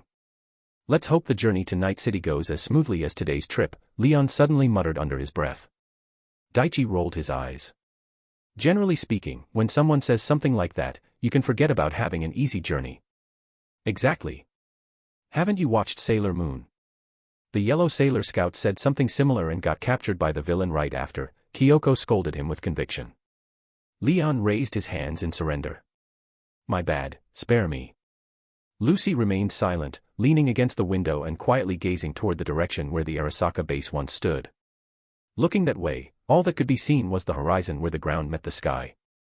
The building that symbolized her nightmare seemed to have vanished forever. She slowly closed her eyes, feeling nothing but peace in her heart.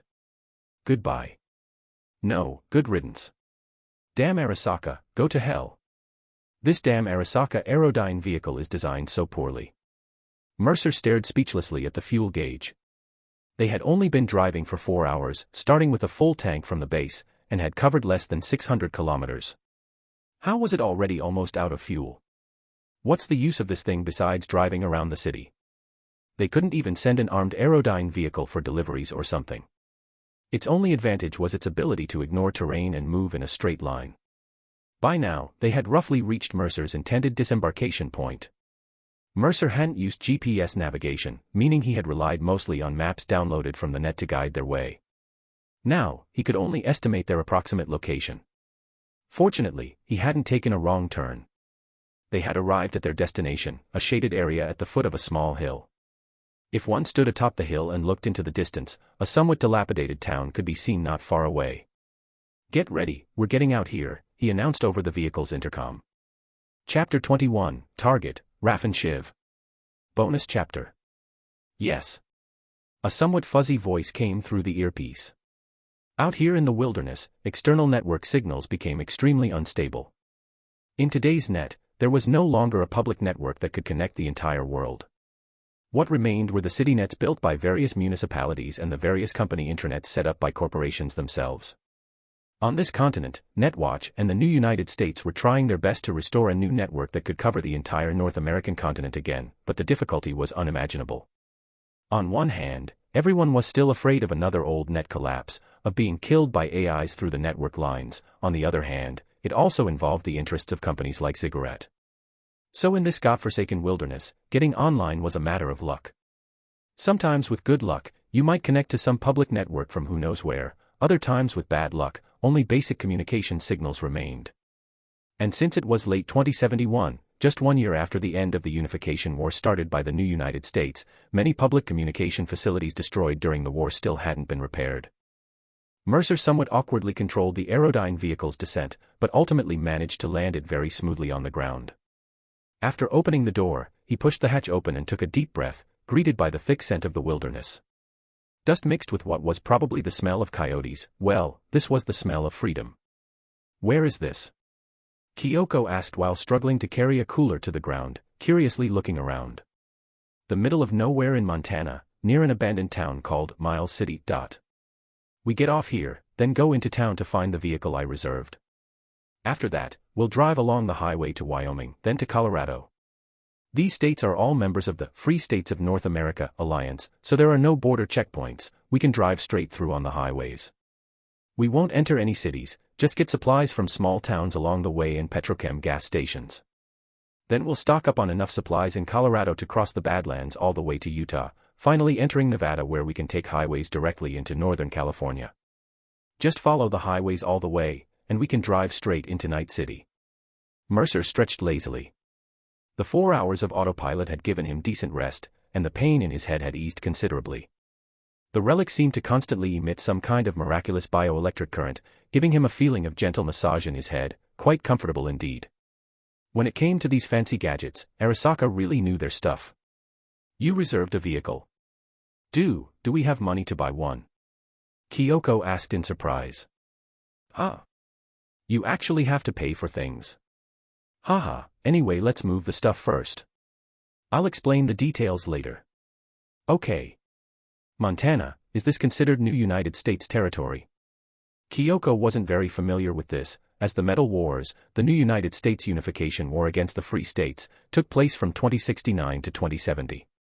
During this time, everyone had already been moved into the isolated underground facility of the base. Barely, I suppose. Mercer got out of the vehicle to help unload the cargo, casually tossing the still unconscious Secretary Inoue aside as he spoke. Everyone knows the main goal of the unification war was for the new United States, backed by melee tech, to try and reclaim all the independent states. Though the Free States Alliance, formed by those independent states, had Arasaka's covert support, they ultimately lost the war. However, from the Free States' perspective, even after signing the Treaty of Unification with the new U.S., each state retained its autonomy.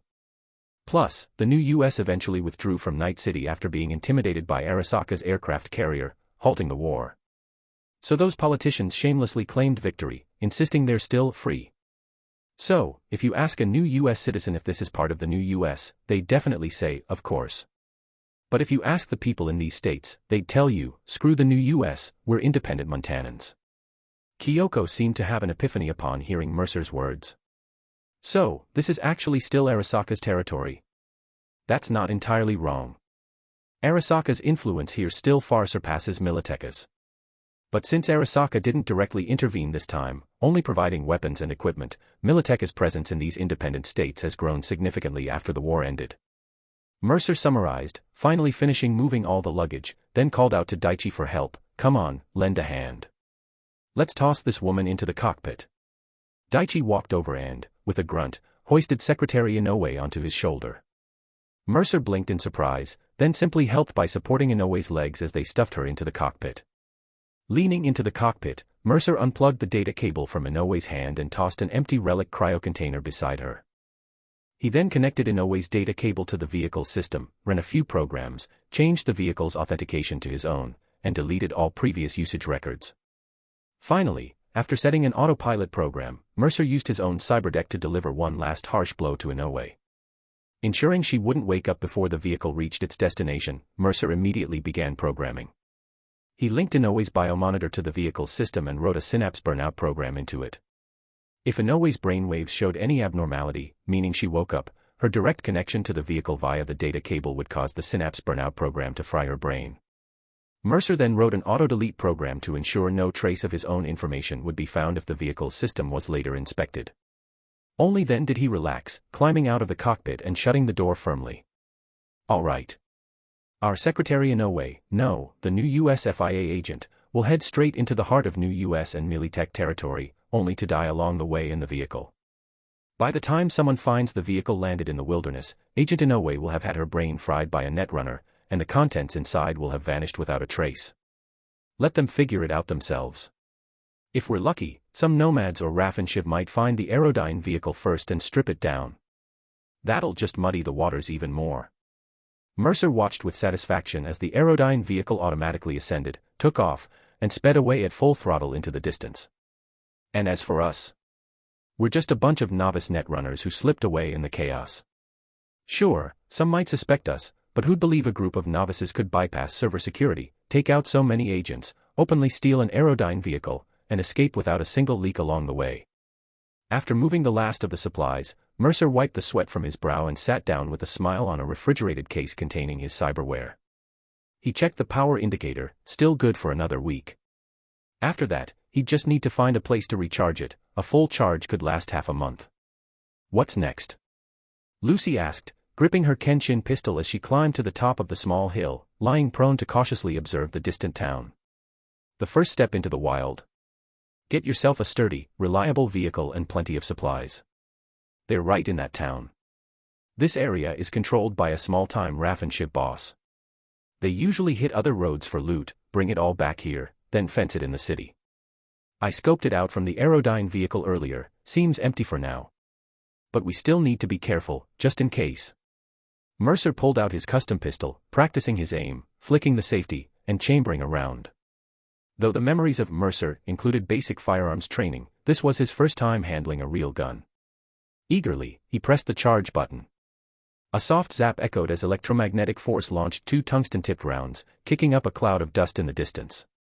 "Whoa," he murmured in awe, then chuckled. "Everyone, check your gear. I'll scout ahead to see if there's anyone in town. If there is, they've probably already noticed our Aerodyne vehicle parked behind this hill for a bit." So. The kid's expressions tightened with renewed tension. Survival of the fittest, the strong preying on the weak, it's a classic you can't avoid out here in the wild, or anywhere. Mercer laughed, stuffing 2 grenades into the back of his waistband casually. "When we open fire, make it count. You all passed the training chip exams at Arasaka Training Facility, don't embarrass yourselves against a few bandits. Let's link up our own network. If you spot enemies, mark them in your cyber eyes," Kyoko suggested, raising her hand. "I brought a laptop, I'll try to pick up the town's network signal now." "Good idea," Mercer praised. "With me here, no need to worry about enemy netrunners breaking into our subnet. I'll black out whole groups at once." "What if we see people?" Leon asked nervously, lifting his rifle and mimicking Lucy by moving to the edge of the hilltop to watch the town. "Don't worry. Every last one of these Raffenshiv scum deserves what's coming." Mercer's tone was calm as he stood and walked to the edge of the slope. In the field of vision, the dilapidated town remained quiet. After observing for a while longer, Kyoko's voice came through. "I'm not picking up any network signals, just some from fixed devices. I'd say there's an 80% chance no one's here. Then let's move in stealthily. Be careful, spread out. Kyoko, you stay at the high point to observe and keep an eye on my precious cyberware. Once we secure a vehicle, we'll come back for you." Mercer made the call. "Copy that. Be extra careful, all of you," Kyoko said with concern. Mercer raised his pistol, carrying only 1 magazine, stood up straight at the hilltop, then looked down the slope, roughly 40 degrees, and leaped off, breaking into a smooth, brisk run. Lucy hurried to follow, sending him a message through their connected subnet. "Lucy, what kind of stealth is this?" "Mercer, if we take out everyone who sees us, who's to say it isn't stealth?" Leon, shit. "Wait for me." Just like that, the 4 of them charged down the slope, heading straight for the town. Idiots. Kyoko widened her eyes, straining to scan the town from above with her cyber eye. Just as Mercer reached the back of the town's buildings, Kyoko suddenly looked up, gazing into the distance. In the distance, a cloud of dust suddenly rose, the sign of an approaching convoy. "Kyoko, quick. Take cover. Someone's coming." Mercer, copy that. Mercer, locked and loaded. If it's the Raffenshiv, we're leaving none of them alive. Chapter 22, Raid. Aldkaldos. Mercer and the 3 novice netrunners quickly ducked into a dilapidated house before the enemies could approach. The shack was essentially pieced together with some kind of synthetic panels. Though it seemed the Raffenshiv had tidied it up a bit, the place was still littered with liquor bottles and cigarette butts. The couch was half-torn, with foam bursting out from the seams. Mercer leaned against the window, his cyber eye glowing as it zoomed in to observe the convoy approaching from down the street. Leading the pack was a 2-door sports car, but it had been modified with bulletproof glass, armored bodywork, and an extra headlight mounted on the front. According to his cyber eye scan, the original model of this car was called the Cheyenne. In the world of 2077, this bulletproof glass, or rather, the material known as crystal, was quite remarkable. At first glance, it looked like a thin sheet of metal, but when activated by a program, it could transform into a magical one-way glass. From the outside, only the metallic surface was visible, but from the inside, the outside could be seen with perfect clarity. This material left Mercer somewhat amazed, though at the moment it was seriously hindering his ability to observe the driver's seat. In the middle of the convoy was a modified Villefort Columbus V340 F Freight, a two-seater van with a spacious rear compartment, commonly used for cargo transport. Mercer found it vaguely familiar. After racking his brain, he finally recalled that this seemed to be the same vehicle from the game that had been converted into a mobile netrunning station when delivering Songbird to the airport. Following the van was a Mackinac pickup truck with a skull painted on its hood. Bringing up the rear were two Galena GA40 XT cars, also heavily modified but looking run down. 5 vehicles in total, fewer than Mercer had expected. He pondered for a moment, perhaps it was because most of the gang members were out making money during the day, and this was just a group of Raffenschiff members heading home after finishing their work. Beside him, Leon nervously started to raise his gun, but Mercer quickly reached out and pressed down on the barrel, shaking his head slightly while sending him a message. Mercer, not yet. Let them pass for now. Their pickup is armed with a machine gun, and from inside the vehicle, my cyber eye can't pick up their signals. Be patient. Leon nodded firmly, lowering his Arasaka HJSH-18 Masamune and cautiously peering out the window. The cars roared past the rundown house where Mercer was hiding, pulling to a stop outside an abandoned restaurant in the town center. Through their cyber eyes, as the Raffenschiff members got out of their vehicles, their figures were quickly tagged one by one. Even through the walls, their scanned signals were visible in their cybernetic vision. This was Kyoko's doing from a distance, only she had such a clear line of sight. Kyoko, hold on. They have a hostage. Doesn't look like one of them. Probably someone they robbed and kidnapped. What a bunch of scum. I've marked the hostage in the cyber eye feed. If possible, we might be able to save them. Mercer offered no opinion, simply observed the situation quietly before issuing orders. Mercer, wait until they've all gone inside to rest, then we'll move. Daichi, Leon, head to the building opposite the diner and find a way to break in. Once we're ready to open fire, you two need to launch a fierce assault from the front immediately. Lucy, give them your throwables too. Your objective is to inflict as many casualties as possible right away while creating a commotion. We'll sneak around the other side of the diner and try to stealthily take out key targets with quick hacks, initiating a pincer attack. Don't worry too much about that hostage, our safety comes first. Wait for my signal. Daichi, roger that. Leon, understood. Mercer gestured toward the back, and everyone retreated through the window to the rear of the house. Daichi and Leon went left, while Mercer led Lucy to the right. After putting some distance between them, they quickly crossed the central road of the town and reached the other side. He pulled Lucy along, moving cautiously with light steps, his cyber eye patiently scanning the ground to avoid triggering any mines or stepping on anything that might make noise. As they rounded the side of the diner, Mercer's eyebrows raised slightly.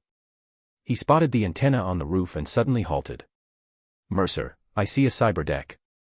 Hold on, I'll connect and see if I can tap directly into their subnet. These guys' network is probably linked to this cyberdex. If that's the case, wait for me to hack into the subnet and hit them with a virus package. Lucy, you're not connected to a server or any cooling right now. Be careful, don't fry your brain again. Mercer, no problem. Saying this, he crept stealthily to the back of the diner. Mercer, give me a hand getting up. Lucy immediately understood, moving behind the wall and crouching into a horse stance, placing her hands on one knee, a benefit of Arasaka's elite training. They had all passed rigorous military training and evaluations. Mercer took a step back, then accelerated, stepping onto her knee with one foot and leaping upward. Lucy pushed with her hands, helping him grab the edge of the over 3-meter-high roof. Gritting his teeth, Mercer strained his arms. Fortunately, he was fairly light and had decent physical potential. Even without specialized training, he managed to pull himself up. Once on the roof, Mercer walked over to the antenna, opened the maintenance box of the signal antenna, inserted his data cable, and directly connected to the local subnet. Instantly, he clearly sensed a cluster of signals beneath his feet. Mercer, got it. These guys clearly haven't been hit by netrunners before, they're all connected to the same subnet. Prepare to attack. Lucy, stay crouched in the back with your gun. If any stragglers try to come out the rear door, open fire immediately. Kyoko, keep tracking the signals in your cyber eye until you confirm the targets are dead. Kyoko, understood. Lucy, okay. Then Mercer closed his eyes and poured all his focus into the network. Though he couldn't deep dive into cyberspace, as his concentration peaked, time seemed to slow down, and streams of data flickered before his eyes. His neural link was slightly warm as the quick hack programs stored in the coprocessor were first extracted, then immediately began integrating into a virus package. The program was deployed into the subnetwork, automatically starting its upload into the target's personal network. Normally, netrunners performing such operations would need to prepare a virus capable of area of effect damage in advance, allowing the program to consume the chip's computing power to run automatically. Otherwise, they'd have to manually infect targets one by one. But Mercer could simultaneously send multiple virus packages using only his own brain, while maintaining precise control over the program for targeted infection propagation. This demonstrated terrifying neural capacity. Even as massive amounts of data flooded his vision and his mental processing was pushed to its limit, he could still issue clear commands. Mercer, execute. The moment his command ended, the distinct triple-tap bursts of an authentic precision rifle echoed from across the restaurant, tap tap tap, tap tap tap, like rhythmic music. Glass shattered as male and female screams erupted almost simultaneously. Netrunner. There's a netrunner. Across the street. Grenade. Ah, Aya. The Raffenshiv members descended into chaos. Mercer took a deep breath and continued monitoring the situation downstairs through the subnetwork. Within mere seconds, all subnetwork signals from below fell completely silent. Mercer, U3, confirm status. Lucy, enter through the back. What about the hostage? Taken out with the rest. Kyoko, my visibility isn't great, I can't see behind the bar inside the restaurant. Daichi, no signs of enemy movement in my field of view. Leon, I saw the hostage scramble behind the bar during the chaos. Be careful. Mercer, I'll send him a warning message. Wait, careful. I can't detect his signal. But Lucy had already entered through the back door, pistol in hand. She soon aimed her weapon at the figure hiding behind the restaurant bar and reported back. Lucy, his hands are still tied. Cooperating so far. Area secure, you can come in. Mercer finally disconnected, rubbing his temples while feeling surprisingly alright, lucky that these guys were all on the same subnetwork, saving him the trouble of breaching multiple networks. With his skills, he could easily hack entire groups at once. Among these thugs, only one even had a cyberdeck with ICE in their head. That ICE-equipped opponent cost him some extra time, but the rest became his digital playthings the moment he breached their networks, utterly at his mercy. If not for giving Daichi and the others something to do, he wouldn't even need their gunfire. He could have wiped out this entire group solo within seconds. Mercer grabbed the roof's edge and dropped down, entering the restaurant through the back door. Daichi and Leon now approached from across the street, methodically performing coup de grace shots on the corpses exactly as taught in Arasaka training programs. Save your ammo. These poor bastards probably only have gunpowder bullets in their guns. Our armor-piercing rounds and tungsten-tipped ammunition are limited, no melee tech or Arasaka weapon stores here for resupply. Mercer scanned the scene with satisfaction. At least the two Raffenshiv members smoking by the window were definitively eliminated by gunfire. This meant that from the very first shot, neither Daichi nor Leon had missed their targets. After that, he took over Lucy's position, aiming his JKE X2 Kenshin at the unfortunate soul tied up behind the bar. Casually pulling up a small round stool, he sat down opposite the men, gesturing lightly with the barrel of his gun. Though his hands were bound, the man wore a gray cowboy hat, a plaid shirt, and a full beard. His jeans were somewhat dirty, and he sported a pair of rugged cowboy boots. He looked to be in his 40s, with graying hair and beard, but his build was still robust. An empty holster hung at his waist. He appeared to have almost no cyberware, just a basic neural link. Honestly, even Mercer would find dealing with this type troublesome. Guys like these usually kept their neural links disconnected from the network by default, only turning them on when necessary. For netrunners without direct combat capabilities, facing off against this kind of person could be quite a challenge. If you wanted to take them down with a virus, you'd have to plug a connection cable directly into their skull. No wonder Mercer couldn't detect his signal afterward. The moment this guy sensed a netrunner intrusion, he must have shut off his network connectivity entirely. He didn't need his neural link to control any cyberware, so cutting the connection was simple. Unlike those modified with cyberware, who required special plugins to disconnect, otherwise their linked implants would shut down completely. Talk. Introduce yourself, and then I'll decide whether you get to live, you poor bastard." The boundman stared at Mercer and Lucy with utter disbelief. Was this some kind of joke? A bunch of 13 or 14-year-old kids had taken down a group of Raffenshift thugs in just 5 or 6 seconds. "Don't shoot. I'm just a nomad, that Columbus outside is my ride." The Raffenshift targeted me, they thought I was transporting goods. They tried to rob me, but when they found nothing in my truck except junk, they got pissed, tied me up, and decided to ransom me. The men quickly explained his situation. Mercer simply tapped the bar lightly with his pistol. "Be more specific. Name, background, where you're from, where you're headed, and why." "Name's Cassidy. A nomad from the Old Caldos." As soon as Cassidy finished speaking, he saw Mercer's eyebrow twitch. Old Caldos. Chapter 23, Cowboy Cassidy, Bonus Chapter. "Yeah, Old Caldos. I came all the way from New America. No particular reason, just couldn't stay with my old clan anymore, wanted a change of scenery. Haven't figured out where to go yet, though. Just wandering, stopping here and there. Take on some delivery jobs when I run out of cash, save up enough, then keep moving. Looking for a place to belong." After Cassidy finished speaking, he noticed Mercer sizing him up. After a moment, a look of realization dawned on Mercer's face. "I get it. Anything else to add?" Mercer had already decided to let him off. Because he recognized this guy. In the game, players could take on a side job called, "With a Little Help from My Friends," and one of the characters that appeared was this Cassidy. An old cowboy who seemed to have lived a full life, in short, a good man. In the game, he was part of the Old Caldos clan, the same group Panam, one of the female protagonists, belonged to, just outside Night City. And Mercer had quite a soft spot for those Old Caldos, a bunch of loyal, solid folks. If you triggered the star ending in the game, these guys were even willing to follow you and help storm Arasaka Tower. A lot of people died along the way, but in the end, no one blamed you, all because you'd helped them a few times. But out of caution, Mercer decided to intimidate the guy first, then find a way to talk this old cowboy into leaving. Although he'd looked up a lot of info online, book knowledge could only take you so far. If they were really going to travel thousands of kilometers to Night City, having an experienced nomad to help would make the journey a lot easier. "I don't have much money. All my savings add up to just 4,000 eddies. If you want it, I can transfer it to you. If you're willing to let me keep my car, I can try reaching out to some old friends, scrape together a small ransom.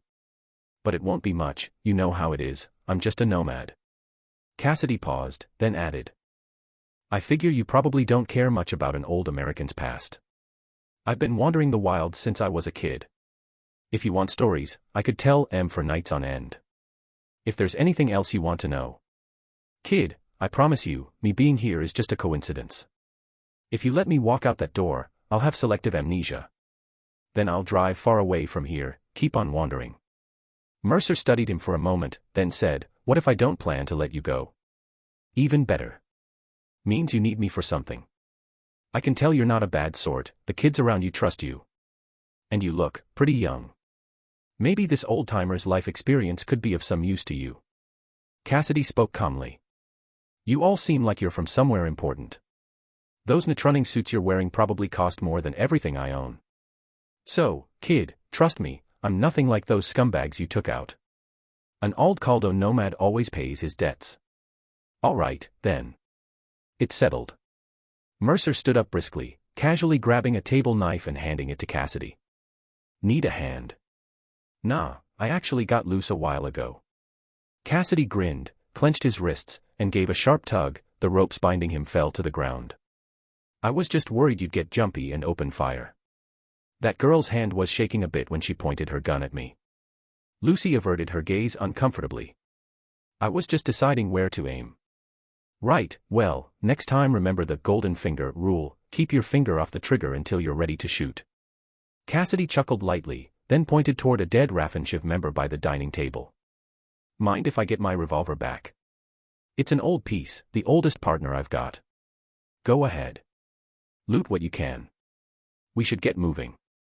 There's probably more of them in this town, and we don't want to run into any Raffenshift heading back home." Mercer gave the order, then safetied his gun and tucked it into his coat. "You're not taking their money?" The old cowboy noticed the group only searched the bodies without transferring funds from their neural links, assuming they didn't know better. Usually, folks like us don't keep all our money in banks, transaction fees add up. So we stash it directly in the cred chip on our neural links. Mercer shook his head and spoke plainly. Our previous accounts will be frozen soon, and the cred chip on this interface has already been deactivated. To reopen a cred chip, we'd need to activate a new bank account first. But our current IDs won't cut it, we'll have to wait until we get new identities. Ah, got it. The old cowboy understood immediately and cautiously probed further. I've heard Arasaka loves pulling that kind of stunt.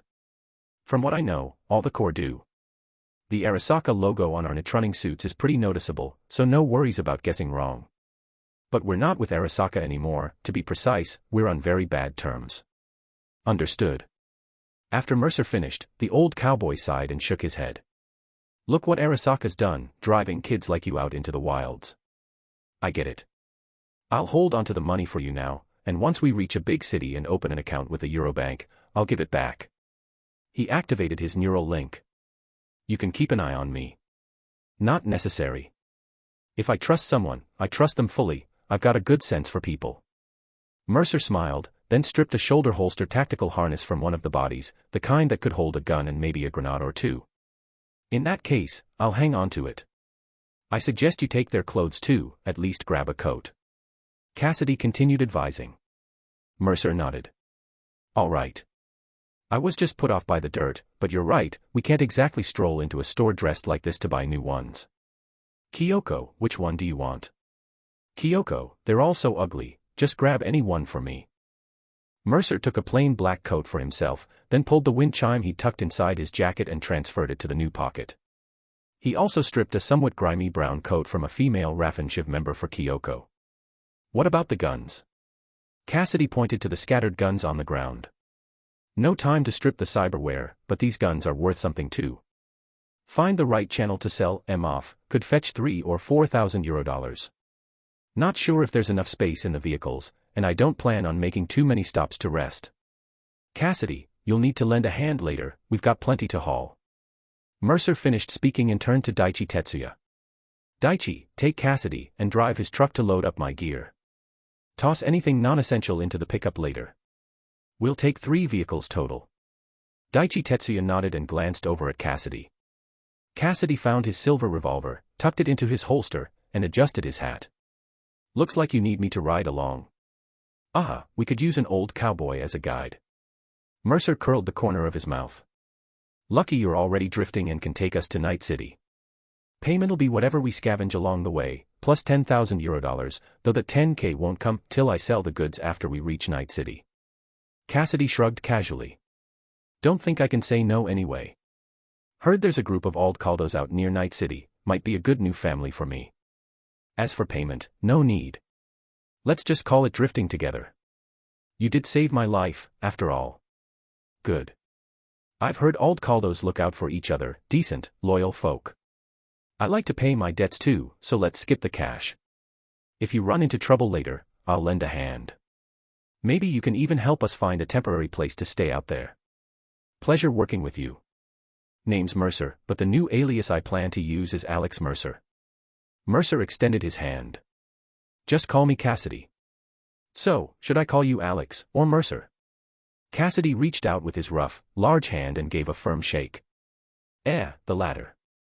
Got used to it, Mercer said, returning the firm handshake. Pleasure working together. Cassidy smiled. Pleasure working together. Mercer met his eyes and gave a slight nod. And so, the netrunner who fled Arasaka connected with the Aldcaldo he'd originally planned to partner with. Chapter 24, Haboob, Bonus Chapter. After the handshake, Mercer glanced around and casually picked up an unopened can of Spunky Monkey drink by the counter. He took a sip and frowned deeply. What the hell is this taste? Sweet like fucking corn syrup. Do people actually like this stuff? Oh, looks like the Arasaka employee cafeteria really is as bland as the rumors say. Cassidy took it from him and took a big swig without hesitation. Not bad. High-sugar drinks are a godsend in nomadic life. What about Nicola? Not the Sakura edition. Mercer searched for a while but only found a can of Cirrus Cola.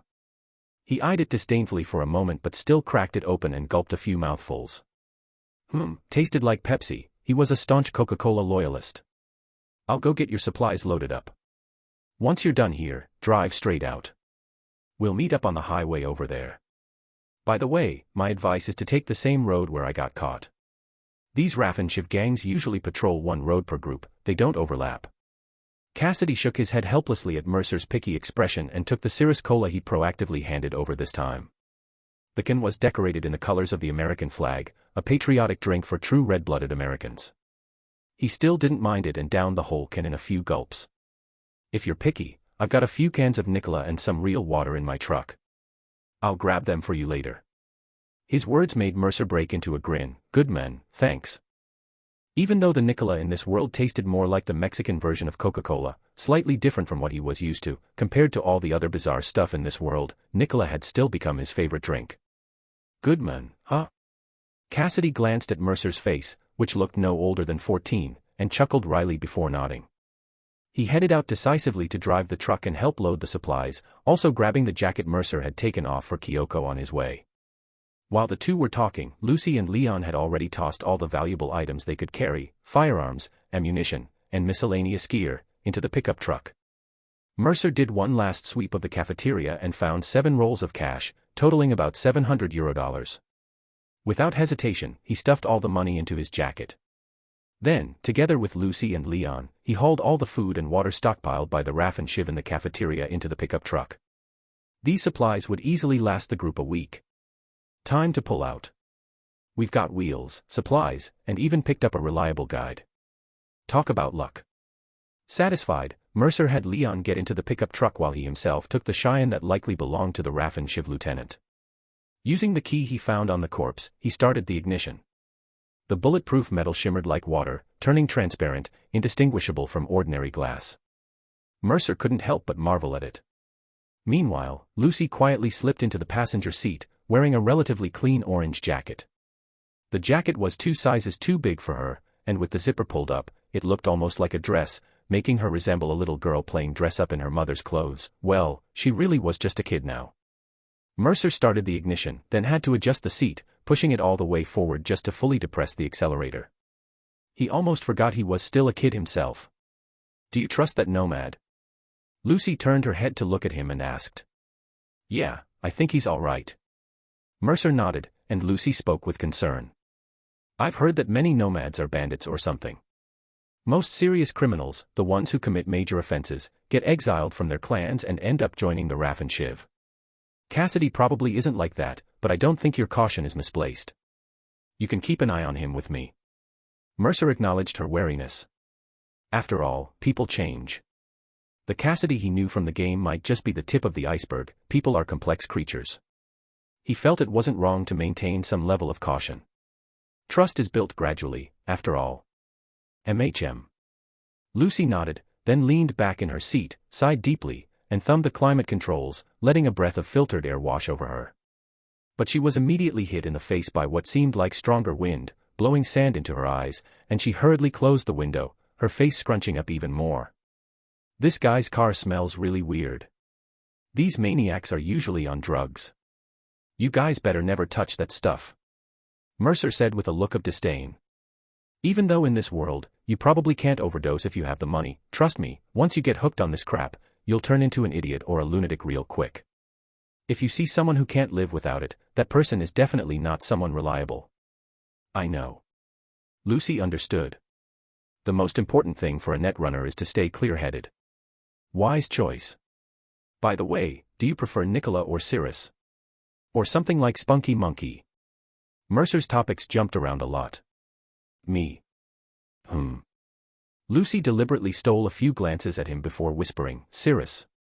Mercer gave her a deadpan look but couldn't help laughing. "Smile more, kid. You're actually pretty cute when you laugh." "Ha, here we go again. Do you always have to add kid or child as a suffix every time you say something nice?" Lucy relaxed into a half-reclining position, slightly turning her body toward him as she watched him. Otherwise I'd feel like I was committing a crime, you know. Don't want you to misunderstand." Mercer's words left Lucy covered in question marks, and she made a slightly disgusted face before chuckling. "Huh? Are you giving me a nice guy card in advance?" TCH, that's exactly why I'm afraid you'd misunderstand, kid. Let me put it this way, my preference is all pretty girls aged 18 and above. Not that pretty girls under 18 aren't attractive, it's just basic morals. Mercer sighed as he spoke. If he were really a 14-year-old boy, it might be different, but deep down, he was a 27 or 28-year-old adult. He wasn't lying to Lucy. He really wasn't picky, he liked the fierce, lowly mom type like Rebecca from Edgerunners, and he was also into the wild, sexy Panam from the game. To be honest, he even found David's mother quite charming and well-preserved. As for someone like Lucy, who was heroine tier in the anime, a cool, enchanting beauty, of course, he liked her even more. But finding someone pretty and cute was one thing, getting involved with Lucy as she was now would make him feel like a pervert. I do believe now that your mental age is over 20. Lucy pouted, her small frame curling up in the seat. I hate being called a kid or anything like that. Omit it next time, or I'll get angry. Got it, miss, Mercer said with a laugh. Not miss either. Lucy raised her voice. Besides, my birthday is in December, I'll be 15 soon. Legally an adult by 75. Ugh. What? In a hurry? Mercer teased. Huh? What are you talking about? Lucy grew flustered. In a hurry for what? To fit into your preferences. I just don't like being treated like a child by you. It's not like there's a big age gap between us. Wait, aren't you 14 too? We might even be the same age. No, maybe I'm a few months older than you. Seeing him avoid her gaze guiltily, she muttered, Mercer, to be honest, I think you're a bit narcissistic. The car came to a stop first. Cassidy and Daichi had driven over from the hillside with Kyoko and merged onto the highway. Then they pulled over to switch seats. Daichi took the large pickup truck with Kyoko, positioning it in the middle of the convoy, while Cassidy and Leon led the way in the van, leaving Mercer's car at the rear. Only after Daichi honked twice and started moving did Mercer press the accelerator to follow. With the old cowboy leading the way, Mercer didn't even need to plan the route, he just lightly pressed the gas and followed along effortlessly. Then, he finally responded to her earlier remark, MHM, I do think I'm quite charming. Lucy glanced at him sideways but couldn't hold back a laugh at his narcissistic comment. Chuckling helplessly, she said, anyway, I really don't like it. I know. You feel like you can help me too, that you're not some kid who needs looking after, and you want to contribute so you don't feel like a burden. Mercer, however, spoke his mind frankly. But I just feel like I should take care of you all. How do I put it? You can think of me as presumptuous. Call it male chauvinism if you want. In my view, those who are capable should bear more responsibility, and I'm willing to shoulder these pressures and move forward. It makes me feel more grounded. I don't know how to explain it. I just feel that if I came to this world and still let you all suffer, then my coming would have been pointless. The reason I'm here is to make sure everyone can live a little better, a little happier. That's my biggest goal right now.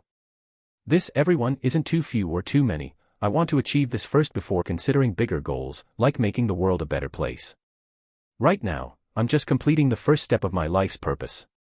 Compared to the guilt you might feel, perhaps I should be the one apologizing to you, because I'm genuinely acting on my own thoughts and will, influencing your life and future. But don't think you're special, I'll probably do this to many people later on. Some will like it, some won't, but I'll do it anyway because it's what I want to do, what I enjoy. So. He turned his head and grinned at Lucy. Hang in there, you'll be an adult in 75, huh? You're a bit annoying. Lucy rolled her eyes at him, then curled up in her seat, propping her chin on her hand. Her bright eyes quietly gazed at him, reflecting his radiant smile. Can a life spent striving for others' happiness really be joyful? Extremely joyful, because making some people happy and fulfilled inevitably means some idiots will be miserable. And who said that's my only purpose in life? Mercer laughed heartily as he opened the window. The fierce wind outside swept in yellow sand, and a distant sandstorm was faintly taking shape on the horizon. Lucy struggled to keep her eyes open against the sudden blast of gritty wind but still managed to watch him excitedly lean out, reaching his hand as if to grasp the storm. He shouted loudly, fighting to be heard over the roaring wind. Life is a journey, the joy isn't in the destination, or even whether you can reach it. It's in everything you experience along the way. Look, the people beside me are laughing and moving toward freedom with me. That idiot Arasaka I hate is probably sulking somewhere. The hardships of the past are behind me, and there's still so much ahead in this vast world. My happiness is that simple, can you feel the storm? It's coming. Haha. I've always wanted to try challenging a storm like this firsthand. Screw houses, money, cars, and jobs. Woohoo. Cough, cough, puffed, puffed. He let out a yell, drew back into the car with a mouthful of sand, spat several times, and then closed the window again. Turning to a somewhat stunned Lucy, he gave an embarrassed smile, wiped his lips, and spat a few more times. Damn, how did the wind pick up so fast? Puffed. Lucy couldn't help but laugh, and soon she was roaring with laughter just as he had. She stretched, opened the window, and leaned halfway out to feel the storm, taking a deep breath. Woohoo. She let out a shout too, then quickly pulled back in, coughing violently and even dry-heaving a couple of times before spitting out sand repeatedly. They looked at each other and burst into laughter again, their mirth echoing through the cabin, even drowning out the sound of sand pelting the windows. Shoo, shhh. Near the car radio, the walkie-talkie hanging by the air conditioner suddenly crackled to life. Hey. Kids, can you hear me? You should have a walkie-talkie in your car too, right? Respond if you copy, respond if you copy. Mercer picked up the walkie-talkie and pressed the talk button. Copy that, old cowboy. Copy, copy. Daichi's voice came through, with Kyoko's excited shouts faintly audible in the background. Reduce speed, maintain formation, and always keep the taillights of the vehicle ahead in sight. Don't lose your way in the sandstorm. If you lose visual contact, speak up immediately. The convoy will slow down to regroup. For now, I'll lead you to a temporary shelter I know. It'll take at least an hour and a half. Don't get yourselves lost before we get there. Don't get too excited too soon, the thrill is just beginning. Attention, everyone. The hubbubs are coming. Chapter 25, Crisis in the Storm, Bonus Chapter. This sand really stings. Kyoko covered her face as she rushed into the old, weathered house that looked like it had seen better days. Behind her, Daichi and the others were struggling to unload precious supplies from the vehicle. The house likely once belonged to a farm owner, though the land that was once farmland had long since turned barren and desolate. The original warehouse looked as if it had been shelled, with half of it in ruins, but fortunately, the living quarters remained intact.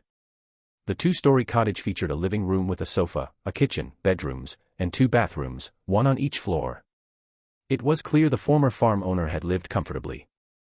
As the lights in the room buzzed noisily, flickering a few times before steadying, electricity was restored, finally illuminating the room that had been dimmed by the sandstorm. Phew. The old cowboy pushed the door open with one hand, holding onto his cowboy hat.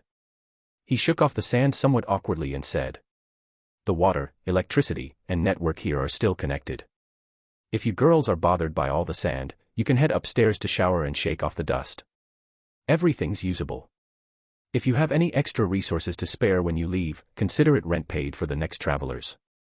Kyoko untied her twin tails and shook them out. Just those few steps from the car had made her feel like even her hair was full of grit. "The utilities here are still working," she exclaimed in surprise. "Yeah, it's all thanks to the nomads around here," Cassidy explained. "They set up the electrical circuits, fix the network cables, and repair the water pipes.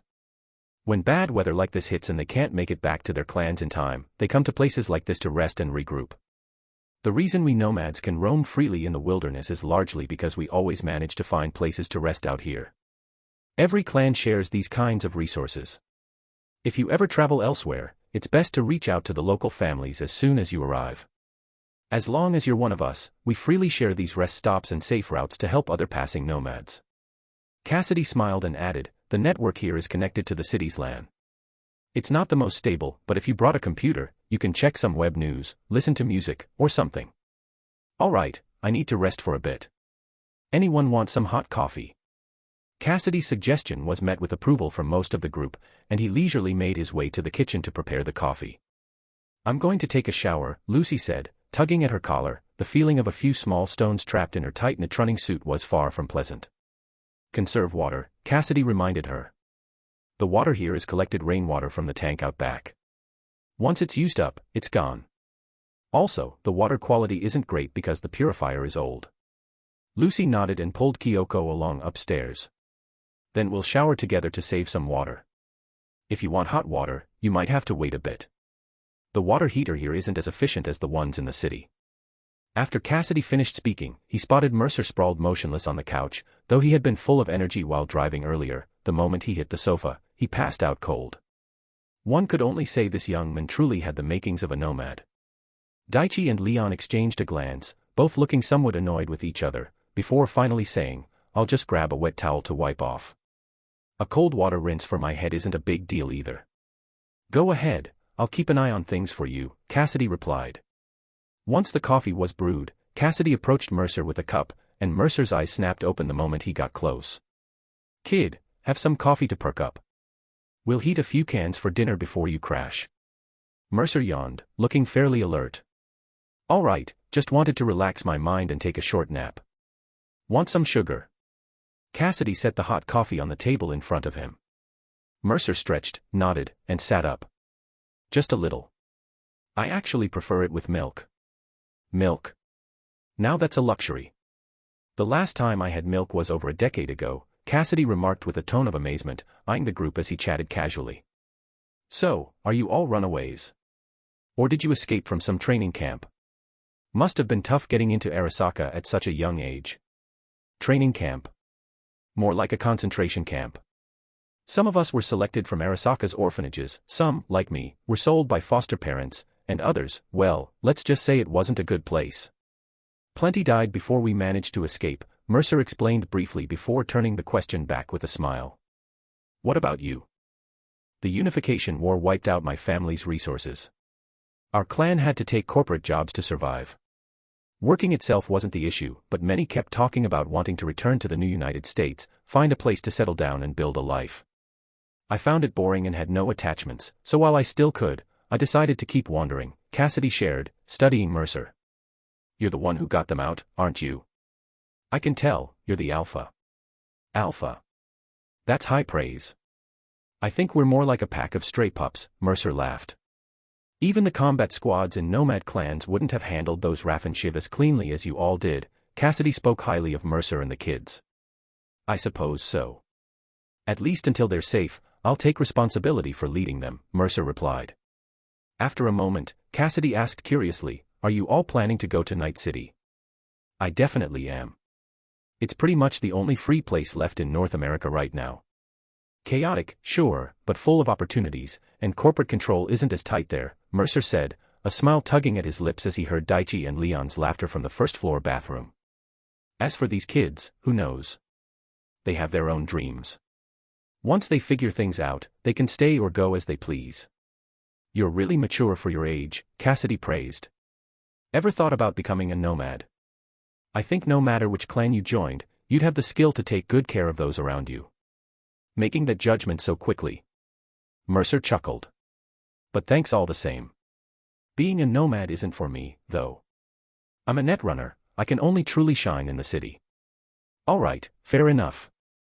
After a brief exchange with Mercer, Cassidy had a rough understanding of him, a mature individual who seemed nothing like a kid. "So we're heading straight to Night City after this?" Cassidy confirmed, "Or should we take a detour to shake off any potential pursuers?" "A slight detour, but not too far out of the way." Mercer continued, "This was my original planned route.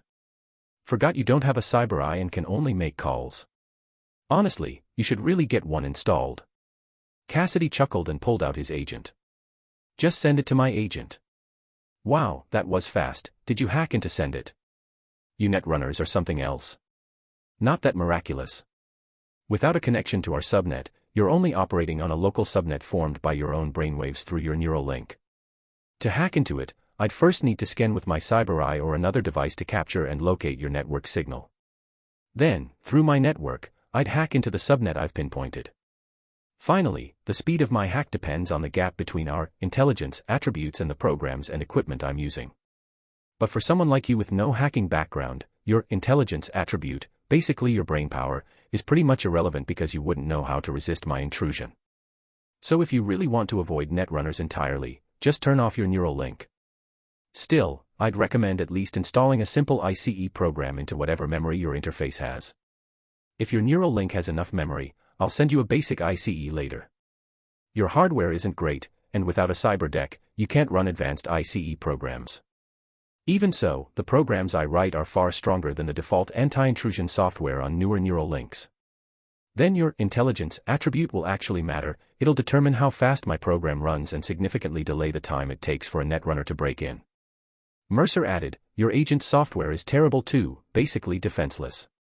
As long as your network signal is on and my cyber eye picks it up within range, I wouldn't even need a program to hack into it. Impressive. Cassidy could tell Mercer wasn't boasting.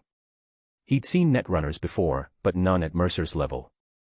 Cassidy studied the route map Mercer had sent to his agent and finally nodded.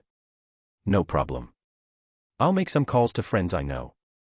We can definitely make it to Night City in under 2 weeks, tops. That fast. Mercer had originally planned for a month. To avoid main city routes and stay under the radar, his planned path was all through remote wilderness. That's a conservative estimate. If my friends can find us a safe route later, we might even move faster. If it weren't for the Unification War blowing up roads and leaving landmines everywhere, this distance wouldn't take more than a week. The main issue is dodging state border checkpoints, which means taking long detours and often having to trek through wilderness instead of roads. If you could secure safe identities in advance, we could stick to the highways. Even at a few hundred kilometers a day, we'd get there in 4 or 5 days max. After Cassidy finished speaking, he saw Mercer shake his head. I plan to go directly to Night City to forge a perfect fake identity. This will minimize Arasaka's reach. If they come looking for us, they'll definitely start from the outskirts. You're the boss on this trip. I'll follow your lead. As soon as Cassidy finished, his ears twitched slightly. Mercer fell silent too, narrowing his eyes to listen carefully. Then, the two exchanged a glance. Vehicle sounds. Cassidy immediately drew his revolver, leaning against the doorframe to peer outside. Good thing we parked all the cars behind the house. They shouldn't see them, so we can set up an ambush. Get your friends ready. Before he even finished speaking, Mercer had already used his neural link to send a simultaneous message to Lucy and Daichi. Daichi and Leon on the first floor were the quickest, arriving at his side with rifles in hand, their hair still wet. What's going on? Stay alert, possible hostiles. Mercer was brief, and Cassidy cut straight to the point. Did you bring in the light machine gun from the pickup truck you stole? Daichi. You and Leon go out the back door and get ready. We need that light machine gun from your truck for heavy fire support. If it's enemies, Cassidy and I will engage from the front. You drive out from the side and suppress them with flanking and rear fire. Mercer issued orders immediately, crouching by the window to look outside. Swirling yellow sand filled the air, visibility barely 10 meters. The engine sounds from afar were closing in, headlights from several vehicles piercing through the dust, clearly visible. At the same time, a message from Lucy popped up in Mercer's cyber eye. Lucy, Kyoko and I have taken the high ground at the second floor window. Kyoko will scan for enemies, I'll provide suppressing fire for you. Mercer, good, stay safe. Prioritize targets we on the first floor can't easily aim at. Lucy, copy that. The vehicle sounds grew closer. Mercer picked up his Kenshin pistol, his cyber eye glowing brightly. His cyber eye zoomed in, scanning the vague outlines of the approaching group. It's Raph and Shiv. Cassidy, I'm connecting you to the subnet. Don't disconnect. Mercer whispered to Cassidy while simultaneously messaging his netrunning team via comms. For ease of communication, he used the old method, connecting everyone, including Cassidy, to the subnet with him as the host. This way, even if the enemy had a netrunner targeting them, he could provide support. Kyoko, 4 vehicles. At least 8 people. I've highlighted visible targets in my cyber eye. They've got an armed pickup with a machine gun. We'd better wait for them to get out. Mercer, good. Old cowboy, can you see? Cassidy, I can't see, but I can hear you all. Impressive. Mercer, visibility is too low. Wait till they're all close before engaging. Cassidy, toss me one of your grenades. When they reach the door, we'll throw them straight out. Mercer, good idea. Mercer took out the Arasaka fragmentation grenade he carried and tossed one to Cassidy. Cassidy, we're upwind. When we throw, remember to use more force than you think. Mercer, understood. They've stopped. They didn't drive straight over. Damn, we forgot to turn off the lights. Cassidy, my bad, forgot to warn you guys. Mercer frowned slightly, he still lacked some practical experience. Things like forgetting his room light was still on simply hadn't crossed his mind beforehand. Who's out there? Make a sound. If you don't speak up, pal, I'll serve you something big. The Raffenshiv member in the distance was already shouting. Mercer, Lucy, can you take the shot? Clear their machine gun position. Lucy, I'm aiming. 80% chance. Mercer, you shoot, I'll throw the grenade. Daichi and Leon, move the vehicle on my signal. Lucy, 5-second countdown. Hey. Hey. Not talking, huh? Watch me blow your heads. The Raffenshiv member's cursing was cut short. Rat-a-tat-tat. Lucy's HJSH-18 Masamune fired early, interrupting his rant. At the same time, Mercer and Cassidy threw 2 grenades with all their might toward the faint figures in the distant dust cloud. Open fire. Mercer roared, raising his kenshin one-handed while his eyes glowed gold. He'd begun neutroning. Chapter 26, The First Direct Confrontation. The Raffenshiv members had stopped about a dozen meters away, using their vehicles as cover. By now, the pickup truck, being the primary target, had been riddled with holes by Kyoko and Lucy's Masamune rifles firing 3-round bursts of armor-piercing ammunition. Aside from the Raffenshiv member manning the machine gun in the truck bed, only the driver was wounded and had taken cover behind the vehicle. The rest remained unharmed. Because the grenade Mercer threw was blown back a considerable distance by the fierce wind, it exploded only 4 or 5 meters away, nearly blowing him to pieces. Cassidy fared slightly better. With surprisingly strong arm strength, he managed to toss a grenade in front of a car, but it was still blocked by the bulletproof vehicle, and the fragmentation grenade failed to penetrate the body to cause effective damage. Open fire. Open fire. The Raffenshiv members shouted, quickly organizing a counterattack with their submachine guns, kinetic assault rifles, and even someone wildly firing a shotgun from a distance. Chaos erupted outside, with muzzle flashes flickering in the dim sandstorm. Fortunately, Kyoko had pre-highlighted the enemies in her cyber eye. The cyber eye locked onto their signals, outlining their figures, allowing even the inexperienced shooters to pinpoint their positions under such conditions. Mercer didn't use the Masamune, instead, he opted for his Kenshin pistol. His choice proved wise. Although the Kenshin couldn't provide suppressive fire, the tungsten-tipped rounds, charged for a second before firing with a zipping sound, accurately pierced through 2 layers of bulletproof glass and struck a Raffenshiv member right in the head. Shit. I'm hit. Damn, he's still alive after a headshot. Mercer cursed. The sandstorm wasn't just reducing visibility, the damn radioactive dust floating in the air was interfering with the network signals. He had been trying to hack from the start but failed repeatedly due to network fluctuations. These maniacs probably have metal implants in their bones, and the skull is the easiest to reinforce. If you're not sure, aim for the body. They can't afford heavy armor or bioorgans. Cassidy yelled. Lucy, they have bulletproof vests, be careful. Mercer, I see them flanking the house. Someone's priming a grenade. Kyoko, I'm suppressing them. Lucy, Daichi. How much longer? Daichi, coming. Watch out. Their pickups charging over. Someone from the Raffenshiv shouted, and from behind the house a pickup truck burst through the sandstorm, with Daichi at the wheel.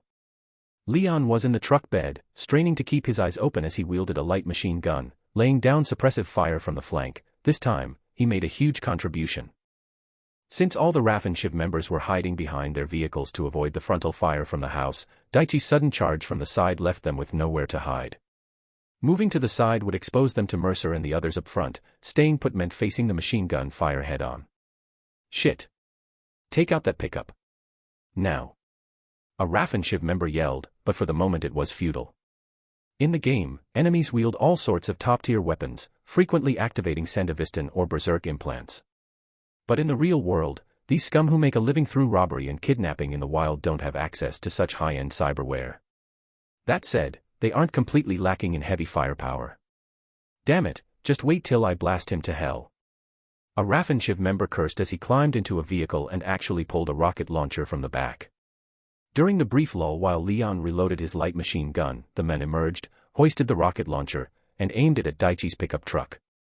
But before he could fire, 2 spiraling tungsten-tipped rounds pierced through his neck, Mercer's Kenshin still glowing with electromagnetic energy. The round struck the man's throat, and after passing through, the electric surge sent his entire body convulsing. The rocket launcher accidentally discharged, firing into empty air and exploding somewhere in the distance. Nice shot, Mercer. Leon shouted, though his reloading of the light machine gun remained somewhat clumsy. No good. We'll get worn down out here. Rush into the building. Get inside and fight. A Raffenshiv member yelled, charging toward the house.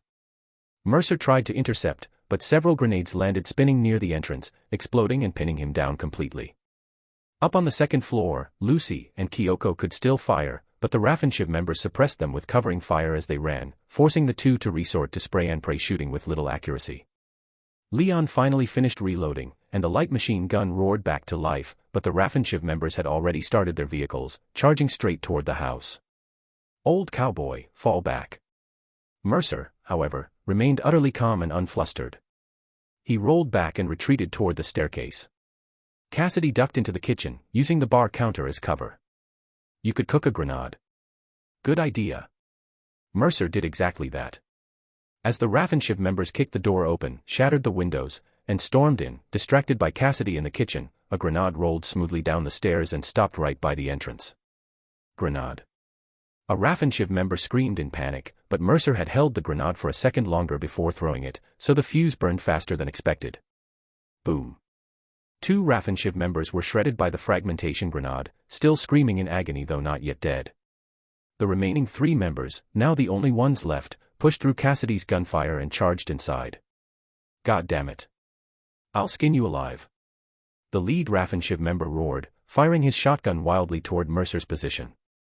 The 2 behind him sprayed haphazardly with heavily modified rifles whose original models were unrecognizable. But Mercer only smirked coldly. Coming inside. Now you don't have that damn radioactive dust to jam the network signals. Squinting, he peeked out briefly, his cyber eye flashing gold as it quickly locked onto and located the enemy subnet, then sent the program. The moment the quick hack was dispatched to their subnet, the program symbolizing death began loading. The quick hack didn't even require Mercer to first breach their subnet, all he needed was to locate their signal and send the program.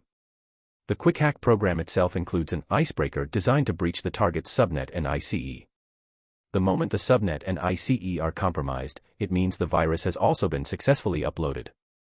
Although slower than first neutroning into the subnet and then uploading the virus, since the program must handle both the subnet intrusion and virus upload on its own, the advantage of this quick hack is that if using a pre-stored hack against an enemy, Mercer doesn't need to do anything else. All it takes is a mental command to execute the program, and the rest relies on him providing the brainpower for its operation. And he, while simultaneously driving 3 programs with his mind to crack their network, even had the spare capacity to monitor their status. The 3 Raffenshiv members were already screaming. There's a netrunner. Ah. Ah. Ah. Cut the connection. Now. 6 quick hacks were uploaded in rapid succession, one after another yet overlapping. First, cyberware malfunctioned to disable their mobility, followed by synapse burnout to fry their brains. Mercer let out a long sigh, peered out briefly to confirm the Raffenshiv members' heads were thoroughly cooked, then stepped out and aimed his gun directly at one of them who'd been knocked down by a grenade. This time, Mercer didn't charge the shot. A short trigger pull sent 2 tungsten-tipped rounds flying. Though less powerful without charging, they were more than enough for a close-range finish. The round struck, the men screamed once, then fell completely still. With a net signal that obvious, did they really think they could play dead? As if my cyber eye is just for show. Mercer, clean fight. Time to sweep the area. Lucy, is everyone unhurt? Daichi, Leon's been shot. Leon, I'm fine. Got lucky, took a round to the shoulder, but it went straight through. Didn't hit bone. Cassidy, I saw you bleeding earlier, Mercer. Check yourself. Mercer looked down and only then felt the pain. His adrenaline had been off the charts earlier, numbing any sensation of injury. Mercer, I don't see anything serious. Probably got hit by shrapnel from the grenade.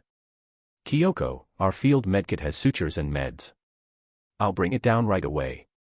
Daichi, don't bother. I've got a kit in my pickup, I'll bring it over in a bit. Mercer nudged a corpse with its head still smoldering, then bent down reluctantly to grab its leg and drag it away. If you're not injured, lend a hand. How did these Raffenshiv even find this place? He made it sound like a casual question. But his eyes, almost imperceptibly, were studying Cassidy carefully. Chapter 27, The End of the Journey, Bonus Chapter. Cassidy didn't notice Mercer's gaze, just sighed and said, The Raffenshiv are just scum and trash kicked out of their nomad families. I bet a few of these were exiled by nearby clans. They probably knew about this temporary shelter from their time still in the families. Our luck's rotten, these bastards must have been active on the nearby highways, maybe too far from their main base. And this habub was too fierce, so they chose to hole up here. My fault too, been out of the game so long I forgot to tell you to kill the lights. If we'd set an ambush in advance, it wouldn't have been such a mess. 2 grenades, 4 guns, and we could have wrapped it up in one clash. Don't blame yourself. You're just an old cowboy who was kidnapped not long ago, Mercer joked, helping him toss the bodies outside. The dust was still raging, and the battered first floor was no longer fit for resting. A shame about that coffee. Mercer hadn't even gotten a sip. But you're right. Cassidy didn't argue, sighing. Seems it's not just you all who need to readjust to the wilds, me too. You look like you've been settled for a long time. Mercer turned to ask. Yeah. Got married, had a kid, thought I could live a stable life. Planned to farm for Biotechnica with the family in new U.S. territory, retire early, barely touched a gun since. Then the kid died sick, and the wife, killed during the war hauling supplies for Militech, and new U.S. got blown up by a landmine. After the harvest sold, Biotechnica jacked up seed prices, ruined the family's farming. Whole clan fell apart. He sighed. I drifted a while, left home. Only a month out, the Raffenshiv grabbed me, and then all this, almost got you kids killed too. Maybe I really am old. Maybe after I get you to Night City, I should just find a quiet spot and wait to die. Cassidy's expression darkened. Mercer was silent a moment, then tossed the body he was holding outside, leaned against the doorframe, and exhaled. You just aren't used to it again yet. Wanting a peaceful retirement in this world, that's a luxury dream. You're right. Not time to relax yet. Cassidy forced a smile. Daichi and Leon had pulled the car up to the entrance, and Lucy and Kyoko came down from upstairs. Mercer started to greet them and keep moving bodies, but Kyoko grabbed him, eyes wide. What are you doing? You're covered in blood. Sit down, quick. Lucy, get the purified water from our car. Hurry, take off your clothes, you're full of holes, doesn't it hurt?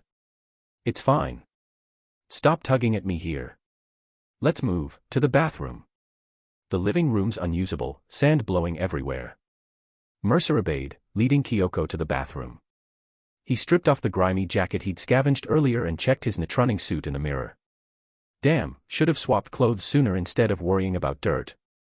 The netrunning suit's shredded. This thing must be worth tens of thousands, huh? TSK, not sure if it can even be fixed. Mercer winced as he unzipped the back of his suit and pulled it partly down, revealing his bloodied upper body. It wasn't actually that serious, just covered in debris from the exploded wall. Those Raffenshiv grenades were really packed with gunpowder. Now's not the time to worry about that. Kyoko scolded, telling him to hold still as she helped pull his netrunning suit down to his waist and took out the medical kit from the individual survival pack.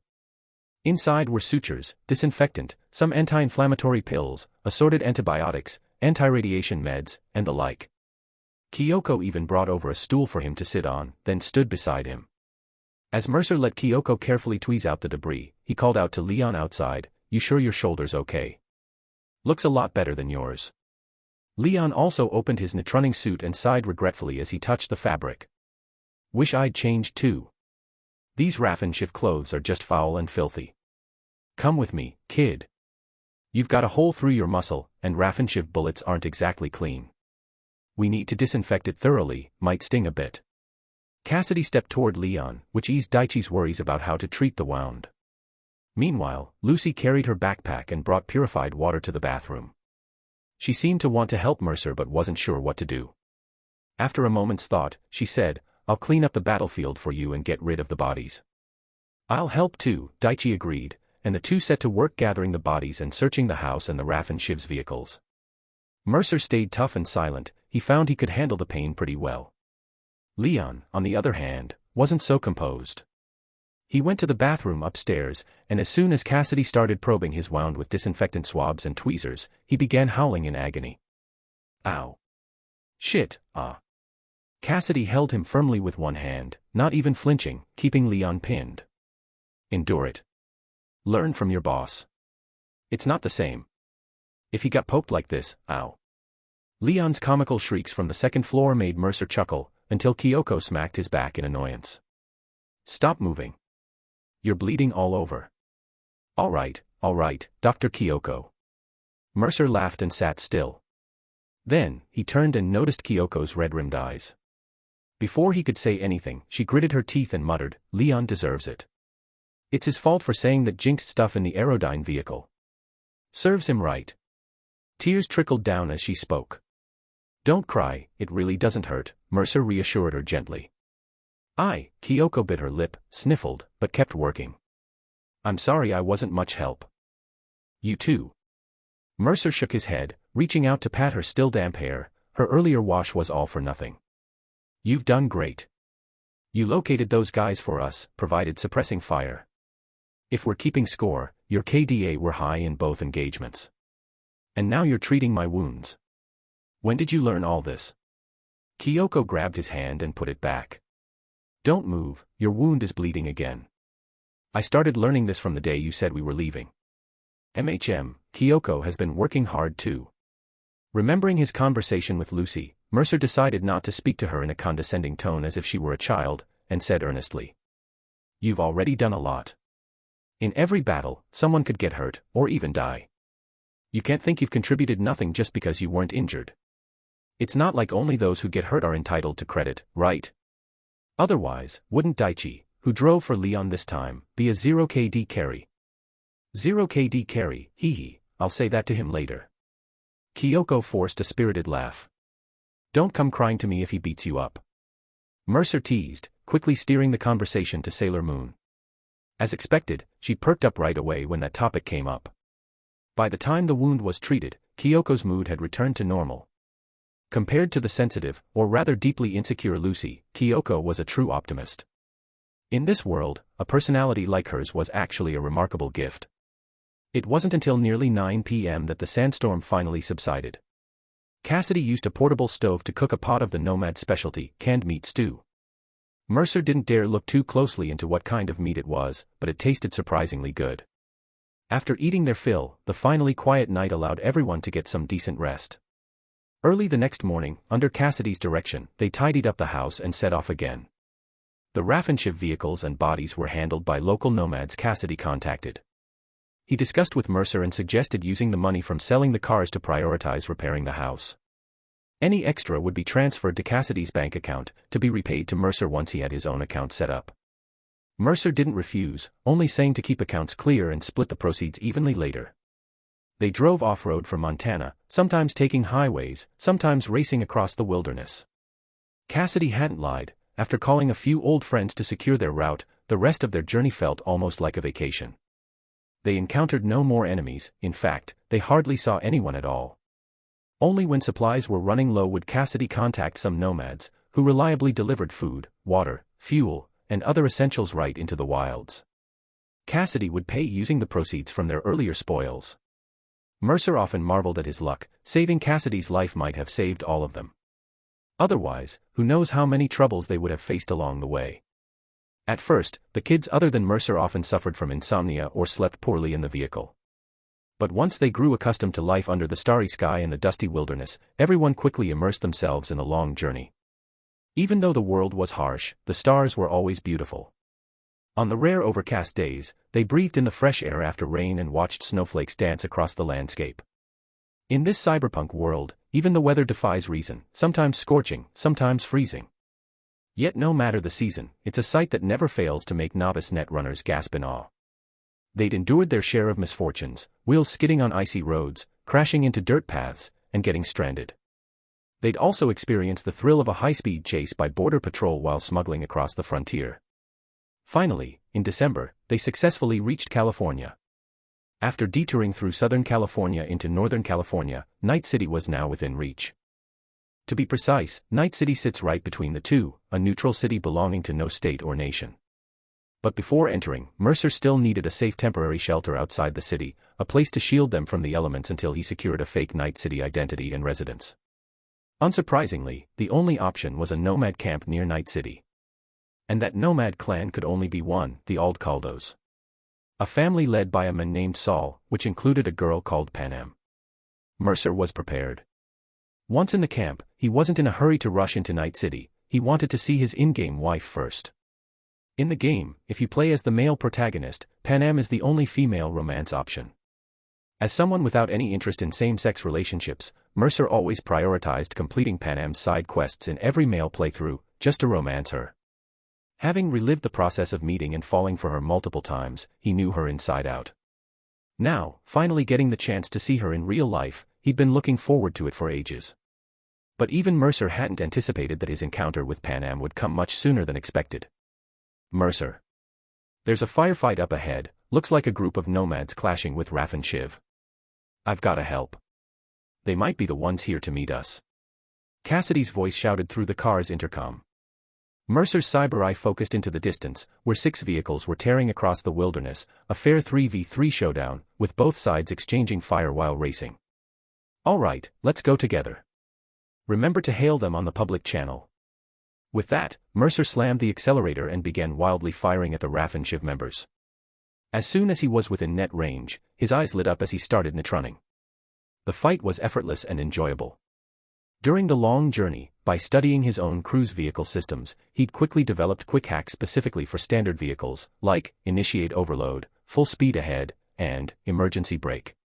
The Raph and Shiv thugs were driving along when suddenly one car's accelerator locked, sending it screaming into a ditch.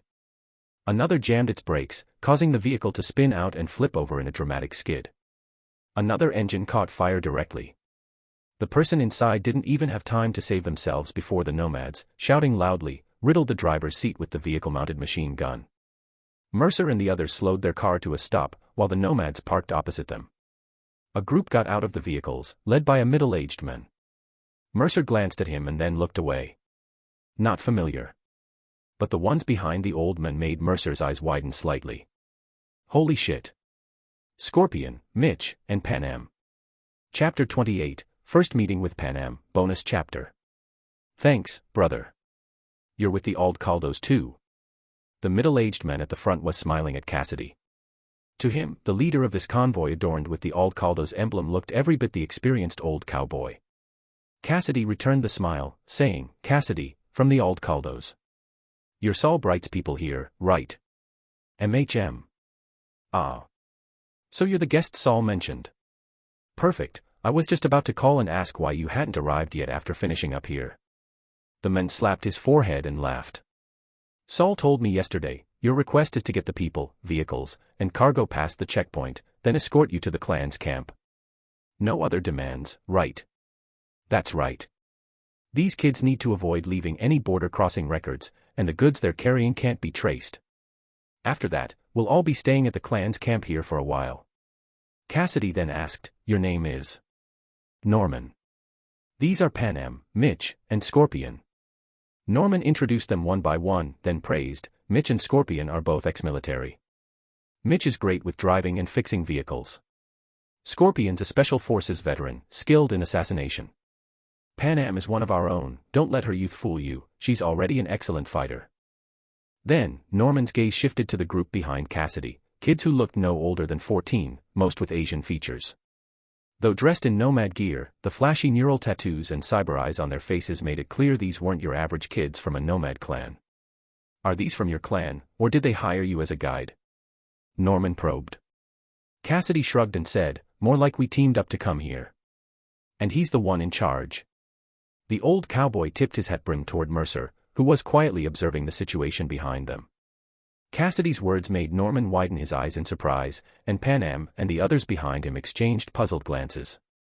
But Mercer had already stepped forward with a smile, extending his hand to shake Norman's. Mercer, Alex Mercer. A friend of Cassidy's. Whoa. Panam couldn't help muttering under her breath, this guy looks like just a kid. Mercer's mouth corner twitched slightly as he turned to look. The girl with wheat-colored skin and a few freckles on her face gave an embarrassed smile. Mitch beside her gave Panam's head a firm pat. Don't mind her, she just speaks without thinking sometimes, she's got no filter.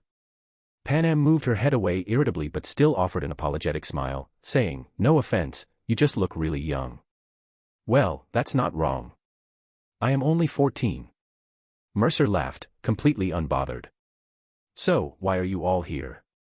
Norman felt compelled to confirm the intentions of this group of mysterious kids. Being hunted, we're hoping to find a way to survive in Night City. We'll figure out the rest as we go. Mercer paused for a moment before continuing, we won't be freeloaders either. I'm sure you can tell.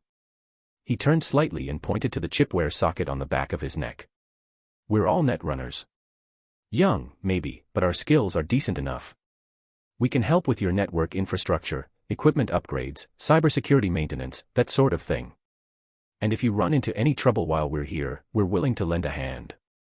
Seeing the other kids nodding in agreement, Norman got a general idea of their situation. He wasn't too concerned about them being hunted, it wasn't uncommon among nomads. Norman, I've spoken with Saul.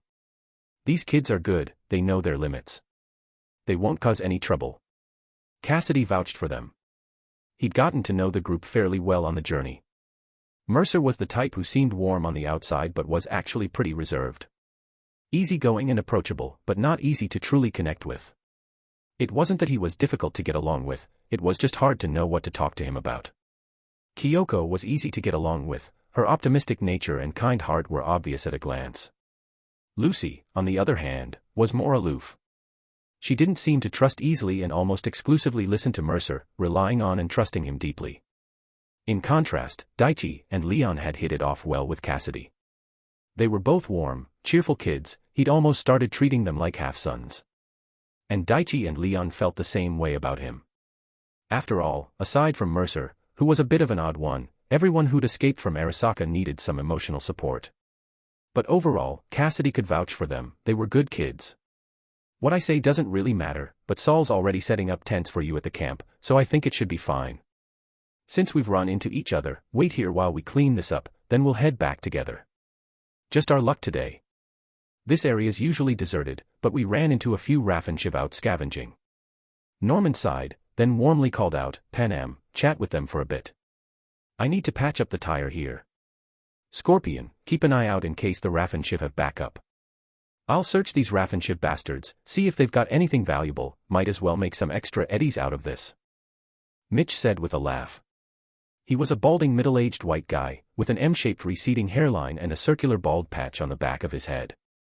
Mercer guessed he might have British ancestry. Scorpion seemed somewhat cold, wearing a hood that revealed half of his stern, hardened face. He watched Mercer cautiously, scrutinizing him for a good while before suddenly asking, was it you who hacked their vehicle earlier? Yeah, their vehicle systems are a decade old. Wasn't hard to breach. Mercer's casual tone made Scorpion nod slightly. He turned to Panam and said, don't underestimate him. Even the netrunners I had back in the military couldn't breach those vehicles as fast as he did. He's genuinely skilled. Scorpion kept one more thought to himself, those cars seemed to malfunction almost simultaneously, and from the looks of it, more than one quick hack had been uploaded at the same time. Only a netrunner with top-tier intelligence could pull off such effortless simultaneous breaches. If some less sharp netrunners tried the same, their brains would be steaming by now. Is that so? Panam now regarded Mercer with considerably more respect. Scorpion rarely praised anyone, but she just waved it off. All right, kids, lend a hand. Check the cars, scavenge the battlefield, then we'll get you across the border. Lucy and the others set to cleaning up the scene with practiced ease, looking no different from these seasoned nomads. The Aldcaldos, who had been observing them, couldn't help but nod in quiet approval. Mercer, meanwhile, walked over to Panam and took a moment to study her up close. The Panam now seemed no older than 18 or 19. Compared to the wild, mature woman from the game, her skin was fairer and smoother, giving her a more vibrant, youthful energy. As for her figure, it was just like in the game, around 170 centimeters tall, with curves in all the right places and long legs. Even more striking than in the game, she radiated a sense of youthful vitality. How do you plan to get us through? Cassidy must have told you, we don't want to leave any immigration records, and we've got some tricky black market goods that can't be discovered. Mercer asked, while Panam, who was inspecting the engine of a Raffenshiv vehicle, just chuckled confidently. This is our specialty as nomads. Simple. Our car will go first. When we reach the border checkpoint, you'll queue up with us. When it's our turn, I'll go in and hand the payment to the inspector in charge, €500 per vehicle, including people and cargo. Then, based on what I pay, he'll let you cross one by one. After finishing, Panam smirked, well, Simpler than you expected. Indeed. They won't inspect the goods or check identities. Mercer double-checked, this wasn't something to take lightly, which was why he'd asked Cassidy to arrange for these people to meet them outside the border in the first place. Relax. Unless there's some incident that forces a lockdown from above, it's really that straightforward. This is Night City. They don't care where you're from or what you're carrying. You know Dogtown. That's in Pacifica, Night City. Word is, even melee tech Centaur armor gets airdropped straight in there. You think smuggling a few small items compares to that? Besides, we Aldcaldos aren't pushovers. If they take our money, they'd better let us through. If they try to cause trouble, we won't just stand by and let them seize our goods. Mentioning Dogtown, Panam's expression turned sour. Thanks to that asshole, I mean that new United States trader Colonel Hansen, all the high-end stuff gets airdropped through Dogtown now. Us nomads have seen our income drop a lot. Hardly any big jobs come our way anymore. So those checkpoints won't waste time either. Pay the fee, move on, they won't say a word of nonsense. Mercer nodded, understanding, but still cautiously pressed further. What if someone leaked our personal data and asked these border stations to pay extra attention to us? Damn, what kind of trouble did you guys get into to be this paranoid? Panam sounded a bit impatient but still thought it over seriously before saying, all right then, you kids ride in Norman's big van. His van's been modified with a special metal layer inside. The inspection beams at the border stations can't penetrate it, on their scanners it will just look like a black void. Load your car and goods inside, stay quiet, and leave the rest to us. Once you're through, wait by the roadside. We'll make another trip to bring your car in. That's it. Mercer nodded at Panam's words. All right, we'll move the stuff in soon. Until I secure new identities, it's better to be safe than sorry. To be honest, we're in pretty deep trouble. Whether it's the people or the goods, if discovered, it could mean serious trouble. Got it. I won't ask more. Panam said, then called out to Norman, who was nearly done patching the tire. Norman, you drive later. Use your precious van to get them through. They need your vehicle to cross. Norman caught on immediately. Understood. He glanced at the Raffenschiff vehicles and said, all right then, Mitch, Scorpion, I called some folks from the family. They'll come later to take these cars away. Except for the one with a dead engine, the others can be fixed up and sold. You two help them drive the cars over. After we get them across the border, I'll bring you back to get your own vehicle. Mercer's group had 3 cars in total, Cassidy driving 1, Scorpion and Mitch each driving 1, just enough to bring them all through. Once across, Mercer and the others could drive themselves to the camp in the eastern part of the city. Since they were entering from the south, they could even take a detour through Night City, giving Mercer a chance to see the city he'd been dreaming about for so long. All right. Scorpion, a man of few words, started helping Mercer and the others move their things. When they opened the van's cargo hold, they were startled by how packed it was. Were those all high-end Arasaka refrigerated cases with code locks? That was rare. But they stayed professional and didn't ask a single question, just loaded everything into Norman's Columbus van. Mercer ran his hand over the van's metal body. The reinforced frame seemed coated with a special black material, probably what allowed it to evade the security scanners at checkpoints. Soon, the main supplies were transferred to the van. Mercer's Netrunner cyberware, harvested along the way, including valuable cyberware from that Arasaka agent, was bundled together and stored in refrigeration. He planned to repair and sell it later. Also among the items were several professional laptops bearing the Arasaka logo that Mercer had brought. As for the rest, firearms seized on the road, valuable gold jewelry, electronic components, and the like, they were left piled in the original vehicles. Mercer intended to offload all that junk at the Aldcaldos camp. After that, he could start by making some money, then find a reliable cyberware doctor to complete his modifications. He needed to install the top-tier Netrunner cyberware he had been treasuring all this way, and see if he could add anything else while he was at it. Once everything was packed, Mercer went over the details of the operation one last time with the others, then climbed into the cargo van already filled with supplies. Sitting in that cramped space, Mercer's heart began to race, not from claustrophobia, but because he was finally arriving. The city that had haunted his dreams, Night City. Chapter 29, From Nobody to Legend. Bonus chapter. What are you thinking about? Lucy asked softly, nudging him to move further into the van. A few children and a pile of boxes packed the van to the brim, forcing everyone to squeeze together, pressed against one another.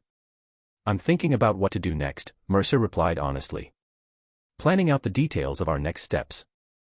Haven't you been thinking about it the whole way?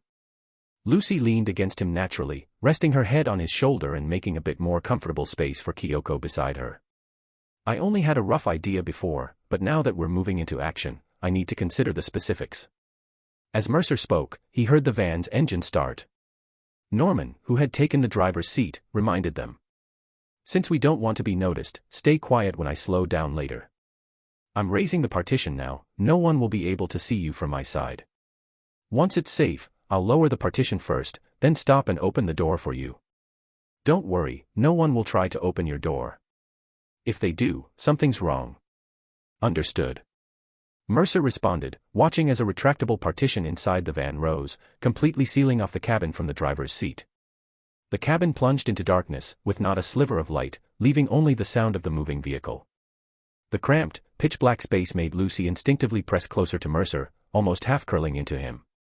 After confirming his position, she whispered.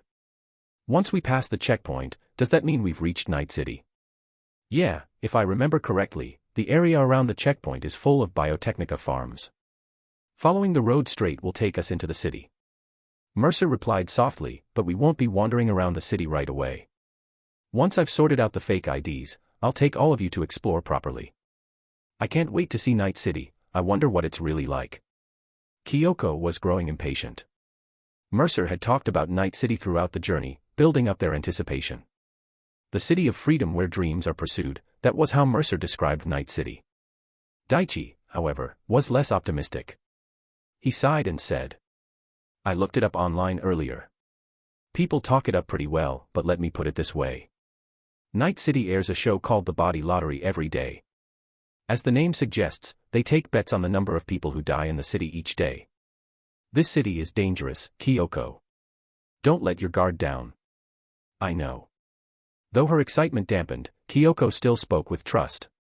Other places aren't much better, right? And didn't Mercer say only here can we truly say goodbye to Arasaka? Actually, being a nomad wouldn't be so bad. Leon suddenly spoke up. The van fell silent. Lucy's voice turned cold as she asked, You plan on staying outside? After Mercer helps you get a new identity? No, I was just saying. Leon caught the chill in Lucy's tone and shrank back, his voice growing noticeably quieter. Don't be like that, Lucy. Mercer's gentle voice broke the suddenly tense atmosphere. He chuckled softly and said, Being a nomad isn't so bad.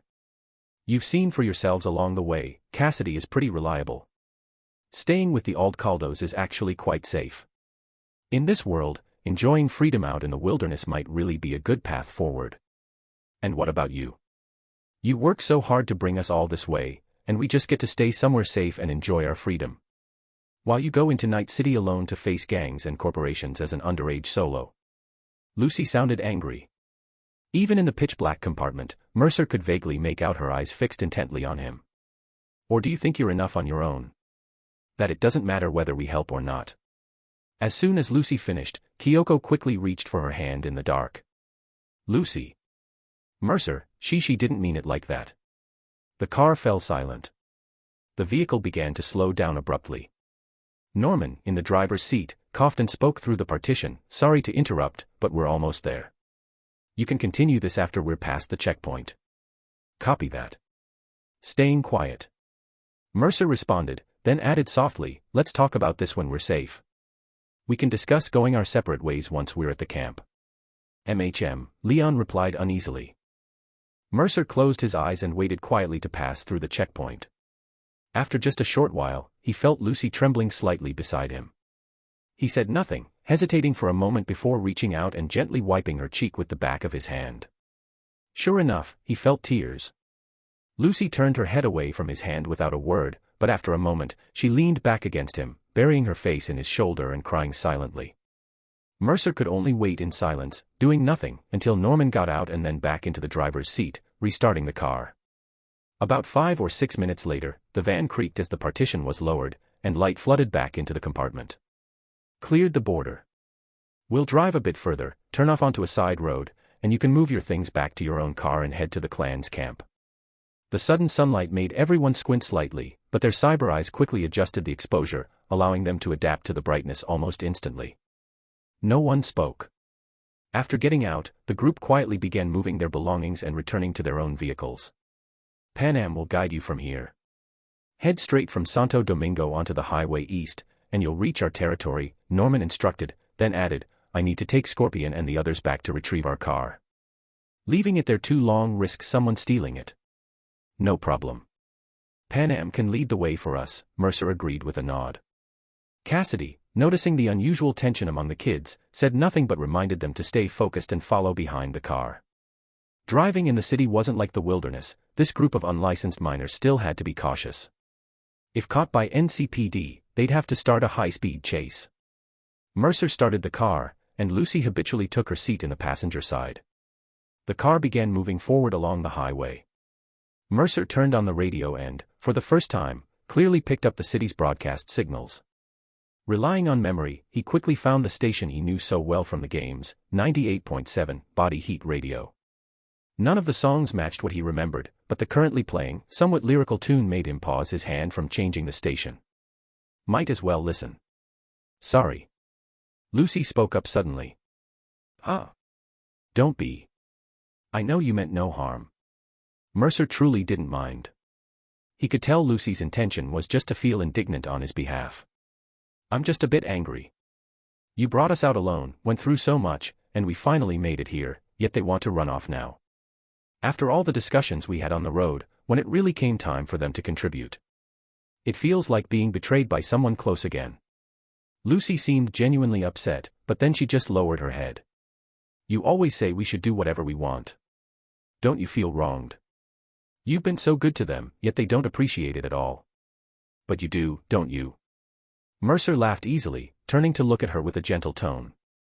Aren't you standing in my shoes right now, thinking for me? That means everything I've done isn't meaningless. Leon wanting to stay there isn't something to blame him for. Lucy, I saved you all and brought you here not so you could repay me or die for me. Fighting against corporations, scraping by in Night City, it's nowhere near as rosy as I made it sound before. People die here every day. Just like Daichi said, they even publicly gamble on death tolls and turn it into TV shows. I'm not afraid, but that doesn't mean I should demand others not be afraid too. Lucy, aren't you scared? Maybe while we're driving, a bullet could fly through the window, going from my temple to yours. That kind of thing isn't impossible in Night City. The car sped along the highway, the towering neon city looming close in the distance. Yet Pan Am didn't lead the group into it, that wasn't the way to the wilderness.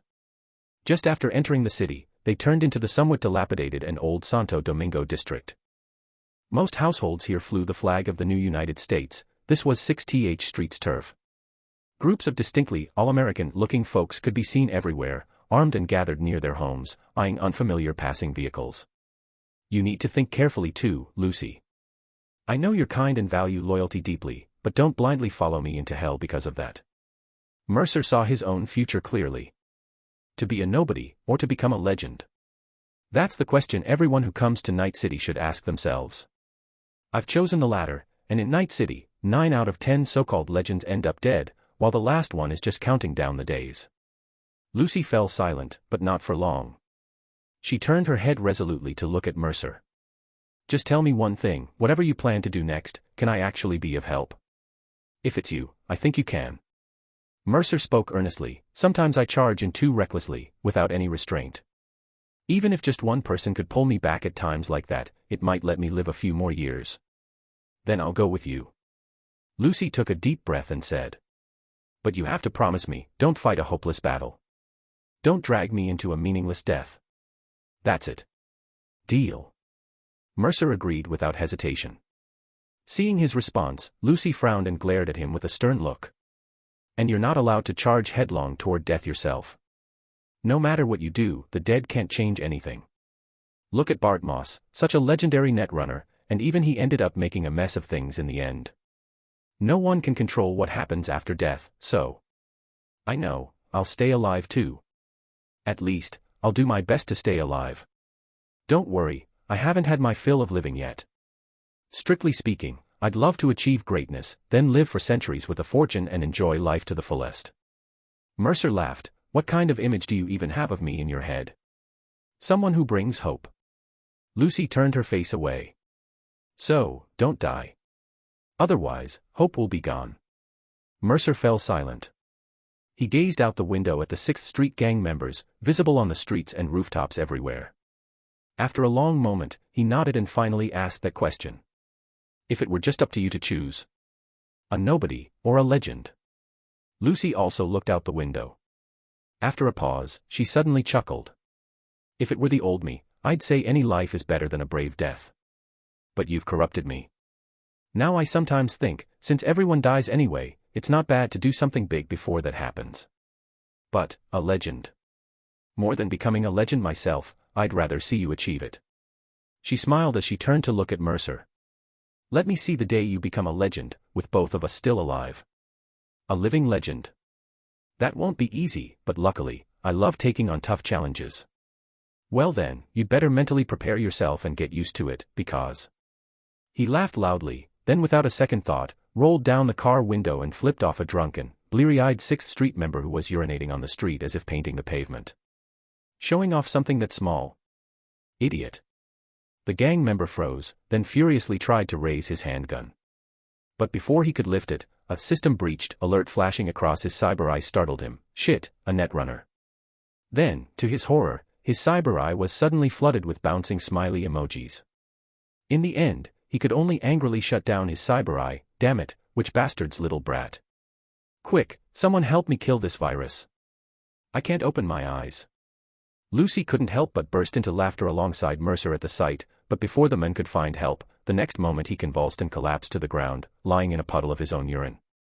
Your breach speed has improved quite a bit, huh? Mercer praised, letting Night City's slightly foul-smelling wind brush against his face. You taught me well. Lucy flashed a bright smile, leaning out of the car window to wave at the confused 6th Street members rushing toward them in the distance. Bye-bye. Try not to be so foul-mouthed next time. Damn it, pull yourself back in. I sure as hell didn't teach you that. Mercer quickly yanked her back inside, raised the bulletproof window, and slammed on the gas, speeding off.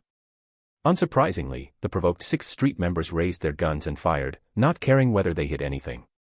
The bulletproof body of the car occasionally rang with a couple of dings, but Lucy just kept laughing, completely unfazed. Mercer wasn't bothered either, after all, he'd started it. Woohoo! She couldn't help but cheer at the thrill of the high-speed drive, while Mercer, still laughing, held her back from moving around too much. Seatbelt, seatbelt.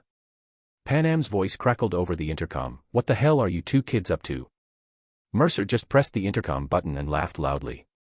Pan Am, let's see your driving skills. Race you.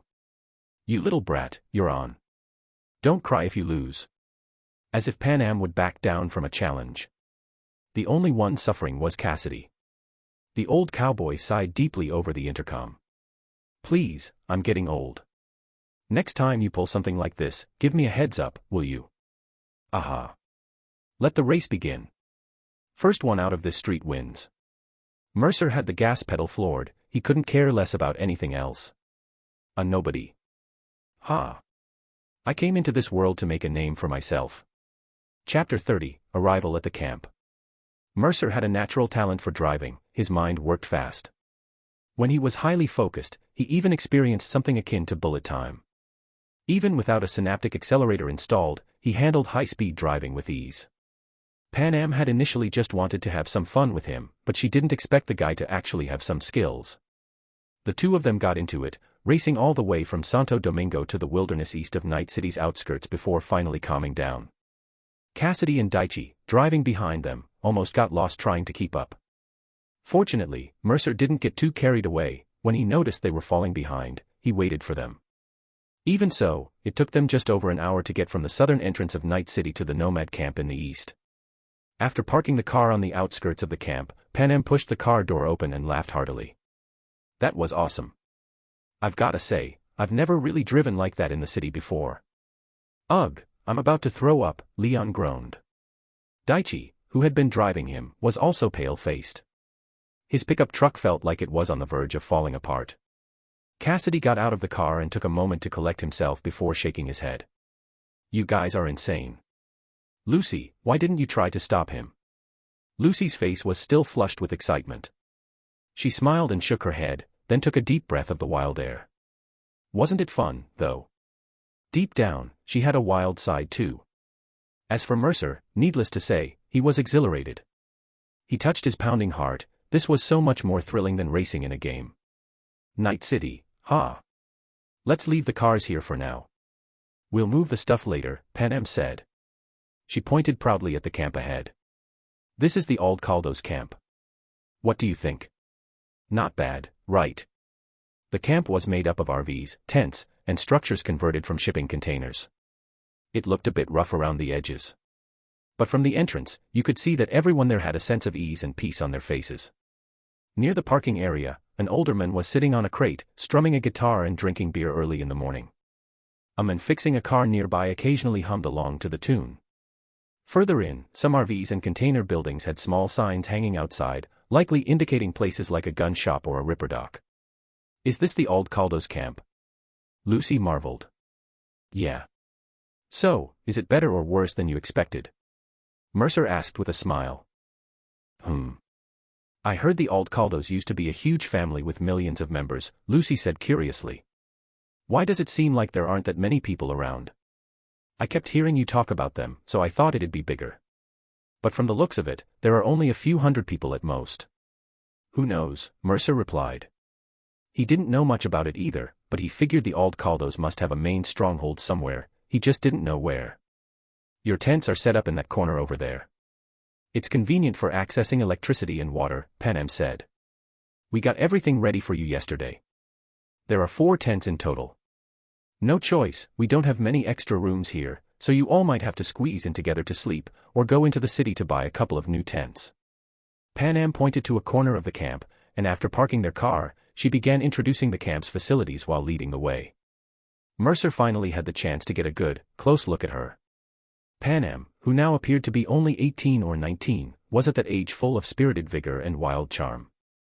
Compared to how she looked in the game, her skin seemed much smoother, though she had already started wearing the heavy, ubiquitous cyberpunk makeup. Her eyes and lips were darkened with makeup, but it didn't look bad at all. All right, Mercer agreed, letting Panem lead the way. Lucy subtly glanced at him. Seems like you've checked her out a few times already. What, interested? I told you, any pretty girl over 18 is within my range of interest. Mercer's words made Kyoko, standing nearby, giggle and nudge him with her elbow. Want me to ask her for you later? Save it. Does she look like someone who'd be interested in a kid? But suddenly, a wave of sadness washed over Mercer. He shook his head and sighed. He saw Lucy and Kyoko as kids, but others probably saw him the same way. Panem, sharp-eared, turned and glanced at Mercer too, chuckling. You kids are really something, way too mature for your age. I'm going to go talk to Saul first, Cassidy said. Panem casually pointed him in a direction. He's over there, in the biggest tent. I won't go with you for now. Cassidy nodded, gave Mercer a look, and headed off to talk to Saul, the leader here. Well, looks like you're really out of luck, Kyoko took the chance to tease Mercer, then winked at Lucy, who uncomfortably looked away and crossed her arms. Her posture was already starting to resemble her anime version.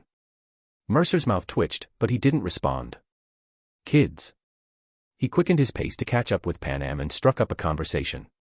With so many of you, what kind of work do you usually do to get by?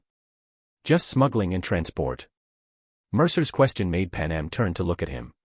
She was about 170 centimeters tall, and with her boots on, she seemed even a bit taller than him.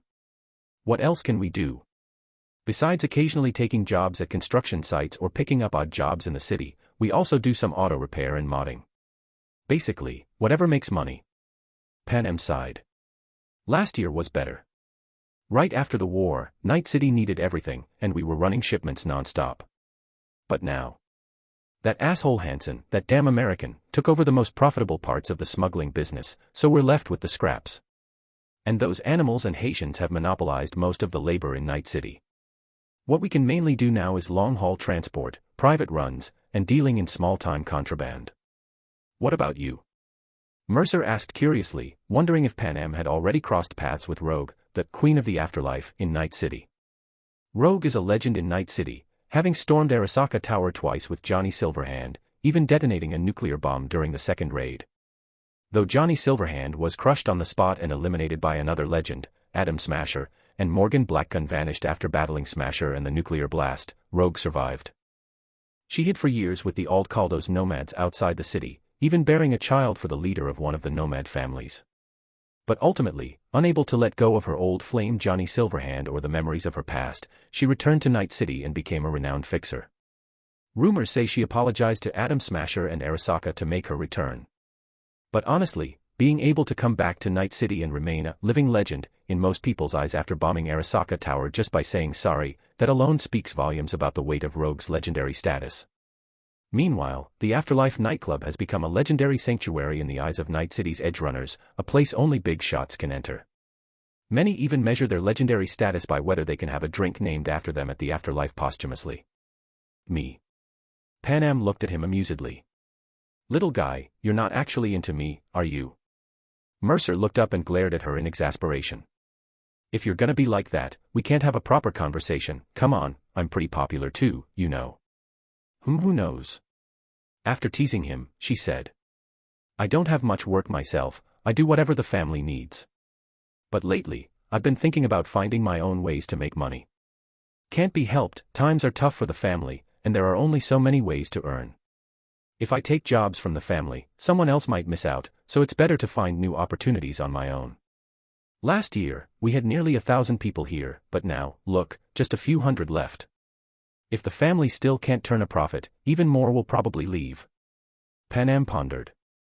I've heard being a merc in the city pays well, you know, those edge runners. I think I'm a damn good driver and pretty bold. Who knows, maybe I'll make a name for myself in Night City someday. Right now, Panam still seemed to have high hopes for Night City. Young people always have bright expectations for the future. Edge running. I'll probably start with that too. Short jobs, quick cash. Do a few gigs first to save up some startup funds. After a pause, Mercer added, I need someone to come with me to Night City for some work. Interested? I'll also need a reliable driver in the city later on. Panam smiled. Sure, let's see what money-making ideas you've got. Mercer didn't say too much for now, he needed to scout things out firsthand before making any promises. He just said, early on, it'll probably be picking up odd jobs. I'm a net runner, so I need a few capable people to handle things on the ground while I provide tech support from behind the scenes. Alright, we'll talk details later then. Panam nodded in agreement. Though she called him kid and little guy, she honestly felt this mysterious young man had something to him. Besides, she wanted to make money, so she was willing to try any opportunity. If it turned out unreliable later, she could always back out. Alright, but it'll take a few days. I need to handle some backlogged work first. Mercer tilted his head toward the Ripper dock in the camp. Are your people any good with tech? I think they're pretty damn skilled, but objectively speaking, they can't compare to the big docks in the city. Why, looking to get something installed? Panam eyed him, his hands, his eyes, the cyber deck plugged into his neural link. It all looked like top-tier corporate gear, and on closer inspection, each piece of cyberware bore the Arasaka logo. Had he robbed an Arasaka convoy? Or maybe escaped from some messy Arasaka facility? We've got a truckload of high-end Arasaka gear. It needs a real expert to fine-tune it. I know a bit myself, but right now I've got no machines or equipment, so I have to outsource. And I have to say, this is definitely complex, high-end stuff. Most people wouldn't know how to handle it. After Mercer finished, Panam nodded. Then you'd better find someone in the city. How would we have any connections to high-end gear like that? As they spoke, they reached the depths of the camp. Here we are, this is it.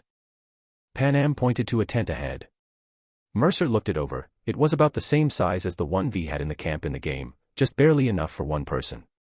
A bed, a clothes rack, some crates stacked up to serve as a table and storage, the space had electricity, running water, and a sink, but no shower or toilet. For showers and toilets, you'll have to use the communal facilities. You can shower in that RV over there, but try to go when it's not crowded, or there won't be any hot water. The toilets are in that public restroom over there. If you're hungry or thirsty, head to the food truck. If you're bored and want to mess around, the Ripper Dock sells BDs and game consoles, stuff you kids like. The gun shop's full of cheap stuff. Looks like you're all carrying Arasaka firearms. If you want modifications, they can do things like convert a 3-round burst to full auto, but stability will drop. Your pistols probably can't be modded, though. Tech weapons are high-end rarities. For car parts or electromagnetic boards, try your luck at the general store over there. If they have it, great. If not, it's up to chance. Anything else I'm forgetting? After giving a rundown of the facilities, Panam paused, thinking, then added. Oh, right, if you're into hacking, you can run a network cable here. The connection links to Night City are pretty stable as long as it's wired. Here's my contact info. Call me if you need anything. I'm not heading out today, so just ask if you need a hand. She sent her contact details directly to his neural link. Mercer nodded. Thanks, Panam. Just call me Mercer. I owe you one for this. All right, then. Tonight, I'll throw a bonfire party, treat you all to some barbecue. Panam smiled, then turned and walked off briskly. After she left, Kyoko sidled up with a teasing grin. Hey, quit staring. But damn, Panam's got a fine ass. What have you been learning lately? Mercer stared at her speechlessly while Kyoko averted her gaze, her eyes drifting away. Nothing much, really. Just finally being free, so I idly browsed the net when I had nothing to do. The internet in this cyberpunk world is dangerously addictive. Mercer rapped her on the head firmly. I'll squeeze in with Daichi or Leon for tonight. Anyway, I'll be heading to Night City soon, so no need to fuss. As for you all. Mercer glanced at the group of children behind him and paused for a moment before continuing, just enjoy this rare period of peace for now. Daichi, however, suddenly looked as if he had something difficult to say. Mercer glanced at him and remarked, Speak your mind. No need to hold back with me. Mercer. Daichi appeared somewhat guilty, awkwardly shifting his gaze away, unable to meet Mercer's eyes. Mercer merely raised an eyebrow and chuckled. All right then, let's all have a talk. He turned to scan the room, then said calmly, First, tidy up. Get everything in order. We're having a meeting. Chapter 31, The Farewell Meal, A Call to Rogue, Bonus Chapter. In the end, Mercer decided to take them to the camp's small diner to talk over a meal. The Old Caldo's camp's little eatery was essentially a food truck with some simple tables and chairs set up outside. The food was classic: fried meat, fries, a salad made with unidentifiable vegetables, and some kind of mush. Mercer took a bite of the fried meat. It looked like fried chicken, but tasted. The inside had the texture of a starch sausage, yet oddly, it did have a protein-like flavor and juiciness.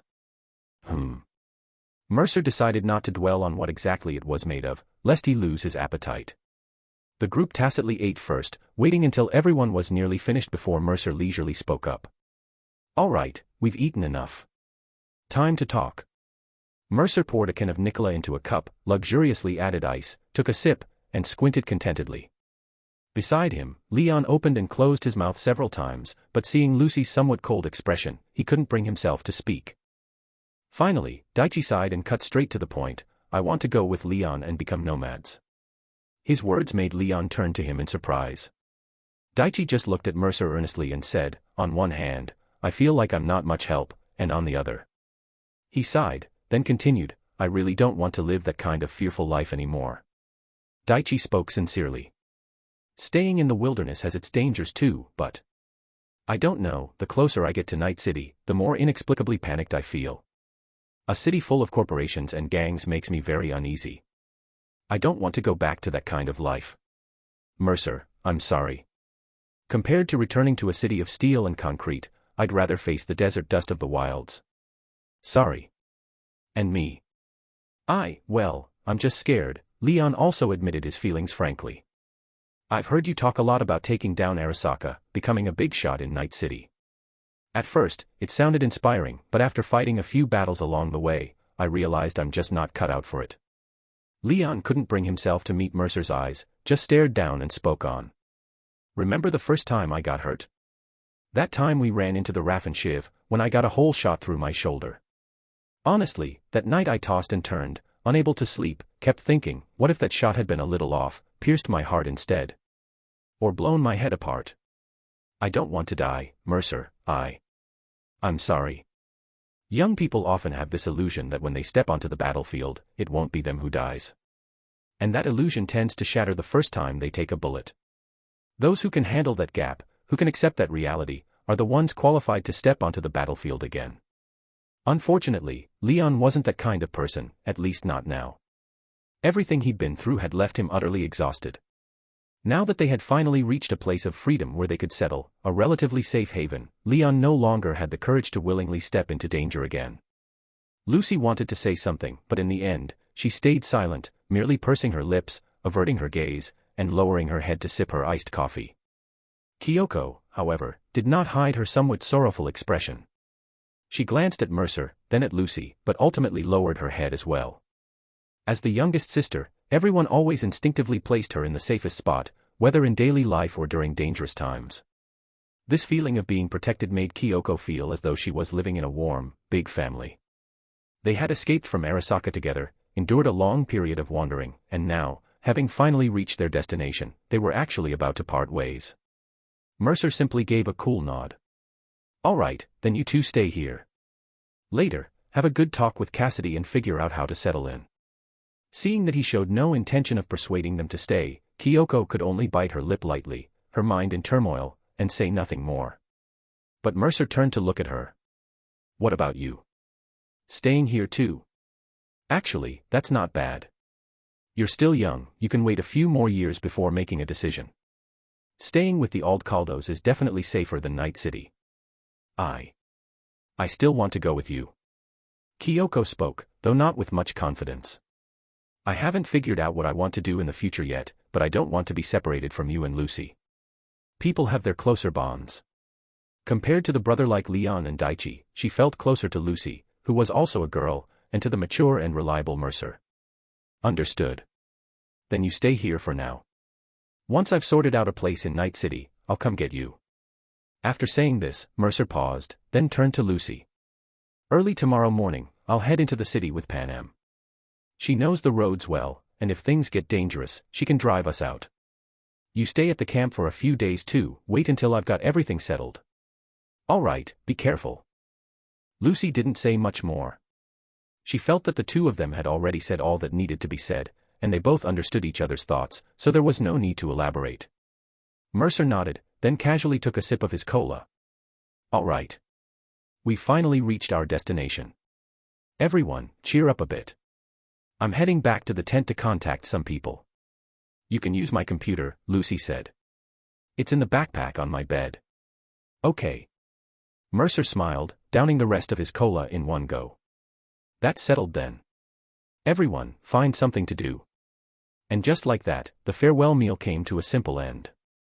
Leon seemed to still have something to say, but Daichi stopped him and spoke to Mercer himself. "Even though we plan to stay here, if you need help in the city, both Leon and I will be there for you.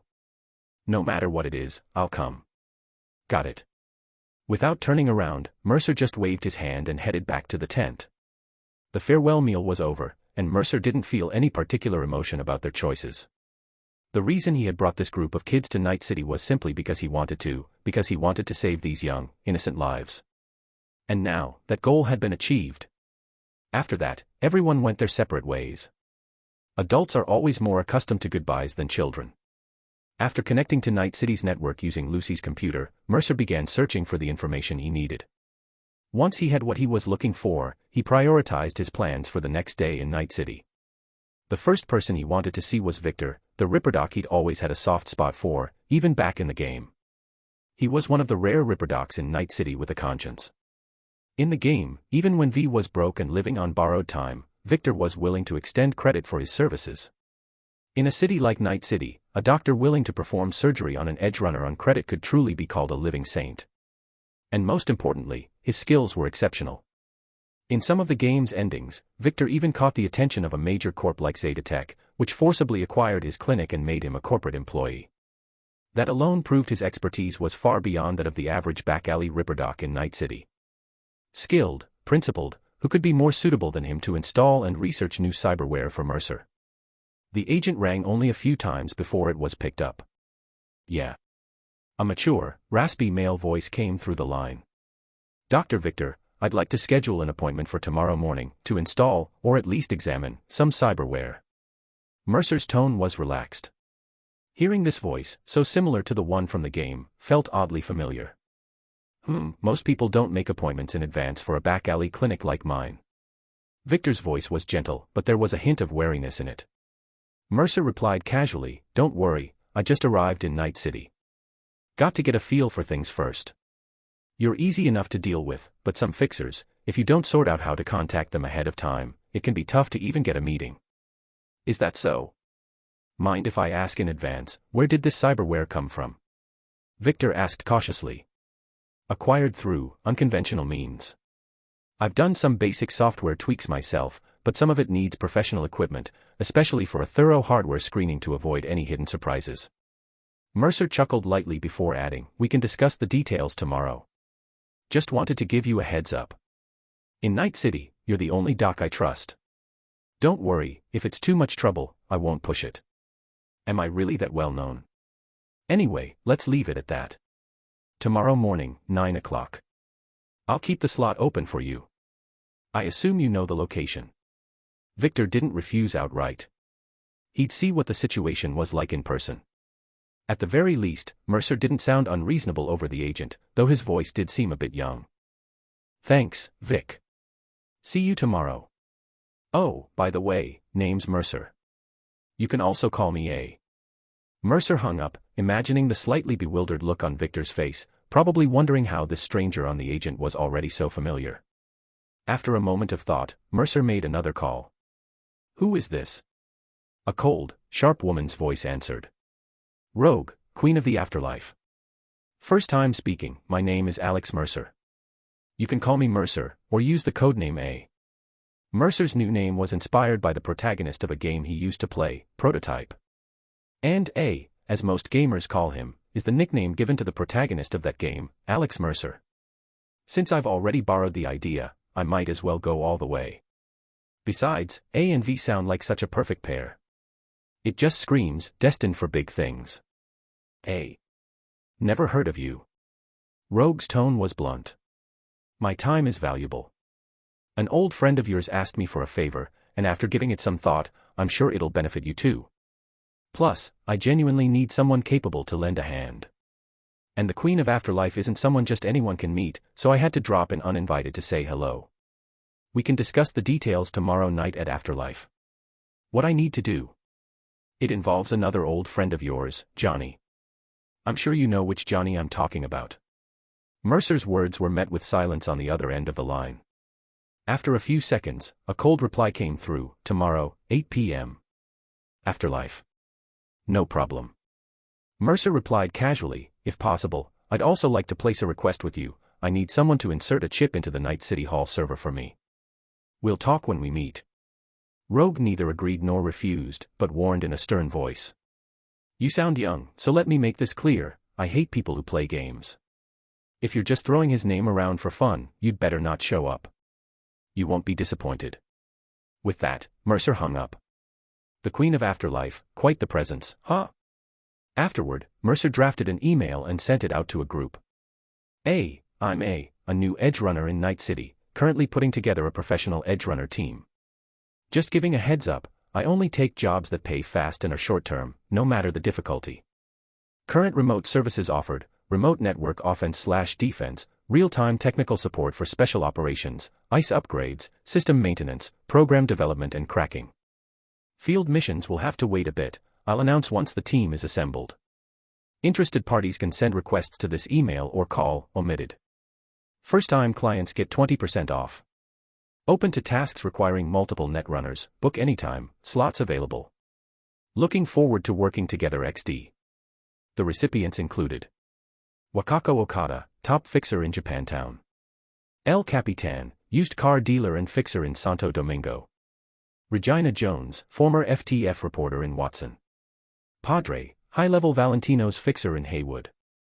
Mr. Hands, fixer in Dogtown and Pacifica.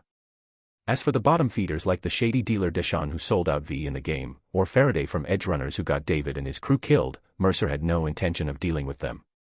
Mercer wasn't about to wait until he made a name for himself before others came to him. He needed money, badly and obviously.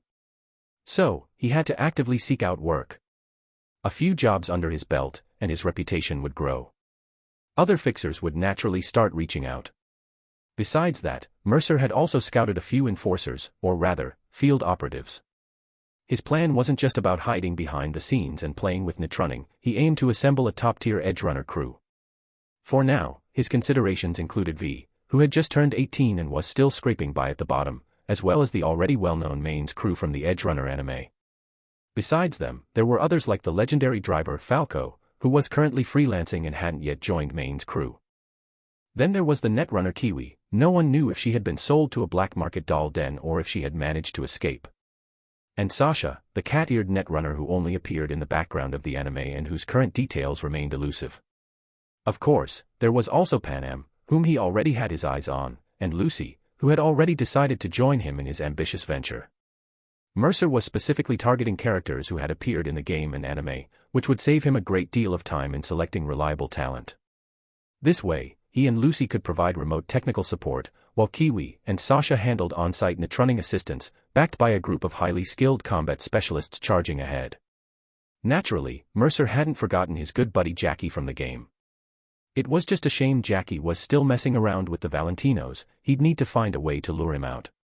Judging by his track record in the game, Jackie was a genuine badass, just a bit unlucky. After some thought, Mercer decided to first contact the easiest one to persuade.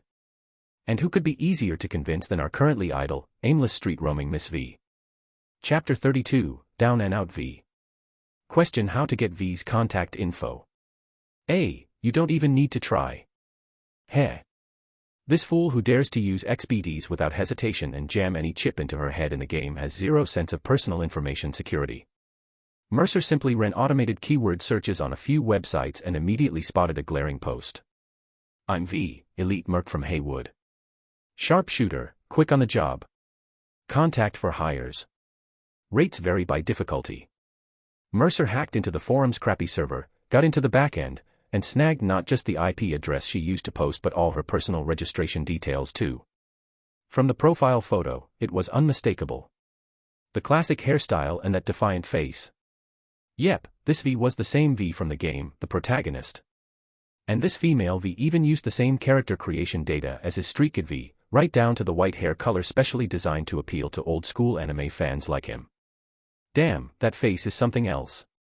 No wonder he'd spent so much time painstakingly recreating it from online references when building his character. But because of this, the idiot basically handed out her personal info for free. Anyone could get her contact details. Mercer even knew where she lived now and had casually glanced at her rent price. What can you say? Miss V is seriously down on her luck these days.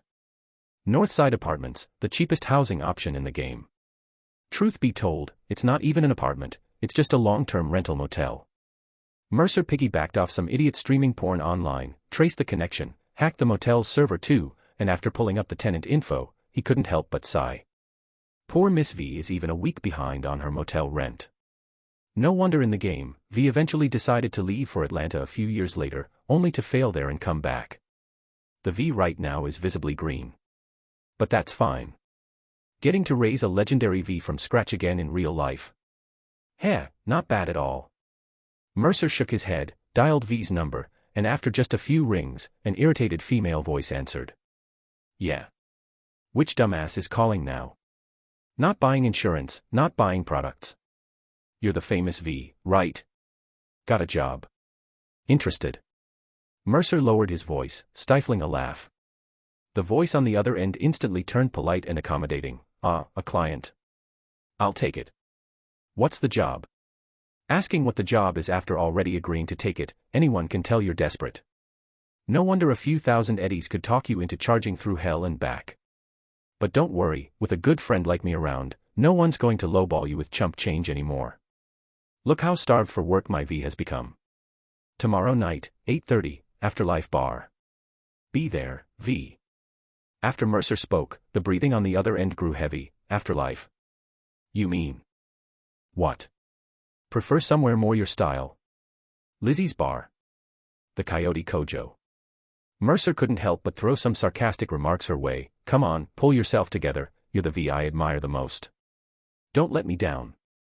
Ahem, so Afterlife it is, but, V's voice suddenly sounded a bit hesitant. are you sure you're looking for me? I mean, what kind of job is it exactly? Just so we're clear, I don't do any shady stuff, only what a proper merc should do. Mercer sighed and finally said bluntly, stop overthinking it. We'll talk details when we meet. I won't ask you to do anything beyond your capabilities.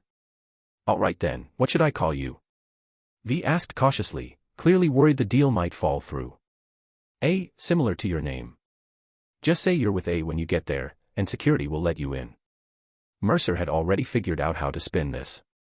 After being called a little brat by Pan Am, he wasn't planning on showing his real face to anyone anytime soon. First impressions matter. If people first met the formidable A, they wouldn't underestimate him even after seeing the real person. But if their first glimpse was of his current youthful, handsome boy appearance, changing that perception would be tough. Great. A it is, then, see you tomorrow. Her excitement was unmistakable. Mercer hung up and shook his head. Well, if nothing else, he'd have to find her some work soon, at least to help her cover the rent. Maybe instead of handing that job to Rogue, he could let V give it a shot. Thinking about it, she'd definitely charge less than Rogue, and cutting out the middleman wasn't a bad idea either. By then, a few replies had come in for the emails he'd sent out. These fixers were efficient, or maybe it was just that not many dared to message them so boldly. Wakako Okada, I'm not in the habit of doing business with strangers, especially those who show up uninvited and unknown to me. My office is behind the pachinko parlor in Kabuki. If you're willing to send someone to talk in person, I might consider giving you some work. El Capitan, sounds like someone with skills. I could use a new vehicle hijack software. My requirements, fast unlocking, quick vehicle ID verification, and ideally some mobile hijacking features, like being able to take over someone's vehicle system on the move, boot the owner out, and drive off. If you can deliver, payment depends on quality. Send the product via email, and I'll have an expert evaluate it. Mr. Hands, oh. I do have jobs that require a netrunner. But I never work with people I don't know, Mr. A. I'll find you, and we can discuss work then. As for the others, they hadn't replied at all, probably dismissing him as some overconfident rookie and too busy to bother. The first two were easy to handle, get V sorted and send her to meet Wakako, then write a program for El Capitan. But this Mr. Hands, backed by a Cuban crime syndicate and daring enough to compete with Colonel Hansen for business, he was a different story. With such a sharp retort, the other party even tried to turn the tables and dox Mercer, though the tone was arrogant. Mercer genuinely wanted to see what this person was capable of. So, he immediately replied with separate messages. A. Ms. Wakako, I will send someone to meet with you as soon as possible. A. Send me all the vehicle systems you need cracked, the original versions will do. Universal unlock software, no updates included, 10,000 eddies. Vehicle ID verification bypass, 50,000 eddies. This part doesn't include updates, but I guarantee quick hacks that won't trigger alarms for any vehicle software within the system version you provide. Remote hijacking software, 100,000 eddies, foolproof version, brute force crack, ignores system defenses. Permanently effective unless corporations patch the vulnerabilities and deploy countermeasures. Delivery within 3 days after I receive the materials. A. Mr. Hands, backed by Cuba, let's be honest, if I wanted to, you'd never find me. Whether you go to Dogtown Sliders or seek experts in Cuba, the result will be the same. I came to Night City with no intention of leaving. Sooner or later, this city will know my name. So if you want to cooperate, save the useless tactics. Name a target, I get it done, you pay. Simple as that. If I were to connect with Colonel Hansen, I imagine that would be very bad news for you, Mr. Hands. By the way, I've seriously considered making Dogtown my base of operations. If you're sincere, Mr. Hands, why not start us off on the right foot? After sending the messages, Mercer stopped replying for the time being. He'd spent the whole afternoon handling all this on his computer, and honestly, it left him feeling a bit frustrated. If he had a nice tub or a netrunner station for deep diving, he could have finished all this in under half an hour in cyberspace. Using a computer or connecting directly via neural link required converting brainwaves into data for upload, then translating network data back for reception. The round-trip delay was high, not to mention the lack of intuitiveness. For targets close by, it was manageable. But operating across Night City's entire network through a computer connection meant even higher latency and greater computational demands. In a deep dive, his consciousness became the data itself in the net, and what he saw were highly intuitive models built from data. No matter how abstract or strange it might look to an outsider, to a netrunner, everything in cyberspace was an intuitive data structure. Plus, deep diving allowed for accelerated thinking, moving through the net, getting up close to data entities, and performing zero-latency viewing and hacking. Not to mention the supporting cooling systems and computational boosts that further unlocked a netrunner's mental capabilities. It looks like I need to prioritize getting a cyberdeck or a station, Mercer decided. He used to cruise the web using Arasaka's servers. Lately, it felt like running a weighted marathon through the network, exhausting. The lack of server computational support was annoying too. This laptop's CPU felt like it was on the verge of overheating at any moment.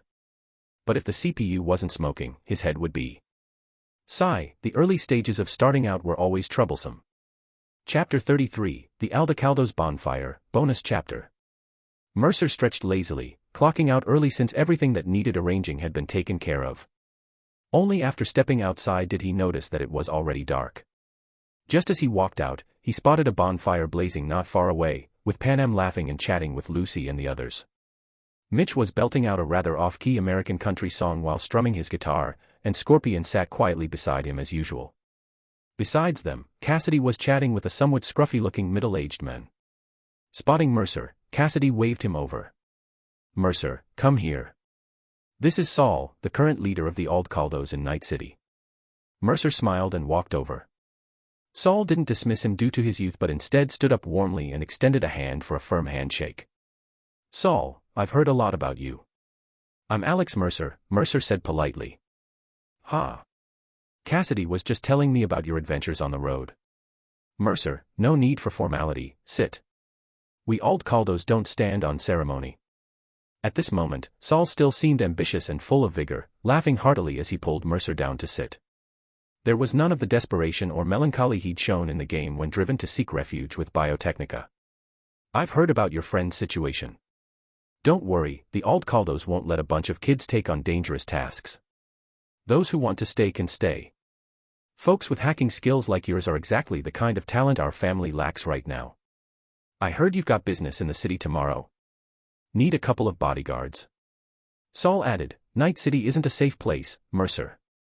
It's more complicated and dangerous than the wilds." "Thanks, but Panam will be enough. I'm not planning to go anywhere risky tomorrow, just getting some cyberware installed and meeting a few people." As he spoke, Mercer glanced over at Cassidy. "Might need to use your bank account and our savings tomorrow." "No problem, use it as you need. We grabbed plenty of cash from those bandits on the road. Plus, all the weapons and gear we brought back sold today around the camp, scraped together, it's about 40,000 eddies." Cassidy agreed without hesitation. "Right, I'll need a fair bit for now, new clothes, some equipment. As for the agreed share-out, let's hold off a little longer, till I offload the cyberware." Mercer paused, then added, "When the time comes, you'll each take 10,000. Mercer. Daichi started to refuse, but Mercer cut him off with a wave. "You've got no income in the camp for now, and even though I took down most of the targets, hauling all that stuff alone would have worn me out. Consider it hardship pay, just take it. 10,000 eddies might seem like a lot now, but it won't last. You're here now, can't just freeload. Use it as startup funds, then figure out what work you'll take on here." He spoke with such blunt generosity that it left no room for argument, then rubbed his head and said, "All right, enough of these bothersome matters. A bonfire party should have the atmosphere of a bonfire party." Saul smiled, turning to Daichi and Leon, and said gently, "Don't refuse a friend's kindness. When they need it, just give your all, that's one of the nomad's creeds. Remember that. From now on, you'll be following his lead," Mercer quipped, then lay back without a care. Above, the stars shone brightly. Nearby, the crackling bonfire snapped and popped. Squinting, he breathed in the evening breeze of the wilderness, no strange odors, just the scent of dust. Mitch resumed playing, this time humming a little tune, and soon everyone slipped back into the earlier relaxed and carefree mood. Some chatted, others drank, and no one deliberately sought out Mercer to talk, or perhaps they intentionally let him savor this comfortable feeling. Mercer yawned, slowly closed his eyes, and before long, soft snores escaped him. Lucy stopped her conversation with Kyoko and simply turned to gaze at his sleeping profile. It was her action that made the others realize Mercer had fallen asleep, and the bonfire area grew quiet. "Seems like the kid's exhausted, Panam said, though her eyes held a hint of admiration, since she'd just heard from Cassidy and Kyoko about the troubles they'd faced along the way. In Panam's view, for a 14-year-old kid like Mercer to bring this whole group all the way here was rather impressive. From a nomad's perspective, this kid had the makings of a good clan leader, ambitious, goal-oriented, able to take care of those around him, and, importantly, he respected everyone's freedom of choice. Not bad-looking either, just a pity he's so young. What am I thinking? Panam jolted, feeling a bit perverse. All right, you've all traveled a long way. It's time to rest early, Saul suggested, and everyone readily agreed. Wake him up or cover him with a blanket. Though winters here aren't cold, sleeping through the night in the breeze could still give him a chill, Saul added. After he spoke, Lucy nodded softly and replied, let him lie a bit longer. I'll go get a blanket. He rarely sleeps this soundly. Okay, Kyoko smiled at Lucy. Then we'll head back to rest first. Panam also grinned, raising an eyebrow at Lucy. Seems the kid wasn't just boasting about his charm. No, it's just. Lucy stumbled over her words. She couldn't quite define her feelings for Mercer, but she knew it probably wasn't love, or maybe there was a little, but mostly, it was gratitude and reliance. Besides, Mercer had a thing for older women. Such an early bloomer, huh? In the end, she simply ignored the other's expressions, fetched a blanket and pillow, covered him gently, and carefully tucked the pillow under his head. She then lay down beside him, gazing up at the stars and the moon. The moon in the sky cast a soft, serene glow, as if it belonged to a world entirely separate from this grimy one.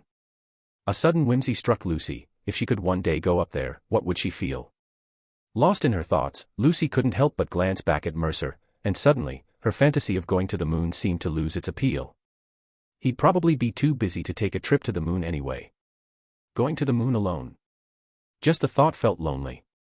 She drifted through these scattered musings until, without realizing it, she fell asleep under the moonlight. The next morning, a hand pinched her cheek. Just 5 more minutes. Kyoko. You can sleep a bit longer, but I've got to get up and head into the city for work. Mercer's teasing voice jolted Lucy awake. Her eyes flew open, and she realized she had somehow ended up all over Mercer, literally. Her head was resting on his arm, she'd stolen most of his blanket, her body was pressed against his side, and her arms were wrapped tightly around him. Her face flushed bright red in an instant, and she practically leaped away. It's just. Save the embarrassment. You could put that energy into massaging my arm instead. Half the night I thought a ghost had me by the neck, trying to drag me to hell. Mercer laughed as he flexed his arm, working feeling back into it after what felt like forever. Lucy was mortified, especially since the extinguished campfire was right at the edge of the campsite. Early in the morning, the hard-working Aldcaldos were already up and busy.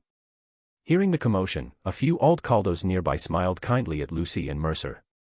Even Kyoko, who was usually late to rise, poked her head out of a nearby tent with a teasing look. This kind of public humiliation was too much for Lucy, who was only 14. She turned away, covering her face. I'm going to wash up first. Mercer couldn't hold back a stifled laugh, while Kyoko, further off, brazenly laughed out loud, hands on her hips, not even flinching when Lucy shot her a glare. Panam, holding Mercer's cyberware case, checked the time and said impatiently. Done enjoying yourselves? Then get up and help. This is the cyberware your friend said you needed installed. Go check if anything's missing and load it all up. It's already past 8. Did you even make an appointment with the Ripper Doc in town? Mercer's expression shifted. I have one at 9. Then hurry up. Panam jerked her chin. Take my Mackinaw, and don't forget your gun. Mercer rushed to get ready. After swiftly organizing everything, he climbed into the passenger seat of Panam's truck. Mercer waved a hand. Let's go, little China. Ugh, morning traffic there is a nightmare. Buckle up, I don't want you to be late. Those city docs have massive egos. If you miss your slot and they refuse to see you, you're screwed. Panam slammed on the gas. Mercer, somewhat embarrassed, fastened his seatbelt. I'm usually a light sleeper, 4 to 6 hours max. That's a good thing. Means you were wound pretty tight before. But hey. From what I saw this morning, you two were wrapped up so tight, you must have slept great. Panam laughed, giving Mercer a suggestive look. He covered his face with one hand and sighed after a moment. It was cold last night, and the blanket got tugged around a lot. Lucy, Mercer, what I mean is, it was really cold last night, so I fell asleep out of instinct. You know. Anyway, if Kyoko asks you, just say that, because it really was freezing. Kyoko, was it really that cold last night? Really? Really? Under Panam's barely suppressed grin, Mercer closed the messaging app expressionlessly, turned to look out the window, and rolled his eyes. Whatever. Gotta say, even though Lucy's a bit small now, she's soft and smells nice. I'm such a creep. The car sped all the way to Little China in Watson District with the pedal to the metal, but even rushing like hell. Mercer still ended up late for his first meeting with Vic. Chapter 34, First Meeting with Vic, Bonus Chapter. Mercer had Panam park the car right at the clinic entrance, a somewhat dim alley. The buildings on either side of the alley had a dated feel. After getting out of the car, Mercer couldn't help but glance around with a sense of nostalgia. To the left of the alley was the building housing Misty's Esoterica shop, the girlfriend of Jackie from the game. In the game, the protagonist V and Jackie would usually get off the car on the street by the esoteric shop, pass through it, cross the alley, and arrive at Vic's clinic. But now, Mercer had brought a car full of valuable goods, so it wasn't convenient for him to carry everything conspicuously through that route. He had no choice but to squeeze the car into the alley with some effort and park right at the entrance. To his right, a set of steps led down to a semi-underground building, Victor's clinic. Mercer first sent a message to Vic. Mercer, Vic, open up. I've got a lot of stuff, gonna take a few trips to move it all. Victor, okay. Victor replied quickly, likely having been waiting for him for a while, and didn't mention anything about him being late. Panam, while helping Mercer carry the refrigerated container storing the cyberware, looked around and muttered, "This is the place. Doesn't look like much." Ripper docs are always tucked away in these out-of-the-way corners. But his skills are definitely up to par. Mercer was also straining to carry a large box, carefully making his way down the steps to the door when it slid open automatically. Before him stood a sturdy middle-aged man wearing sunglasses, exactly the person Mercer had come to see, Victor Vector. Victor looked down and saw a young boy, barely reaching his shoulders, struggling to carry a large box. The sight made him instinctively reach out. "Kid, just hand it to me." "Where's that Mercer? Sending a child to move all this?" Frowning, Victor set the box down on the floor inside the clinic and turned to look, only to see a woman also carrying items as she walked in. Mercer smiled somewhat helplessly at Victor and said, "I am Mercer." "Ha." Victor could only let out a sigh-like sound, part exasperation, part amazement, as he looked at Mercer. Then he simply stepped out to lend a hand, helping move the items while asking, "So, is this batch for your sister to install?" "She's a friend of mine, and today's driver, from the Old Caldos. The cyberware is for me." As he spoke, Mercer sized up Victor. He didn't look much different from how he appeared in the game. Victor's features weren't particularly striking, but he looked clean and well-kept. His black hair was tied back, his arms well-muscled and seemingly almost entirely free of cyberware modifications, though a faint glimmer shone from behind his sunglasses. He was the picture of a reliable man. I won't ask where you got these from. Doesn't look like you're a local, anyway." Vic kept moving the items while studying Mercer. This child, who looked no older than 14 or 15 and was quite slender, carried an oddly mature air about him, both in expression and speech. CyberEye, monowire, neural link, cyberdeck, and even an interface on the back of his head for a large server unit. All Arasaka cyberware. Moreover, even the refrigeration units currently being moved, containing the cyberware, were all high-end models emblazoned with the Arasaka logo. "But this batch of yours is way too pure. All Arasaka stuff. Stolen. Or snatched. Either way, I wouldn't recommend installing them yourself." Victor spoke frankly, "You're too young. Installing too much cyberware can affect your development, and these implants are usually designed for adult physiques. No worries, let's just see how much we can install for now." Mercer seemed completely unconcerned. Victor sighed inwardly, but since they weren't that close, he didn't press further. Once everything was moved in, Panam crossed her arms and took a seat in an empty spot in the clinic. In Night City's back alley clinics, if you're getting cyberware surgery, you better make sure someone's with you. Otherwise, if you go alone to a black market clinic for implants, there's a good chance the surgery will mysteriously fail by the end. Then you become a corpse, and eventually, your parts, along with the cyberware you meant to install, will end up on the shelf. Don't mind me, just pretend I'm not here. Pan Am played the role of bodyguard with professional ease, but Mercer chuckled. It's fine, Pan Am. You haven't eaten yet this morning, right? Go grab something in Little China out back. Right across the alley is Misty's esoteric shop. She's the part-time receptionist at Vic's clinic, but the esoteric shop is her main gig. Her fortune-telling is supposedly pretty accurate. You could give it a try. No telling how long this will take, and it'd be pretty boring for you to just sit here staring. You sure? Pan Am eyed Victor warningly. Getting surgery here alone. Don't underestimate Vic. Mercer pointed to the wall lined with trophies and certificates. If you'd come a few years earlier, Victor was still boxing professionally. Back then, they called him Victor the Unarmored, the most badass boxer in all of Night City at the time. The likes of you and me, he could knock us out with one punch each. Don't let his lack of cyberware fool you. In his retirement match, he went a full 12 rounds against some corpo junked-up monster. Both scored a knockdown, but sadly, he lost on points in the end. But that was a real boxer going up against a cyber-enhanced Superman. Now you see Dr. Victor's skills, right? You even know about that. Victor couldn't help but smile. I thought nobody remembered. He truly loved boxing but had to leave the ring because the sport had become a showcase for cyberware. Deep down, he'd always rather hear praise for his boxing skills than his medical expertise. But still, this kid had really dug up everything about him. What kind of little monster was he? Wait, seriously. Pan Am, however, found Victor even less convincing. A boxer trading gloves for medical books. Could he even have learned it properly? Don't worry, Vic is one of the few reliable good guys in Night City. Go on, take care of your stuff. If you finish and have nothing to do, come back, have a beer, watch some TV. Once I'm done here, I'll take you somewhere fun. Mercer repeated himself, and Pan Am didn't press further. She sighed. You're a complicated guy sometimes, but other times you seem so simple. All right, I'll go grab some breakfast. What about you? Has Vic eaten yet? Mercer asked Victor with familiar ease. Yeah, I have. But you should get something. First, let me see what all this stuff is. Vic casually opened one of the boxes and immediately wrinkled his whole face. Inside were a beat-up Sandevistan, mantis blades with faint dark red bloodstains, and some other miscellaneous junk. Oh, that stuff I plan to fix up and sell. Wondering if you could lend a hand. What I want installed is these. Mercer pointed to the other items. Vic frowned as he opened them, then raised an eyebrow. New models. Lab-grade prototypes.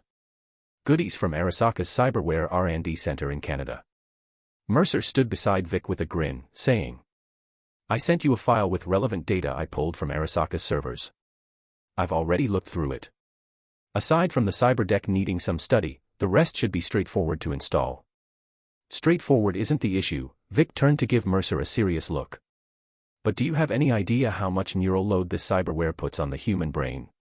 No exaggeration, this might not look like much, but even those cyberware-crazed maelstrom maniacs wouldn't last 3 months before breaking down if they installed this stuff. Even the heat dissipation is wired into the neural system. Whoever designed this set never considered the strain it would put on the user. Pan Am, who hadn't left yet, looked worried and earnestly patted Mercer's shoulder. I know you want to do big things, but you've got to know your limits. Don't forget, there are people counting on you. Think about Lucy. All right, go eat, sis. Mercer rolled his eyes, and Pan Am shot him an exasperated look. Ungrateful much. With that, she turned and left. Just be smart about this. Listen to the doc. What do you want to eat? I want baozi, youtiao, defuno, rijiamo, jianbing, jiaozi, or maybe pot stickers. Before he could finish, Pan Am let out an amused scoff. Well then, keep waiting. I'll have to go to China to get that for you. She stormed off in a huff. Victor shook his head and motioned for Mercer to sit on the operating chair. Some of what you mentioned I've never even heard of. Rujiamo, is it like a hamburger? Meat sandwiching the bread.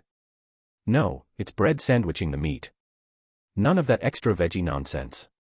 I like it pure meat. The filling is stewed for hours until it falls apart at a touch, with the meat aroma and sauce blending into the flatbread. Mercer started salivating just talking about it. It had been so long since he'd had a proper meal. In this world, meat was all synthetic bug protein. Real animal meat. The price would make your heart stop just looking at it. Sounds pretty good. Are you part Chinese? After getting Mercer to lie down, Vic pulled up a chair and sat beside him, using his right hand equipped with a special glove-like external cyberware to tap on the screen. He spoke softly to Mercer while checking the data. Kid, I need to run some tests first to see how your body's doing. I get it, go ahead. Not sure about mixed heritage. Arasaka's files didn't have info on my birth parents, but I was probably Chinese in my past life. Mercer cooperated as Vic inserted the neural link cables, sneakily hacking into the system to glance at the instrument's data along the way. It had almost become second nature to him. The moment his head connected to any device, his first instinct was to scrutinize every line of the program's code. Stop fiddling, the data's fluctuating. If you're curious, you can study it later. Vic could keenly detect the instrument's lag, indicating some program was secretly siphoning its processing power in the background. My bad, force of habit. Arasaka's always stuffing things into people's heads. Can't help feeling uneasy until I know exactly what's in there. Mercer didn't hide it, smiling as he added, call it occupational hazard. Sounds like you've had a rough past. Victor looked at him with pity and sighed. How old were you when Arasaka took you in? 8.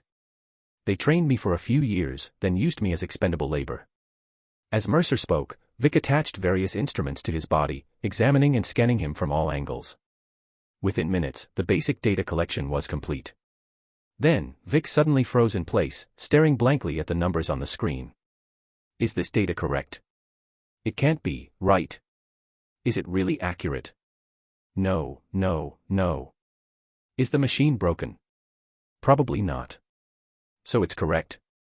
But are these numbers really right? Victor fell into a long, deep contemplation. What the hell? Chapter 35, Surgical Arrangements. Victor looked at Mercer with an incredulous expression. You've had similar checkups before, right? Is this data accurate? You didn't plug in some cyberware to interfere with the data collection, did you?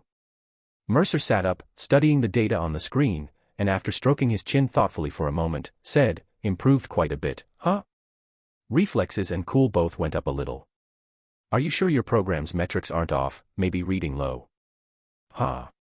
Victor glanced irritably at Mercer, the numbers glaring brightly on the instrument display. Reading low. My detection standards are set even more conservatively than the corporate benchmarks. Intelligence, 21, cool, 20, reflexes, 17. Damn it, the maximum my machine can detect is 21. And that's only because I modified it myself. Ordinary examination equipment tops out at 20. Unbelievable. No wonder Arasaka took an interest in you. Your neural activity and neurotolerance are absurdly high. Are the megacore so extravagant these days they use geniuses like you as expendable resources? No, you're not just a genius, you're a monster. You're not some kind of BioWare, are you? Victor couldn't stop shaking his head, feeling as if his entire worldview had been thoroughly shaken. These just aren't numbers a normal human should have. Even if these are potential scores and not Mercer's current actuals, still. Attributes like intelligence and reflexes are mostly fully realized by Mercer's age.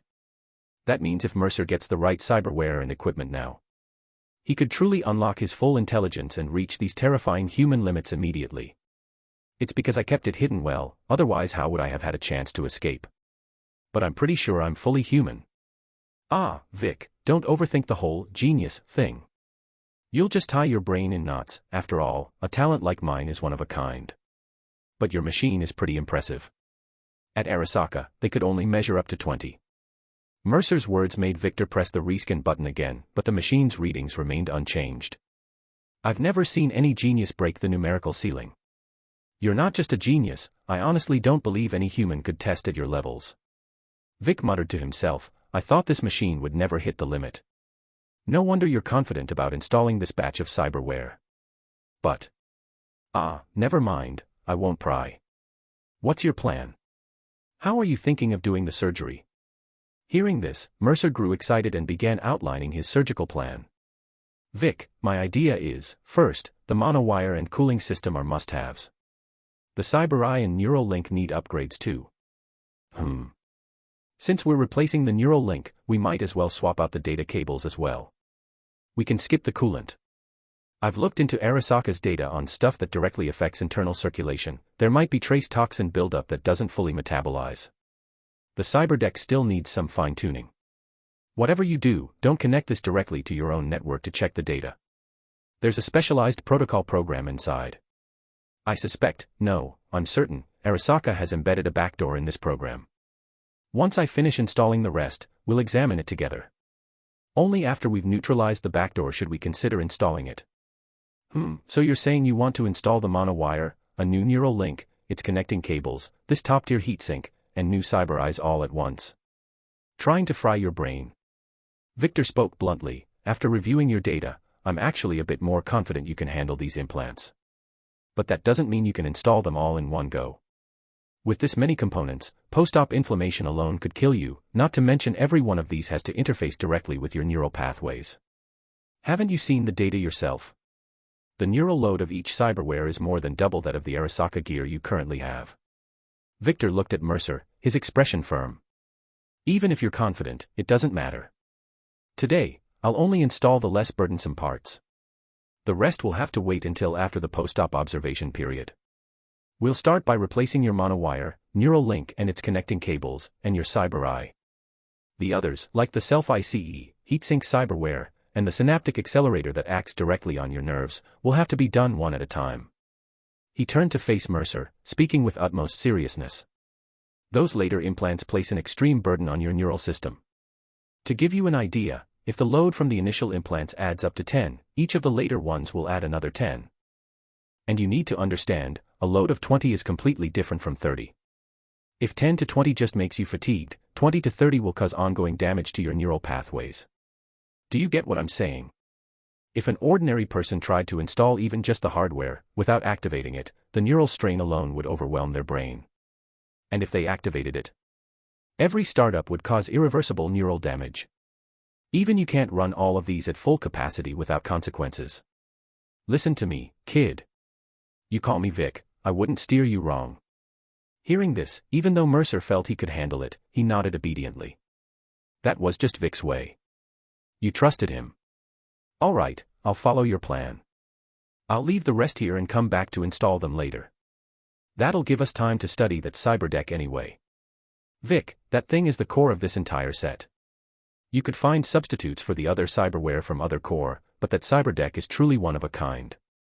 In terms of raw power, aside from a special Militech model, I don't think there's a stronger Netrunner cyberdeck in the world. Mercer looked earnestly at Victor and said, Vic, it's dangerous. If you're not sure you can handle it, don't touch it. I'll level with you, the protocol inside is related to the infamous Soul Killer. Few people might remember Soul Killer these days, but I have to be honest with you, it's only slightly less dangerous than Bartmoss's RABIDS virus that destroyed the old net. Arasaka's heavily promoted Secure Your Soul program, which they're selling now, is actually a variant developed from the Soul Killer software. Victor felt a headache coming on just hearing this.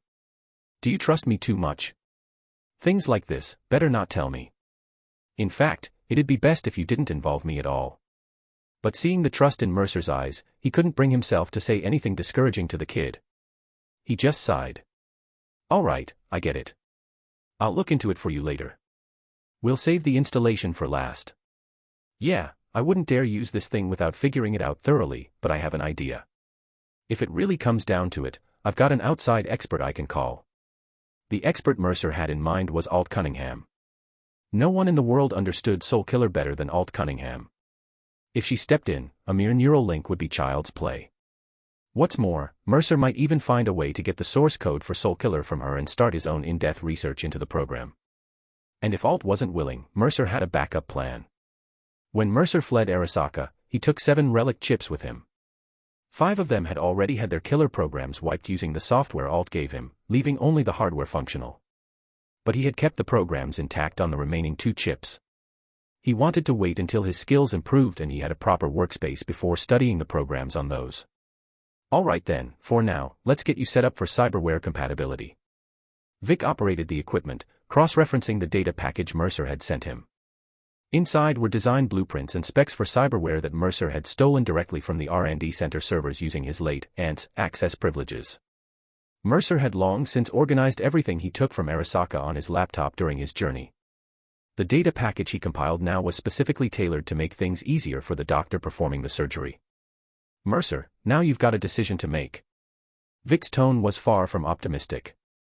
Because your body is so small, and these cyberware units are all adult-sized, installing them is going to cause you significant discomfort. Even with some adjustments for compatibility, some of the wiring will still be too bulky. So, we have two options. 1. Trim down parts of the cyberware to better fit your body. This would reduce rejection to normal levels. Or 2. Install them with minimal adjustments. The rejection process will be long and tough, but the upside is that even as you grow, the cyberware will remain functional for a while. Honestly, I really don't recommend someone your age getting cyberware. Your body is still developing, and cyberware can interfere with that process. Plus, as you grow, your muscles, bones, and nerves could cause the cyberware to malfunction. I have to get them installed. As for my body developing, I'm not too worried. In this world, looks and physique don't really matter. It's the human mind, and will that endure? Mercer was remarkably open-minded about it. As long as my brain functions normally, this body is merely a vessel for my soul. In this world, there's nothing cyberware can't solve. Bones, circulatory systems, blood. Even the complex nervous system is no longer a miracle of natural human growth but data cables that can be artificially shaped and intervened with. Vic, I have a lot to do. Without cyberware, I can't achieve any of it. He pointed to his head with a smile. Or rather, this body is the very thing limiting my brain's potential. Compared to fragile flesh and blood, mechanical ascension might be the most suitable path for someone like me. So, the second option it is. In the short term, I can't find better parts to replace these. If the Maelstrom gang heard you say that, they'd instantly call you brother. Vic didn't agree with this view. He sighed lightly. Fine, it's your decision. Just, if you feel anything off with your body, don't tough it out. Bring it on. If something feels wrong, I'll scale back immediately. I have no intention of turning cyber psycho. Even as he said this, Mercer felt that.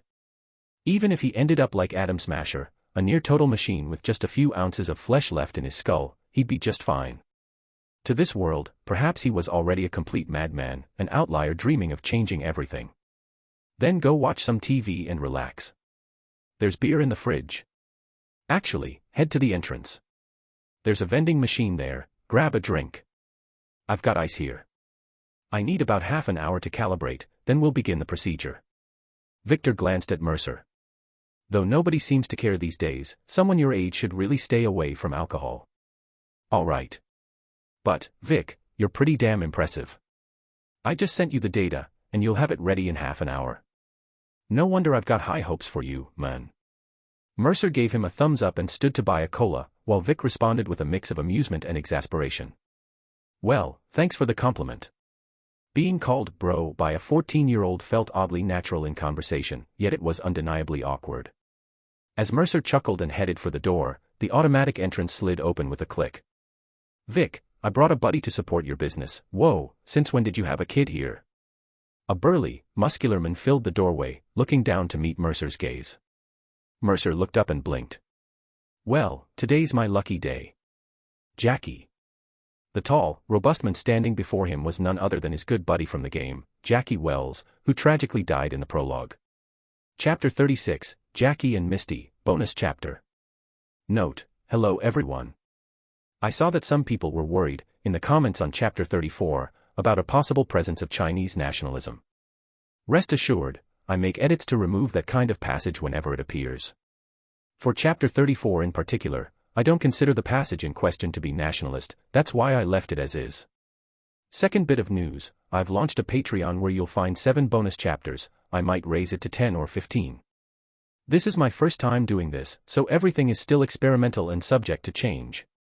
There are 2 tiers that give the same number of bonus chapters. I chose this so those who want to support more can do so without paywalling content behind a pricier tier. If you decide to subscribe, I won't raise your subscription price along the way. Of course, subscribing isn't mandatory, I'll keep publishing the chapters here.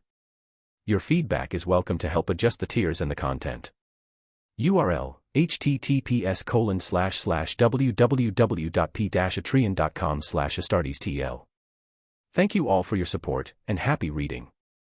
Vic looked up with a resigned expression. Couldn't you have called ahead? Not possible this morning, already got surgery scheduled. So, Nino, what brings you here? Jackie Wells smiled and stepped aside, making way for the kid. Meanwhile, Mercer eyed him up and down. Alex Mercer. You can call me A. What else would I be here for? Surgery. Valentino's. He glanced at the two figures behind Jackie. Valentino's members weren't particularly distinctive. First, they wore clothes that fit the street kid style. Second, they loved all kinds of flashy gold jewelry or religious symbols like crosses and tattoos. Generally, the most common were tattoos related to various religious beliefs. The two men behind Jackie looked at Mercer and spoke impatiently. Nino, your surgery's been rescheduled. Whatever toy you want to install, come back this afternoon. Inside, Victor didn't even bother looking up, knowing full well Jackie would handle it. Wanting to install a big cannon doesn't require a doctor this good. My schedule's tight too. Get in line or find another place, Mano, Mercer retorted bluntly, staring expressionlessly at the two gang members. Jackie turned around directly. Hey, we agreed, no causing trouble for me. Show some respect at Vic's place. Jackie's words made the two punks visibly annoyed, but they just clicked their tongues and glared fiercely at Mercer, as if trying to scare him into crying. Mercer merely scoffed, not even bothering to look at them, and walked over to the vending machine by the door to buy a cola. Jackie studied Mercer for a moment but didn't say anything to him. Instead, he turned to Victor. We'll come back this afternoon, then, Vic. Yeah, better keep your people in check. Don't mess with the kid unless you want your head smoking. Don't say I didn't warn you, Victor said calmly. Jackie instinctively activated his cyber eye and scanned Mercer. Mercer glanced back and simply opened his permissions to let Jackie see his name. A full set of high-end Arasaka gear, standard Netrunner configuration, made Jackie whistle in admiration. A single Arasaka monowire was worth more than his life. Damn, Nino, your gear is seriously impressive, Jackie praised cheerfully. Mercer smiled back at him. You're all right, big guy. If you ever need a Netrunner's help, give me a call. He sent Jackie a friend request via comms. Jackie quickly accepted, laughing heartily. That's great. Come by El Coyote Kojo sometime, my mom runs it. The fries are amazing, and we've got Mexican food. My treat. Inviting a kid to a bar. Really, big guy. A woman's voice chimed in. Panam walked over from a building across the alley, her hand resting sternly on the grip of her holstered pistol. By the door behind her, a young girl with smoky eye makeup was watching the scene with concern, none other than Misty, who would later captivate Jackie. As expected, Jackie glanced at Misty a few extra times, but he wasn't particularly enthusiastic at the moment, merely nodding in acknowledgement. He still had a girlfriend from the Valentinos, and their relationship was relatively stable. Phew. One of the thugs instinctively whistled, winking excitedly at Panam. Chica, this kid's no good, but you definitely are. How about grabbing a couple drinks with us this afternoon? You're hot. Drink my ass, dumbass. Don't start trouble. Panam cursed without hesitation, her gaze icy as she sized up the group. Mercer, what's their deal? Jackie was exasperated. Here he was trying to defuse the tension, and these two idiots behind him just couldn't keep quiet. Sure enough, her words ignited their tempers. They reached for their gun grips and started cursing, "You bitch, we gave you face." But Mercer chose that moment to sigh. Then Jackie watched as his two comrades, mid-sentence, suddenly cried out in pain, convulsed, and collapsed to the ground. At the same time, Panam's gun was aimed squarely at his head. Jackie shook his head in frustration, glancing at his buddies clutching their heads and howling. I told you to be polite. Whatever. Chica, that's enough. We're not here to cause trouble. Mercer nodded too. Panam, let it go. I'm starving. Yeah. Panam looked curiously at the two still twitching on the ground. Damn, Netrunners are that powerful. That's because I'm good. Any other amateur would have taken seconds just to breach them. Mercer turned and added, don't worry, it's just their cyberware acting up, some neural headaches. Go see Vic this afternoon for repairs, and you'll be fine by tonight. Jackie nodded helplessly. Guess they picked the wrong day. But, Nino, that was some serious skills. I've never seen a netrunner who could take someone down just by drawing a gun. MHM, now you have. Mercer patted his sturdy arm without hesitation. You've got the makings of a good merc. If you ever get tired of gang life, give me a call. I'll take you to Afterlife for drinks, guarantee you a proper time. Whoa, Nino, Afterlife. Jackie's eyes lit up. Even though he'd joined the Valentinos, deep down, he'd always preferred the idea of being a merc. The kind of legendary edge runner who took down corps and gangs, fought through bullet storms with his crew, and made the whole city tremble at the sound of his name. And Afterlife was a bar only the top-tier merc legends could enter. Interested? Want me to take you there tonight? Mercer couldn't help but laugh. This Jackie was exactly like the one in the game. Hell yeah, I'm interested, but nah, I'll pass. That place, it only means something if you earn your way in. Jackie glanced at his subordinates, who were now recovering, clutching their heads under Panam's gunpoint, and sighed. All right, we'll head out for now. We'll be back this afternoon. Get going already. The door's always open, and your stink is drifting in. Victor's displeased voice came through. Take your friends and get lost. Don't bother my clients, Jackie. I know, Vic. They're just, new to the scene, you get it. Jackie bent down, grabbing one of the lackeys under each arm and hoisting them up. Stop embarrassing yourselves, let's go. The two thugs still looked resentful, but one glance from Mercer sent a shiver down their spines. They'd genuinely never seen a netrunner this badass. In their minds, netrunners were all supposed to be holed up in some safe spot, useless without a cable plugged into their heads. Who'd ever heard of one who could nearly knock you out just by glaring? Panam spat in the direction of the retreating thugs. All right, let's go in and eat while it's hot. Couldn't find any of that Ruji ammo or whatever messy bun thing you mentioned. Just some gyoza, sold by a Japanese guy. I tried a few before buying it for you. Tastes decent enough. Oh, and this is Misty. Panam gestured to the quiet girl beside her, Misty, who now looked about 18 or 19, her naturally delicate features not quite hidden under heavy smoky makeup. Misty smiled. Hello, Mercer. Nice to meet you. Panam just mentioned you know me. Looked you up while checking on old Vic. You do tarot readings. Give me one later when I'm done with my stuff. Misty's smile widened at Mercer's suggestion. Sure. For a new friend, I'll do this one for free. Deal then. Mercer waved and headed inside with Panam, munching on gyoza while waiting for Vic to finish up. Called meat, but felt more like tofu. Seasoning was decent, though. He finished a large portion, downed a cola, caught some boxing on the TV, and by then, Vic was done prepping. He lay back on the bed, closed his eyes, and when he opened them again, even his eyeballs had been replaced. One of them, still connected to neural signals but not yet fitted into the socket, gave him a weird, almost creepy, view of his own perspective. Chapter 37, Wheel of Fortune. Vic also noticed Mercer had woken up. Don't rush. You woke up faster than I expected. Just this I left, let me check the data, and I'll put it in. Mercer held still, enduring the process as Vic placed the eyeball into his socket. A strange tingling sensation spread deep within the eye socket. Vic operated the instruments for a while before saying, Good, neural signals are connecting normally. Try moving your eyeball, excellent, no issues. Any unusual sensations? The anesthesia hasn't fully worn off yet, but you should be feeling something. Mercer shifted slightly, focusing on the sensations, vision's a bit blurry, but it's adjusting. My wrist feels swollen and sore, probably because this monowire is too thick. I'll need to get used to it. The neural link also feels a bit scorched. Did you use a thermal connection for the surgery? Signal reception is normal, though. High-end gear really is something. The data latency has dropped significantly. My awareness of the cyberware has improved too, but my control over my body still feels awkward. It'll take some getting used to. Vic asked gently, test it out. If your arm continues to feel swollen and sore often, you'll need further cyberware modifications. Sigh. I really hate to see you go down that path. Just think about it, you can't just install cyberware on the top half and leave the bottom half untouched, unless you want to become a roly-poly toy.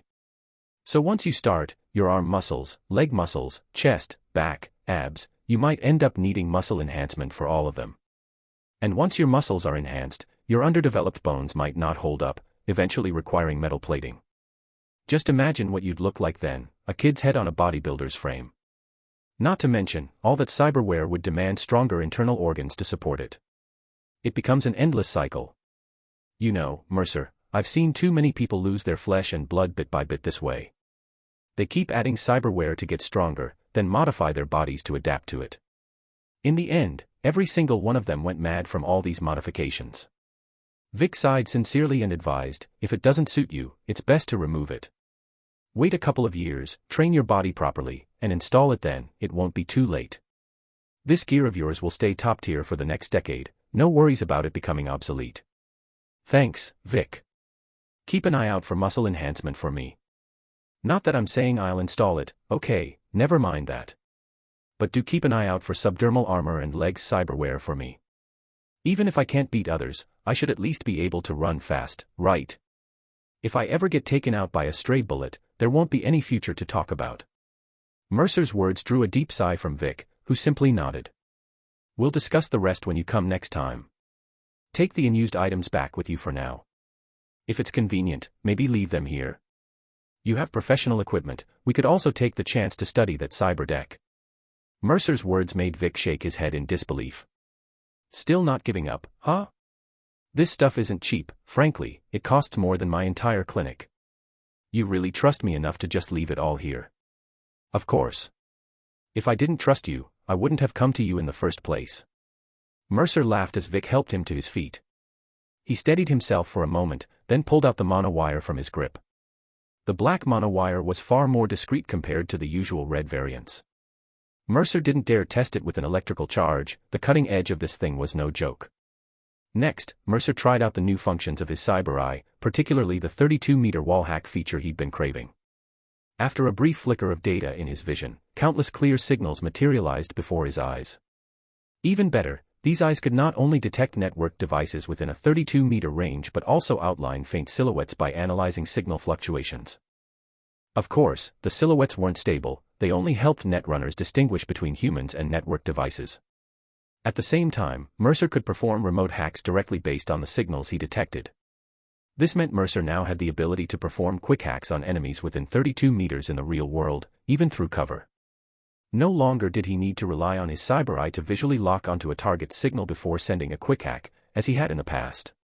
Before, remote hacking required either a neural link to cameras to capture the target's exact network signal or infiltrating the target's subnet for remote access. But now, as long as the target was within range and his cyber eye scan mode was active, Mercer could detect them through walls and hack them directly. This was a significant upgrade to Mercer's safety in close-quarters combat. Mercer then glanced at himself in the mirror. Damn, these blue cyber eyes look slick. The pupils shimmered like drifting blue stardust. This high-end gear even saved him the cost of cosmetic lenses. Alright then. I don't know if you're like this with everyone. Victor watched him excitedly testing his cyberware and reluctantly agreed. I'll look into it when I have time, and see if I can reduce the strain these implants put on you. No big deal. My brain's sharper than a server CPU. And just so you know, I don't trust just anyone. Have a little more confidence in yourself, Vic. Mercer grinned and touched the back of his head. You replaced the interface cover plate too. How much do I owe you this time, Vic? The hardware was all yours. I'm just charging for the procedure. Call it 2,000 eddies. Mostly for meds and materials.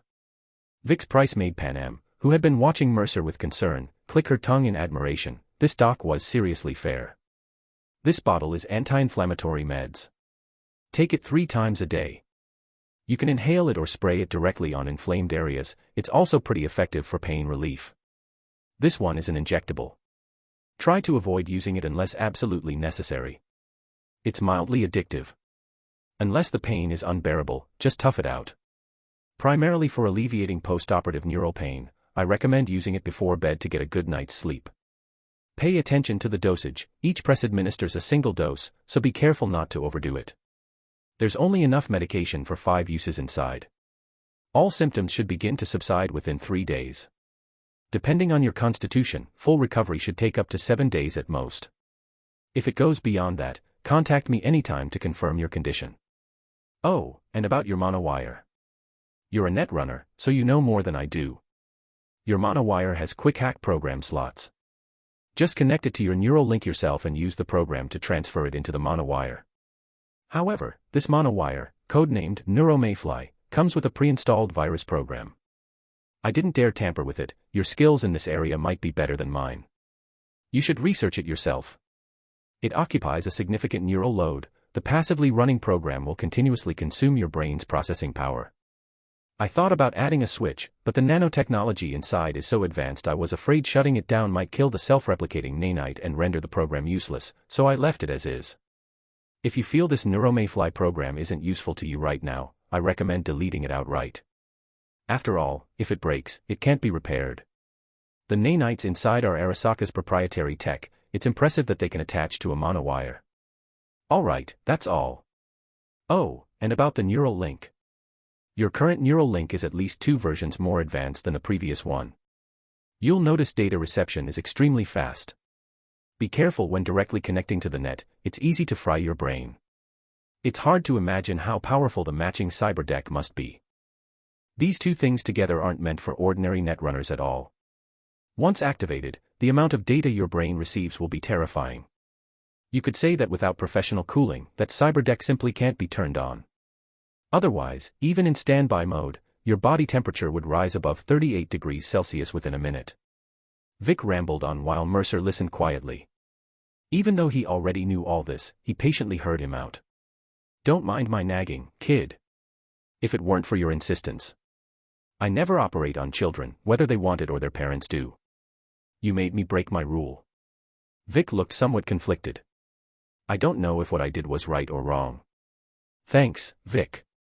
Whatever the future holds, that's my path to walk. You helped me, that's all. No matter what happens, I'll be grateful.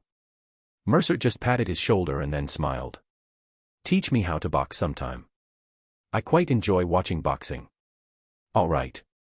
Vic glanced at the transfer record popping up in his cyber eye, then turned and pointed at the dead man's cyberware, cold storage box he somewhat disliked. You planning to sell what's inside? Yeah. Mercer nodded, then added, I'm also planning to sell the parts removed from me. Vic thought for a moment and said, the corporate-grade cyberware taken from you isn't hot, and since you haven't used it long, it's still quite new. I can take it off your hands directly, even those mantis blades I can buy. I just checked the Arasaka supplier's inventory list. That model might be labeled as a lab prototype, but it's actually mass-produced for high-level agents. I've got plenty of clients who'd be interested in it. But that Sandevistan, I can fix it for you, but I can't take it in as trade. Mercer nodded readily. That's perfect, Vic. If you can repair it, let's set the service fee at 10,000 eddies. Don't argue, I've done the math. Just the cost of replacing those melted neural connectors is around 4,000, and that's using mid to low-grade Biotechnica off-the-shelf parts. It shouldn't be too much work, but it'll still take you an hour. You'd only be making a couple thousand profit. Any less, and I'd be the one feeling awkward. Deal, Vic had to accept gladly, then started tallying up the numbers. The monowire, I'll give you 100,000 for it. Arasaka monowire still holds its value, and you've already flashed the cyberware firmware, plug and play, no worries about backdoors. The mantis blades, 150,000. These are pretty rare thermal mantis blades, honestly they could go for even more. But I can't offer higher than that. Most folks who come here for installs can't shell out over 200,000 at once for top-tier gear. If I kept these on hand, I'd have to actively find a buyer. Other stuff, the cyber eyes, 5,500 eddies. The rest of the bits and pieces, let's round it up to a neat total of 360,000 eddies. Vic explained as he went, even though your cyber eyes aren't cheap on the market, after all, they're high-end models with Netrunner connectivity. In the cyber eye world, everyone only recognizes Kuroshi as the premium brand. Everything else is considered off-brand. Even the pair you're using now, I'd say overall performance is a notch below Kuroshi's high-end custom jobs. I get it, Vic. Your prices are fair. If you weren't so against stripping gear off corpses, I'd be tempted to go out and scavenge a batch for you whenever I had free time. Mercer's words made Vic chuckle wryly. Please don't start that. I never deal with scavengers or their kind. Funny enough, I can't stand those scum either. Don't worry, I'm not some trigger-happy killer. Mercer stood up easily, glancing over at Panam. Vic, I've gotta go. Heading to Misty's for a tarot reading, pick up some things. Got business tonight. All right, take care on the road. Oh, by the way, I renamed your cyberware and scrubbed the logos. Anyone scanning with cyber eyes will only see it as a special lab model. You can reprogram the names yourself, so anyone checking the data will see custom gear. I've also dealt with the backdoors. You can fine-tune the rest slowly. As Vic finished, his neural link pinged with a file transfer from Mercer. Sent you a program, my own, Freelance Assassin version 1.0 official edition. It can crack and wipe backdoors on 99% of cyberware straight up. Install it on your system and use it. The one you're using doesn't clean thoroughly, it affects cyberware performance. Consider it a welcome gift. Oh, and this, is your brain up for it? Or should I send it to your computer? Mercer joked with a smile. Vic shook his head. Not keen on loading data directly into my head. Send it over, I'll download it on my computer. Sure.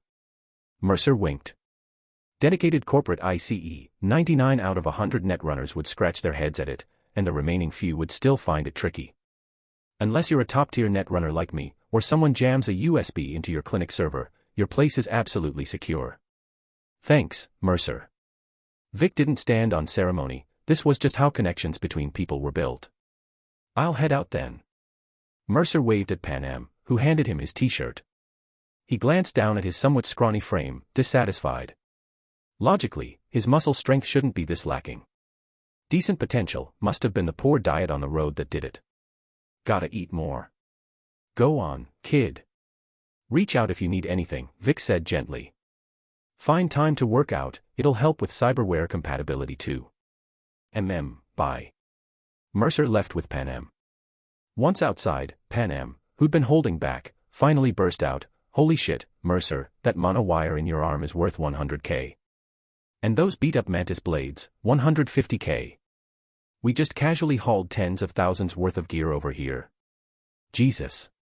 Yep. Arasaka Netrunner specific monowire, mass-produced, but street price starts at 120k. Mine's the new version, goes for 150k. The mantis blades are pricier. Thermal mantis blades are borderline black tech, even MaxStack doesn't get gear this good. If you want to buy from Arasaka, it's 300k minimum, and that's if you have connections. Mercer spoke while watching Cassidy's bank account balance skyrocket, feeling utterly pleased. And that Sandevistan. I'm thinking of dumping it on the black market for 200k. Ugh, what a waste. If only I had a buyer who wouldn't expose me, that thing's easily worth 300 to 400k. Then an idea struck him. But if I kept it for my own crew, maybe V could handle it. But giving her top-tier gear like that, she'd probably think Mercer was trying to sugar daddy her. That's enough to buy 10 of her current lives. Better hold onto it for now, see if I can work with the current V. If she's willing to work for me, sell it to her on credit, let her pay it off, wouldn't that be a win-win? Even at just 200k, it'd be like hiring V for 200k eddies. With her personality, she wouldn't just run off with the money. Way better than selling on the black market. Less hassle too. The more Mercer thought about it, the more he liked the idea. Don't go doing anything stupid, Panam rolled her eyes, leading him into Misty's esoterica shop across the alley. You really not afraid of cyberpsychosis? Not for me. Have you had a reading here? How'd it go? Mercer followed her into Misty's parlor, where Misty had been waiting. The crystal ball was set aside on the table, a deck of tarot cards laid out, and 2 steaming cups of coffee prepared. Ah. Panam looked conflicted. Something about the Hermit, the High Priestess, Wheel of Fortune. The Hermit reversed, the High Priestess reversed, and a rather intriguing Wheel of Fortune, Misty said with a gentle smile. Please, have a seat. Basically, it says I was originally very unlucky, would lose my direction, leave my family, and fall into long-term confusion and wasted time. But suddenly, a Wheel of Fortune appeared and reversed all of this, meaning if I start thinking carefully now and make wise decisions, I can change my original fate and head down a different path. That's about it. Panam seemed a bit skeptical about the fortune-telling result. If Mercer hadn't said Misty's readings were accurate, she would have thought Misty was about to try selling her some trinket to change her fate. That's roughly it. But what I want to say is, this kind of fortune-telling result is very rare. Because the reversed High Priestess often represents a carefully considered outcome, while the reversed Hermit symbolizes a powerful, unchangeable reality. After these 2 cards, a Wheel of Fortune appeared. I've been doing readings for a long time, but this is the first time I've seen this kind of situation. It means Miss Panam has encountered a truly fortunate person, and it's this person who changed her fate. Misty's smile and voice were gentle and ethereal. At this moment, her eyes fixed on Mercer, brimming with eagerness. I think that fortunate person might be you. Would you like a reading? I'm very interested in your fate. Sure. Mercer felt a slight shock from the fortune-telling. It really was accurate. He watched as Misty shuffled the tarot cards and laid them out. Please choose 3 cards, she said.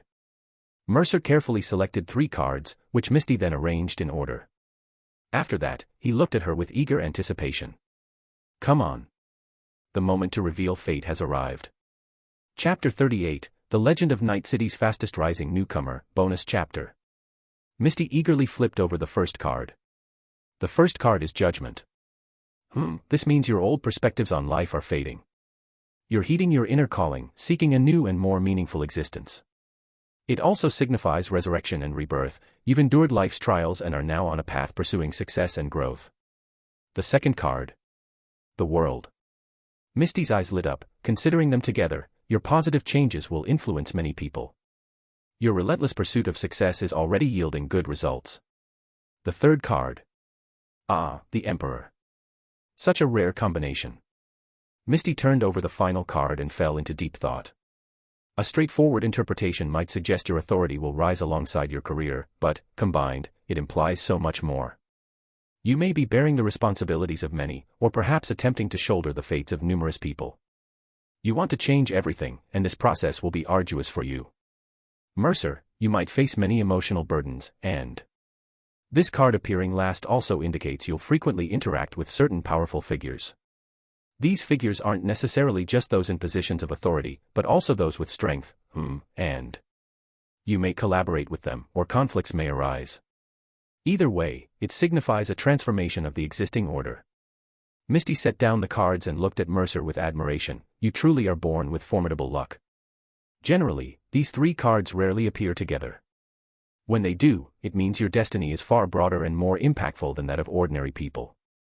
Indeed, the books say that divinations for the strongly fated often allow the diviner a glimpse into a corner of the world's future. I think that's absolutely true. Perhaps all of Night City might change because of you. Really? Panam remained skeptical, but Mercer was already convinced. He laughed heartily, saying with satisfaction, everything's going smoothly. As expected of me. Well, from what I see, although you'll face many challenges, as long as you stay true to yourself and keep striving, you'll overcome them. Overall, it's a very positive reading, Misty said with a smile. Perhaps even I am heading toward a brighter future because of you. By the way, Miss Panam, my advice is, if you're ever uncertain about something, you might consider seeking Mercer's opinion more often. His intuition and suggestions will surely be sharp, and the direction he points you in will definitely turn the wheel of fortune in your favor. Panam nodded, glancing at Mercer. Mercer simply smiled, first adding Misty as a contact, then transferring her $100. Well, there's a custom from my hometown. When someone gives you a reading or a prophecy, you must pay them. The amount doesn't matter, but it has to be given, or it brings bad luck to the fortune teller. Misty thought for a moment and said cheerfully, "Oh, Eastern divination. I'm quite interested in that too, but it's much harder to learn than tarot cards, and I can't find any tutorials." Mercer chuckled, took a sip of his coffee, finished it in one go, and stood up. "Thanks for the reading. Now I need to go buy some things." "All right, I won't keep you chatting then. Be careful on the road. The Valentinos and 6th Street have been clashing a lot around here lately. Who knows when a shootout might break out," Misty advised gently. "Thanks, I will." Mercer waved and left with Panam. Once in the car, he said directly, "Let's go buy some clothes. Maybe we should head to Corpo Plaza instead of sticking around here. But I want new clothes, not second-hand, you know." In this world, trendy clothes were mostly a bit over the top, flashy and garish, and Mercer still couldn't quite get used to them. He preferred a more old-school aesthetic. "Yeah, got it." Panam was still thinking about the divination as she started the car and squeezed out of the narrow alley, with homeless people on either side occasionally muttering in annoyance. They didn't drive far before reaching a street kid specialty store in Little China. It sold all kinds of hoodies, flashy shirts, and trendy jackets with bizarre decorations. Mercer browsed for a while and picked out 3 sets of the simplest, most basic clothes, 3 black sweatpants, 3 plain black hoodies and 3 black jackets. Panam rolled her eyes. You might as well buy black socks too. Couldn't you at least get something with a pattern? Hearing this, Mercer thought for a moment and swapped all the jackets for ones with red Chinese dragons printed on the back. The large logo on the back and the red prints on the sleeves added a bit of color to his outfit. After all, even A's jacket in the game had some striped patterns, right? Since he was cosplaying, he decided to go all the way. The prices were quite cheap, the whole lot only cost him €1,000, including a pair of black and red sneakers and some socks and underwear.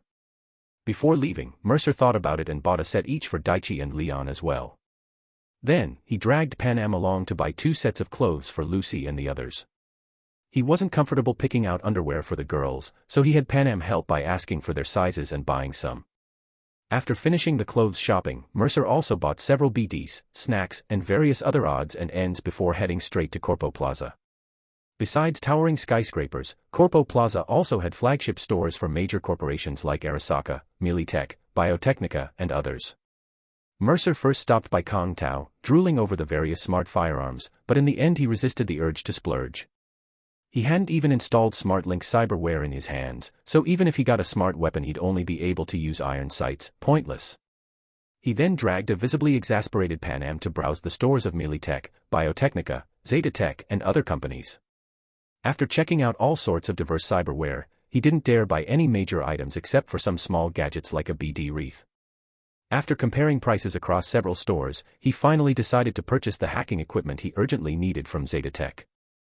Zeta Tech, a major corporation that rose to prominence in the early century with its computer technology, has always excelled in both software and hardware products related to computing. Today, Zeta Tech is also a giant in the transportation industry, with significant ventures in aerospace electronics and manufacturing. Mercer directly ordered Zeta Tech's Netrunner station, the latest model known as the Zeta Speed Killer 2071. This Netrunner station can directly interface with a Netrunner cyber deck. Equipped with a built-in high-end cyber deck, massive memory, and Zeta Tech's latest processor chip, it essentially provides Netrunners with a portable mini-server. There's also Zeta Tech's newest netrunning workstation, the Zeta Netrunner Pro Max. Designed to pair with the Netrunner station, this laptop boasts massive memory, a top-tier CPU and superior cooling even when used standalone. Despite its portable size, it's advertised as explosion-resistant, its sturdy shell can supposedly even block a rocket when closed. That feature is a bit abstract. Its most crucial function, however, is its ability to connect to the Netrunner station via data cable, enabling seamless data exchange and mutual computational enhancement. When connected, the 2 built-in CPUs operate as a dual-core system, further boosting processing power. Additionally, both devices feature large ports compatible with servers, allowing direct connections. Then comes the essential cooling system. Mercer opted for the matching heatsink set named the Zone.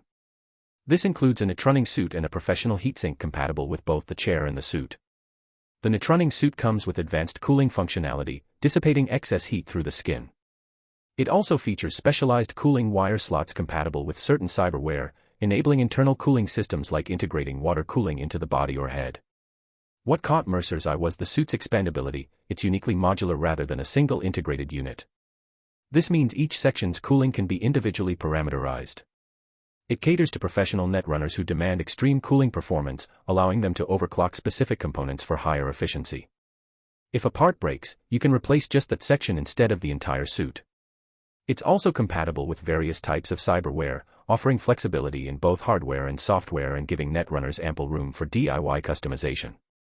Additionally, there's a matching heatsink designed to work with both the Netrunner station and the suit. Simply plug it into the ports on either side. Once connected, the netrunning suit provides far superior cooling than cramming into a freezer or lying in ice water. The set also includes a brain cooling module. When reclining in the Netrunner station, you can wear it like a helmet for a chilled, soothing effect on the head. Mercer touched the display netrunning suit. Aside from some joint areas, both the exterior and interior felt surprisingly soft. It was hard to imagine it was packed with intricate circuitry and countless microelectronics. The entire outfit looked somewhat like the bodysuits from Gantz, and it was actually quite stylish. No wonder the netrunners in anime and games ran around in their netrunning suits when out and about, maybe just throwing on a jacket at most. The netrunning suit was essentially an exquisitely designed mobile heat sink. What netrunner wouldn't want to carry a large cooling system with them at all times? The cooling suit package even came with some replacement electronic components and specialized maintenance and DIY tools, proving that this netrunning suit was truly professional-grade gear. But the price? Mercer sighed. The computer cost €40,000, the netrunner station $120,000, and the cooling suit $70,000. Good grief, before the money could even warm his pockets, €230,000 were gone. Pan Am watched from the side, clicking her tongue in amazement. The most expensive thing she'd ever owned in her life was her beloved car, originally priced at €3,000, which she'd dragged out of a scrapyard. The rest was all pieced together from junk she'd scavenged. What Mercer had bought was basically the top-tier setup for an average solo netrunner. Anything beyond this would be custom-made, high-end gear, with individual pieces costing hundreds of thousands of Euro, corporate-grade equipment that most netrunners had no use for. The Zetatech employee smiled warmly, hoping to collect Mercer's information, but Mercer used Pan Am's details for the purchase, leaving them with nothing but a contact method. The Zetatech employee guaranteed delivery within 8 hours, even to a nomad camp out in the Badlands. As it turned out, Mercer actually wanted it delivered there. The employee's expression stiffened slightly, but he eventually nodded in agreement. Afterward, Mercer browsed other stores, his mouth practically watering at all the high-end gear, but a glance at his wallet told him he couldn't afford to indulge, no matter how tempting. He could only sigh and hold back. Mercer took Pan Am to get a haircut, mainly to dye his hair black again. His previous red buzz cut had grown out quite a bit. After dyeing it black, he didn't cut it short, just trimmed it slightly and styled a small side part, making him look much more tame. What's next? It's almost dark. Pan Am seemed to have long lost her patience. In Corpo Plaza the crowds were mostly middle-class or corporate management types. The way those people looked at her was as if she were a homeless person who'd wandered into the wrong place, which irritated her to no end. Well, next is a proper meal. I haven't had real meat in a long, long time. How about you? Mercer asked. Huh. I'm not interested. That stuff's crazy expensive. Let's just grab something cheap back at camp, Pan Am said dismissively. Mercer looked at her firmly. I want beef. Fine, Mr. Fancy Pants. Pan Am had no choice but to reluctantly take him to a steakhouse in Corpo Plaza, which supposedly served real beef from Texas, sourced from a local company called Texas Star. Rumor had it that when Biotechnica originally planned to expand into Texas, they intended to follow their usual playbook, first launching a biological and botanical poisoning campaign against the local industry. They always liked to destroy the local agriculture, livestock and food industries first, then move in with their own subsidiaries like All Foods and their Pure Wheat to seize the market from local businesses. The incident was eventually exposed in Texas, leading Texans to nearly burn down all of Biotechnica's facilities, forcing the corporation to retain a certain level of local agricultural and livestock production. The most famous among these is Texas Star, a local beef industry that supplies all real beef to multiple surrounding states. However, it's said that they've also received substantial investment from Biotechnica and, much like All Foods, have effectively become a subsidiary of the corporation. As for the so-called real beef, the cattle are indeed real, but they're cloned. They select the best batches of meat for cloning, and the genetically modified cows are ready for slaughter in just a month, each marbled with perfect fat distribution. This just goes to show the true nature of Biotechnica, a company that claims to be neutral and fighting for nature. Despite possessing the technology to feed the world, they'd rather destroy all agriculture and livestock industries just to monopolize the entire market. The Mexican company they acquired, All Foods, only produces various protein foods synthesized from insect meat. Isn't it just because insects are more profitable, have shorter growth cycles and are easier to monetize? The result is that, through their monopoly, Biotechnica has left everyone without proper food, forcing people to survive on this garbage synthetic crap. Meanwhile, the rich continue partying, feasting on as much of this premium marbled beef as they want. God, this fucking world. While waiting for his steak, Mercer mentally cursed Biotechnica's ancestors several times over. But cursing was one thing, eating was another. Mercer devoured a filet mignon and a sirloin, and together with Pan Am they polished off an entire smoked beef brisket. Only then did he contentedly pay the bill and leave. Well, 5,000 eddies gone just like that. But, damn, it was so good. From that moment on, Mercer's life gained a new, concrete goal. He was going to start his own farm in Night City. He'd eat mutton when he felt like it, beef when he craved it. Biotechnica, you really deserve to die. Panam also got to enjoy a good meal, and the frustration she'd built up at Corpo Plaza that afternoon had completely vanished. Satisfied, she asked, "What's next?" "Heading back to Afterlife." Mercer took a deep breath, then after a moment's thought, added, "Let's stop by Kabuki on the way and grab a specialty mask. I'll wear one for now when we go there. Afraid someone will recognize you." "Hackers are so fragile," she teased. "Why not learn how to shoot from me?" Mercer snorted. "Your aim might not even be as good as mine. It's to avoid certain idiots judging by appearances. With a mask, people will just think I'm short and sound young. Without it, what idiot would want to deal with a kid?" "Makes sense," Panam said, then paused before turning to him with a glare. "Hey, so I'm the idiot now, huh? Hey. Watch your words. Keep your hands to yourself. I'll call NCPD on you, believe it. Molesting a minor, huh?" Mercer quickly defended himself. Panam rolled her eyes. "I'd have to be out of my mind to still see you as a kid now." She drove Mercer to Kabuki to buy a mask. It took him a while to pick one out, mainly because most masks sold there were tiger claw-style Japanese demon faces. In the end, after much effort, he settled on a plain, ordinary pure black hockey mask. From Mercer's perspective, it looked a bit like the killer Jason from a movie he'd seen in what felt like a past life. "You might as well wear a helmet," Panam commented bluntly. But Mercer was quite pleased with it. He even found some dye and painted a large letter A on the forehead of his mask. "You just don't get the fun of it, man." Copying the title and everyday look of A, the protagonist of Prototype, and pairing it with a Jason mask from Friday the 13th, Mercer felt incredibly cool at that moment. Some people wear masks to hide their true selves, but he felt that wearing one made him even more eager to let loose and be himself. The car headed toward Afterlife.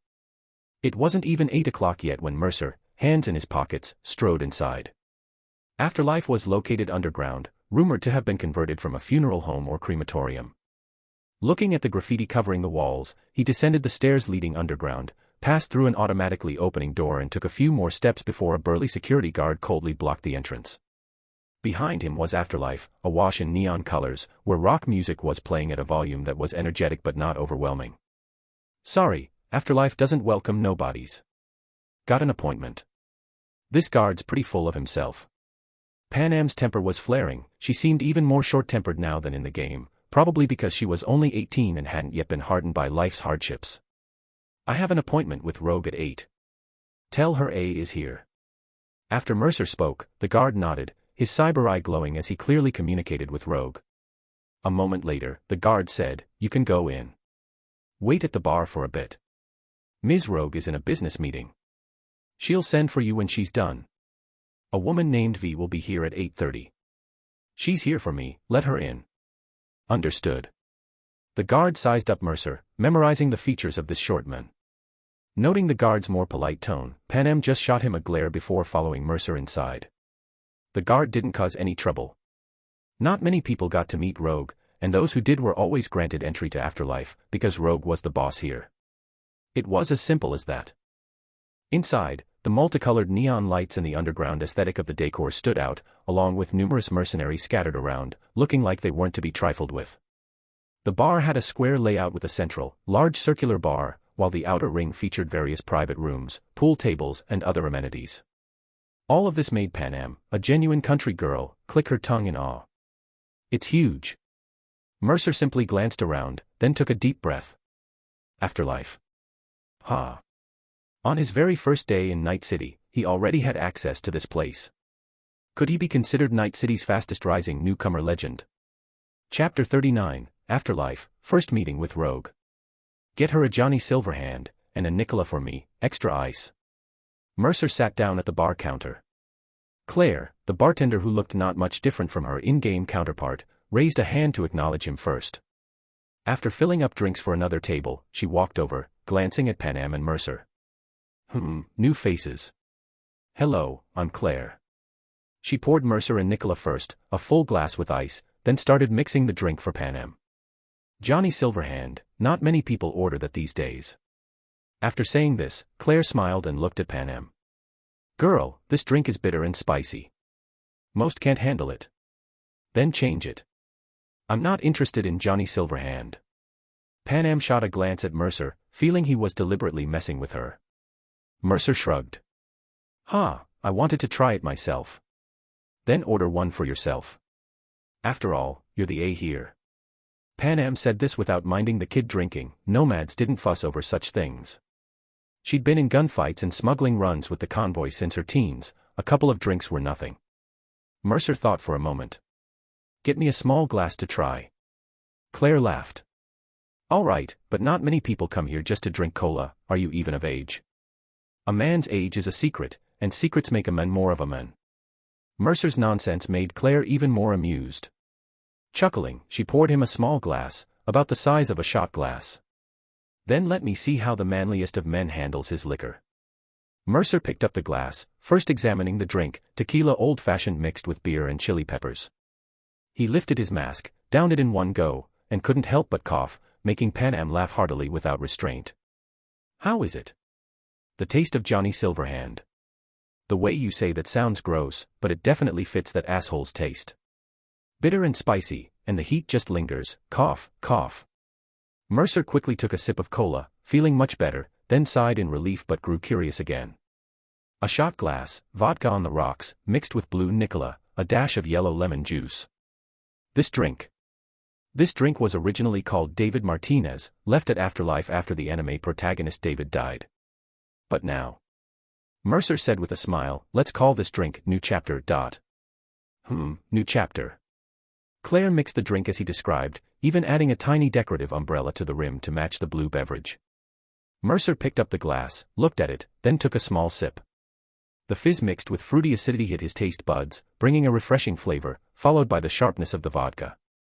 Mercer savored it, then smiled. Not bad.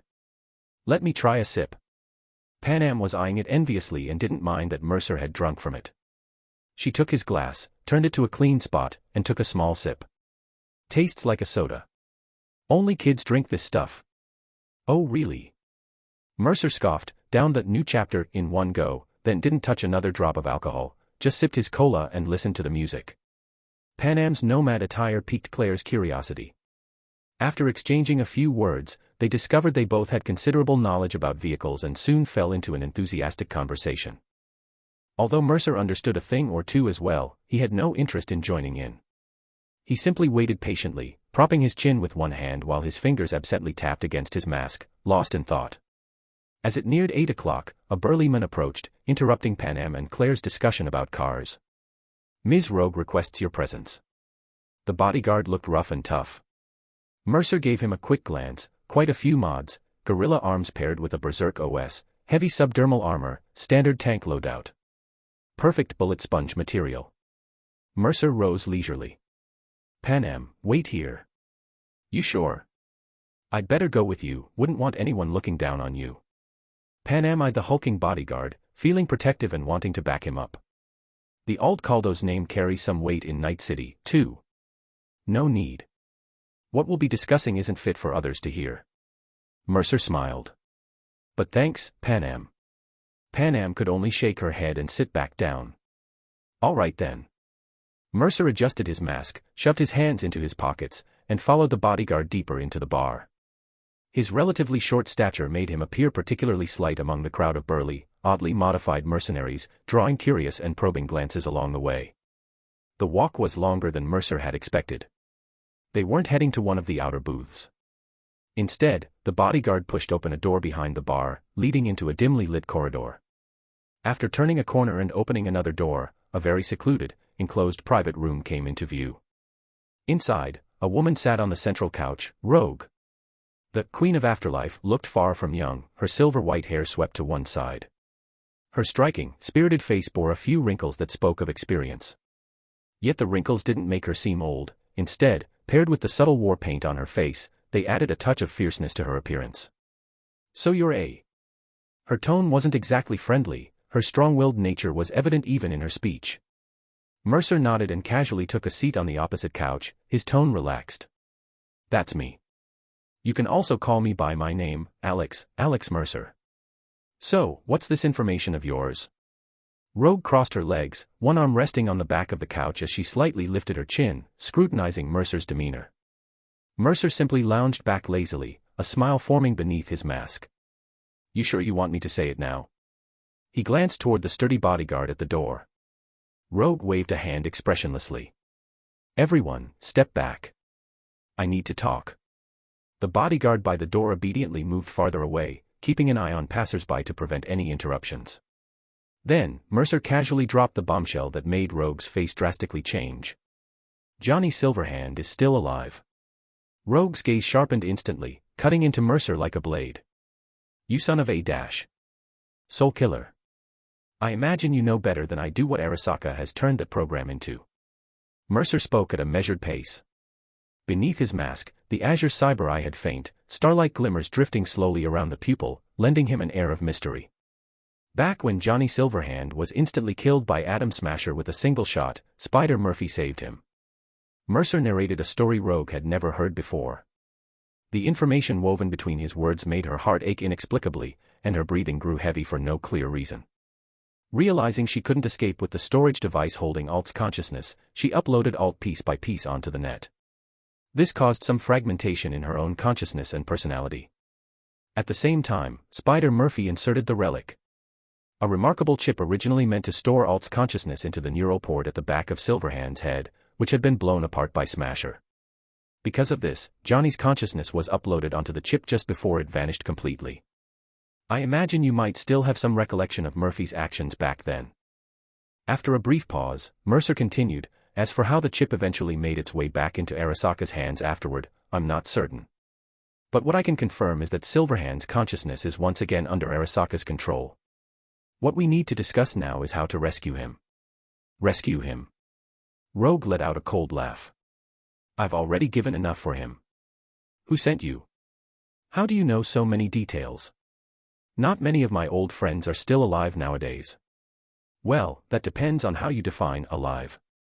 Mercer chuckled lightly before adding, to be honest, the one who hired me, you might not like. Alt Cunningham. I imagine that's a name you remember quite well. Chapter 40, Negotiation, Bonus Chapter. Rogue's lips twitched almost imperceptibly downward. The mere mention of that woman's name made her blood boil.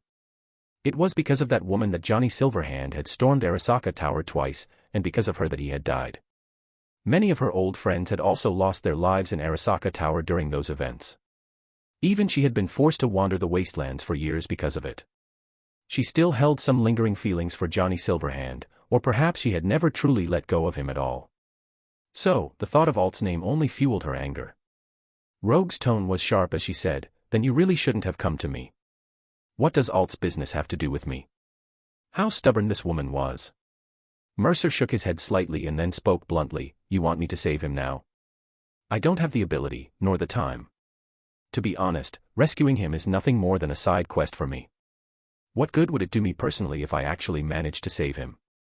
Alt did promise me some rewards, but let's be real, she probably doesn't care if Johnny suffers in some server or storage chip for a few more years.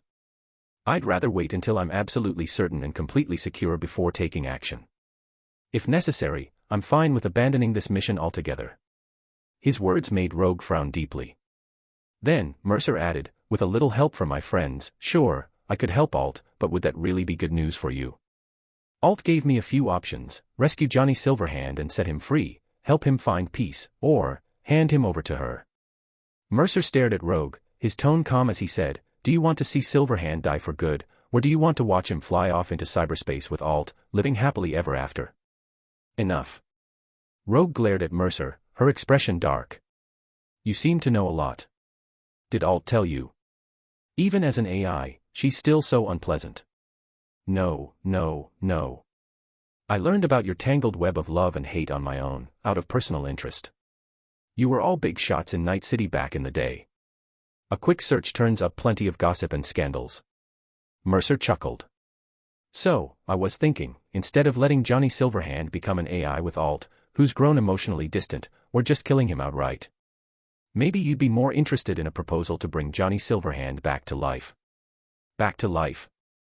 What kind of joke is that? Rogue stared intently at Mercer. But Mercer spoke lightly, I'm not joking. Someone as well connected as the Queen of Fixers, Rogue, must have heard of Arasaka's Secure Your Soul project, right? The relic chip. Johnny Silverhand's consciousness is probably stored on some relic chip hidden in Arasaka Tower. Of course, it's also possible Arasaka has already uploaded it to one of their servers. But no matter what, as long as we transfer his consciousness to a relic chip, then insert it into a living body. Boom, that rocker boy is back. Mercer gestured with his hands as if mimicking an explosion, smiling at Rogue. When that happens, you'll be his savior, and Alt in cyberspace will have nothing to do with a resurrected man.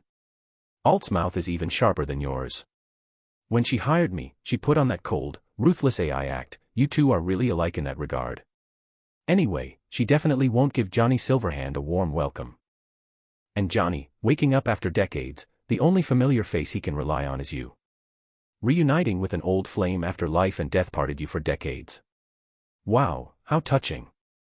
Rogue just stared at Mercer, silent for a moment before speaking with clear irritation. I'm starting to dislike you. You remind me of an asshole I dealt with decades ago. This kid's tone was so infuriating, it made her think of that bastard Bart Moss. Ha ha ha. Mercer burst out laughing, then quickly turned serious. So, are you interested or not?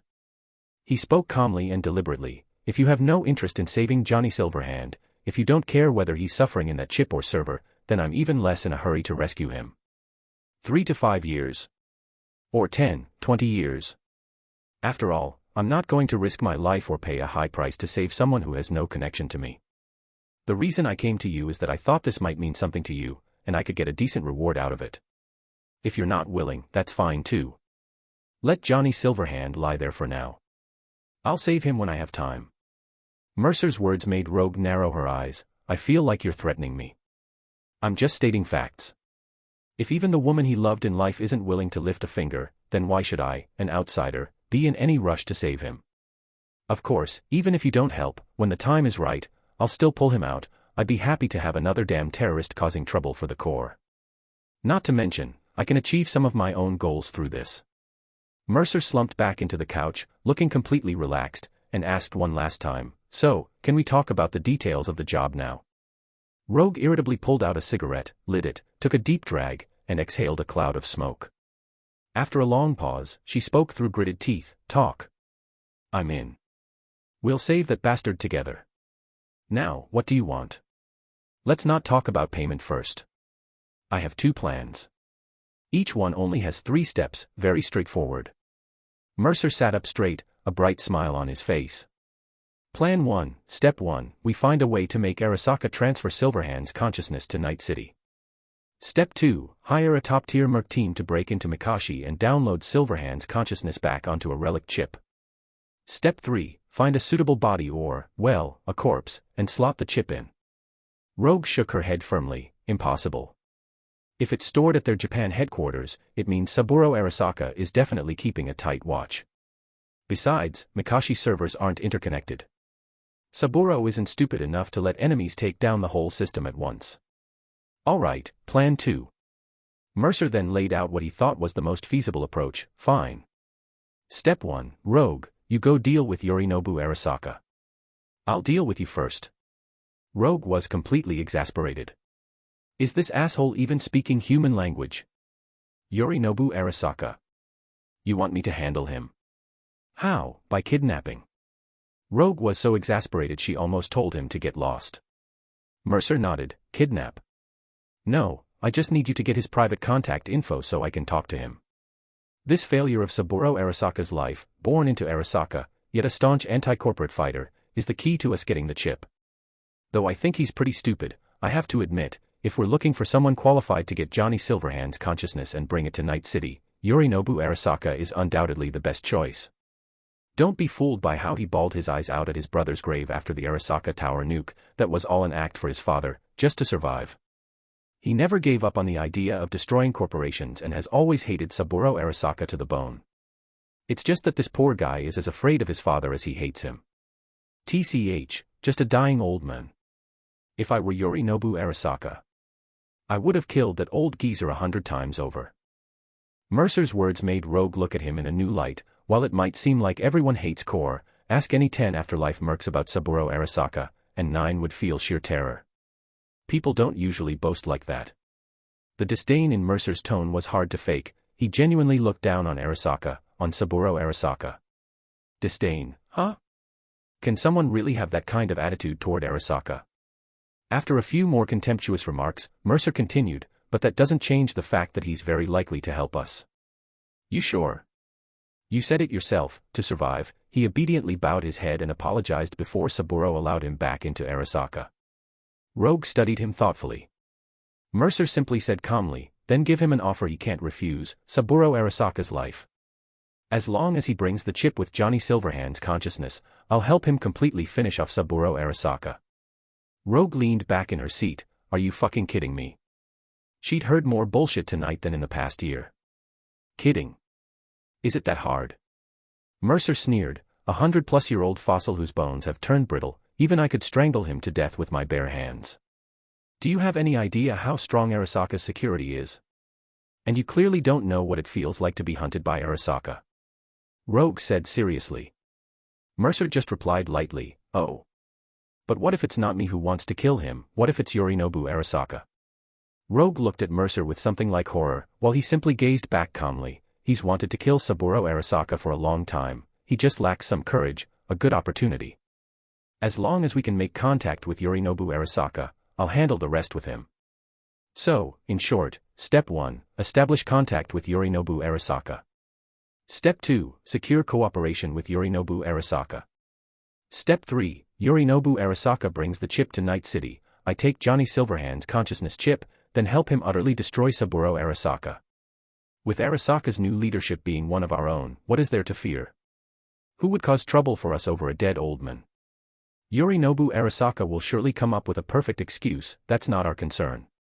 He won't let anyone know he killed his own father. In short, as long as we can reach an agreement with him. Then Silverhand will be free again, and the world will gain a formidable anti-corporate fighter, who also happens to be the fucking head of Arasaka. And I get my reward, while you get your old flame back. Mission accomplished, smooth and easy. Mercer's words drew a laugh from Rogue. So, what's your purpose in coming to me? To convince Yorinobu Arasaka to act immediately. You overestimate me. I told you, I need someone to help me connect with Yorinobu Arasaka. Mercer stared straight at her. I know you have extensive connections. The fact that you were able to return to Night City means you must have struck some deal with Arasaka. You definitely have a way to reach Yorinobu. I don't need you to negotiate, I'll handle the talking. I'll give Yorinobu the courage to act, give him a little push from behind. All you need to do is get me a chance to speak with him. That's it, simple as that. Rogue's breathing grew heavier. She took deep drags from her cigarette until only the butt remained, stubbing it out in the ashtray before asking further questions. Are you sure that relic can bring Silverhand back? Rogue eyed Mercer, probing his credibility. How do you know so much? How did you meet Alt? Why did you come to Night City? Mercer's heart settled. Success. If Rogue wasn't interested, she wouldn't be asking so many questions. Her digging into the details now precisely indicated that his proposal had struck a chord. First, very few people in the world truly understand the relic. Most think it's just a soul-killer program or a container for consciousness data. As he spoke, Mercer pulled a chip from the side of his head, waving it briefly in front of Rogue, causing her pupils to sharply contract. But as it happens, I'm one of the few who understands it deeply. Mercer reinserted the chip into his head, speaking casually. After years of development, the chip is essentially a miraculous device that can modify neural pathways. Once inserted into the brain, it reprograms your neurons according to its coding. Using it for resurrection means implanting the chip into a deceased person's brain. The chip then continuously rewires the dead person's neural pathways until they match the consciousness stored within. The modified body first rejects the original consciousness, then destroys it.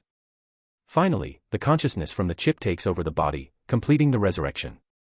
And this one in my possession, after I erased its original program, the soul killer inside, has become an incredible neural repair device. As long as no program or consciousness data is loaded into it, it simply detects neural damage and repairs my own brain automatically. Where did you get this? Rogue stared at him in disbelief. He had actually gotten his hands on the relic chip. Mercer shrugged. From Arasaka, of course. Don't be so tense, Rogue. It's not like this is your first time dealing with an Arasaka fugitive. Damn it. Rogue's anxiety was palpable, but after a moment, she just cursed under her breath and said, Go on. I got this chip thanks to those idiots at Arasaka. They wanted to use Soulkiller to capture AIs from the old net.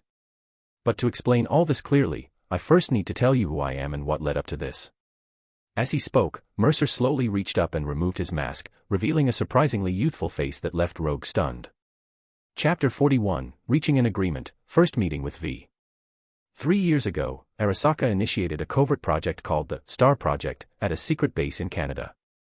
The goal of the project was to use a group of netrunners to infiltrate the old net through a Canadian net surveillance gateway and directly mine data from it. The netrunners they selected were all young kids like me, easy to deceive, easy to control, and since most of us were orphans, there were no loose ends to worry about. So, a group of children, the youngest 10 and the oldest only 12, became their mining GPUs for extracting old net data. And I was one of them. Mercer's words, paired with his somewhat youthful face, left Rogue silent. She watched his face quietly, her emotions complex, her earlier agitation seeming to vanish all at once. Mercer continued calmly. The project officially began a year ago, and in just over a year, half of our batch of netrunners were killed by attacks from rogue AIs constantly emerging in the old net. I am one of the survivors. And a month ago, we encountered a very powerful AI in the old net, Alt Cunningham. Mercer spoke half-truths, not revealing everything about Bart Moss and Spider Murphy. It was Alt Cunningham's appearance that gave me the chance to escape from there. Alt's emergence caused Arasaka's servers to initiate overload, drawing attention. The higher-ups decided that Star Project's costs outweighed its returns, so they dismissed the original project director. The new project director was ambitious. She set her sights on the rogue AIs, hoping to use the relic to capture Arasaka's old enemy, Alt Cunningham. But the result was obvious. They wanted to use Soulkiller to capture the creator of Soulkiller. It was a joke. I made a deal with Alt, and with her help, I took control of Arasaka's base servers, killed all the guards, and escaped the base. While looting the data and valuable relic chips inside, I also learned the truth of it all from Alt. Rogue fell silent at Mercer's words, finally speaking with complex emotions. Alt actually started using a child. Really? I wouldn't call it using, more like mutual help.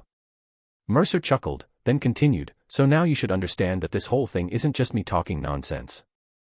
If you don't believe me, use your connections to check for yourself, find out what really happened at the Arasaka base in the suburbs of Vancouver, Canada. A lot of people died that day. I imagine it caused quite a stir. If your contacts are reliable, they should be able to verify at least some of what I've said.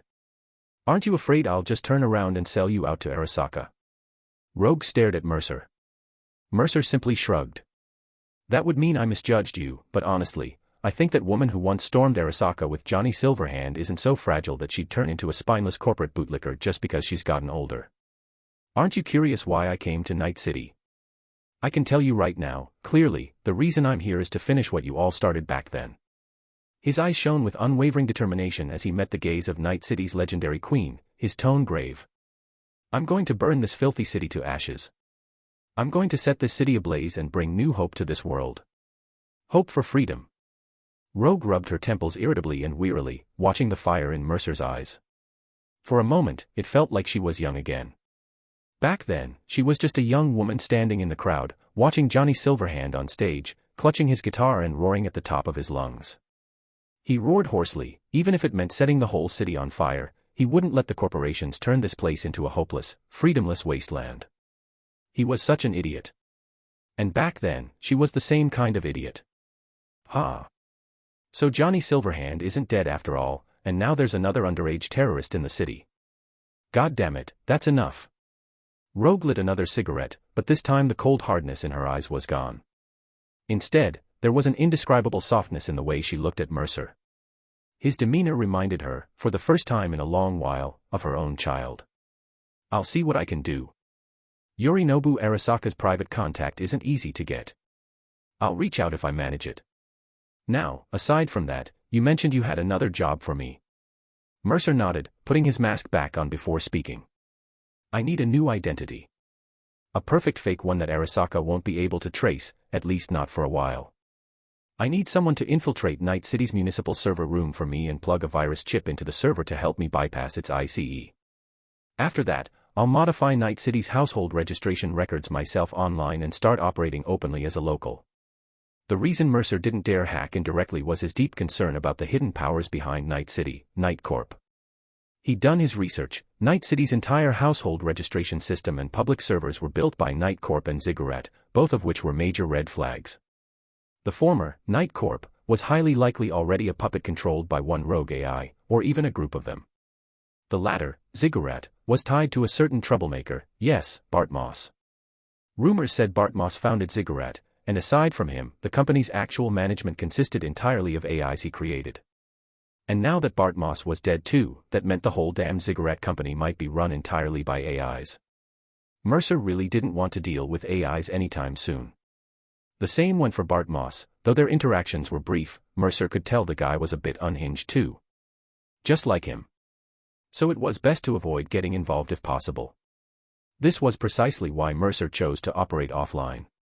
He would load the virus program onto a chip, then wait for the chip to be inserted into the server. Once that happened, the virus would grant him direct access to the server's permissions. From there, he could safely and remotely modify the household registration records. Uploading the program directly from within the server was equivalent to bypassing all network security measures. It was like spreading a virus locally. Even if there was an AI guarding the system, as long as it failed to prevent the chip from being inserted, it could only watch helplessly as the server was compromised. If a standard program wasn't enough, Mercer believed that, when necessary, he could directly deploy Deathwish. If he didn't take this approach and instead attempted a deep dive himself, even with Deathwish, his brain's processing power would likely be no match for an AI backed by a large-scale server. No matter how powerful the Deathwish program was, it still required computational power to run and crack encryption. Rogue pondered for a moment before saying, 2 options. First, I get you the City Hall shift schedule and floor plan. You arrange your own people to handle the rest. Second, hand the chip over to me. You won't have to worry about anything else, I'll have my most reliable people take care of it. For the first option, I won't charge you. Consider it payment for telling me Johnny's still alive. For the second, I'll waive my commission on this job. You just need to pay the mercenary's fee, around 50,000 eddies. Curious, Mercer asked, if it were the standard rate, how much would a job like this usually cost? 20,000 for someone I don't know well, 15,000 for a regular. The prices Rogue quoted made Mercer whistle in surprise. So fixers really make that much, huh? What? Think I'm charging too much? Rogue chuckled, reading his thoughts, and explained. That's because you don't understand the process.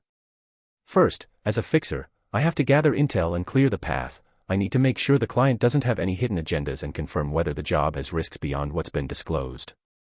Then, I have to prepare mission intelligence and assess the difficulty. Next, I have to coordinate personnel and find the most suitable merc for the job. Most of these mercs nowadays are complete idiots who only know how to shoot first and ask questions never. So, to keep them from screwing things up, I sometimes have to provide detailed operation plans, match the difficulty level appropriately, and even consider whether a merc's personality is suited for certain tasks. Planning an entire operation from start to finish, including extraction, is a hell of a lot harder than just charging in guns blazing. Finally, Rogue paused and said, connections, resources, intel, planning, that's why I get paid so much. Mercer nodded, then grinned at Rogue. Looks like you're pretty reliable, huh?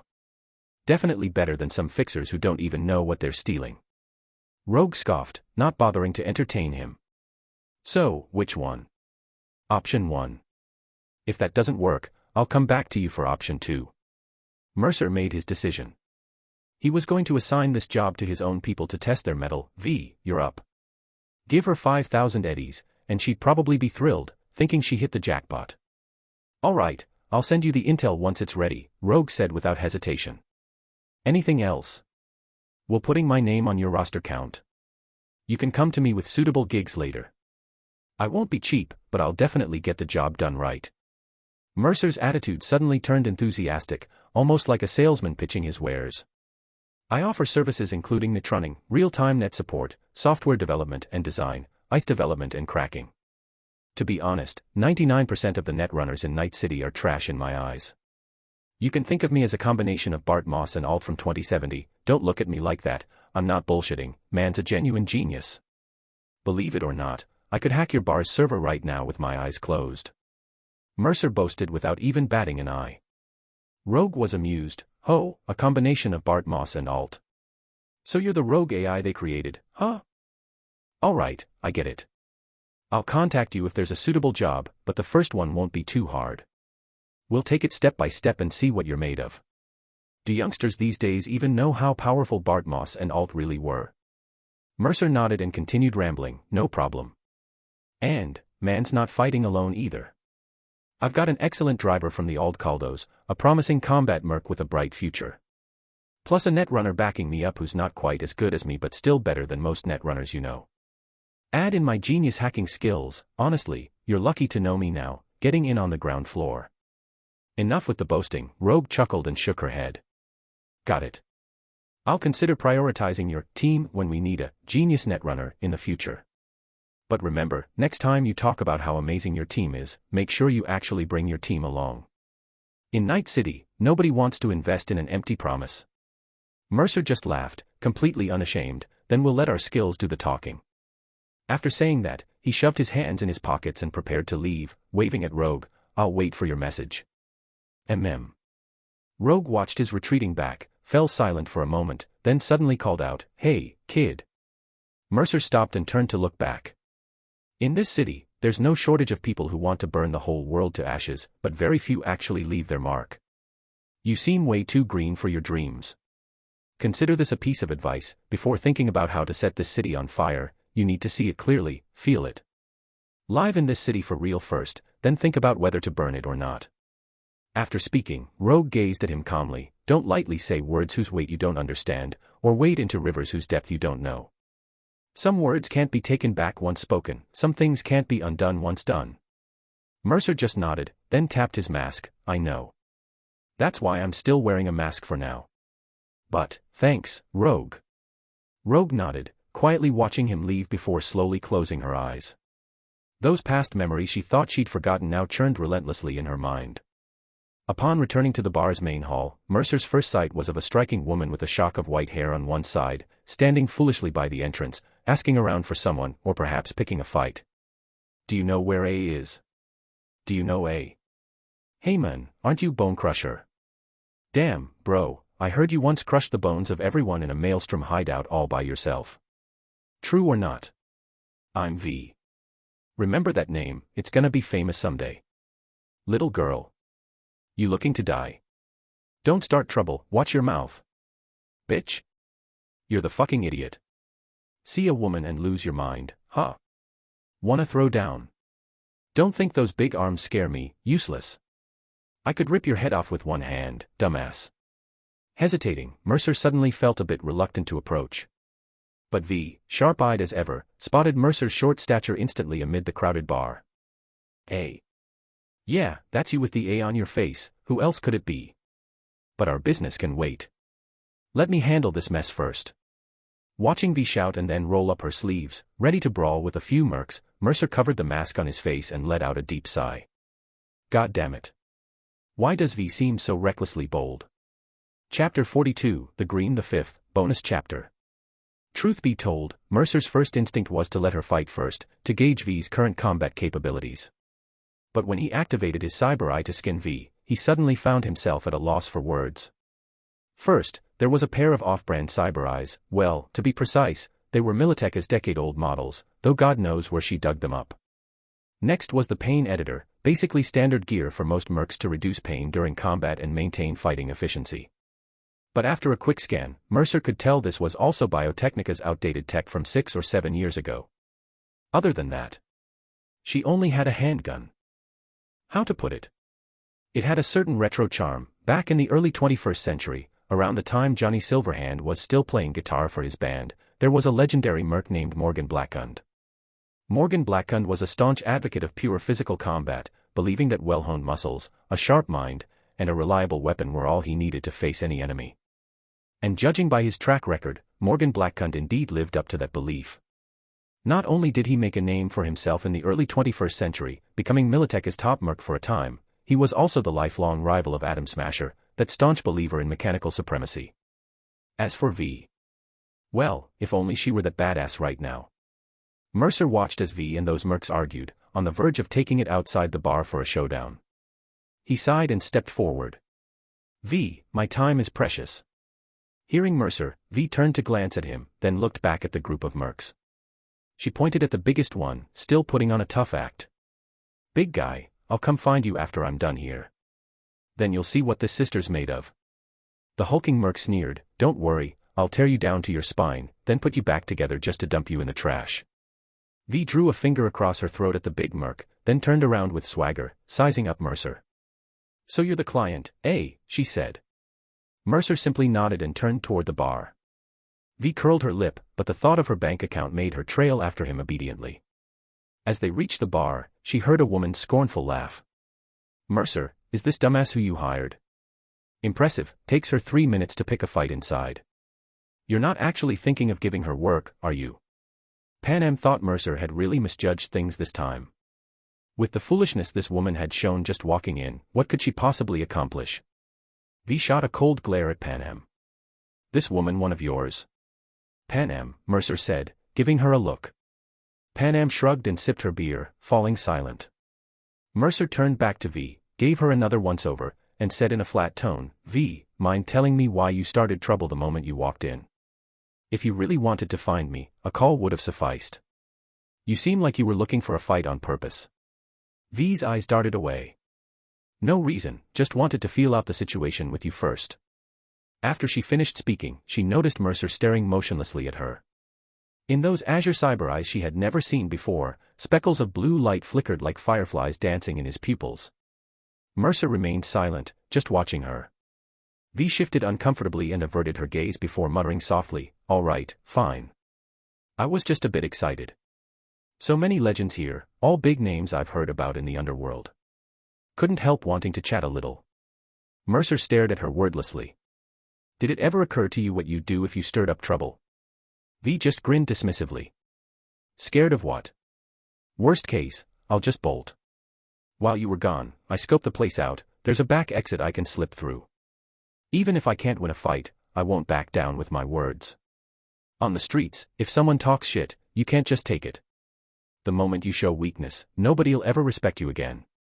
And that dumbass actually called me little girl and asked me to have a drink with him. Honestly, I'm not scared. So what if he's big and loaded with mods? Don't let that Hulk intimidate you. Sure, he's got heavy subdermal armor, gorilla arms, and all that. But just from the way he moved, I could tell, he can't fight for shit. He probably wobbles when he walks. If it came to guns, I could put 3 holes in his head in 1 second. Even hand to hand, 30 seconds, tops, I'd have that big guy flat on the ground, unable to move. After finishing, V looked at Mercer with full confidence. Seriously, just wait till I deal with him and come back. I'll take down him and all his lackeys together before returning. She really loves to boast. Mercer somewhat understood how Rogue must have felt dealing with him. Those weren't gorilla arms, Mercer cut in flatly, unable to listen any longer. That was a projectile launch system disguised as gorilla arms. V's eyes widened slightly, her mouth agape. Her bragging words died in her throat. Couldn't tell. Good, you weren't supposed to. Mercer sighed and tapped the table. Also, that big guy isn't the leader. At best, he's the second in command. See that skinny guy? The quiet one standing near him. He's the actual leader of their squad. Sandevistan, muscle enhancement, and a smart submachine gun tucked in the small of his back. He only showed part of his cyberware info on purpose, the rest, your cyber eye couldn't scan. But I could see it, mantis blades, a second heart, and his frontal cortex is probably fitted with a Militech ICE. 2 more implants, one on his back and one on his thigh. I'd need to study them to know exactly what they are. The net signal shape is unusual, probably custom mods from a small shop or some expert tinkerer. Don't let his normal look fool you. He's the most heavily modified of the bunch. I'd bet his internal systems are overhauled too. Mercer's words left V increasingly silent. She clenched her fists, lowered her head, and said nothing. But Mercer wasn't done. What you learned on the streets, bringing that attitude here is just asking for death, V. This isn't your usual dive bar, it's the afterlife. Weren't you pretty excited when you first heard the name? How come you've forgotten now? Nobody who comes here is exactly harmless. See that 4-eyed idiot over there? The one showing off with 2 extra eyes on his face. That's a netrunner. Bet you anything he's already locked onto your signal. The moment you try to leave, he'll be ready to hack you. He hasn't made a move yet because he sees me. Oh, this bastard's clever, he's masking his network signal fluctuations within the afterlife server signals using a cloaking program. In a bit, he'll try to sneak his signal in disguised. Looking to die. Mercer's eyes blazed with a fierce blue light, glowing beneath his mask. Let me give him a warning first, tell him to back off. What kind of moron dares mess with me? Without hesitation, he connected to the network signal disguised as the bar's subnet, attempting to sneak in. Then, Mercer's brain went into overdrive, launching a full-scale counter-invasion against the other party. In an instant, the netrunner on the other end felt an overwhelming flood of data assaulting him from Mercer's network. By the time he realized he was being counter-invaded, Mercer's icebreaker was already chipping away at his ICE. The netrunner, too stunned to speak, widened his eyes and pushed his brain into overdrive. Even now, he was still confident. What kind of lowlife dare counter-invade him? He no longer held back, pushing his brain to the limit, his netrunner cyberware fully activated. But then, he panicked as he noticed something wrong. No, impossible. Mercer's netrunning speed was terrifying. By the time the netrunner detected the first virus breaching his defense system, Mercer already had multiple programs executing crack invasions. Instinctively, he pushed his ICE program to its limits, engaging in electronic warfare, trying to match Mercer's processing power. But soon, his expression grew increasingly horrified, as if he'd seen a ghost. Damn, how many programs is he running simultaneously? 1, 2, 3. No, no, no. Can't block it anymore. Oh. He screamed, his face flushing red and his eyes rolling back. His brain had initiated overload. His whole body convulsed like a fish out of water, and he slid off the booth's couch onto the floor. It all happened so fast that even his companions didn't have time to react. Because the netrunner never thought he'd be instantly defeated, he hadn't given any prior warning. Clearly, he guessed wrong. As the netrunner's screams echoed, all the mercenaries in the booth turned their attention toward Mercer and his group. Mercer flipped them the middle finger, openly admitting he was the one who did it. Try netrunning me again, and I'll fry all your stupid brains to mush. Claire, who had been watching from the bar, could no longer stay out of it and quickly warned, "Hey! Don't cause trouble here. Take it outside if you have issues." The mercenary squad abruptly stood up in unison, several pistols and submachine guns suddenly aimed at Mercer. The big mercenary even extended his arm, his gorilla arms transforming instantly into a dark, gaping cannon muzzle. Shit, you fried his brain. You're looking to die. It was this idiot who fried his own brain. Mercer merely let out a cold laugh. He insisted on pitting his pig brain against mine. Did he really have the skill for that? He can still be saved if you get him to a hospital now, but if you keep pointing those guns at me, the outcome might not be so pleasant. At the same time, Mercer quietly connected to their subnet. The netrunner was the core of the team's network. While overwhelming the opposing netrunner in their cyber clash, causing his pig brain to initiate overload, Mercer also successfully hacked into their subnet. Unsurprisingly, this mercenary squad heavily relied on their netrunner. Everyone was linked together within the subnet centered around him. Now, their brains were nothing but slabs of meat on the chopping block. Mercer was fully prepared.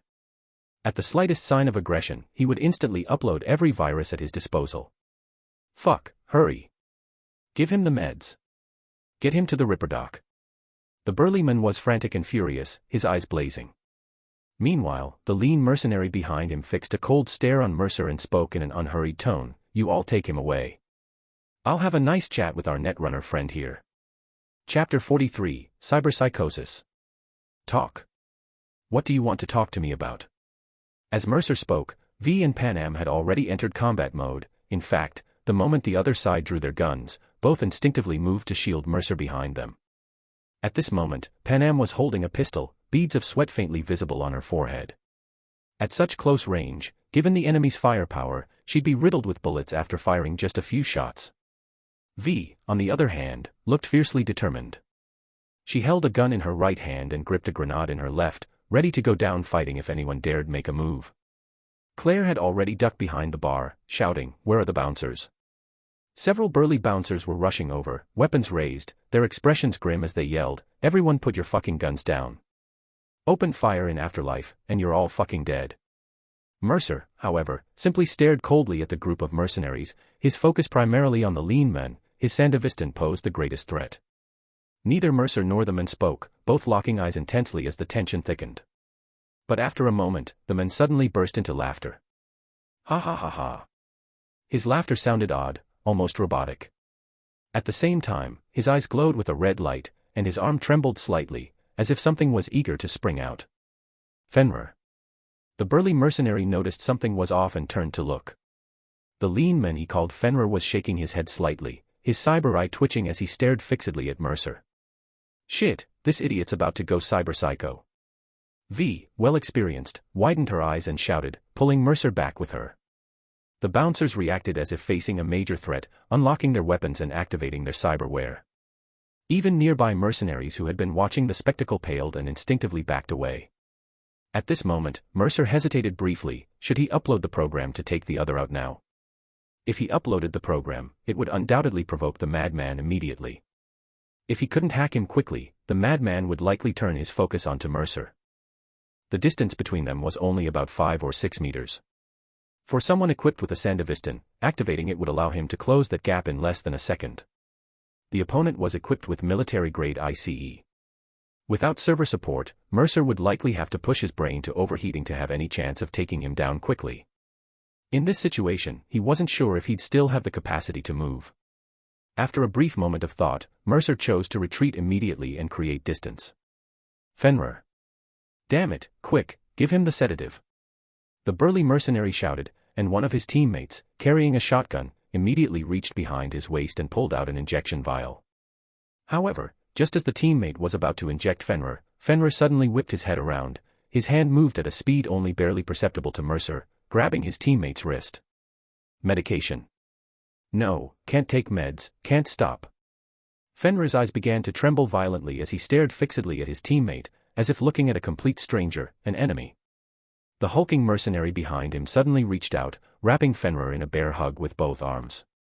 Though his arms were essentially grenade launchers, he hadn't disguised them as gorilla arms just for show. The muscle enhancement caused the muscles in his arms to bulge intensely, with dark veins visible beneath the faintly bluish skin. At that moment, the burly mercenary used all his strength to pry Fenrir's arms apart, pinning him down while shouting, "Quick, the meds. Now." Meanwhile, Mercer seized the opportunity. The moment the target was restrained by his own ally, he began the hack. Thanks to the provoking netrunner, Mercer was already inside their intranet, bypassing the need to crack the network and going straight to uploading a cyberware malfunction program into Fenrir. His mind raced, and almost the instant he sent the program, his head began to heat up. All his processing power was devoted to delivering the program, while the ICE program in Fenrir's brain also kicked into overdrive. The ICE program installed in Fenrir's brain was specialized hardware covering the frontal cortex. This military-grade ICE in cyberware form was essentially a microserver dedicated to ICE countermeasures. Mercer's cyber eye flickered with streams of blue data. In that instant, his focus was so intense he couldn't even bother to move. Every bit of his mental processing was dedicated to breaching the target's ICE and deploying the program. 3 seconds. He needed at least 3 seconds. Mercer could sense his brain was capable of more, but his body's temperature wouldn't allow it. If he pushed any further, if he fully unleashed his brain's potential under overclock conditions, he'd likely pass out before Fenrir or even burn out his own mind. Damn it, he crushed my wrist. The mercenary holding the injectable medication groaned in pain, stepping back as the syringe slowly slipped from his hand. And at that very moment, one of Fenrir's eyes eerily tracked the falling trajectory of the syringe, while the other stared directly in Mercer's direction. Whoosh! Just before the injectable hit the ground, a strange whistling sound cut through the air, followed by an almost imperceptible snap. The comrade whose wrist Fenrir had crushed didn't even finish his sentence before his eyes widened slightly, and he lost the ability to speak. 2 lines of blood appeared across his neck and waist, and in the next moment, his body was severed into 3 pieces. Fenrir spread his arms, 2 vicious mantis blades snapping out from his forearms, now stained with fresh blood. No. No, no, no. Another comrade, armed with a rifle, cried out in despair as he raised his weapon toward Fenrir. But Fenrir had already vanished from sight. Along with him disappeared both arms of the burly mercenary. His 2 massive cyberware arms were first severed at the wrists by Fenrir, who had activated his Sandevistan to prevent him from grabbing hold. Then with a swift turn, Fenrir completely tore off both his arms. Fenrir, the burly mercenary, roared in a final, desperate attempt to snap his partner back to sanity. But Fenrir only responded with maniacal laughter. He seemed to say something, but in his hyper-accelerated state, his words came out as an unintelligible blur of noise. The true horror of cyberpsychosis lies in the fact that once they lose their minds, they often become even more powerful than before. All safety protocols in Fenrir's cyberware had failed. In his frenzied state, every piece of cyberware in his body was operating beyond its limits, nearly overriding the human body's natural protective mechanisms. Panem noticed Mercer's step suddenly slowing, his eyes flickering with light, and realized he was likely attempting a hack. She immediately shouted, "V." Without hesitation, V drew her pistol and aimed at Fenrir in the distance. By then, Fenrir had already begun charging toward Mercer. Perhaps in half a second, his figure cut through the air like a blur, streaking toward Mercer, who simply stared expressionlessly at the approaching threat. Panem fearlessly stepped in front of Mercer, but he suddenly reached out, pulling and shoving her toward the bar. She was brave, but against an enemy equipped with a Sandevistan, her skills simply weren't enough. Caught off guard, she was thrown onto the bar by Mercer, nearly tumbling over entirely, but quick-eyed Claire yanked her behind the counter just in time. The bar's security opened fire, but their bullets meant nothing to Fenrir, far too slow and erratic to catch his hyper-accelerated, unpredictable movements. As it turned out, Mercer's action with Panem was precisely right. With one hand, he gripped his Kenshin, charging its shot, while his other hand hastily swung out a monowire in a wide arc. A blur shot past him. Fenrir was forced back by the razor-sharp monowire. Even in his crazed state, some beast-like instinct retained a sliver of combat awareness. But just as Fenrir lunged at Mercer again, a furious roar erupted from his side. Die. Though her cyberware was lacking and her experience as a mercenary was limited, V's astonishing natural talent and muscle memory from countless street fights made her react even faster than Mercer in that moment. Her firearm wasn't like Mercer's Kenshin, which needed charging to unleash its full power. V pulled the trigger, and the somewhat battered power pistol in her hand, a Constitution Arms model from the early 21st century codenamed Liberty, fired a large-caliber round. Mercer had to admit, he'd underestimated this seemingly ordinary gun. At least for now, as Fenrir tried to leap past the monowire to finish Mercer off, V's shot sent him staggering sideways. An unusually large specialized round was lodged deep in Fenrir's temple. Although it only embedded into his subdermal armor without piercing the metallic skull that rang out with a clang from the gunshot, the tremendous impact still threw Fenrir completely off balance. Yet Fenrir struggled, shaking his head before staggering onward toward where Mercer had been. V, quick-eyed and swift-handed, abruptly reached out and pulled Mercer, whose physical speed had slowed due to intense netrunning, into her embrace. Just then, Mercer's program finally broke through Fenrir's ice and locked down his cyberware. Fenrir's speed suddenly dropped.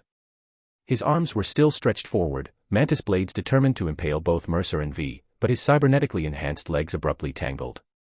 His entire body, thrown off by the sudden cyberware failure, tumbled and slid across the ground. ZZZT. Whir. The sound of electromagnetic propulsion echoed at that moment.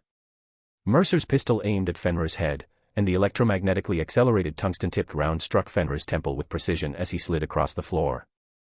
Unlike V's bullet, the fully charged tungsten round not only penetrated the opponent's skull with its superior piercing power but also triggered a small EMP burst inside Fenrir's head due to the electromagnetic energy it carried. Fenrir convulsed and froze in place, trembling briefly before finally collapsing limply to the ground, motionless.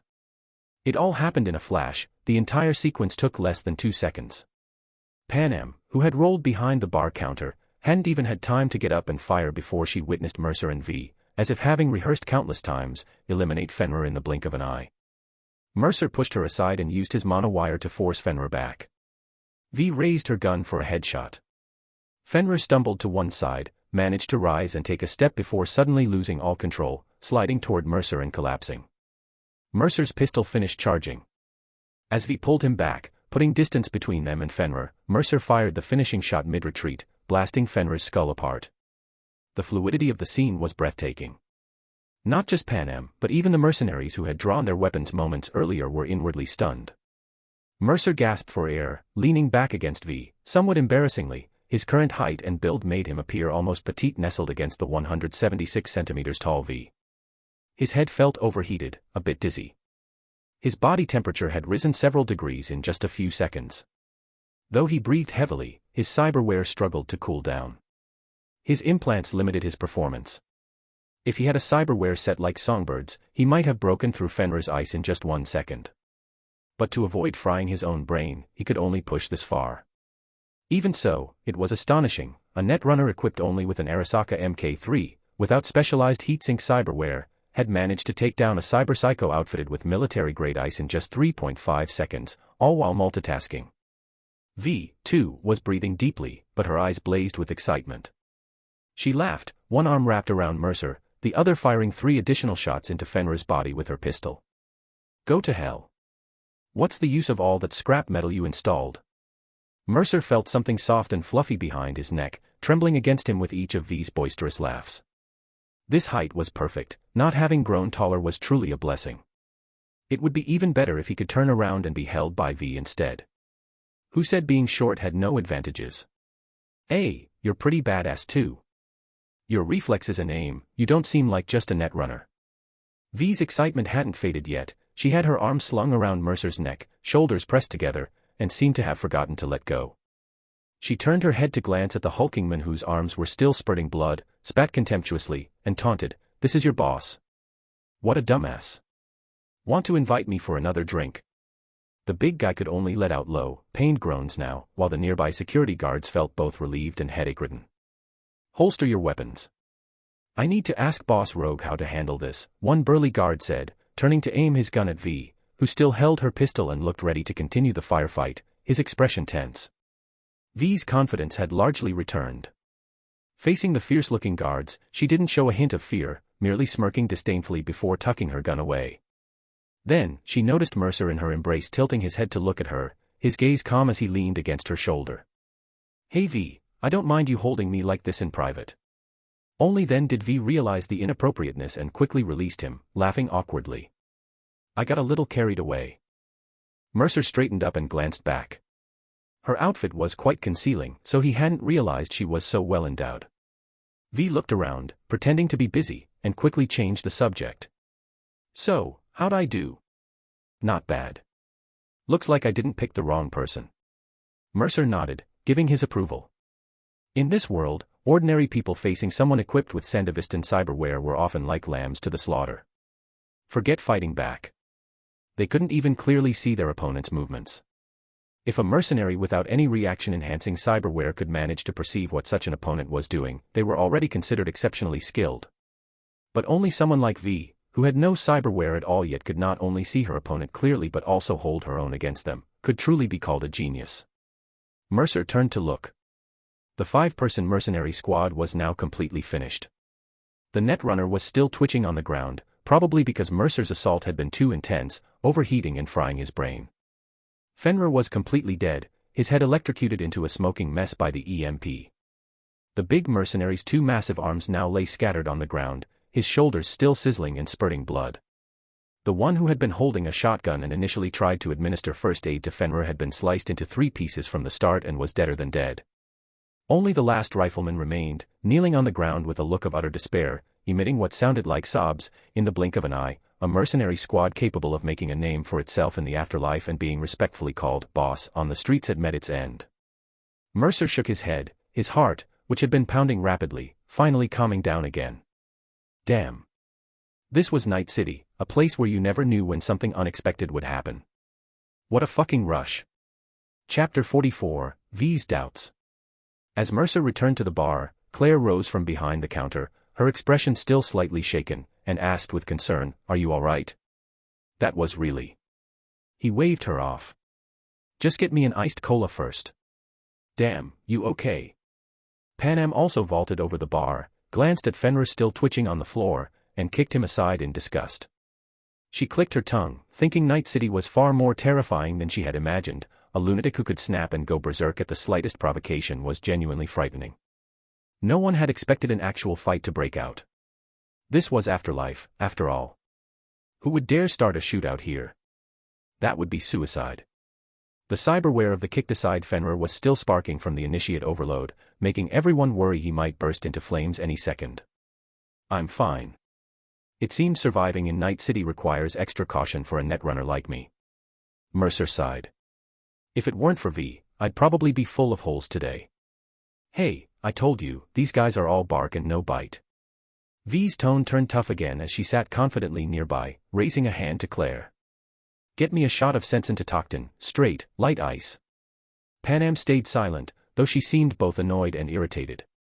She shot a glance at Mercer. Daring to start a fight in Afterlife. Even if he didn't die today, Rogue would have someone finish him off later.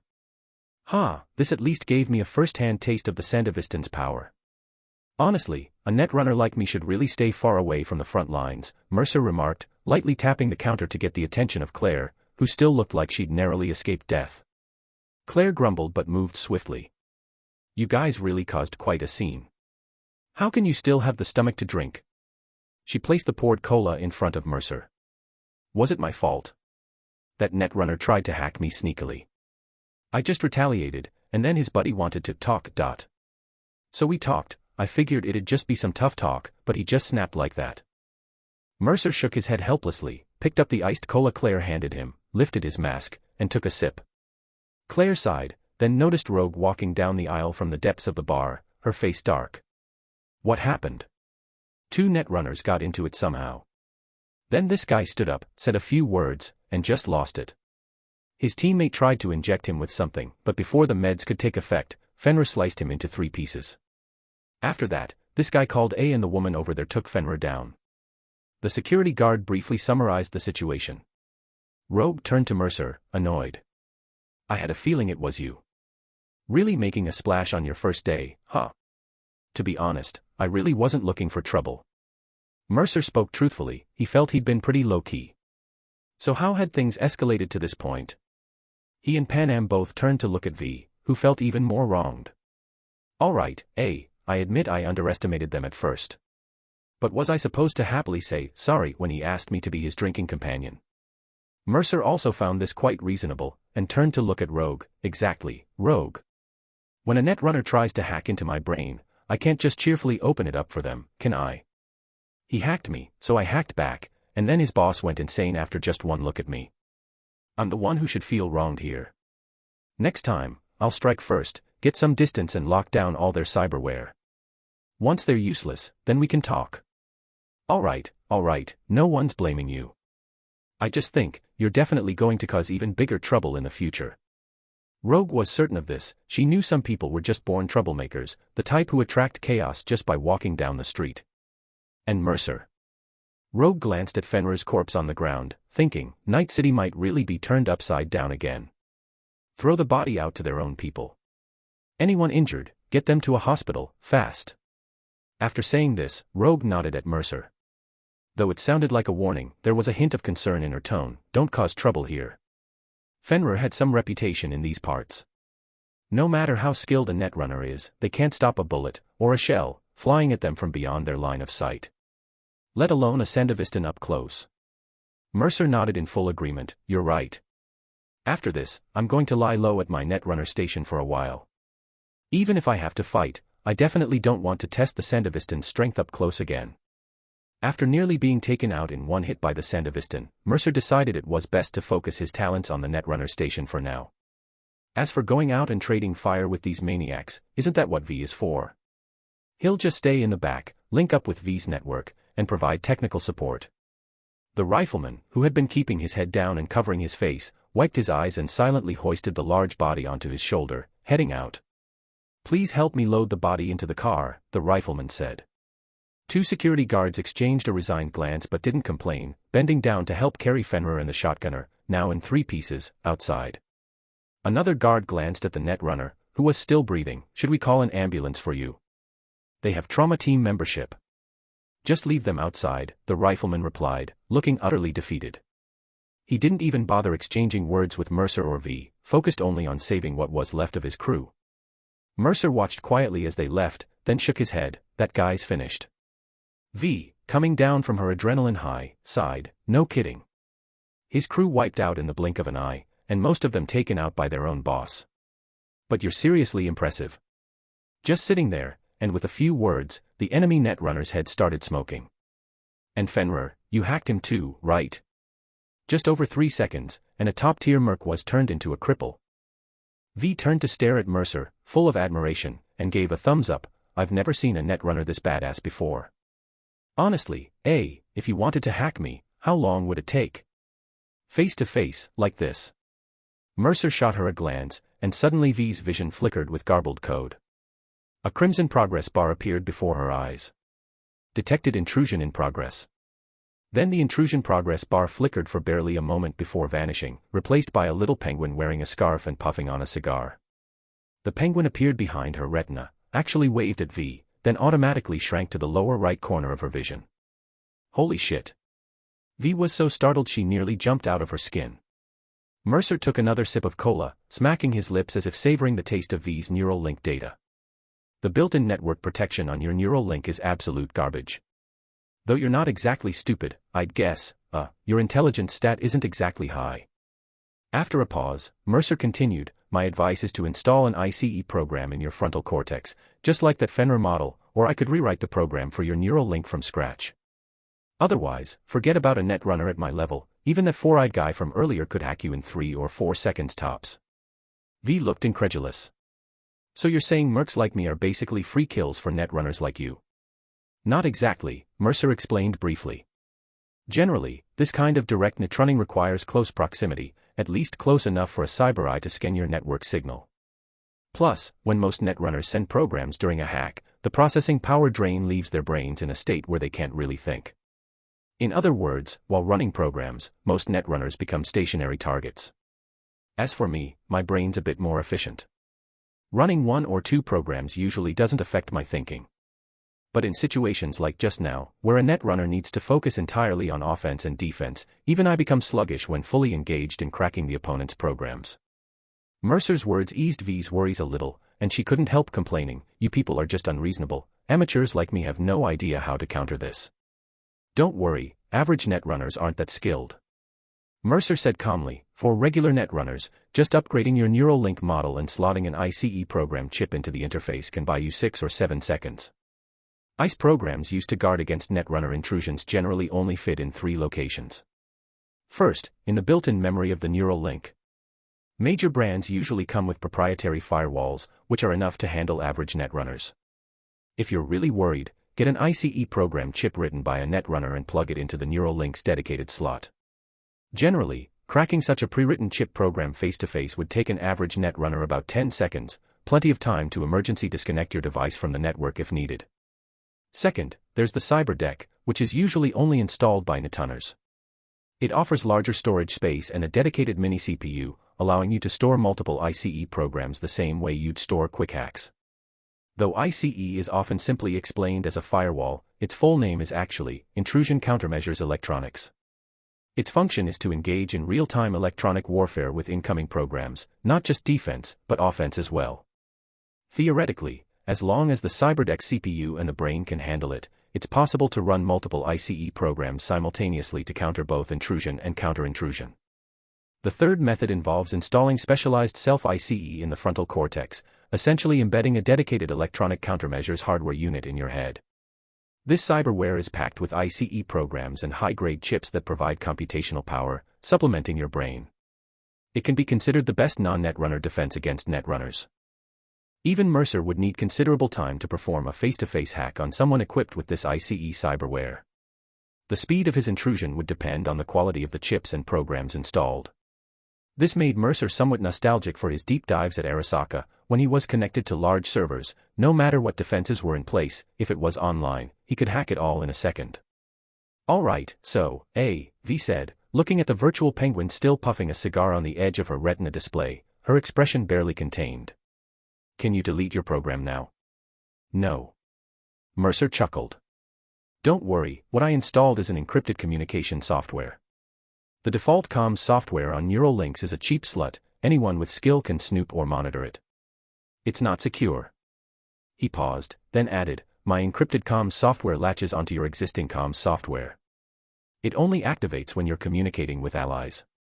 Its background resource usage is negligible, you won't even notice it. V still seemed hesitant, but Mercer laughed. He turned to look her in the eye. Once Rogue gets me the intel I need, I'll formally assign you the mission. If you perform exceptionally well, I'll consider bringing you officially into my team to handle all field operations for my affairs. In other words, V, I didn't come to you just to hand out a job. I want to partner up with you. Don't worry about payment, I'm always fair. You'll get paid exactly what the work is worth. I guarantee you won't get shortchanged. V hesitated, studying Mercer's eyes behind his mask. Why me? I mean, if you were just looking for someone to do a job, finding me wouldn't be that strange.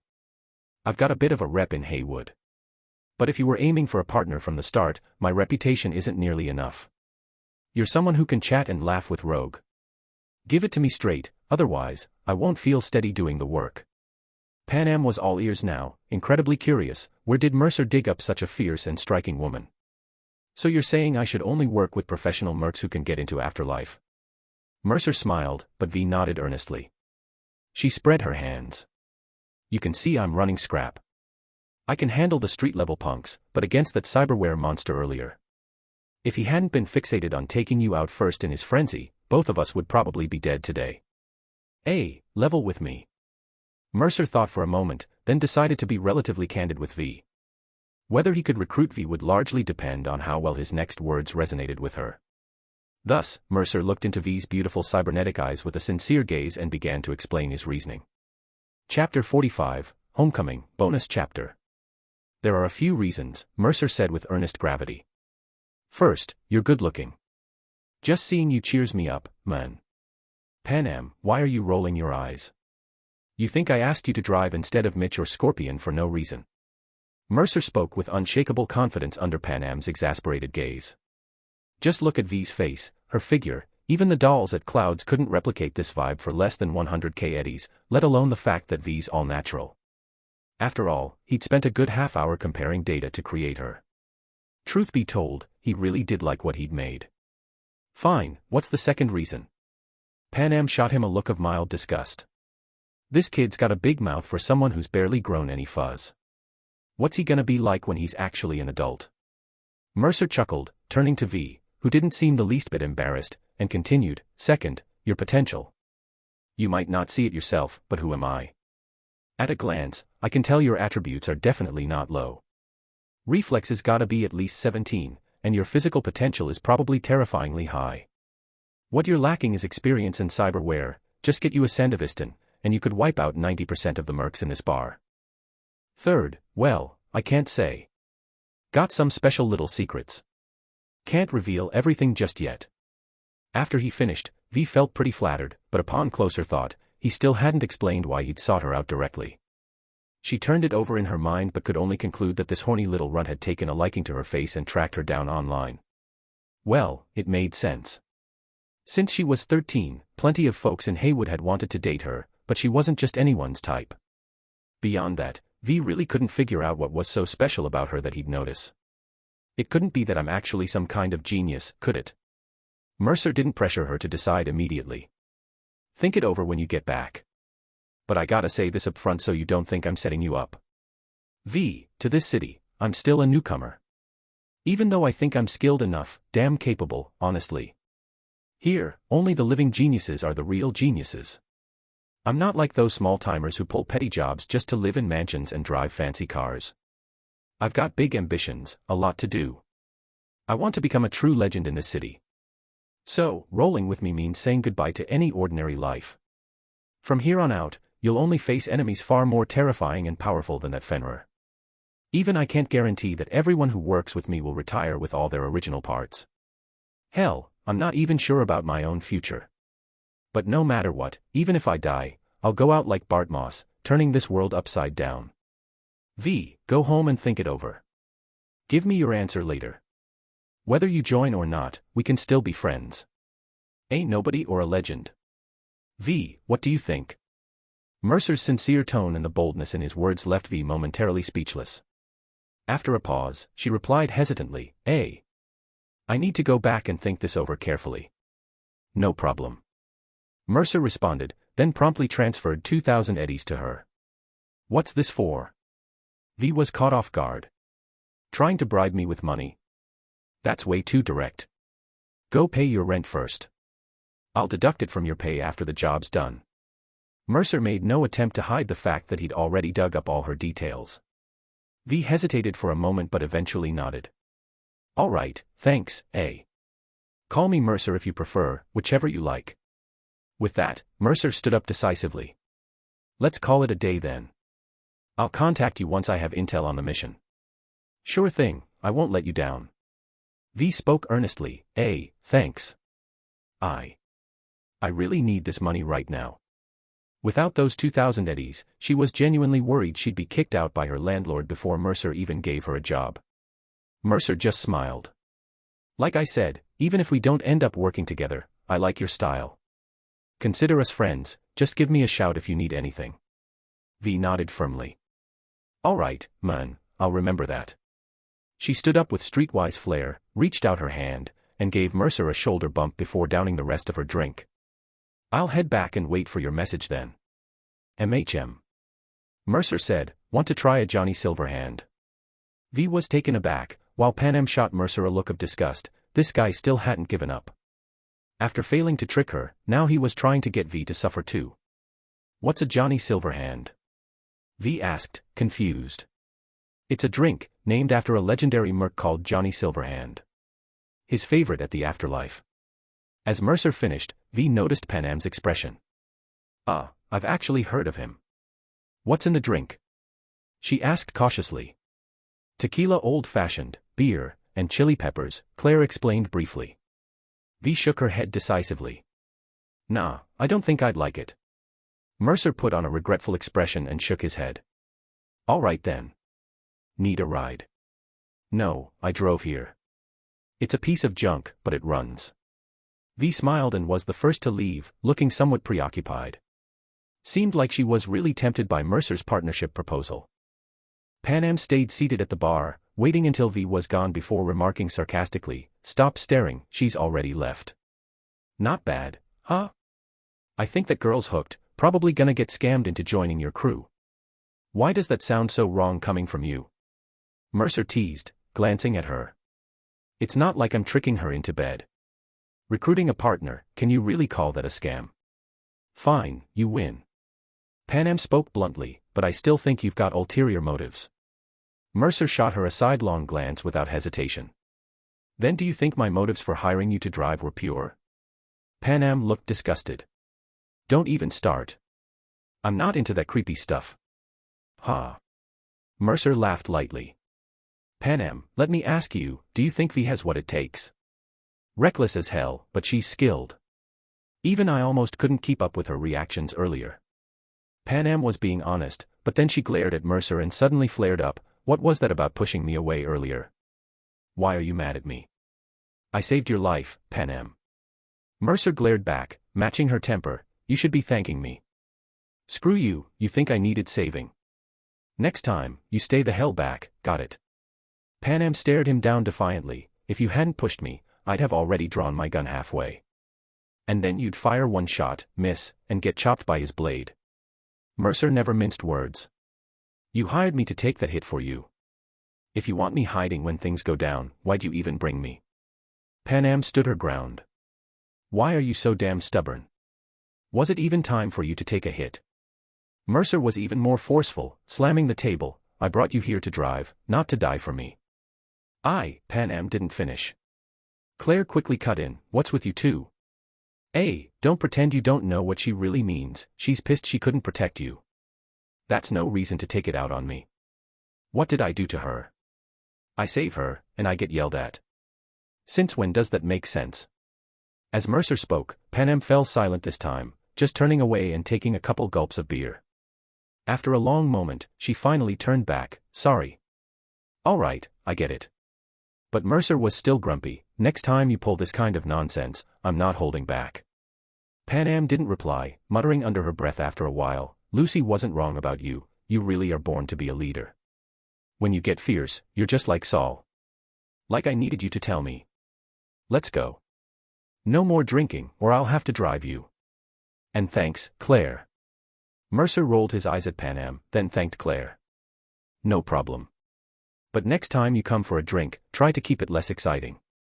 Claire nodded with a helpless smile. Panem set down her bottle, nodded, and bid farewell to Claire too. Mercer had already paid earlier. As the two walked to the parking spot and got into the car, Panem fell silent again, not starting the engine. After a moment, she turned to look at Mercer and said seriously, "Thank you, Mercer. I just got suddenly angry earlier." Humph. Mercer hadn't taken off his mask, so his expression was unreadable. Panem sighed and apologized earnestly. In that moment, it hit me how scared I was. If he hadn't taken that shot, if you hadn't hacked that guy's cyberware in time, if that shot hadn't killed Fenrir, I would have had to watch you die right in front of me. I know you always see yourself as the leader, but to me, you're still a kid. I was mad at myself. I've never been through something like that before. When I saw him move, my mind just went blank. Ugh, anyway. Panem scratched her head, unable to find the right words. Even she felt her sudden anger had been unreasonable. I know. But Mercer had pretty much pieced together her thoughts. He took off his mask and rubbed his face. All right, no need to apologize. I know why you lost it earlier. Although Panem was a bit upset, upon reflection she couldn't find a legitimate reason for her anger, so she stayed quiet and listened obediently. It's because deep down you still see me as a child. When danger arose and you discovered I didn't run away but instead moved forward proactively, you felt compelled to assert your adult authority to lecture me. Your initial lack of reaction was due to the overwhelming intensity of the situation. You needed time to process. Once you recovered, you realized you hadn't contributed anything this time.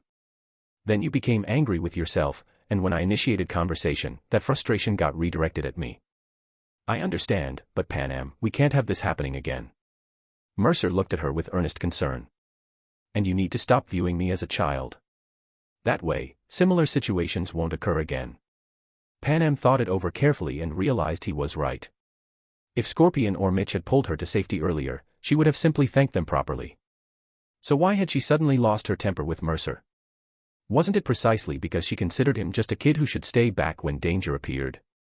Wasn't confronting threats supposed to be the adult's responsibility? Compounded by her embarrassment at being useless during the crisis and needing rescue from Mercer, some inexplicable sense of wounded pride made her want to lecture him about proper crisis response. But what qualifications did she have to educate him? Not only had he managed to escape Arasaka with his entire family, but within just one day he'd found the reliable Ripperdoc Victor. He'd also connected with Night City's most formidable fixer Rogue and gained entry to the afterlife bar that countless mercenaries never set foot in their entire careers. Along the way, he'd even helped V take down a fully chromed cyber psycho. He'd completely won over V, who turned out to be surprisingly competent, so thoroughly that she'd probably join his crew officially once Mercer assigned her first job. Item by item, she couldn't comprehend how he'd accomplished all this. Now that she really considered it, even setting aside the netrunning skills she didn't understand, he was genuinely extraordinary. Panem bit her lip, remaining silent for a long moment before finally scratching her head and repeating, "I'm sorry." She felt utterly embarrassed, an 18-year-old adult being schooled by someone who was basically still a child at 13 or 14. It was. Enough, let's drop it. I know you meant well. Mercer gave her an way out, then glanced at her and smiled. What? You're not expecting me to apologize too, are you? For saying I only hired you as my driver. But that's honestly what I thought. On this trip, I never asked you to be my bodyguard. The fact that you stood by me firmly no matter what happened today. I'm already grateful for that. You really didn't need to do anything beyond that. So, how about officially joining my crew? Then I'll never say you're just a driver again. Panem turned away like a petulant little girl. I'm not. Just don't tell the others about this when we get back. It's too embarrassing. Understood. Mercer shook his head with a smile. This girl truly had no ulterior motives or malice, just frighteningly straightforward, always speaking whatever came to mind. Let's drive. I need to test my Netrunner station when we get back, finally able to start deep diving. Still need to find us a place in Night City that can accommodate our whole family too. No idea how much it'll cost. Ugh. Mercer finished speaking and fastened his seatbelt as Panem stepped on the accelerator, pulling the car out into the traffic. The car drove steadily through the neon-lit streams of Night City. Panem felt a bit embarrassed and didn't know what to say, while Mercer, somewhat tired, simply turned on the radio to listen to some music. Listening to the songs, he quietly enjoyed the feeling of moving through Night City, staring blankly at this city that had grown so dazzlingly beautiful over the buried flesh and blood of countless souls. Even now, he still didn't quite feel it was real, as if he were still drifting. A sense of belonging, truthfully, he didn't have much of that. To this day, he'd occasionally have the illusion that he was still just playing a game, and when it ended, he'd wake up back in that mundane, despair-filled daily life of his. Mercer tilted his head against the car window, thinking carefully, perhaps to the people here, his past life was practically heaven. There was a stable social environment, no need to worry about being taken out by a stray bullet while walking down the street, or that a bar argument might suddenly escalate into a murderous frenzy. The food might not have been high class, but at least it was proper beef, lamb, chicken, and fresh vegetables. There was clean water, a safe place to sleep, and the possibility of finding a stable job. Even though everyone cursed corporations as assholes, at least the capital in the real world hadn't evolved to the point where having only 5 days of vacation a year would be considered a blessing. Mercer felt a little homesick, but not really. As he gazed at the flickering neon lights and traffic outside, he couldn't help but feel he'd truly gone mad. The near-death experience of almost being shredded by a cyber-psycho was still fresh in his mind, yet he was already reminiscing and looking forward to the next thrilling encounter. Maybe it was precisely because he'd always yearned for an extraordinary, unusual life that he'd chosen that option in the game before crossing over. Mercer cracked the window open slightly, and Night City's uniquely faint, foul-smelling air drifted in. It was funny, the scent of Pan Am in the car felt somewhat unreal to him, but this stench instantly grounded him, making him feel he was truly in Night City. He reached his hand out, feeling the shape of the air in his palm, and without realizing it, a faint smile touched his lips. "What are you doing?" Pan Am glanced at him, his youthful face turned toward the window as he reached out to feel the wind, and she couldn't help but purse her lips. Though he had a young face, the expression didn't seem like one a child would make. It felt like he was somewhat relieved, yet somewhat melancholic. "You know, at 60 kilometers per hour, the wind feels like a D-cup." Mercer's tone was almost poetic. Pan Am couldn't hold back and burst out laughing. "Damn. Mercer, you little..." Mercer just curled his lips into a smirk and turned to look at her. "Do you know where Johnny Silverhand was when Arasaka Tower exploded?" "Huh? Why bring that up all of a sudden?" "No idea. Where was he?" Pan Am shook her head. "Him? He was everywhere." "Ha ha ha." Mercer laughed heartily at his own joke. Pan Am was stunned for a moment before she caught on and joined in the laughter, completely dispelling the earlier awkwardness. Mercer closed the car window and leaned back inside, chatting playfully with her until the vehicle came to a stop. She caught sight of Lucy sitting at the camp entrance, staring blankly at the stars, and the conversation halted. "Hey, someone's waiting for you to come home, huh?" She had meant to tease Mercer, knowing that just as he disliked being treated like a child, he also wasn't fond of jokes about his relationship with Lucy. He always saw himself as a mature adult, so he found such teasing with a young girl rather creepy. But others didn't care about that. The more awkward he got, the more amusing it was to see that serious adult expression on his young face. However, to Pan Am's surprise, Mercer's expression suddenly shifted into something complex and unreadable. Pan Am didn't understand what that look meant, only that Mercer paused for 2 seconds before suddenly breaking into a relieved smile. "Yeah, someone's waiting for me to come back. That's really nice." He pushed the door open, and Lucy, sitting on a plastic crate at the edge of the camp, turned her gaze toward him. Her cool expression under her short hair softened into a faint smile. "You're back late. Did everything go smoothly?" Lucy asked, slowly standing up and eyeing his new look. "You dyed your hair black and changed clothes. Looks good, suits you well. I bought new clothes for you too. Wanna take a look?" He grinned, opening Pan Am's trunk. Lucy walked over to his side, hands behind her back, leaning slightly to peer at the assortment of items inside. Lucy complained lightly, "You should save your money. Zetatech sent some stuff over today. Where did you get so much cash?" "Thanks to our Arasaka agent friend's generous sponsorship. Since you're here, help me carry these in. I'll tell you all about the exciting stuff that happened today, and there was a lot." Mercer just laughed and shoved the items into her arms. Lucy frowned, struggling to hold several large bags, weighed down so much she could barely walk. "Ugh, I shouldn't have come out." Even so, she trudged along beside Mercer, wobbling like a little penguin under the weight of all the packages. Pan Am stood by the car, arms crossed, and after a moment, chuckled and shook her head. If she couldn't figure it out, she wouldn't dwell on it. Mercer seemed happy enough now. She lent a hand too, picking up the miscellaneous things Mercer had bought while shopping. Wait, when did you buy so many BDs? Sailor Moon. Wow, you watch this stuff.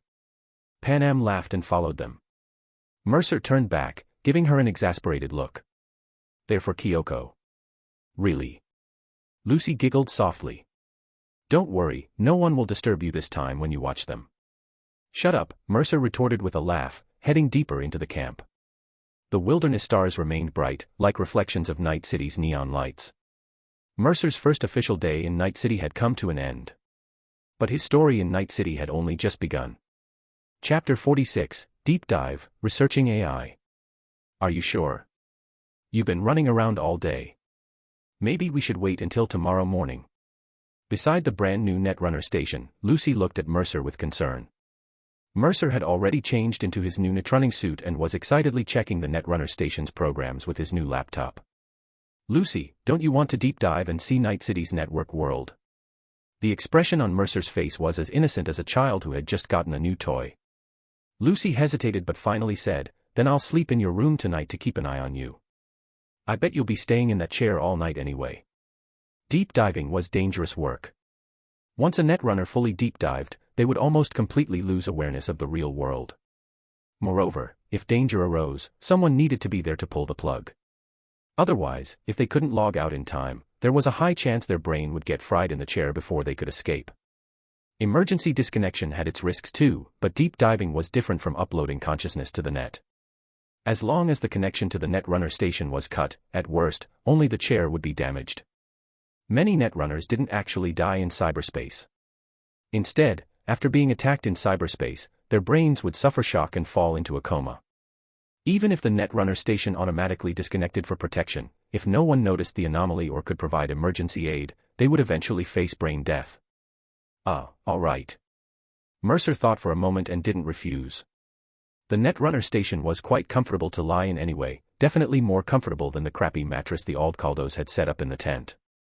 He ran one last scan of the programs, cleaning up the backdoor programs left by Zeta Tech.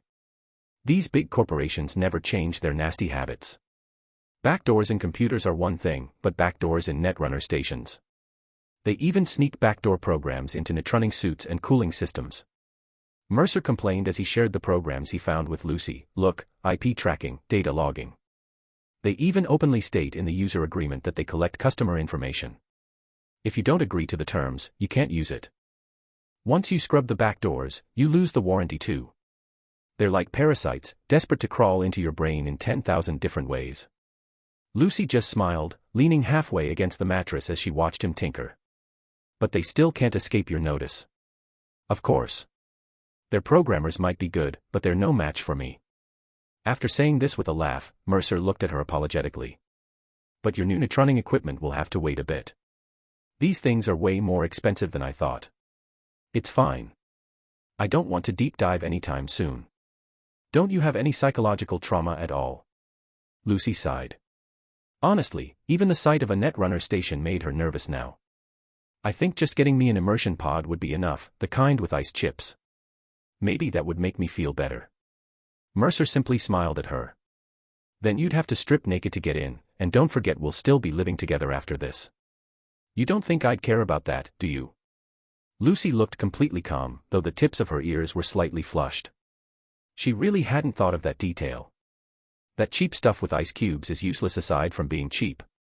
If the Netrunner station isn't good enough, there are high-end infiltration pods. They might look like big refrigerators, but they're still better than lying in ice water. Mercer said this but didn't insist, only adding, it's okay, Lucy. Before you're ready, I won't agree to you doing a deep dive even if you want to. Today's cyberspace is a stage for geniuses only. Not to mention organizations like Netwatch monitoring Night City's network 24/7, the major corporations also have people monitoring the net. There are also a lot of assholes like the Voodoo Boys, who love to wait for newcomers in Night City's network to pull their cyber extortion schemes. And there's even the new United States. Trust me, although the FIA has officially withdrawn from Night City, they definitely have people keeping an eye on its network. As Mercer spoke, he thought of a woman. Songbird. A favorite of the NUSA's new president, Myers, a genius netrunner with exceptional talent, and also a pitiful bird in a cage. Right now, she was probably still in the early stages of being modified into a net nuke. He wondered if she was the one from the FIA responsible for monitoring Night City's network. A hint of excitement suddenly appeared in Mercer's eyes. It would be great if it was her. He was genuinely curious about who was stronger, himself or the top netrunner under the current NASA president. After setting up the netrunner station and checking all the hardware and software, Mercer quickly lay down on it. "Lucy, plug me in." Lucy could only sigh, picking up the cooling line for him and connecting it to the netrunner station and his netrunning suit first, before plugging the data cable from the back of the station directly into the port at the back of his head. Mercer immediately took a deep, comfortable breath. "It feels so good to have the boost of processing power again. My brain feels so relaxed." "You're a typical internet addict," Lucy said irritably. "Don't you dare become one of those guys who lies in a chair 24/7, completely obsessed. You don't understand what it's like for a genius like me. It's like shedding heavy clothes from my brain. I feel so mentally active right now, like I'm swimming in a sea of data." Mercer reveled in the feeling. Lucy's attitude remained unenthusiastic. "Isn't that right? Your body temperature went up a degree the moment you plugged in. Be careful not to fry your brain again. We still don't know if the relic is reliable. Right, remember to retrieve Daichi's and the others' chips. And those 2 relics with the Soul Killer program must be kept hidden on you at all times. This chip has great potential. Once I've figured it out, it might have other amazing uses. The risk of exposing this thing is huge." Mercer paused for a moment before continuing. "After I get Daichi's and Leon's chips back, I plan to give them to the new members of the team. The relic isn't just a piece of hardware for repairs, the hardware itself has a large memory capacity and a very advanced micro CPU to ensure the programs inside run smoothly. With a few modifications from me, it can become a top-tier ICE, and I won't have to worry about it frying their brains. Moreover, the biggest advantage of this chip is data sharing. Through the network chip, I can see the world through your eyes and feel everything you feel. Of course, my main goal is to assist you. I can establish a network connection through the relic, which is far more stable than a standard connection. Plus, the relic can also..." Seeing Mercer start rambling about the chip again, Lucy sighed. "Too complicated, don't want to hear it. So, are you still going to deep dive?" "Diving?" Mercer pursed his lips. "Fine, don't listen. I don't share these secrets with just anyone anyway." A faint smile tugged at Lucy's lips as she watched him close his eyes, the signal lights on his netrunner station flickering to life. She gently patted Mercer's arm. "Mercer? Can you hear me?" "Yeah, but if I get busy, maybe not. You'd better communicate with me online." Mercer's words were slurred, as if he were talking in his sleep. Lucy felt relieved. The deep dive seemed to be going smoothly. She stopped engaging with Mercer and quietly lay back on her bunk, pulling out her laptop to browse the web. The only sound in the room was the hum of the cooling system, but Lucy didn't find it bothersome. She simply enjoyed the quiet moment, occasionally glancing at the operation panel of his netrunner station. Meanwhile, Mercer was already gleefully exploring the networks of Night City. It was a metropolis woven from blue data streams. For the occasion, Mercer had changed into an outfit reminiscent of Prototype's protagonist, A, and donned a grinning Legion mask from Dead by Daylight, strolling through this data-built urban landscape. Each structure formed by data was essentially a server network of varying sizes. Some resembled skyscrapers, while others looked like clusters of blocky data cubes. Mercer wandered freely among them, with Death Wish, which he rarely activated, perched obediently on his shoulder, still appearing as a hairless cat. Since the Death Wish program required significant processing power to run, even just keeping it active placed a burden on Mercer's neural capacity, so he usually kept it disabled by default. Only when connected to the netrunner station did he have enough extra processing power to spare for the AI, and he preferred it that way. Honestly, he didn't feel entirely comfortable letting an AI program he didn't fully understand run on his brain's processing power. Let's see. This is Biotechnica's server. That one with the new US flag, yep, definitely Melee Tech. This one's Zetateka's. Oh, Kong Tao's server design is pretty distinctive, 2 stone lions guarding the entrance, Mercer casually strolled through the network data, commenting on the eye-catching, massive icons. These imposing data structures were often not the true form of the servers but rather decoys. The core server data was buried deep within these complex networks. Some of this data was generated by employees' internet activity, some were bait set up by ICE programs, and some represented the company's public-facing network data, such as official website information. All these intricate data streams were assembled into abstract forms. Mercer had no intention of approaching recklessly, instead analyzing the other party's structure and server ICE architecture from a data perspective. Typically, only corporate icons possessed aesthetically pleasing forms. This indicated deliberate adjustments by netrunners, showcasing the company's strength in cyberspace. Other fragmented icons, such as those from bars or hotels connected to public networks, generally appeared as rough approximations assembled from various data cubes. After browsing around, Mercer spotted a few netrunners active in cyberspace. These netrunners tended to be extremely cautious. Upon seeing Mercer's unfamiliar face, they immediately jumped IPs to escape rather than attempting contact. The reason was simple: Mercer's appearance looked too human-like. In cyberspace, the more details one displayed, the more it demonstrated abundant computational power and the greater amount of data the brain could manipulate. Not only did Mercer have intricately detailed clothing, but he also wore a somewhat intimidating smiling mask and carried a conspicuously intelligent-looking cat on his shoulder. Compared to those netrunners who sometimes appeared as pixelated mosaics of data, Mercer's getup was practically a bold declaration to everyone: I'm powerful. Mercer wasn't in a hurry to engage with these low-tier netrunners either. As he toured the net, his mind operated at high speed, attempting to analyze the composition of these data streams. When he'd had enough, he jumped to a server node and hacked directly into it. Only after entering did he realize it was a server for a dollhouse. But Mercer didn't mind. He was just borrowing the server's computational power to test a program and using the computer as a zombie, or stepping stone. If anyone traced his data source, they would first find this server's IP. That was sufficient. Mercer began using the dollhouse's server to study Deathwish. He tested and observed Deathwish's data changes during attacks, the operation of its core code, and the behavior of its AI, among other aspects. The more Mercer studied it, the more he realized how terrifyingly powerful Deathwish's programming was. Bartmoss was truly a genius. Despite its compact size, Deathwish's program contained the core code of dozens of different types of programs. It was less a single program and more an arsenal built from core code. The AI was the heart that wielded these weapons. It would assess the opponent's form and effortlessly use specific core code to instantly construct corresponding programs. Then, within milliseconds, it would continuously generate new programs from the core code based on the opponent's weaknesses, using these custom weapons to ruthlessly shred all their defenses. No wonder Bartmoss said this cat would be his best teacher. These varied core codes comprehensively encompassed every technique a netrunner needed. This included how to infiltrate server-level ICE undetected, how to silently alter data within an opponent's server, and how to seek out vulnerabilities in their programs. Each core code, in fact, represented a solution provided by Bartmoss. Even Mercer couldn't help but feel the pressure. Mastering this many weapons would likely take years, even for him. Because this wasn't just about learning programs, it was about understanding Bartmoss's thought process and his compilation methods. How did he create such exquisite core code? Why was this core code crafted to be so minimalist yet powerful? What was his programming philosophy? Or rather, what were his compilation methods and programming language? Bartmoss had his own unique way of programming. Within those strange and beautiful icons, countless code compilation methods hadn't even appeared in textbooks, almost as if he had invented a distinct programming language.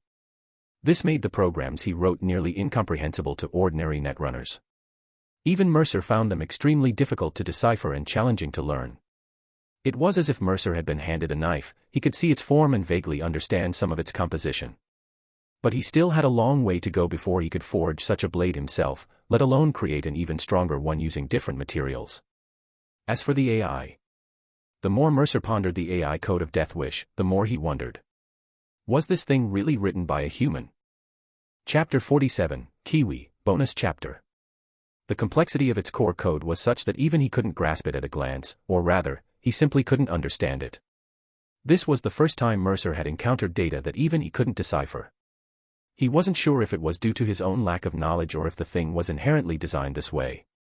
Part of the AI's core code was structured completely differently from existing programming languages and data architectures. This only fueled Mercer's determination.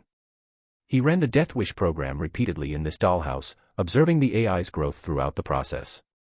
Meanwhile, Deathwish's AI, leveraging computational power, began rapidly iterating and expanding its data structure as it ran.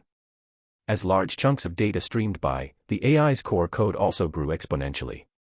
If Deathwish's AI core was initially only 10 megabytes in size, after running at full capacity for just 10 minutes, it had self-expanded by at least tenfold. Once the core code formed a complete data structure, the cat suddenly began generating a large amount of useless junk data. These blue icons started clustering around its core, self-iterating, upgrading, and optimizing. It was unclear how long this continued before it finally stopped. Mercer narrowed his eyes at the seemingly unchanged cat. "Hello, Deathwish." A massive data stream flashed in the cat's eyes before it spoke haltingly. "Hell, lo, Moss, Tur. Please, whip me." Mercer slapped a hand over his face. "Delete. Reset." Deathwish let out a rather seductive meow, so stimulating meow. Then it crashed and restructured. Mercer stared at it speechlessly, but after observing its self-driven growth, he had gained some understanding of how to shape an AI's personality and cognition. Although he still couldn't parse or compile the core data that represented the AI's soul, that core data itself was merely a segment of primitive code responsible for granting the AI a born consciousness. Mercer named it the soul source code. As for the code outside this source, Mercer could comprehend about 60 to 70% of it. For instance, which code constituted its appearance, which formed its knowledge base, and which shaped its cognition. But beyond that, there were some extremely unique, self-generated core data segments. Mercer could see them, but like the soul source code, they belonged to a special structure. For now, replicating them was beyond his ability. At the same time, Mercer noticed that the data from these special structures bore a striking resemblance to certain data within himself. Mercer speculated that this might be the key to AI anthropomorphism and the crucial data for influencing human cognition through network technology. Perhaps by mastering how to compile and modify this data, he could also gain the power to alter human thought. Mercer began pondering how to endow an AI with controllable intelligence. After much deliberation, he arrived at a conclusion. First and foremost, he must not experiment with the AI from the Deathwish program. That thing was essentially a net nuke. If the Deathwish AI were allowed to grow, once it broke free from control, it would likely become a super AI comparable to the Blackwall. Just like the RABIDS virus unleashed by Bart Moss in the old net, it would most likely turn into an extremely terrifying roaming weapon of destruction, completely obliterating the current new net. Therefore, Mercer decided to treat Deathwish merely as a dangerous weapon, while the AI he intended to create would be built using the soul source code it carried. Although Mercer still didn't fully understand what the soul source code was, that didn't stop him from replicating it at the data level, copying and pasting it to create an entirely new program. After much thought, he ultimately positioned this AI program as a life assistant, similar to Tony Stark's JARVIS.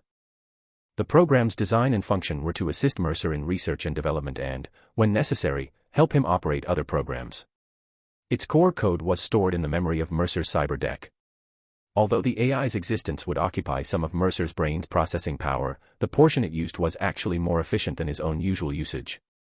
AI is naturally adept at utilizing computational resources. Mercer then imposed limits on its capacity and added multiple core logic restrictions to guide its thought processes. Finally, a brand new, clean, infant-like low-level AI was created by Mercer from scratch. He named it Morning Star, hoping it would live up to its name and illuminate a bright future for Mercer. Mercer disabled its self-learning function, deciding to manually filter appropriate data to provide Morning Star for its initial development. Only after its basic personality and values stabilized would he grant it a certain degree of learning freedom. However, just as Mercer was fully focused on leeching computational power from the brothel's server and tinkering with his new AI, an abnormal data fluctuation suddenly put him on high alert. Amid the data fluctuations, an icon resembling a drone appeared within the server. He immediately stopped what he was doing and, after observing for a moment, realized it was a cybersecurity inspection program running. Mercer couldn't help but chuckle. It seemed he had leached too much of the server's processing power, and the brothel staff had noticed something unusual. But soon, Mercer realized the situation wasn't that simple. After the inspection program finished running, a personal network signal suddenly connected to the server's network. The other party wasn't deep diving. Instead, after checking the network security, they exploited a vulnerability in the server to gain network access. "Let me see what you're doing on the network." Data streams flooded Mercer's vision. Before the other party could detect anything, he had already used the high-level permissions he'd hacked into the server to start monitoring their network activity. This unknown user was searching the net for Netrunner tutorials. Interesting. Which brothel worker decided to change careers? Mercer could tell the user had some skill, their search content had already moved beyond beginner netrunner levels and was now delving into specialized knowledge for professional netrunners. He observed for a while, then began tracing the signal with keen interest. He wanted to see which doll was secretly skimming profits from his shop while striving to improve herself. The search result, however, made him raise an eyebrow in surprise. Kiwi. Mercer immediately turned to sift through the server data using keywords. Soon, he retrieved information about this woman named Kiwi from the dollhouse's archives. Name, Kiwi. Age, 22. Employment duration, 2 years. Mercer frowned slightly and dug deeper, eventually piecing together Kiwi's background from some outdated server records. She was a factory girl sold off by management, purchased by the dollhouse for €45,000. Beyond that, there were only a few work evaluations, such as her average attitude toward duties. The shop's server mostly stored client information, with very few employee records. Even so, Mercer could confirm from the photos that this woman was indeed the netrunner Kiwi from EdgeRunner. Had she not escaped the dollhouse yet? Kiwi. Mercer's feelings toward her were somewhat complicated. In the anime, Kiwi was not portrayed as a positive character. She was a typical tragic figure who clawed her way up from the bottom of Night City. Sold to a factory by her parents as a child, she initially received care and attention from the factory management. But as she grew older, their true intentions surfaced. They coveted her beauty. After repeated rejections from Kiwi, the factory manager, in a fit of anger, sold her to the dollhouse. It was there that Kiwi began teaching herself netrunning knowledge and barely survived by creating a perception-blocking doll program for herself. Yet, despite her efforts, she ultimately served a client with gorilla arms who, dissatisfied with her service, brutally tore off her jaw with his augmented limbs. From then on, Kiwi never had her jaw properly repaired, instead wearing a mask to hide the disfigurement. Eventually, using her self-taught netrunning skills, she killed everyone in the dollhouse and the factory, achieving revenge before finally gaining her freedom. This life experience made Kiwi an absolute egoist. Her life creed was, trust no one. It was precisely because of this belief that, at the end of the anime, she chose to betray the main team for corporate immunity, money, and status. While being silenced by Faraday, she unhesitatingly handed over the tracking signal of the Aerodyne vehicle holding Lucy to the main team, helping them rescue Lucy and backstabbing Faraday in the process. In the end, this unfortunate woman, plagued by a tragic fate, died miserably beside a dumpster in an unnoticed alley. From then on, no one cared that she had ever existed in this world. After a moment of contemplation, Mercer finally sighed and actively connected to her signal. Demonstrating his prowess with a forceful intrusion, he sent her a message. "Hey, do you want freedom? Kiwi, who are you? Hey, I can help you. Kiwi, what do you want? Hey, I just think you're pitiful. Kiwi, everyone here is pitiful, tell me the truth, or I'm disconnecting. Hey, you can believe me or not. I'm just borrowing the server to run some programs and happen to stumble upon you. Not every pitiful person is worth saving, but I think you still have hope. Kiwi, why? Hey, because you still have the will to change. Even in this environment, you're still working hard to learn netrunning, still trying to pull yourself out of the mud. Heaven helps those who help themselves, but abandons those who abandon themselves. Kiwi, ha. Alright then, Mr. A, who calls himself Heaven, what are you going to do? A, I won't do anything unless you've made up your mind to trust me and sincerely ask for my help. Kiwi, you want me to beg for your help? Fine, please, mysterious Mr. A, help me. I've had enough. What do you want in return? A few nights with me? Money? Or some dangerous task? A, I want to hear you say, thank you, brother A, and mean it from the bottom of your heart. Kiwi, then after you save me, I'll visit you to thank you properly, even kowtow, how about that? Kiwi was already tired of chatting with this mysterious Mr. A, kindness. Bullshit. In this Night City. Showing kindness to a doll like her. What a joke. What kind of living saint was this? Kiwi thought this was full of nonsense and decisively tried to disconnect. But then, she discovered something that terrified her. She couldn't disconnect. A, kindness mistaken for malice, but that's understandable. I'd think it was shady too if I were you. I'll leave you my contact info. Reach out when you've truly decided whether to ask for my help. If you think kindness isn't a good enough reason, how about 50,000 eddies? Give me 50,000 eddies as your freedom fee. That should align better with your values, right?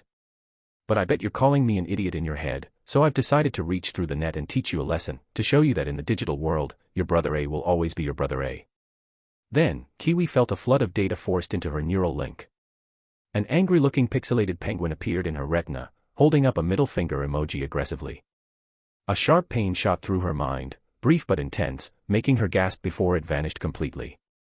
The data assaulting her brain quickly dissipated, leaving only the fuming pixel penguin lingering in the lower right corner of her vision. Damn, Kiwi almost cursed aloud but caught herself, worried the program left in her mind might have monitoring functions. She forced the words back down. Frantic, she manually disconnected everything, first unplugging the cyberdeck she'd secretly bought, then severing her neural link. But even then, the penguin remained stubbornly in the corner of her retina, though it now looked dull and lifeless. Kiwi frantically plugged her data cable into the nearby computer, using its self-check program to begin extracting the software from her neural link. Unexpectedly, the program wasn't some stubborn virus, the transfer process went remarkably smoothly. Her first instinct was to delete it, but after a moment's hesitation, she chose to inspect the program's code first. Communication software. She quickly identified its purpose, it was indeed just an ordinary-looking encrypted communication tool. Then, as she analyzed the code, she spotted a deliberately left comment following the first line of the penguin-shaped program. In a world where kindness is seen as hypocrisy and only profit is eternal, I still believe justice will ultimately triumph over evil, and a single spark can start a prairie fire. Do you still have the courage to believe that goodness, justice, and hope exist in this world? Call out my name with your sincere heart, and I will prove to you that hope remains. A. So arrogantly over the top. Kiwi's breathing grew heavy. On one hand, she felt this was utterly condescending, justice and kindness. In this city, those words only existed in children's fairy tales. Who did he think he was, some cyber deity who could alter the fate of humanity? On the other hand, she hesitated, unable to bring herself to delete the program. Kiwi unplugged the cable and paced around her cramped restroom, struggling to make a decision until a rough male voice shouted from outside her door. Kiwi. Get out here and see a client. I'm telling you, your ratings last month were terrible. If they're just as bad this month, don't expect to see a single $. Kiwi's steps halted abruptly. After a moment of silence, she clenched her jaw, returned to the computer, connected to the network, and restarted the penguin program. Kiwi, I don't know who you are, and I don't know how much of what you say is true. But $50,000, I agree. Though I don't have that much on hand, if you can get me out of here, I promise to pay you in installments over 6 months. I sincerely beg you, this time I mean it. I'm begging you, please, get me out of here. The sooner the better. Damn bitch, how long are you going to keep dawdling? The client is waiting. The harsh knocking at the door made Kiwi grit her teeth, but in the penguin-shaped communication program, she saw no reply. Kiwi stared blankly, then let out a self-mocking laugh after a long pause. She picked up her cyber deck, inserted it into the back of her head, took a deep breath, and clutched the doll chip she had crafted to block memories and perception before pushing the door open. Outside, the fierce-looking bodyguard was glaring at her angrily. Kiwi, you really need to be taught a lesson. The bodyguard's words suddenly cut off. His eyes widened slightly, then his whole body began to convulse violently. Kiwi instinctively took 2 steps back just as the burly bodyguards had erupted with sparks of electricity. In Kiwi's vision, the small penguin transformed into the blurred image of a hooded man. A calm, somewhat youthful male voice reached her ears. I heard your plea, so I have come. You just said the sooner the better, right? Bonus chapter at 2100 Power Stones. Starting from chapter 50, each chapter will be at least 5,000 words, with some exceeding 7,500. For comparison, a typical chapter on web novel runs between 1,500 and 2,500 words. So don't think I'm asking for too many Power Stones, slime thug. You're about to be well served. Chapter 48, A Pleasant Revenge. Kiwi's eyes widened. Then, she witnessed a scene straight out of a horror movie. The lights in the dollhouse began flickering erratically, as if there was a bad connection. At the same time, the security guards throughout the shop started screaming in unison, their cries echoing from all directions like a macabre chorus. Ah! Ah! Screams erupted everywhere, interwoven with the crackle of electrical sparks. There's a netrunner. A netrunner. Cut the network. Don't connect to the server. Aha. Someone shouted a frantic warning, but Mercer had already seized full control of the server. At that moment, everyone connected to the server's subnet became a target for his virus. Aside from Kiwi and the other pitiable sex workers, even the perhaps innocent customers fell within the scope of Mercer's attack. Because all the sex workers here had been bought, Mercer pitted Kiwi, and naturally, he pitted the other unfortunate girls as well. Some had been sold by traffickers, others by their own parents or relatives. They were merely purchased by the shop, viewed by the local gang as nothing more than lumps of flesh, machines for making money. Help me, help me. A man in a suit reached out from one side of the corridor, but the next moment, his cyber arm convulsed and went limp. Mercer's icy, murderous voice sounded beside Kiwi's ear. Recognize him. I specifically left your boss for you. Go on, this is yours, but be quick. Someone called the police before they died. Netwatch and NCPD will probably be here soon. Don't worry, you won't be implicated. Enjoy your pleasant revenge. Mercer's voice faded away. Only the man in the suit remained, his eyes wide with terror, utterly unable to command his own body. Kiwi's breathing grew heavy. Trembling, she stepped forward, looked down, and stared at this man who had always held himself high, who had beaten and abused the sex workers at will, controlling their lives and deaths. Save me. Kiwi, help me shut down. His throat produced a garbled plea for help. Kiwi's breathing grew even heavier, like a panther about to roar. But in the end, with cold eyes, she simply reached out her hand. She took the pistol from the man's waist, aimed it at his head, and smashed it down. Kiwi didn't choose to pull the trigger. Instead, she hammered his head again and again with the gun's grip. Once, twice, 10 times, 15 times.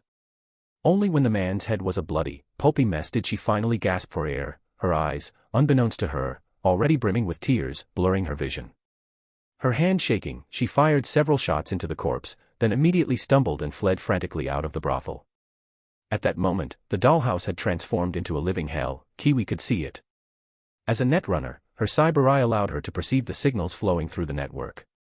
Right now, the data surging through this network was as fierce as a tidal wave. Invisible, powerful currents, fueled by the server's computing power, were rushing toward everyone connected to the subnet. The internet-connected light bulbs shattered from the overload, neon signs flickered a few times before going dark, yet Kiwi ran on with single-minded focus. As she sprinted, she pulled the doll chip from her neck and flung the symbol of restraint and surveillance forcefully ahead, crushing it under her heel as she passed.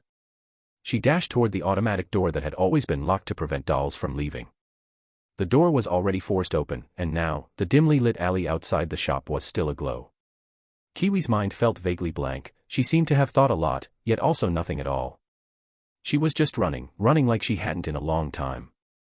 Before long, the dollhouse behind her burst into flames. Mercer had initiated overload on all the servers and electronics inside, setting the server room ablaze. The stench of the alley gradually faded as she distanced herself. When she finally came to her senses, she found herself on an unfamiliar street. Gasping for air, she turned back in confusion. The dollhouse had long vanished from her sight. Only sparse traffic flowed along the street beside her, and a few passers-by eyed her warily, a girl dressed to the nines but missing a shoe, clutching a pistol tightly in her hand. Kiwi's hand trembled slightly as she tentatively whispered, "Hey. I'm here." Mercer's voice remained calm. Where do I go now?" Kiwi looked around, the December night wind making her instinctively hug her arms. "Got any money?" Mercer asked first. I don't have a bank account.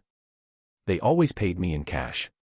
Damn it, I forgot to take the money." As she spoke, the realization hit her, and regret set in. She'd forgotten to grab cash from the shop. Even just pulling the manager's personal chip to drain his digital wallet would have been something. "Don't worry about it now. NCPD is already on the scene. I made quite a mess." Mercer thought for a moment, then offered a suggestion. "I know a friend. She's a good person. Shouldn't be a problem for her to put you up for a few days. Just find a spot to wait, I'll have her pick you up by car. Or do you have any other friends you trust?" Kiwi answered reflexively, "I don't have any friends." "Then you do now. Her name is V, a good girl you can trust. She's about half an hour away by car. Just find a place to stay put for now." After he finished, Mercer chuckled lightly. Gotta go now, Netwatch is here. I need to focus on tangling with them. Let's see what these Netwatch agents are made of. Not sure what prompted her, Kiwi replied, they're not to be messed with. Be careful. Mercer sent her an emoji in response, then cut the voice calm. Dazed, Kiwi found a railing to lean against and sit by. Even now, everything that had just happened felt like a dream. She looked up at the starry sky. The stars, unseen for so long, weren't shining brightly tonight as if on cue. The moon peeked in and out from behind the clouds, yet in her eyes, it was the most beautiful night sky she'd seen in years. Until a beat-up Galena gecko pulled up by the curb. A woman with white hair and a strikingly beautiful face, yet radiating an air of nonchalance, rolled down the car window. Hey, you're Kiwi. Get in. I'm V. This time, Kiwi didn't hesitate. She walked over and pulled open the passenger door. That's me. Hello, V. I'm actually not doing very well. V said with a sigh. Got dragged out of bed at 2 a.m. to play chauffeur. A told me about your situation. Don't worry, you can crash at my place for a few days. Thanks, Kiwi replied awkwardly, she wasn't used to expressing gratitude. V glanced at her, chuckled, and took in Kiwi's weary yet still lovely face. Suddenly curious, she asked, how do you know A? He actually paid me 1,000 eddies in the middle of the night just to babysit you for a few days. After a moment's silence, Kiwi answered truthfully, I don't know him. Huh. V was taken aback, then let out an oh, convinced she'd figured it out. So you're a client, then? Is he a merc? Kiwi had heard stories about edge runners. To her, they were just mercenaries selling their lives for cash. She couldn't imagine someone like A, who talked so much about justice, being one of them. You didn't know. Well, I think he is. He even tried to recruit me, V said uncertainly. Mercer was still something of a mystery to her. All she knew was that he was a big shot who could waltz into Afterlife and chat casually with Rogue, his cyberware so advanced even her cyber eye couldn't scan the models. Top-tier netrunner skills, not too shabby in a fight either. His background, age, even his appearance, V knew none of it, only that his real name was probably Mercer. I see. I don't know him, Kiwi said, studying V's handsome profile. A thought suddenly crossed her mind, could it be that I simply had a thing for pretty women? That explanation seemed more plausible than something like pure kindness. He hacked into my system out of nowhere, asked if I wanted freedom. Then said if I sincerely begged him, he'd help me. I tried it, and he got me out of the doll club. The cost is 50,000 eddies, to be paid in installments. After hearing this, V's eyes widened. 50 grand. Damn, that's a lot. Is it? Kiwi laughed bitterly. True, that's enough to buy a living woman's entire lifetime. Kiwi took a deep breath and asked softly, mind if I smoke? Go ahead, but there's no ashtray. Just crack the window, V replied. Thanks, V. Kiwi suddenly found that saying thank you wasn't so hard after all. She lifted her head, lit a slender cigarette, and let the night breeze tousle her short hair as she gazed at the neon lights outside, her heart still filled with confusion and uncertainty. V, purely curious and a bit drowsy from the late-hour drive, it was almost 3 a.m. now, asked, were you sold into it? Otherwise, it wouldn't really be rescuing you. Yeah, Kiwi replied, not really wanting to delve into what she saw as shameful scars. So what do you do now? I mean, you can't go back to being a doll, right? After a moment's silence, Kiwi suddenly smiled. I don't know. Only now did she realize that her life had been set in stone ever since her parents sold her to the factory as a child. At the factory, the foreman controlled her daily routine, demanding punctual work year-round without a single day off. Resignation was impossible unless she first repaid the exorbitant buyout fee the factory had imposed. After the foreman repeatedly failed to coerce her into dates and spitefully sold her to a dollhouse in anger, her existence descended into another unimaginable hell. 24 hours a day, whenever requested, she had to work. Though she earned a meager so-called payment, true freedom remained entirely out of reach. This time, the buyout fee was a staggering €100,000. How could a doll, whose every expense from food and shelter to the mandatory doll chip was deducted from her earnings, ever save enough to buy her freedom? She spent a year teaching herself netrunner programs and secretly saving up to buy a cyber deck. From then on, she clung to netrunning as her lifeline. Every day, she fantasized about freedom, dreaming of the day she could use her hacking skills to take revenge on the scum who controlled and enslaved her life. And yet, freedom arrived so abruptly, so unexpectedly. What would she do now? For the first time in her life, Kiwi could finally ponder that question. Chapter 49, The Smiling Prankster. Anyway, maybe become a netrunner. Hide in some dark corner, do some jobs that pay well.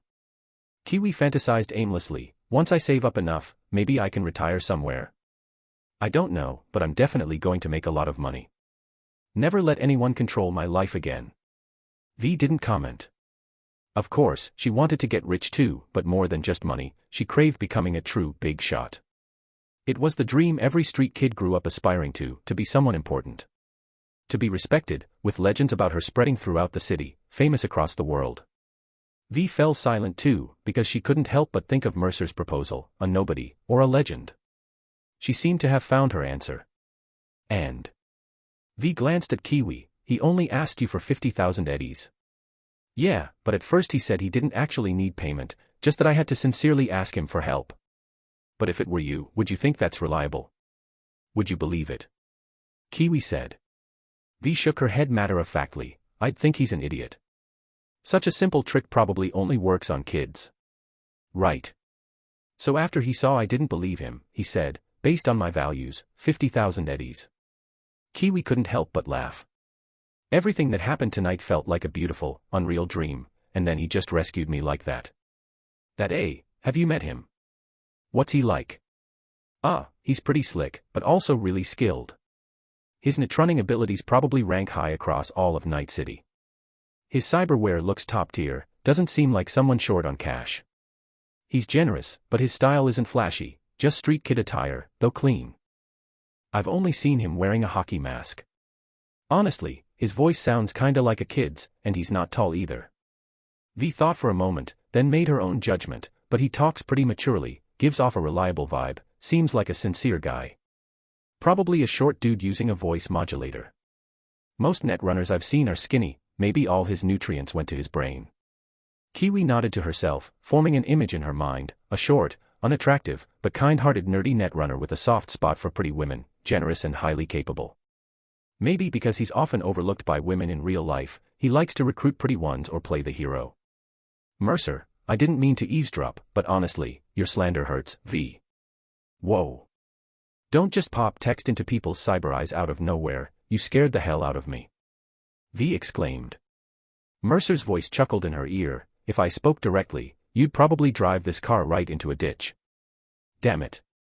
I knew the program you left me had a backdoor. V sounded a little angry. Not at all. I just added both you and Kiwi to the same squad comms, and then I heard you talking trash about me. Mercer's tone made V feel a bit guilty, but she still spoke with confidence. In Night City, not many people wear masks and act all mysterious anyway. Be honest, sis isn't the type to judge by looks. Being a bit short or ugly doesn't affect your skills. Fuck you, V. I'm an original handsome guy, and right now I've even got a pretty girl by my side, worried I might get into trouble in cyberspace. Mercer spoke emphatically, I'm short because I haven't finished growing properly yet. All my nutrients are going to my brain right now. Just wait till my brain's fully developed. I'll easily hit 6 feet. I think I've heard something like that before. Where was it? Let me think. Oh, Haywood's got that famous Shorty Wood. He was only around 5 foot something and kept saying until he was 20 that it was because he didn't eat well and lacked nutrients, and that he'd shoot up once he got enough to eat. Then as soon as he turned 20, he went and got a pair of leg implants. Still insisted it was natural growth, but during a shootout with 6th Street, he stumbled and caught a grenade with his face. V laughed unapologetically, realizing Mercer was actually pretty easygoing. He didn't mind jokes at his expense at all. Oh, Mercer drawled meaningfully, we've got plenty of time, V. V hesitated. Right, didn't you say Netwatch was on your tail earlier? Still being chased now, but it's on purpose. Mercer's tone was utterly calm. The programs Netwatch develops are kinda interesting. IP tracking, blocking IP jumps, even ones that lock your signal so you can't log off. Gotta admit, they're not bad. I've been cruising all over Night City's network, and they're still right on my ass. Shit, then focus. I heard someone got trapped online by Netwatch for a whole week without being able to log off. By the time they tracked him down, he'd starved to death in his chair. Hurry up and have your friend unplug you. V was getting nervous. Don't worry, unplugging now would just make it worse. Those idiots could trace the logout signal straight to my place. I'm just playing with them, testing their skills. Mercer paused, then added, and testing their programs too, seeing what tricks they've got left. I'm gonna learn 'em all. Don't push your luck, V said, still concerned. Kiwi spoke up for the first time, need help. I've hacked into some private computers before, you could use them as IP jump points. No need. After a brief silence, Mercer's voice returned, confident, looks like they're out of new moves. Give me 30 seconds. After I deal with them, I'll come back and chat. V, I'd advise you to stop talking shit about me. He wasn't one to hold a grudge over jokes, but he certainly remembered them, and would seize any chance to tease her back 100 times over. Kiwi couldn't help but press her lips together. 30 seconds. Those Netwatch agents were deep diving with the backing of massive servers. Meanwhile, in cyberspace, Mercer had stopped his dog-leashing IP hopping. Target stopped. Quick, David. Send the lock program. In cyberspace, an icon emblazoned with the Netwatch logo shouted, his exaggeratedly large cannon aimed directly at the motionless Mercer. Another man, similarly dressed and wearing virtual sunglasses, calmly pointed a laser gun at Mercer and pulled the trigger. A red laser beam, shimmering with dangerous crimson code traces, shot straight toward Mercer. However, to the Netwatch agent's surprise, the moment the laser struck Mercer, his virtual form dissolved into a dissipating cloud of blue data. Damn it, Zach. It's a bait program. The agent called David immediately leaped away, his expression tense. A blue data stream morphed into a skateboard beneath his feet, allowing him to glide swiftly through the space as he rapidly changed his IP address to avoid being targeted by Mercer's programs. Zach swung his cannon, firing a massive burst of blue data that, upon impact, shattered a large section of the network into fragmented pieces. The blue data spread across the network, instantly reorganizing the fragments into a massive blue cage. This meant his program had local area network lockdown capabilities. With a single attack, he had temporarily isolated this section of Night City's network into an inescapable LAN, attempting to cut off any chance of Mercer's escape. The signal's still here. He hasn't gone far. Zach yelled, only to suddenly feel the ground vanish beneath him. He looked down abruptly, a black hole-like void had appeared beneath his feet. I'm trapped. I can't move. My IP is locked. Execute a quick hack. Reconnect if you have to. David rushed over, trying to send support programs to assist him. But a man wearing a smiling mask, a hoodie, and a black jacket suddenly materialized in front of him. You've been chasing me for so long. Why the hurry to leave? The pale mask, with its black-painted smile, seemed more terrifying than a ghost in that instant, causing David's data to freeze momentarily from shock. Goddamn ghost in the machine. Zach's icon flickered several times but remained stuck in place, the vortex beneath him swallowing half of his form like quicksand. He tried to brute force his way out using server processing power, engaging in a computational battle with Mercer, only to find the program unexpectedly sophisticated. He frantically searched for vulnerabilities in the program while attempting to counter with ICE, but the black hole behaved like a real one. Without the right approach, the server's immense processing power was useless. Mercer spoke leisurely, don't waste your effort. This program was inspired by both of yours, a laser gun and a cannon.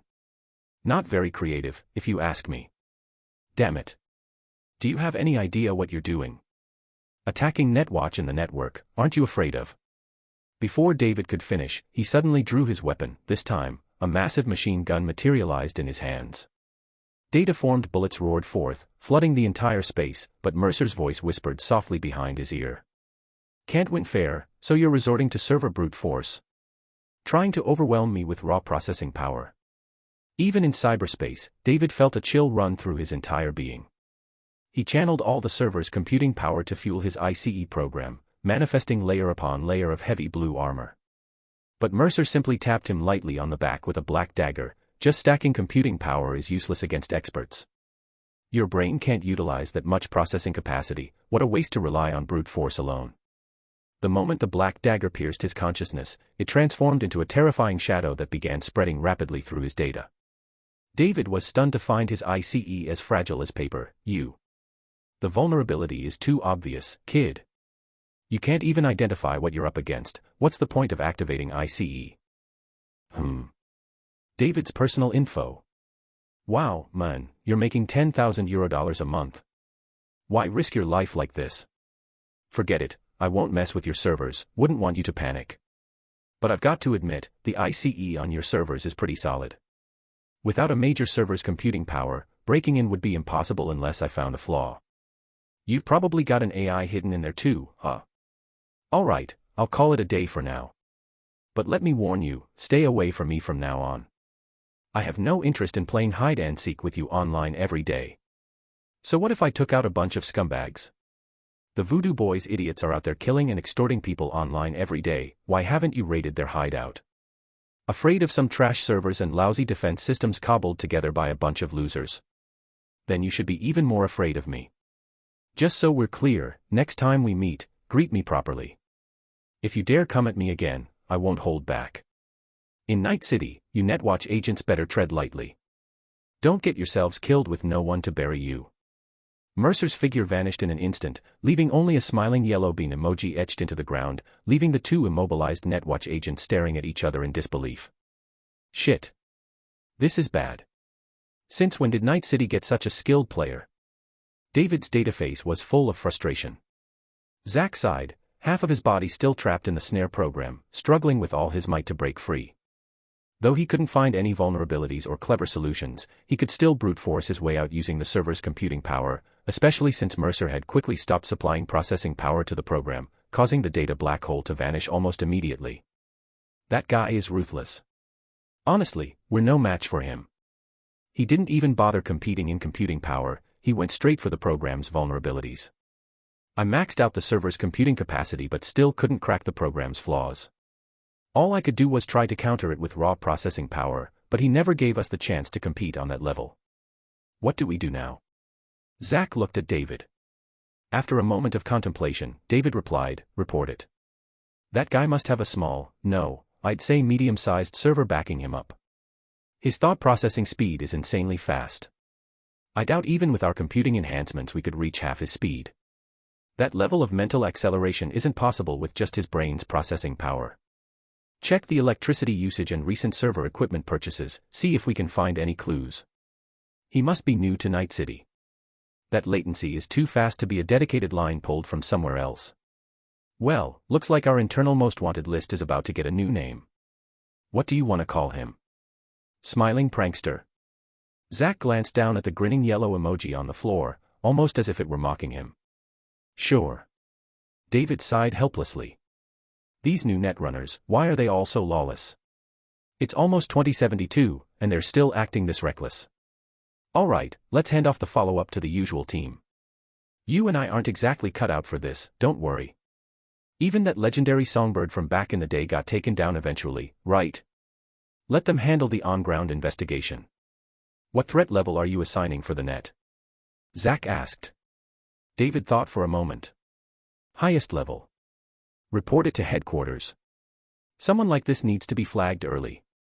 TSK, how many years has it been since we've seen a netrunner this fierce? We really drew the short straw this time. Lucky for us, they were at least decent enough not to fry our brains. After Zack finished, David shrugged, also wearing an expression of someone who'd narrowly escaped disaster. They exchanged a look, ran a server scan to make sure no backdoors had been left in their systems, and logged off simultaneously. 10 minutes later, a smiling icon quietly appeared on Night City's public most wanted list. Wanted, Smiling Prankster. Gender, presumed male. Identity, unknown. Age, unknown. Appearance, wears a stark white smiling mask, average adult male height, no distinctive markings. Image attached. Criminal record, hacked into the servers of the Spring Night Dollhouse in Jig Jig Street, used a virus to kill 23 Night City citizens, overclocked servers causing a fire and significant property damage. Attacked Netwatch operatives, causing psychological trauma. Warning, extremely dangerous. Possesses advanced viruses capable of blocking networks and preventing disconnection. Suspected to be supported by mid to large-scale server processing power. If encountered in cyberspace, immediate disconnection is advised. Threat level, extreme, bolded and emphasized, . Chapter 50, Data Acquired, Rebecca. Bonus Chapter. Lucy nervously touched Mercer's forehead, watching the flashing red light on the Netrunner station. The whirring of the cooling fan made her forehead break out in a cold sweat. Her hand hesitated near the back of Mercer's ear as the messages she'd sent remained unanswered. 10 seconds ago, the Netrunner station had issued a warning alert. Something had happened to Mercer, triggering his instinctive activation of overclock. Once overclock was engaged, Lucy's attempts to contact him went unanswered, like stones sinking into the sea. She considered performing an emergency disconnect, but the numbers displayed on the Netrunner station indicated that although Mercer was in an overclock state, he hadn't reached his limit yet. Lucy hesitated, afraid of disrupting Mercer's operation. Fortunately, it only lasted 10 seconds before the safety indicators on the Netrunner station began to decline. Mercer took a deep breath and slowly opened his eyes. "Why did you send so many messages? Aren't you asleep yet? Why didn't you reply?" Lucy retorted. "With your mental capacity, sending back an emoji would have been easy, right?" Ran into NetWatch. They used a lockdown program to seal off that part of the network. Data couldn't get in or out. Clever move, learned something new today. I dealt with NetWatch, wiped my traces, and came back to talk to you right away. So don't be mad. I know you were worried. Let's just say I got too excited today. I'll be more careful from now on and try not to make you worry." Mercer spoke casually, rubbing his head. "Not bad, feels like only 39 degrees. You." Lucy didn't know what to say to him. She'd never seen someone so intent on finding trouble. She sat back on the mattress, staring at him. "What exactly were you doing tonight? You overclocked multiple times and even provoked NetWatch." "The overclock half an hour ago felt okay, a bit hotter than usual for most Netrunners, but normal for you. But just now, with NetWatch, your Netrunner station triggered an alarm. Did a good deed, saved a poor girl, killed a bunch of scum, human traffickers forcing girls into being joy toys to make money for them. Turns out one of the clients I killed was a corporate dog, and not a low-level one either. Probably his company's monitoring program detected his biometrics disappearing and triggered an automatic alert based on his last IP address. Next thing I knew, NCPD and NetWatch were both on the scene. NetWatch's skills were decent, those two had a large server, felt about on par with your current level. I wanted to jump out right away, but they were chasing too closely. To avoid information leakage, I had to teach them a lesson." Mercer said it all lightly. "Anyway, it's all handled now. If NetWatch doesn't want to die, they'll have to tread carefully and be polite if they ever contact me again. What if they consider you an extremely dangerous criminal and send out their top agents?" Lucy frowned with worry. "Mercer, we just fled Arasaka to Night City. Where else can we run now? It's NetWatch. And we're still wanted by Arasaka." "Don't be afraid," Mercer said gently, sitting up from his Netrunner station and looking at Lucy, who was seated on a mattress on the floor. He smiled, exuding confidence and a tenderness that surprised Lucy. "Even if something goes wrong, I promise I'll make sure you survive. If even you die, where could I possibly run? Arasaka agents might just be a quick hack away for you, but for me." Lucy met his gaze. "You're not alone anymore, Mercer. You said I could follow you, so you have to take responsibility. You can't keep acting so recklessly. I asked Panam, you almost died at Afterlife today. I knew you wouldn't behave yourself in the net, either, which is why I came here to watch you. But even then..." She lowered her head, burying her face in her knees. "Even if you don't think about me, think about Kyoko. She's only turning 12 next year. If something happens, she won't have anyone to rely on. You have the nerve to save some doll, but can't you spare a thought for how we feel? Be a little selfish, Mercer. You're only human, too." Mercer rubbed his head in frustration before finally getting up from his Netrunner station, crouching down, and patting her head. "All right, fine. Honestly, I'm pretty confident though." Bartmoss was confident too, and look what happened to him, blown to bits by Arasaka. Alt Cunningham was confident, and now she's a rogue AI. What about those legends you're always talking about, like Johnny Silverhand? Where are they now? Weren't they all brimming with confidence back in the day? Mercer, I know you're a real genius, but I'm begging you, even if it's just for me, rein it in a little, okay? Let's take things one step at a time. Tears welled in Lucy's beautiful iridescent cyber eyes as she pleaded. Mercer was always weak to this, especially when Lucy looked like a little girl. It got to him even more. He could only nod earnestly and say, I understand. Safety first. Unless it's for work, I'll keep a low profile whenever I can. Even if it's just for you, all right. Lucy stared into his eyes, and seeing his serious expression, she knew he wasn't just saying it to placate her. Okay, it's a promise. She held out her hand.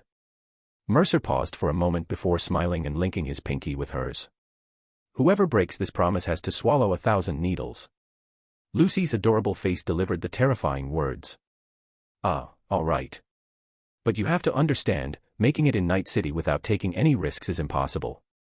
As Mercer spoke, Lucy simply watched him, wiping her tears away herself. And fighting Netwatch agents is a risk you just have to take. Don't tell me you really couldn't have gotten away safely. All right, fine.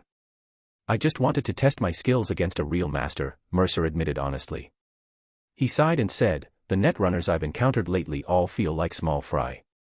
Forget about giving me a real challenge, even Netwatch agents backed by their servers are basically trash I can take down in 10 seconds.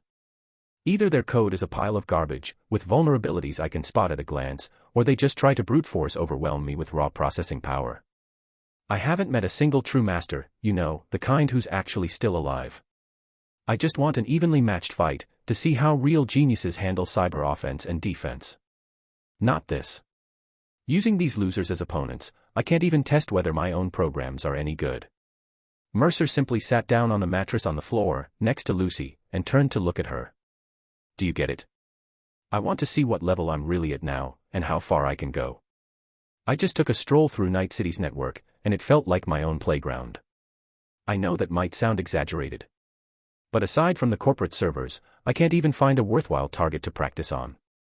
I've been holding back. I was tempted to take a look inside Arasaka's servers earlier and had to restrain myself from trying to hack in. Mercer. Lucy gave him a disapproving look. Mercer shook his head helplessly. I know it's hard for you to relate, but I want you to understand, I'm really strong. So strong I don't even know my own limits. I need real practice to test and improve my skills. And my skills aren't something you can learn from books. The path I'm on, no one's walked it before. My way of programming, my way of seeing data, it's all my own unique talent. If I just hole up in my LAN writing code, I'll only ever be a great programmer.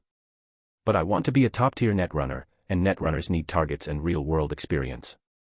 Those moments of instant cyber combat, spotting vulnerabilities in milliseconds, applying targeted programs, even improvising code on the fly. I thrive on those intense moments. They spark my inspiration. Lucy pressed her lips together, and Mercer turned to her, speaking earnestly, I'll do my best to stay safe, but you'll have to get used to it, Lucy. I really do know what I'm doing, I won't carelessly leave you behind. And don't worry about Netwatch. As a new netrunner making a name in Night City, it's only a matter of time before they take notice. Here in Night City, they're not as powerful as you might think. Don't be afraid. Seeing that this was as far as he'd concede, Lucy reluctantly turned away. Well, you pinky promised me. I know. Mercer relaxed onto the mattress. I'll lay low for a while, no causing trouble, no reckless exploring. I'll just focus on writing code, all right? Maybe take on some gigs, build our rep, earn some cash. I've been wanting to research AI anyway, so I'll put my energy into that for now. Lucy suddenly felt it might be better if he just went back online. Mercer patted her head and stood up again. All right, stop worrying about everything. I'm the one in charge here, just leave things to me. I just wish Big Bro could be a bit more reliable, Lucy muttered, rubbing her face wearily. Not going online anymore. I'm heading to bed too. You should rest early.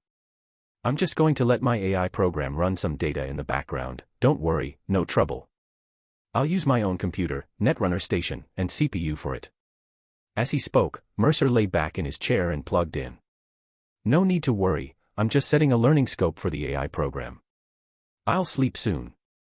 You go ahead and rest. Lucy pursed her lips, not buying that he would actually go to sleep properly. Still, she tucked herself back under the covers and watched him for a while. Seeing him unplug not long after and drape a blanket over himself to sleep, she finally closed her eyes, reassured. True to his word, Mercer didn't pull any tricks. He sent a message to V and Kiwi to let them know he was safe, then yawned and actually went to sleep. Before dozing off, he curated a set of learning materials for his Morningstar AI, manually filtering the content before feeding it to the AI in batches.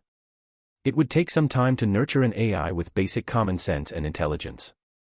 Mainly, Mercer was worried it might learn the wrong things, so he preferred to take it slow rather than give it the chance to grow autonomously during its formative phase. It felt a bit like raising a child. No, since it was cloned from the core of Deathwish, did that even count as his own offspring? He mulled over these random thoughts for a long time before his active mind finally settled down, and he drifted off to sleep. When he opened his eyes the next day, it was a refreshed, brand new morning. By the time Mercer got up, Lucy had already gone out, though he had no idea what she was up to. He shuffled over to wash his face, then picked a bag of synthetic food from the snacks he'd bought earlier. Strictly speaking, this could be considered a staple for the lower classes in Night City. A vitamin supplement produced by the All Foods Corporation, branded Vitamine. He squeezed the toothpaste-like substance into his mouth. The texture was akin to meat jelly, and the flavor, Mercer had bought the strawberry variety, was a mix of sweet and tart when he squeezed out the jam on top. Not great, but passable. Once he'd eaten, Mercer returned to his computer. He first checked on the AI, planning out another set of online learning materials for it to process, then opened his emails. Among them, a message from Rogue stood out the most. Rogue, I got the intel you asked for. Source is a friend at City Hall, should be reliable, but you might want to verify it yourself. Also, don't worry about Fenrir. The ones still alive won't be coming after you. A few mercs have been asking me about you, probably hoping you can provide net support for their ops when needed. If you're open to freelance work, I can pass your contact info along and let them reach out. As for the VIP thing, gotta say, it'll take time. A lot of time to arrange. Given what you want to discuss with the VIP, I have to bypass everyone as much as possible to get you in touch. You know how it is, gotta find a new angle, maybe engineer a coincidence. Anyway, safety first. Better for both of us. Click to download attachment. Mercer replied immediately. Mercer, thanks, Rogue. I'll take on temporary gigs too, but for people I don't know, I only offer remote services, no field work. And it's expensive. If they can't accept that, don't bother sending them my way. Also, I know you've got a good eye for people, so do me a favor and don't push any trash my way. I don't work with scum. Then, Mercer noticed a message from El Capitan. El Capitan, buddy, all the vehicle systems I need hacked are in the attachment. Get them to me ASAP, pay is good. But I'm curious, in Santo Domingo, don't people usually go to Faraday for fixer work? I do similar jobs, but honestly, most still see me as just a car dealer. Click to download attachment. Mercer had a good impression of El Capitan.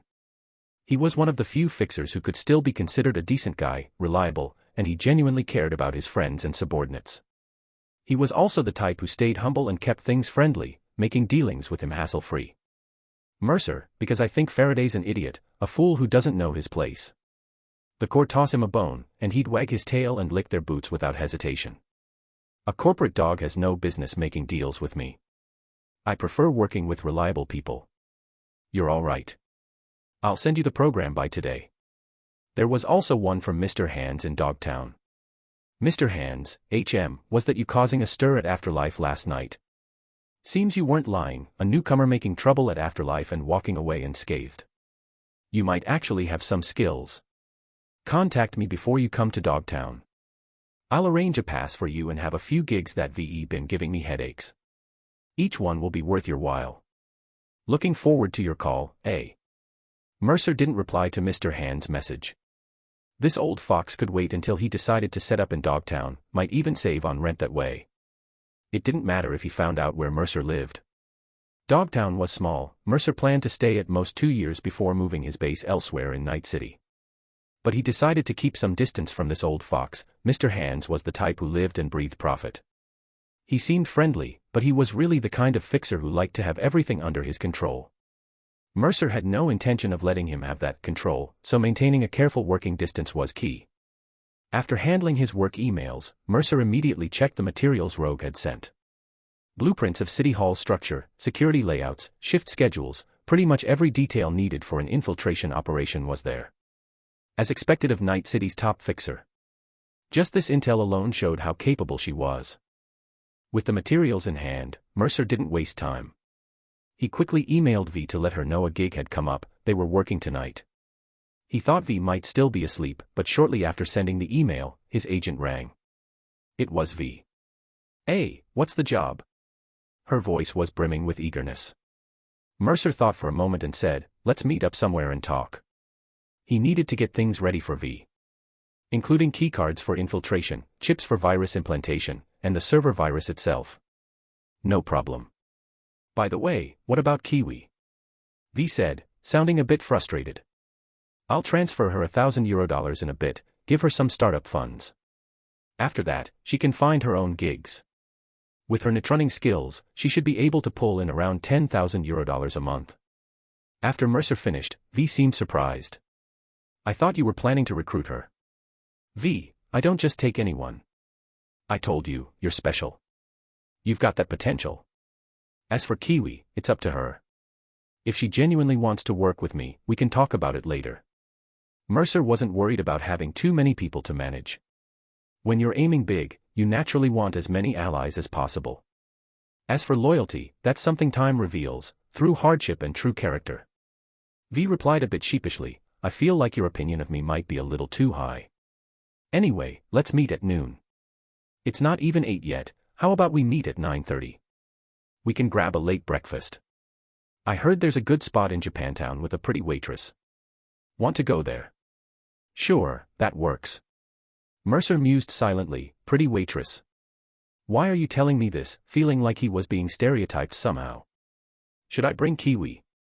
She's curious about you too. I think she wants to meet you in person. After V said this, Mercer thought for a moment. Whatever, she can come if she wants. All right then, I'll send you the location in a bit. V hung up with a chuckle. Soon after, a message from Kiwi came through.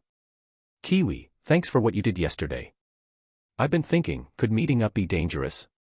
V says you're new in town, and Netwatch definitely has you flagged after yesterday. What if they track me to you? Mercer, avoiding you won't clear my name. Night City will soon know there's a new skilled netrunner around. Netwatch will keep a close eye on someone like me, whether I've done anything or not. But let them know. I just took out some scum. The Voodoo Boys cause way more trouble, and Netwatch hasn't done squat about them. In this city, if you haven't got dozens, even hundreds of kills to your name, you can't really call yourself a merc. Don't overestimate them. This is Night City, they're not that many. They're weak on the net, and in the real world, I don't fear them either. Besides, Netwatch's stance is different from Nusa's or Arasaka's. Mercer wasn't too worried they'd side with Arasaka or Nusa. Given his skills and position, he might even end up collaborating with Netwatch someday. Kiwi, alright then, see you soon. I'll thank you in person.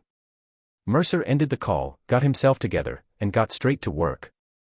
First, he spent 10 minutes studying the vehicle system El Capitan had provided, then took 5 minutes to write a universal bypass program. It included unlocking and vehicle ID verification. As long as the target system wasn't updated or the vulnerability patched, the program would remain effective. Next, Mercer spent another 10 minutes coding a remote vehicle hijacking software.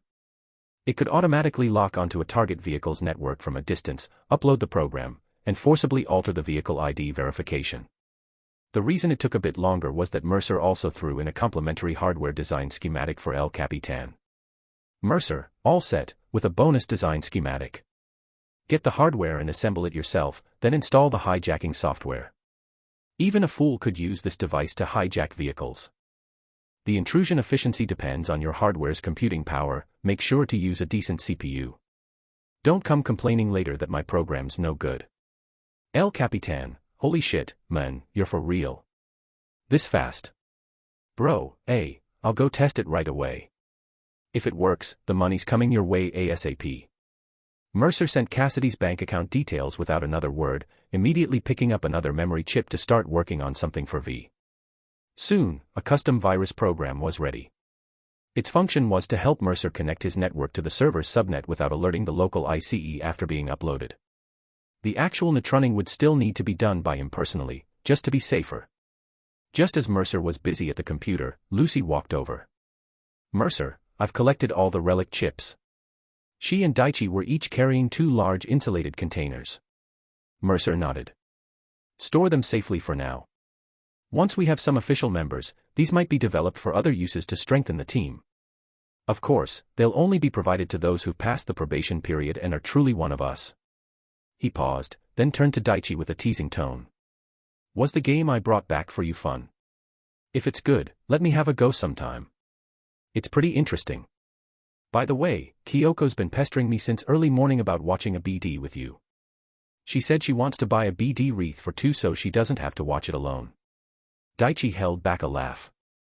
Mercer rolled his eyes in exasperation but after a moment said, I'll get one for her. What about you guys? Need anything? Not really. Leon and I have started taking jobs around the camp, updating vehicle systems and writing some ICE programs. They even said they could help us transport our goods to sell in Night City. With our skills, the chips we write could fetch a high price. Daichi's eyes shone with hope. I'm planning to save up for an RV first, then convert it into my home and workstation. Maybe later, Leon and I could open a shop together in the camp. The old Caldos could help us distribute in the city. Mercer, are you interested? I think this could be really profitable. I checked the prices. Over in Japantown, even the lowest tier quick hack chips sell for at least €3,000. If the program's solid, it can go for over 10,000. Mercer looked pleased. These kids weren't helpless without him. That's a great idea, and a partnership is a smart move. I was actually planning to start similar work in Dogtown later. Do you know where the chips in Japantown come from? They're produced by that new Voodoo Boys group that just moved to Dogtown. They handle network work for Colonel Hansen, and also deal in cyberware, refurbishing scrap and reselling it by reprogramming implants for Dogtown. After hearing this, Daichi understood his meaning and grew concerned. You're saying the Voodoo Boys might come after us if we cut into their business? They definitely will. In Night City, every profitable venture has an owner. Taking someone's market share isn't just about product quality. Right now, the Voodoo Boys dominate the market. Any ordinary netrunner who tries to step in will be hunted down by their mad dogs. But then Mercer reassured him, don't worry too much, though. The old Caldos aren't easy to push around. The Voodoo Boys in Dogtown aren't as crazy as the ones in Pacifica. I mean, you just focus on business here for now. I'll head to Dogtown and have a chat with Slider, the boss of the Voodoo Boys there. After that, we'll make money together. By then, I'll need to find jobs for Lucy and Kyoko too. Starting with programming should work, they probably don't feel like deep diving lately anyway. Daichi nodded and grinned, got it. I'll wait for your update, eh? Ah, screw it, never mind. Panam really can't keep her mouth shut. Mercer immediately knew the nickname, had to have come from Panam. He waved a hand dismissively, tucking the chip into his pocket, then remembered he still hadn't settled yesterday's car fare with Panam. He promptly sent her 1,000 eddies. Mercer wasn't stingy about money like that. For him, taking on just one job could easily net him at least 100k eddies. But for people like Panam or V, scraping by at the bottom of society, 1 or 2,000 eddies could last them a whole month if they budgeted carefully. I'm heading out now to get everyone new IDs. Oh, by the way, send me a proper photo, a serious one. I'll get your new identity sorted. Also, think about what new names you all want and send those to me too. If you have any specific ideas about age or birthdays, let me know. Daichi paused, having nearly forgotten that new identities meant changing names. Understood. Lucy also fell into thought, mulling over the details of her new name. Mercer waved for them to figure it out themselves as he got ready to leave. After putting on his mask, he decided to drive out alone today. Yesterday had been packed with errands and complications, surely a simple meetup over a meal couldn't go wrong too, right? Then Mercer found his Galena parked just outside the camp. After salvaging this piece of junk from the Raffin Shiv, he'd patched it up again and again, turning it from scrap into slightly better scrap. It was low-key yet sturdy enough for defense, capable of weathering gunfire to make a quick escape when needed. Plus, the old Caldo's markings on the car would deter plenty of troublemakers. Mercer started the car and drove toward the address V had given him. With navigation guiding the way, the drive wasn't much hassle. Smooth sailing all the way, no gang shootouts, no road racers firing guns on the highway. Mercer hummed a tune. Post-rush hour traffic in Night City was fairly clear. Still, driving from the Badlands into the city and then to Japantown took over an hour. By the time he arrived, it was already 9:40. As soon as Mercer stepped out of the car, he spotted V squatting by the restaurant like some street loiterer, while Kiwi leaned against her car, smoking a slender cigarette. Seeing Mercer get out, V stood up, clutching her stomach. "Hey A, what took you so long? We've been waiting half an hour. The drive's pretty far. Getting here from the Badlands in just over an hour means I was pushing it. You're lucky there was no traffic." Still, Mercer conceded apologetically, "But being late is being late, so, my treat." "Sweet." V's expression instantly brightened as she beamed enthusiastically. "Hey, you're the best. So what if you're a little late?" "No big deal." Kiwi had been studying Mercer intently the whole time. When she noticed him looking back, she gave a slight nod, hesitated for a moment, then put down her cigarette and bowed her head earnestly. "Thank you, A. Don't mention it. Even without me, with your skills, you'd have found a way out soon enough." Mercer didn't have much else to say to her and simply waved a hand. "Let's head inside. V looks like she's about to starve to death.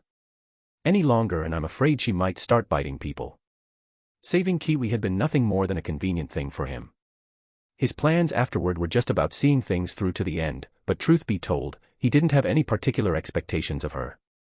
Whether she wanted to go off and be a solo netrunner or stick with him, Mercer wasn't going to force it. After all, Kiwi had promised to pay up 50,000 eddies. That was enough for V to tear through the black market doll shop 10 times over on her own. "Screw you. The only reason I'm this hungry is because you had me working in the middle of the night," V grumbled, pushing the door open and stepping inside. The moment she entered, she froze mid-step. Then, she turned her head back. "Holy hell, there's a whole group of animals in here. They don't usually show up around these parts." Mercer leaned over her shoulder to take a look. Sure enough, the fairly small diner had one large booth completely packed with burly men. These guys showed little to no signs of cyberware, each one bulging with muscles, their veins popping in a way that clearly wasn't from honest training. There were only 4 of them, but each looked like trouble, carrying rifles and shotguns as if they were here for a fight, not a meal. "What's the plan?" "They look like they're just passing through for a bite." "Probably no trouble," V said. Mercer shot her a glance. "Next time, don't jinx it like that." He considered just finding another place to eat. These big guys were the kind netrunners hated most. They generally had little cyberware, relying purely on drugs to pump themselves up with that strength. At most, they might have subdermal armor or metal bones, or even just iron-plated skin hacked straight into their bodies. Trying to initiate overload on their cyberware was pointless, there was hardly anything to overload. When they encountered netrunners, these bruisers would often just disconnect their neural links, then charge forward roaring. You could say they were the natural counters to netrunners. But as his gaze drifted, a young girl's pretty face suddenly came into view. Mercer stopped in his tracks. Green twin tails, pale skin, hints of pink tattoos, and on that defiant little face, cyber eyes modified with a striking red, pink, and yellow color scheme stood out brilliantly. Sitting across from her was a tall, lanky young boy, well, though the boy wore sunglasses, sported an exaggerated mohawk, and had a full beard. Rebecca. Pilar. No mistake, it had to be them. "Well, we're already here. Let's go eat." Without another word, Mercer walked right in. Truth be told, he was a true die-hard fan of Rebecca-chan, the kind who'd specifically gone searching for her urn at the grave multiple times in the game. Since they were already here, his collector's itch was starting to act up.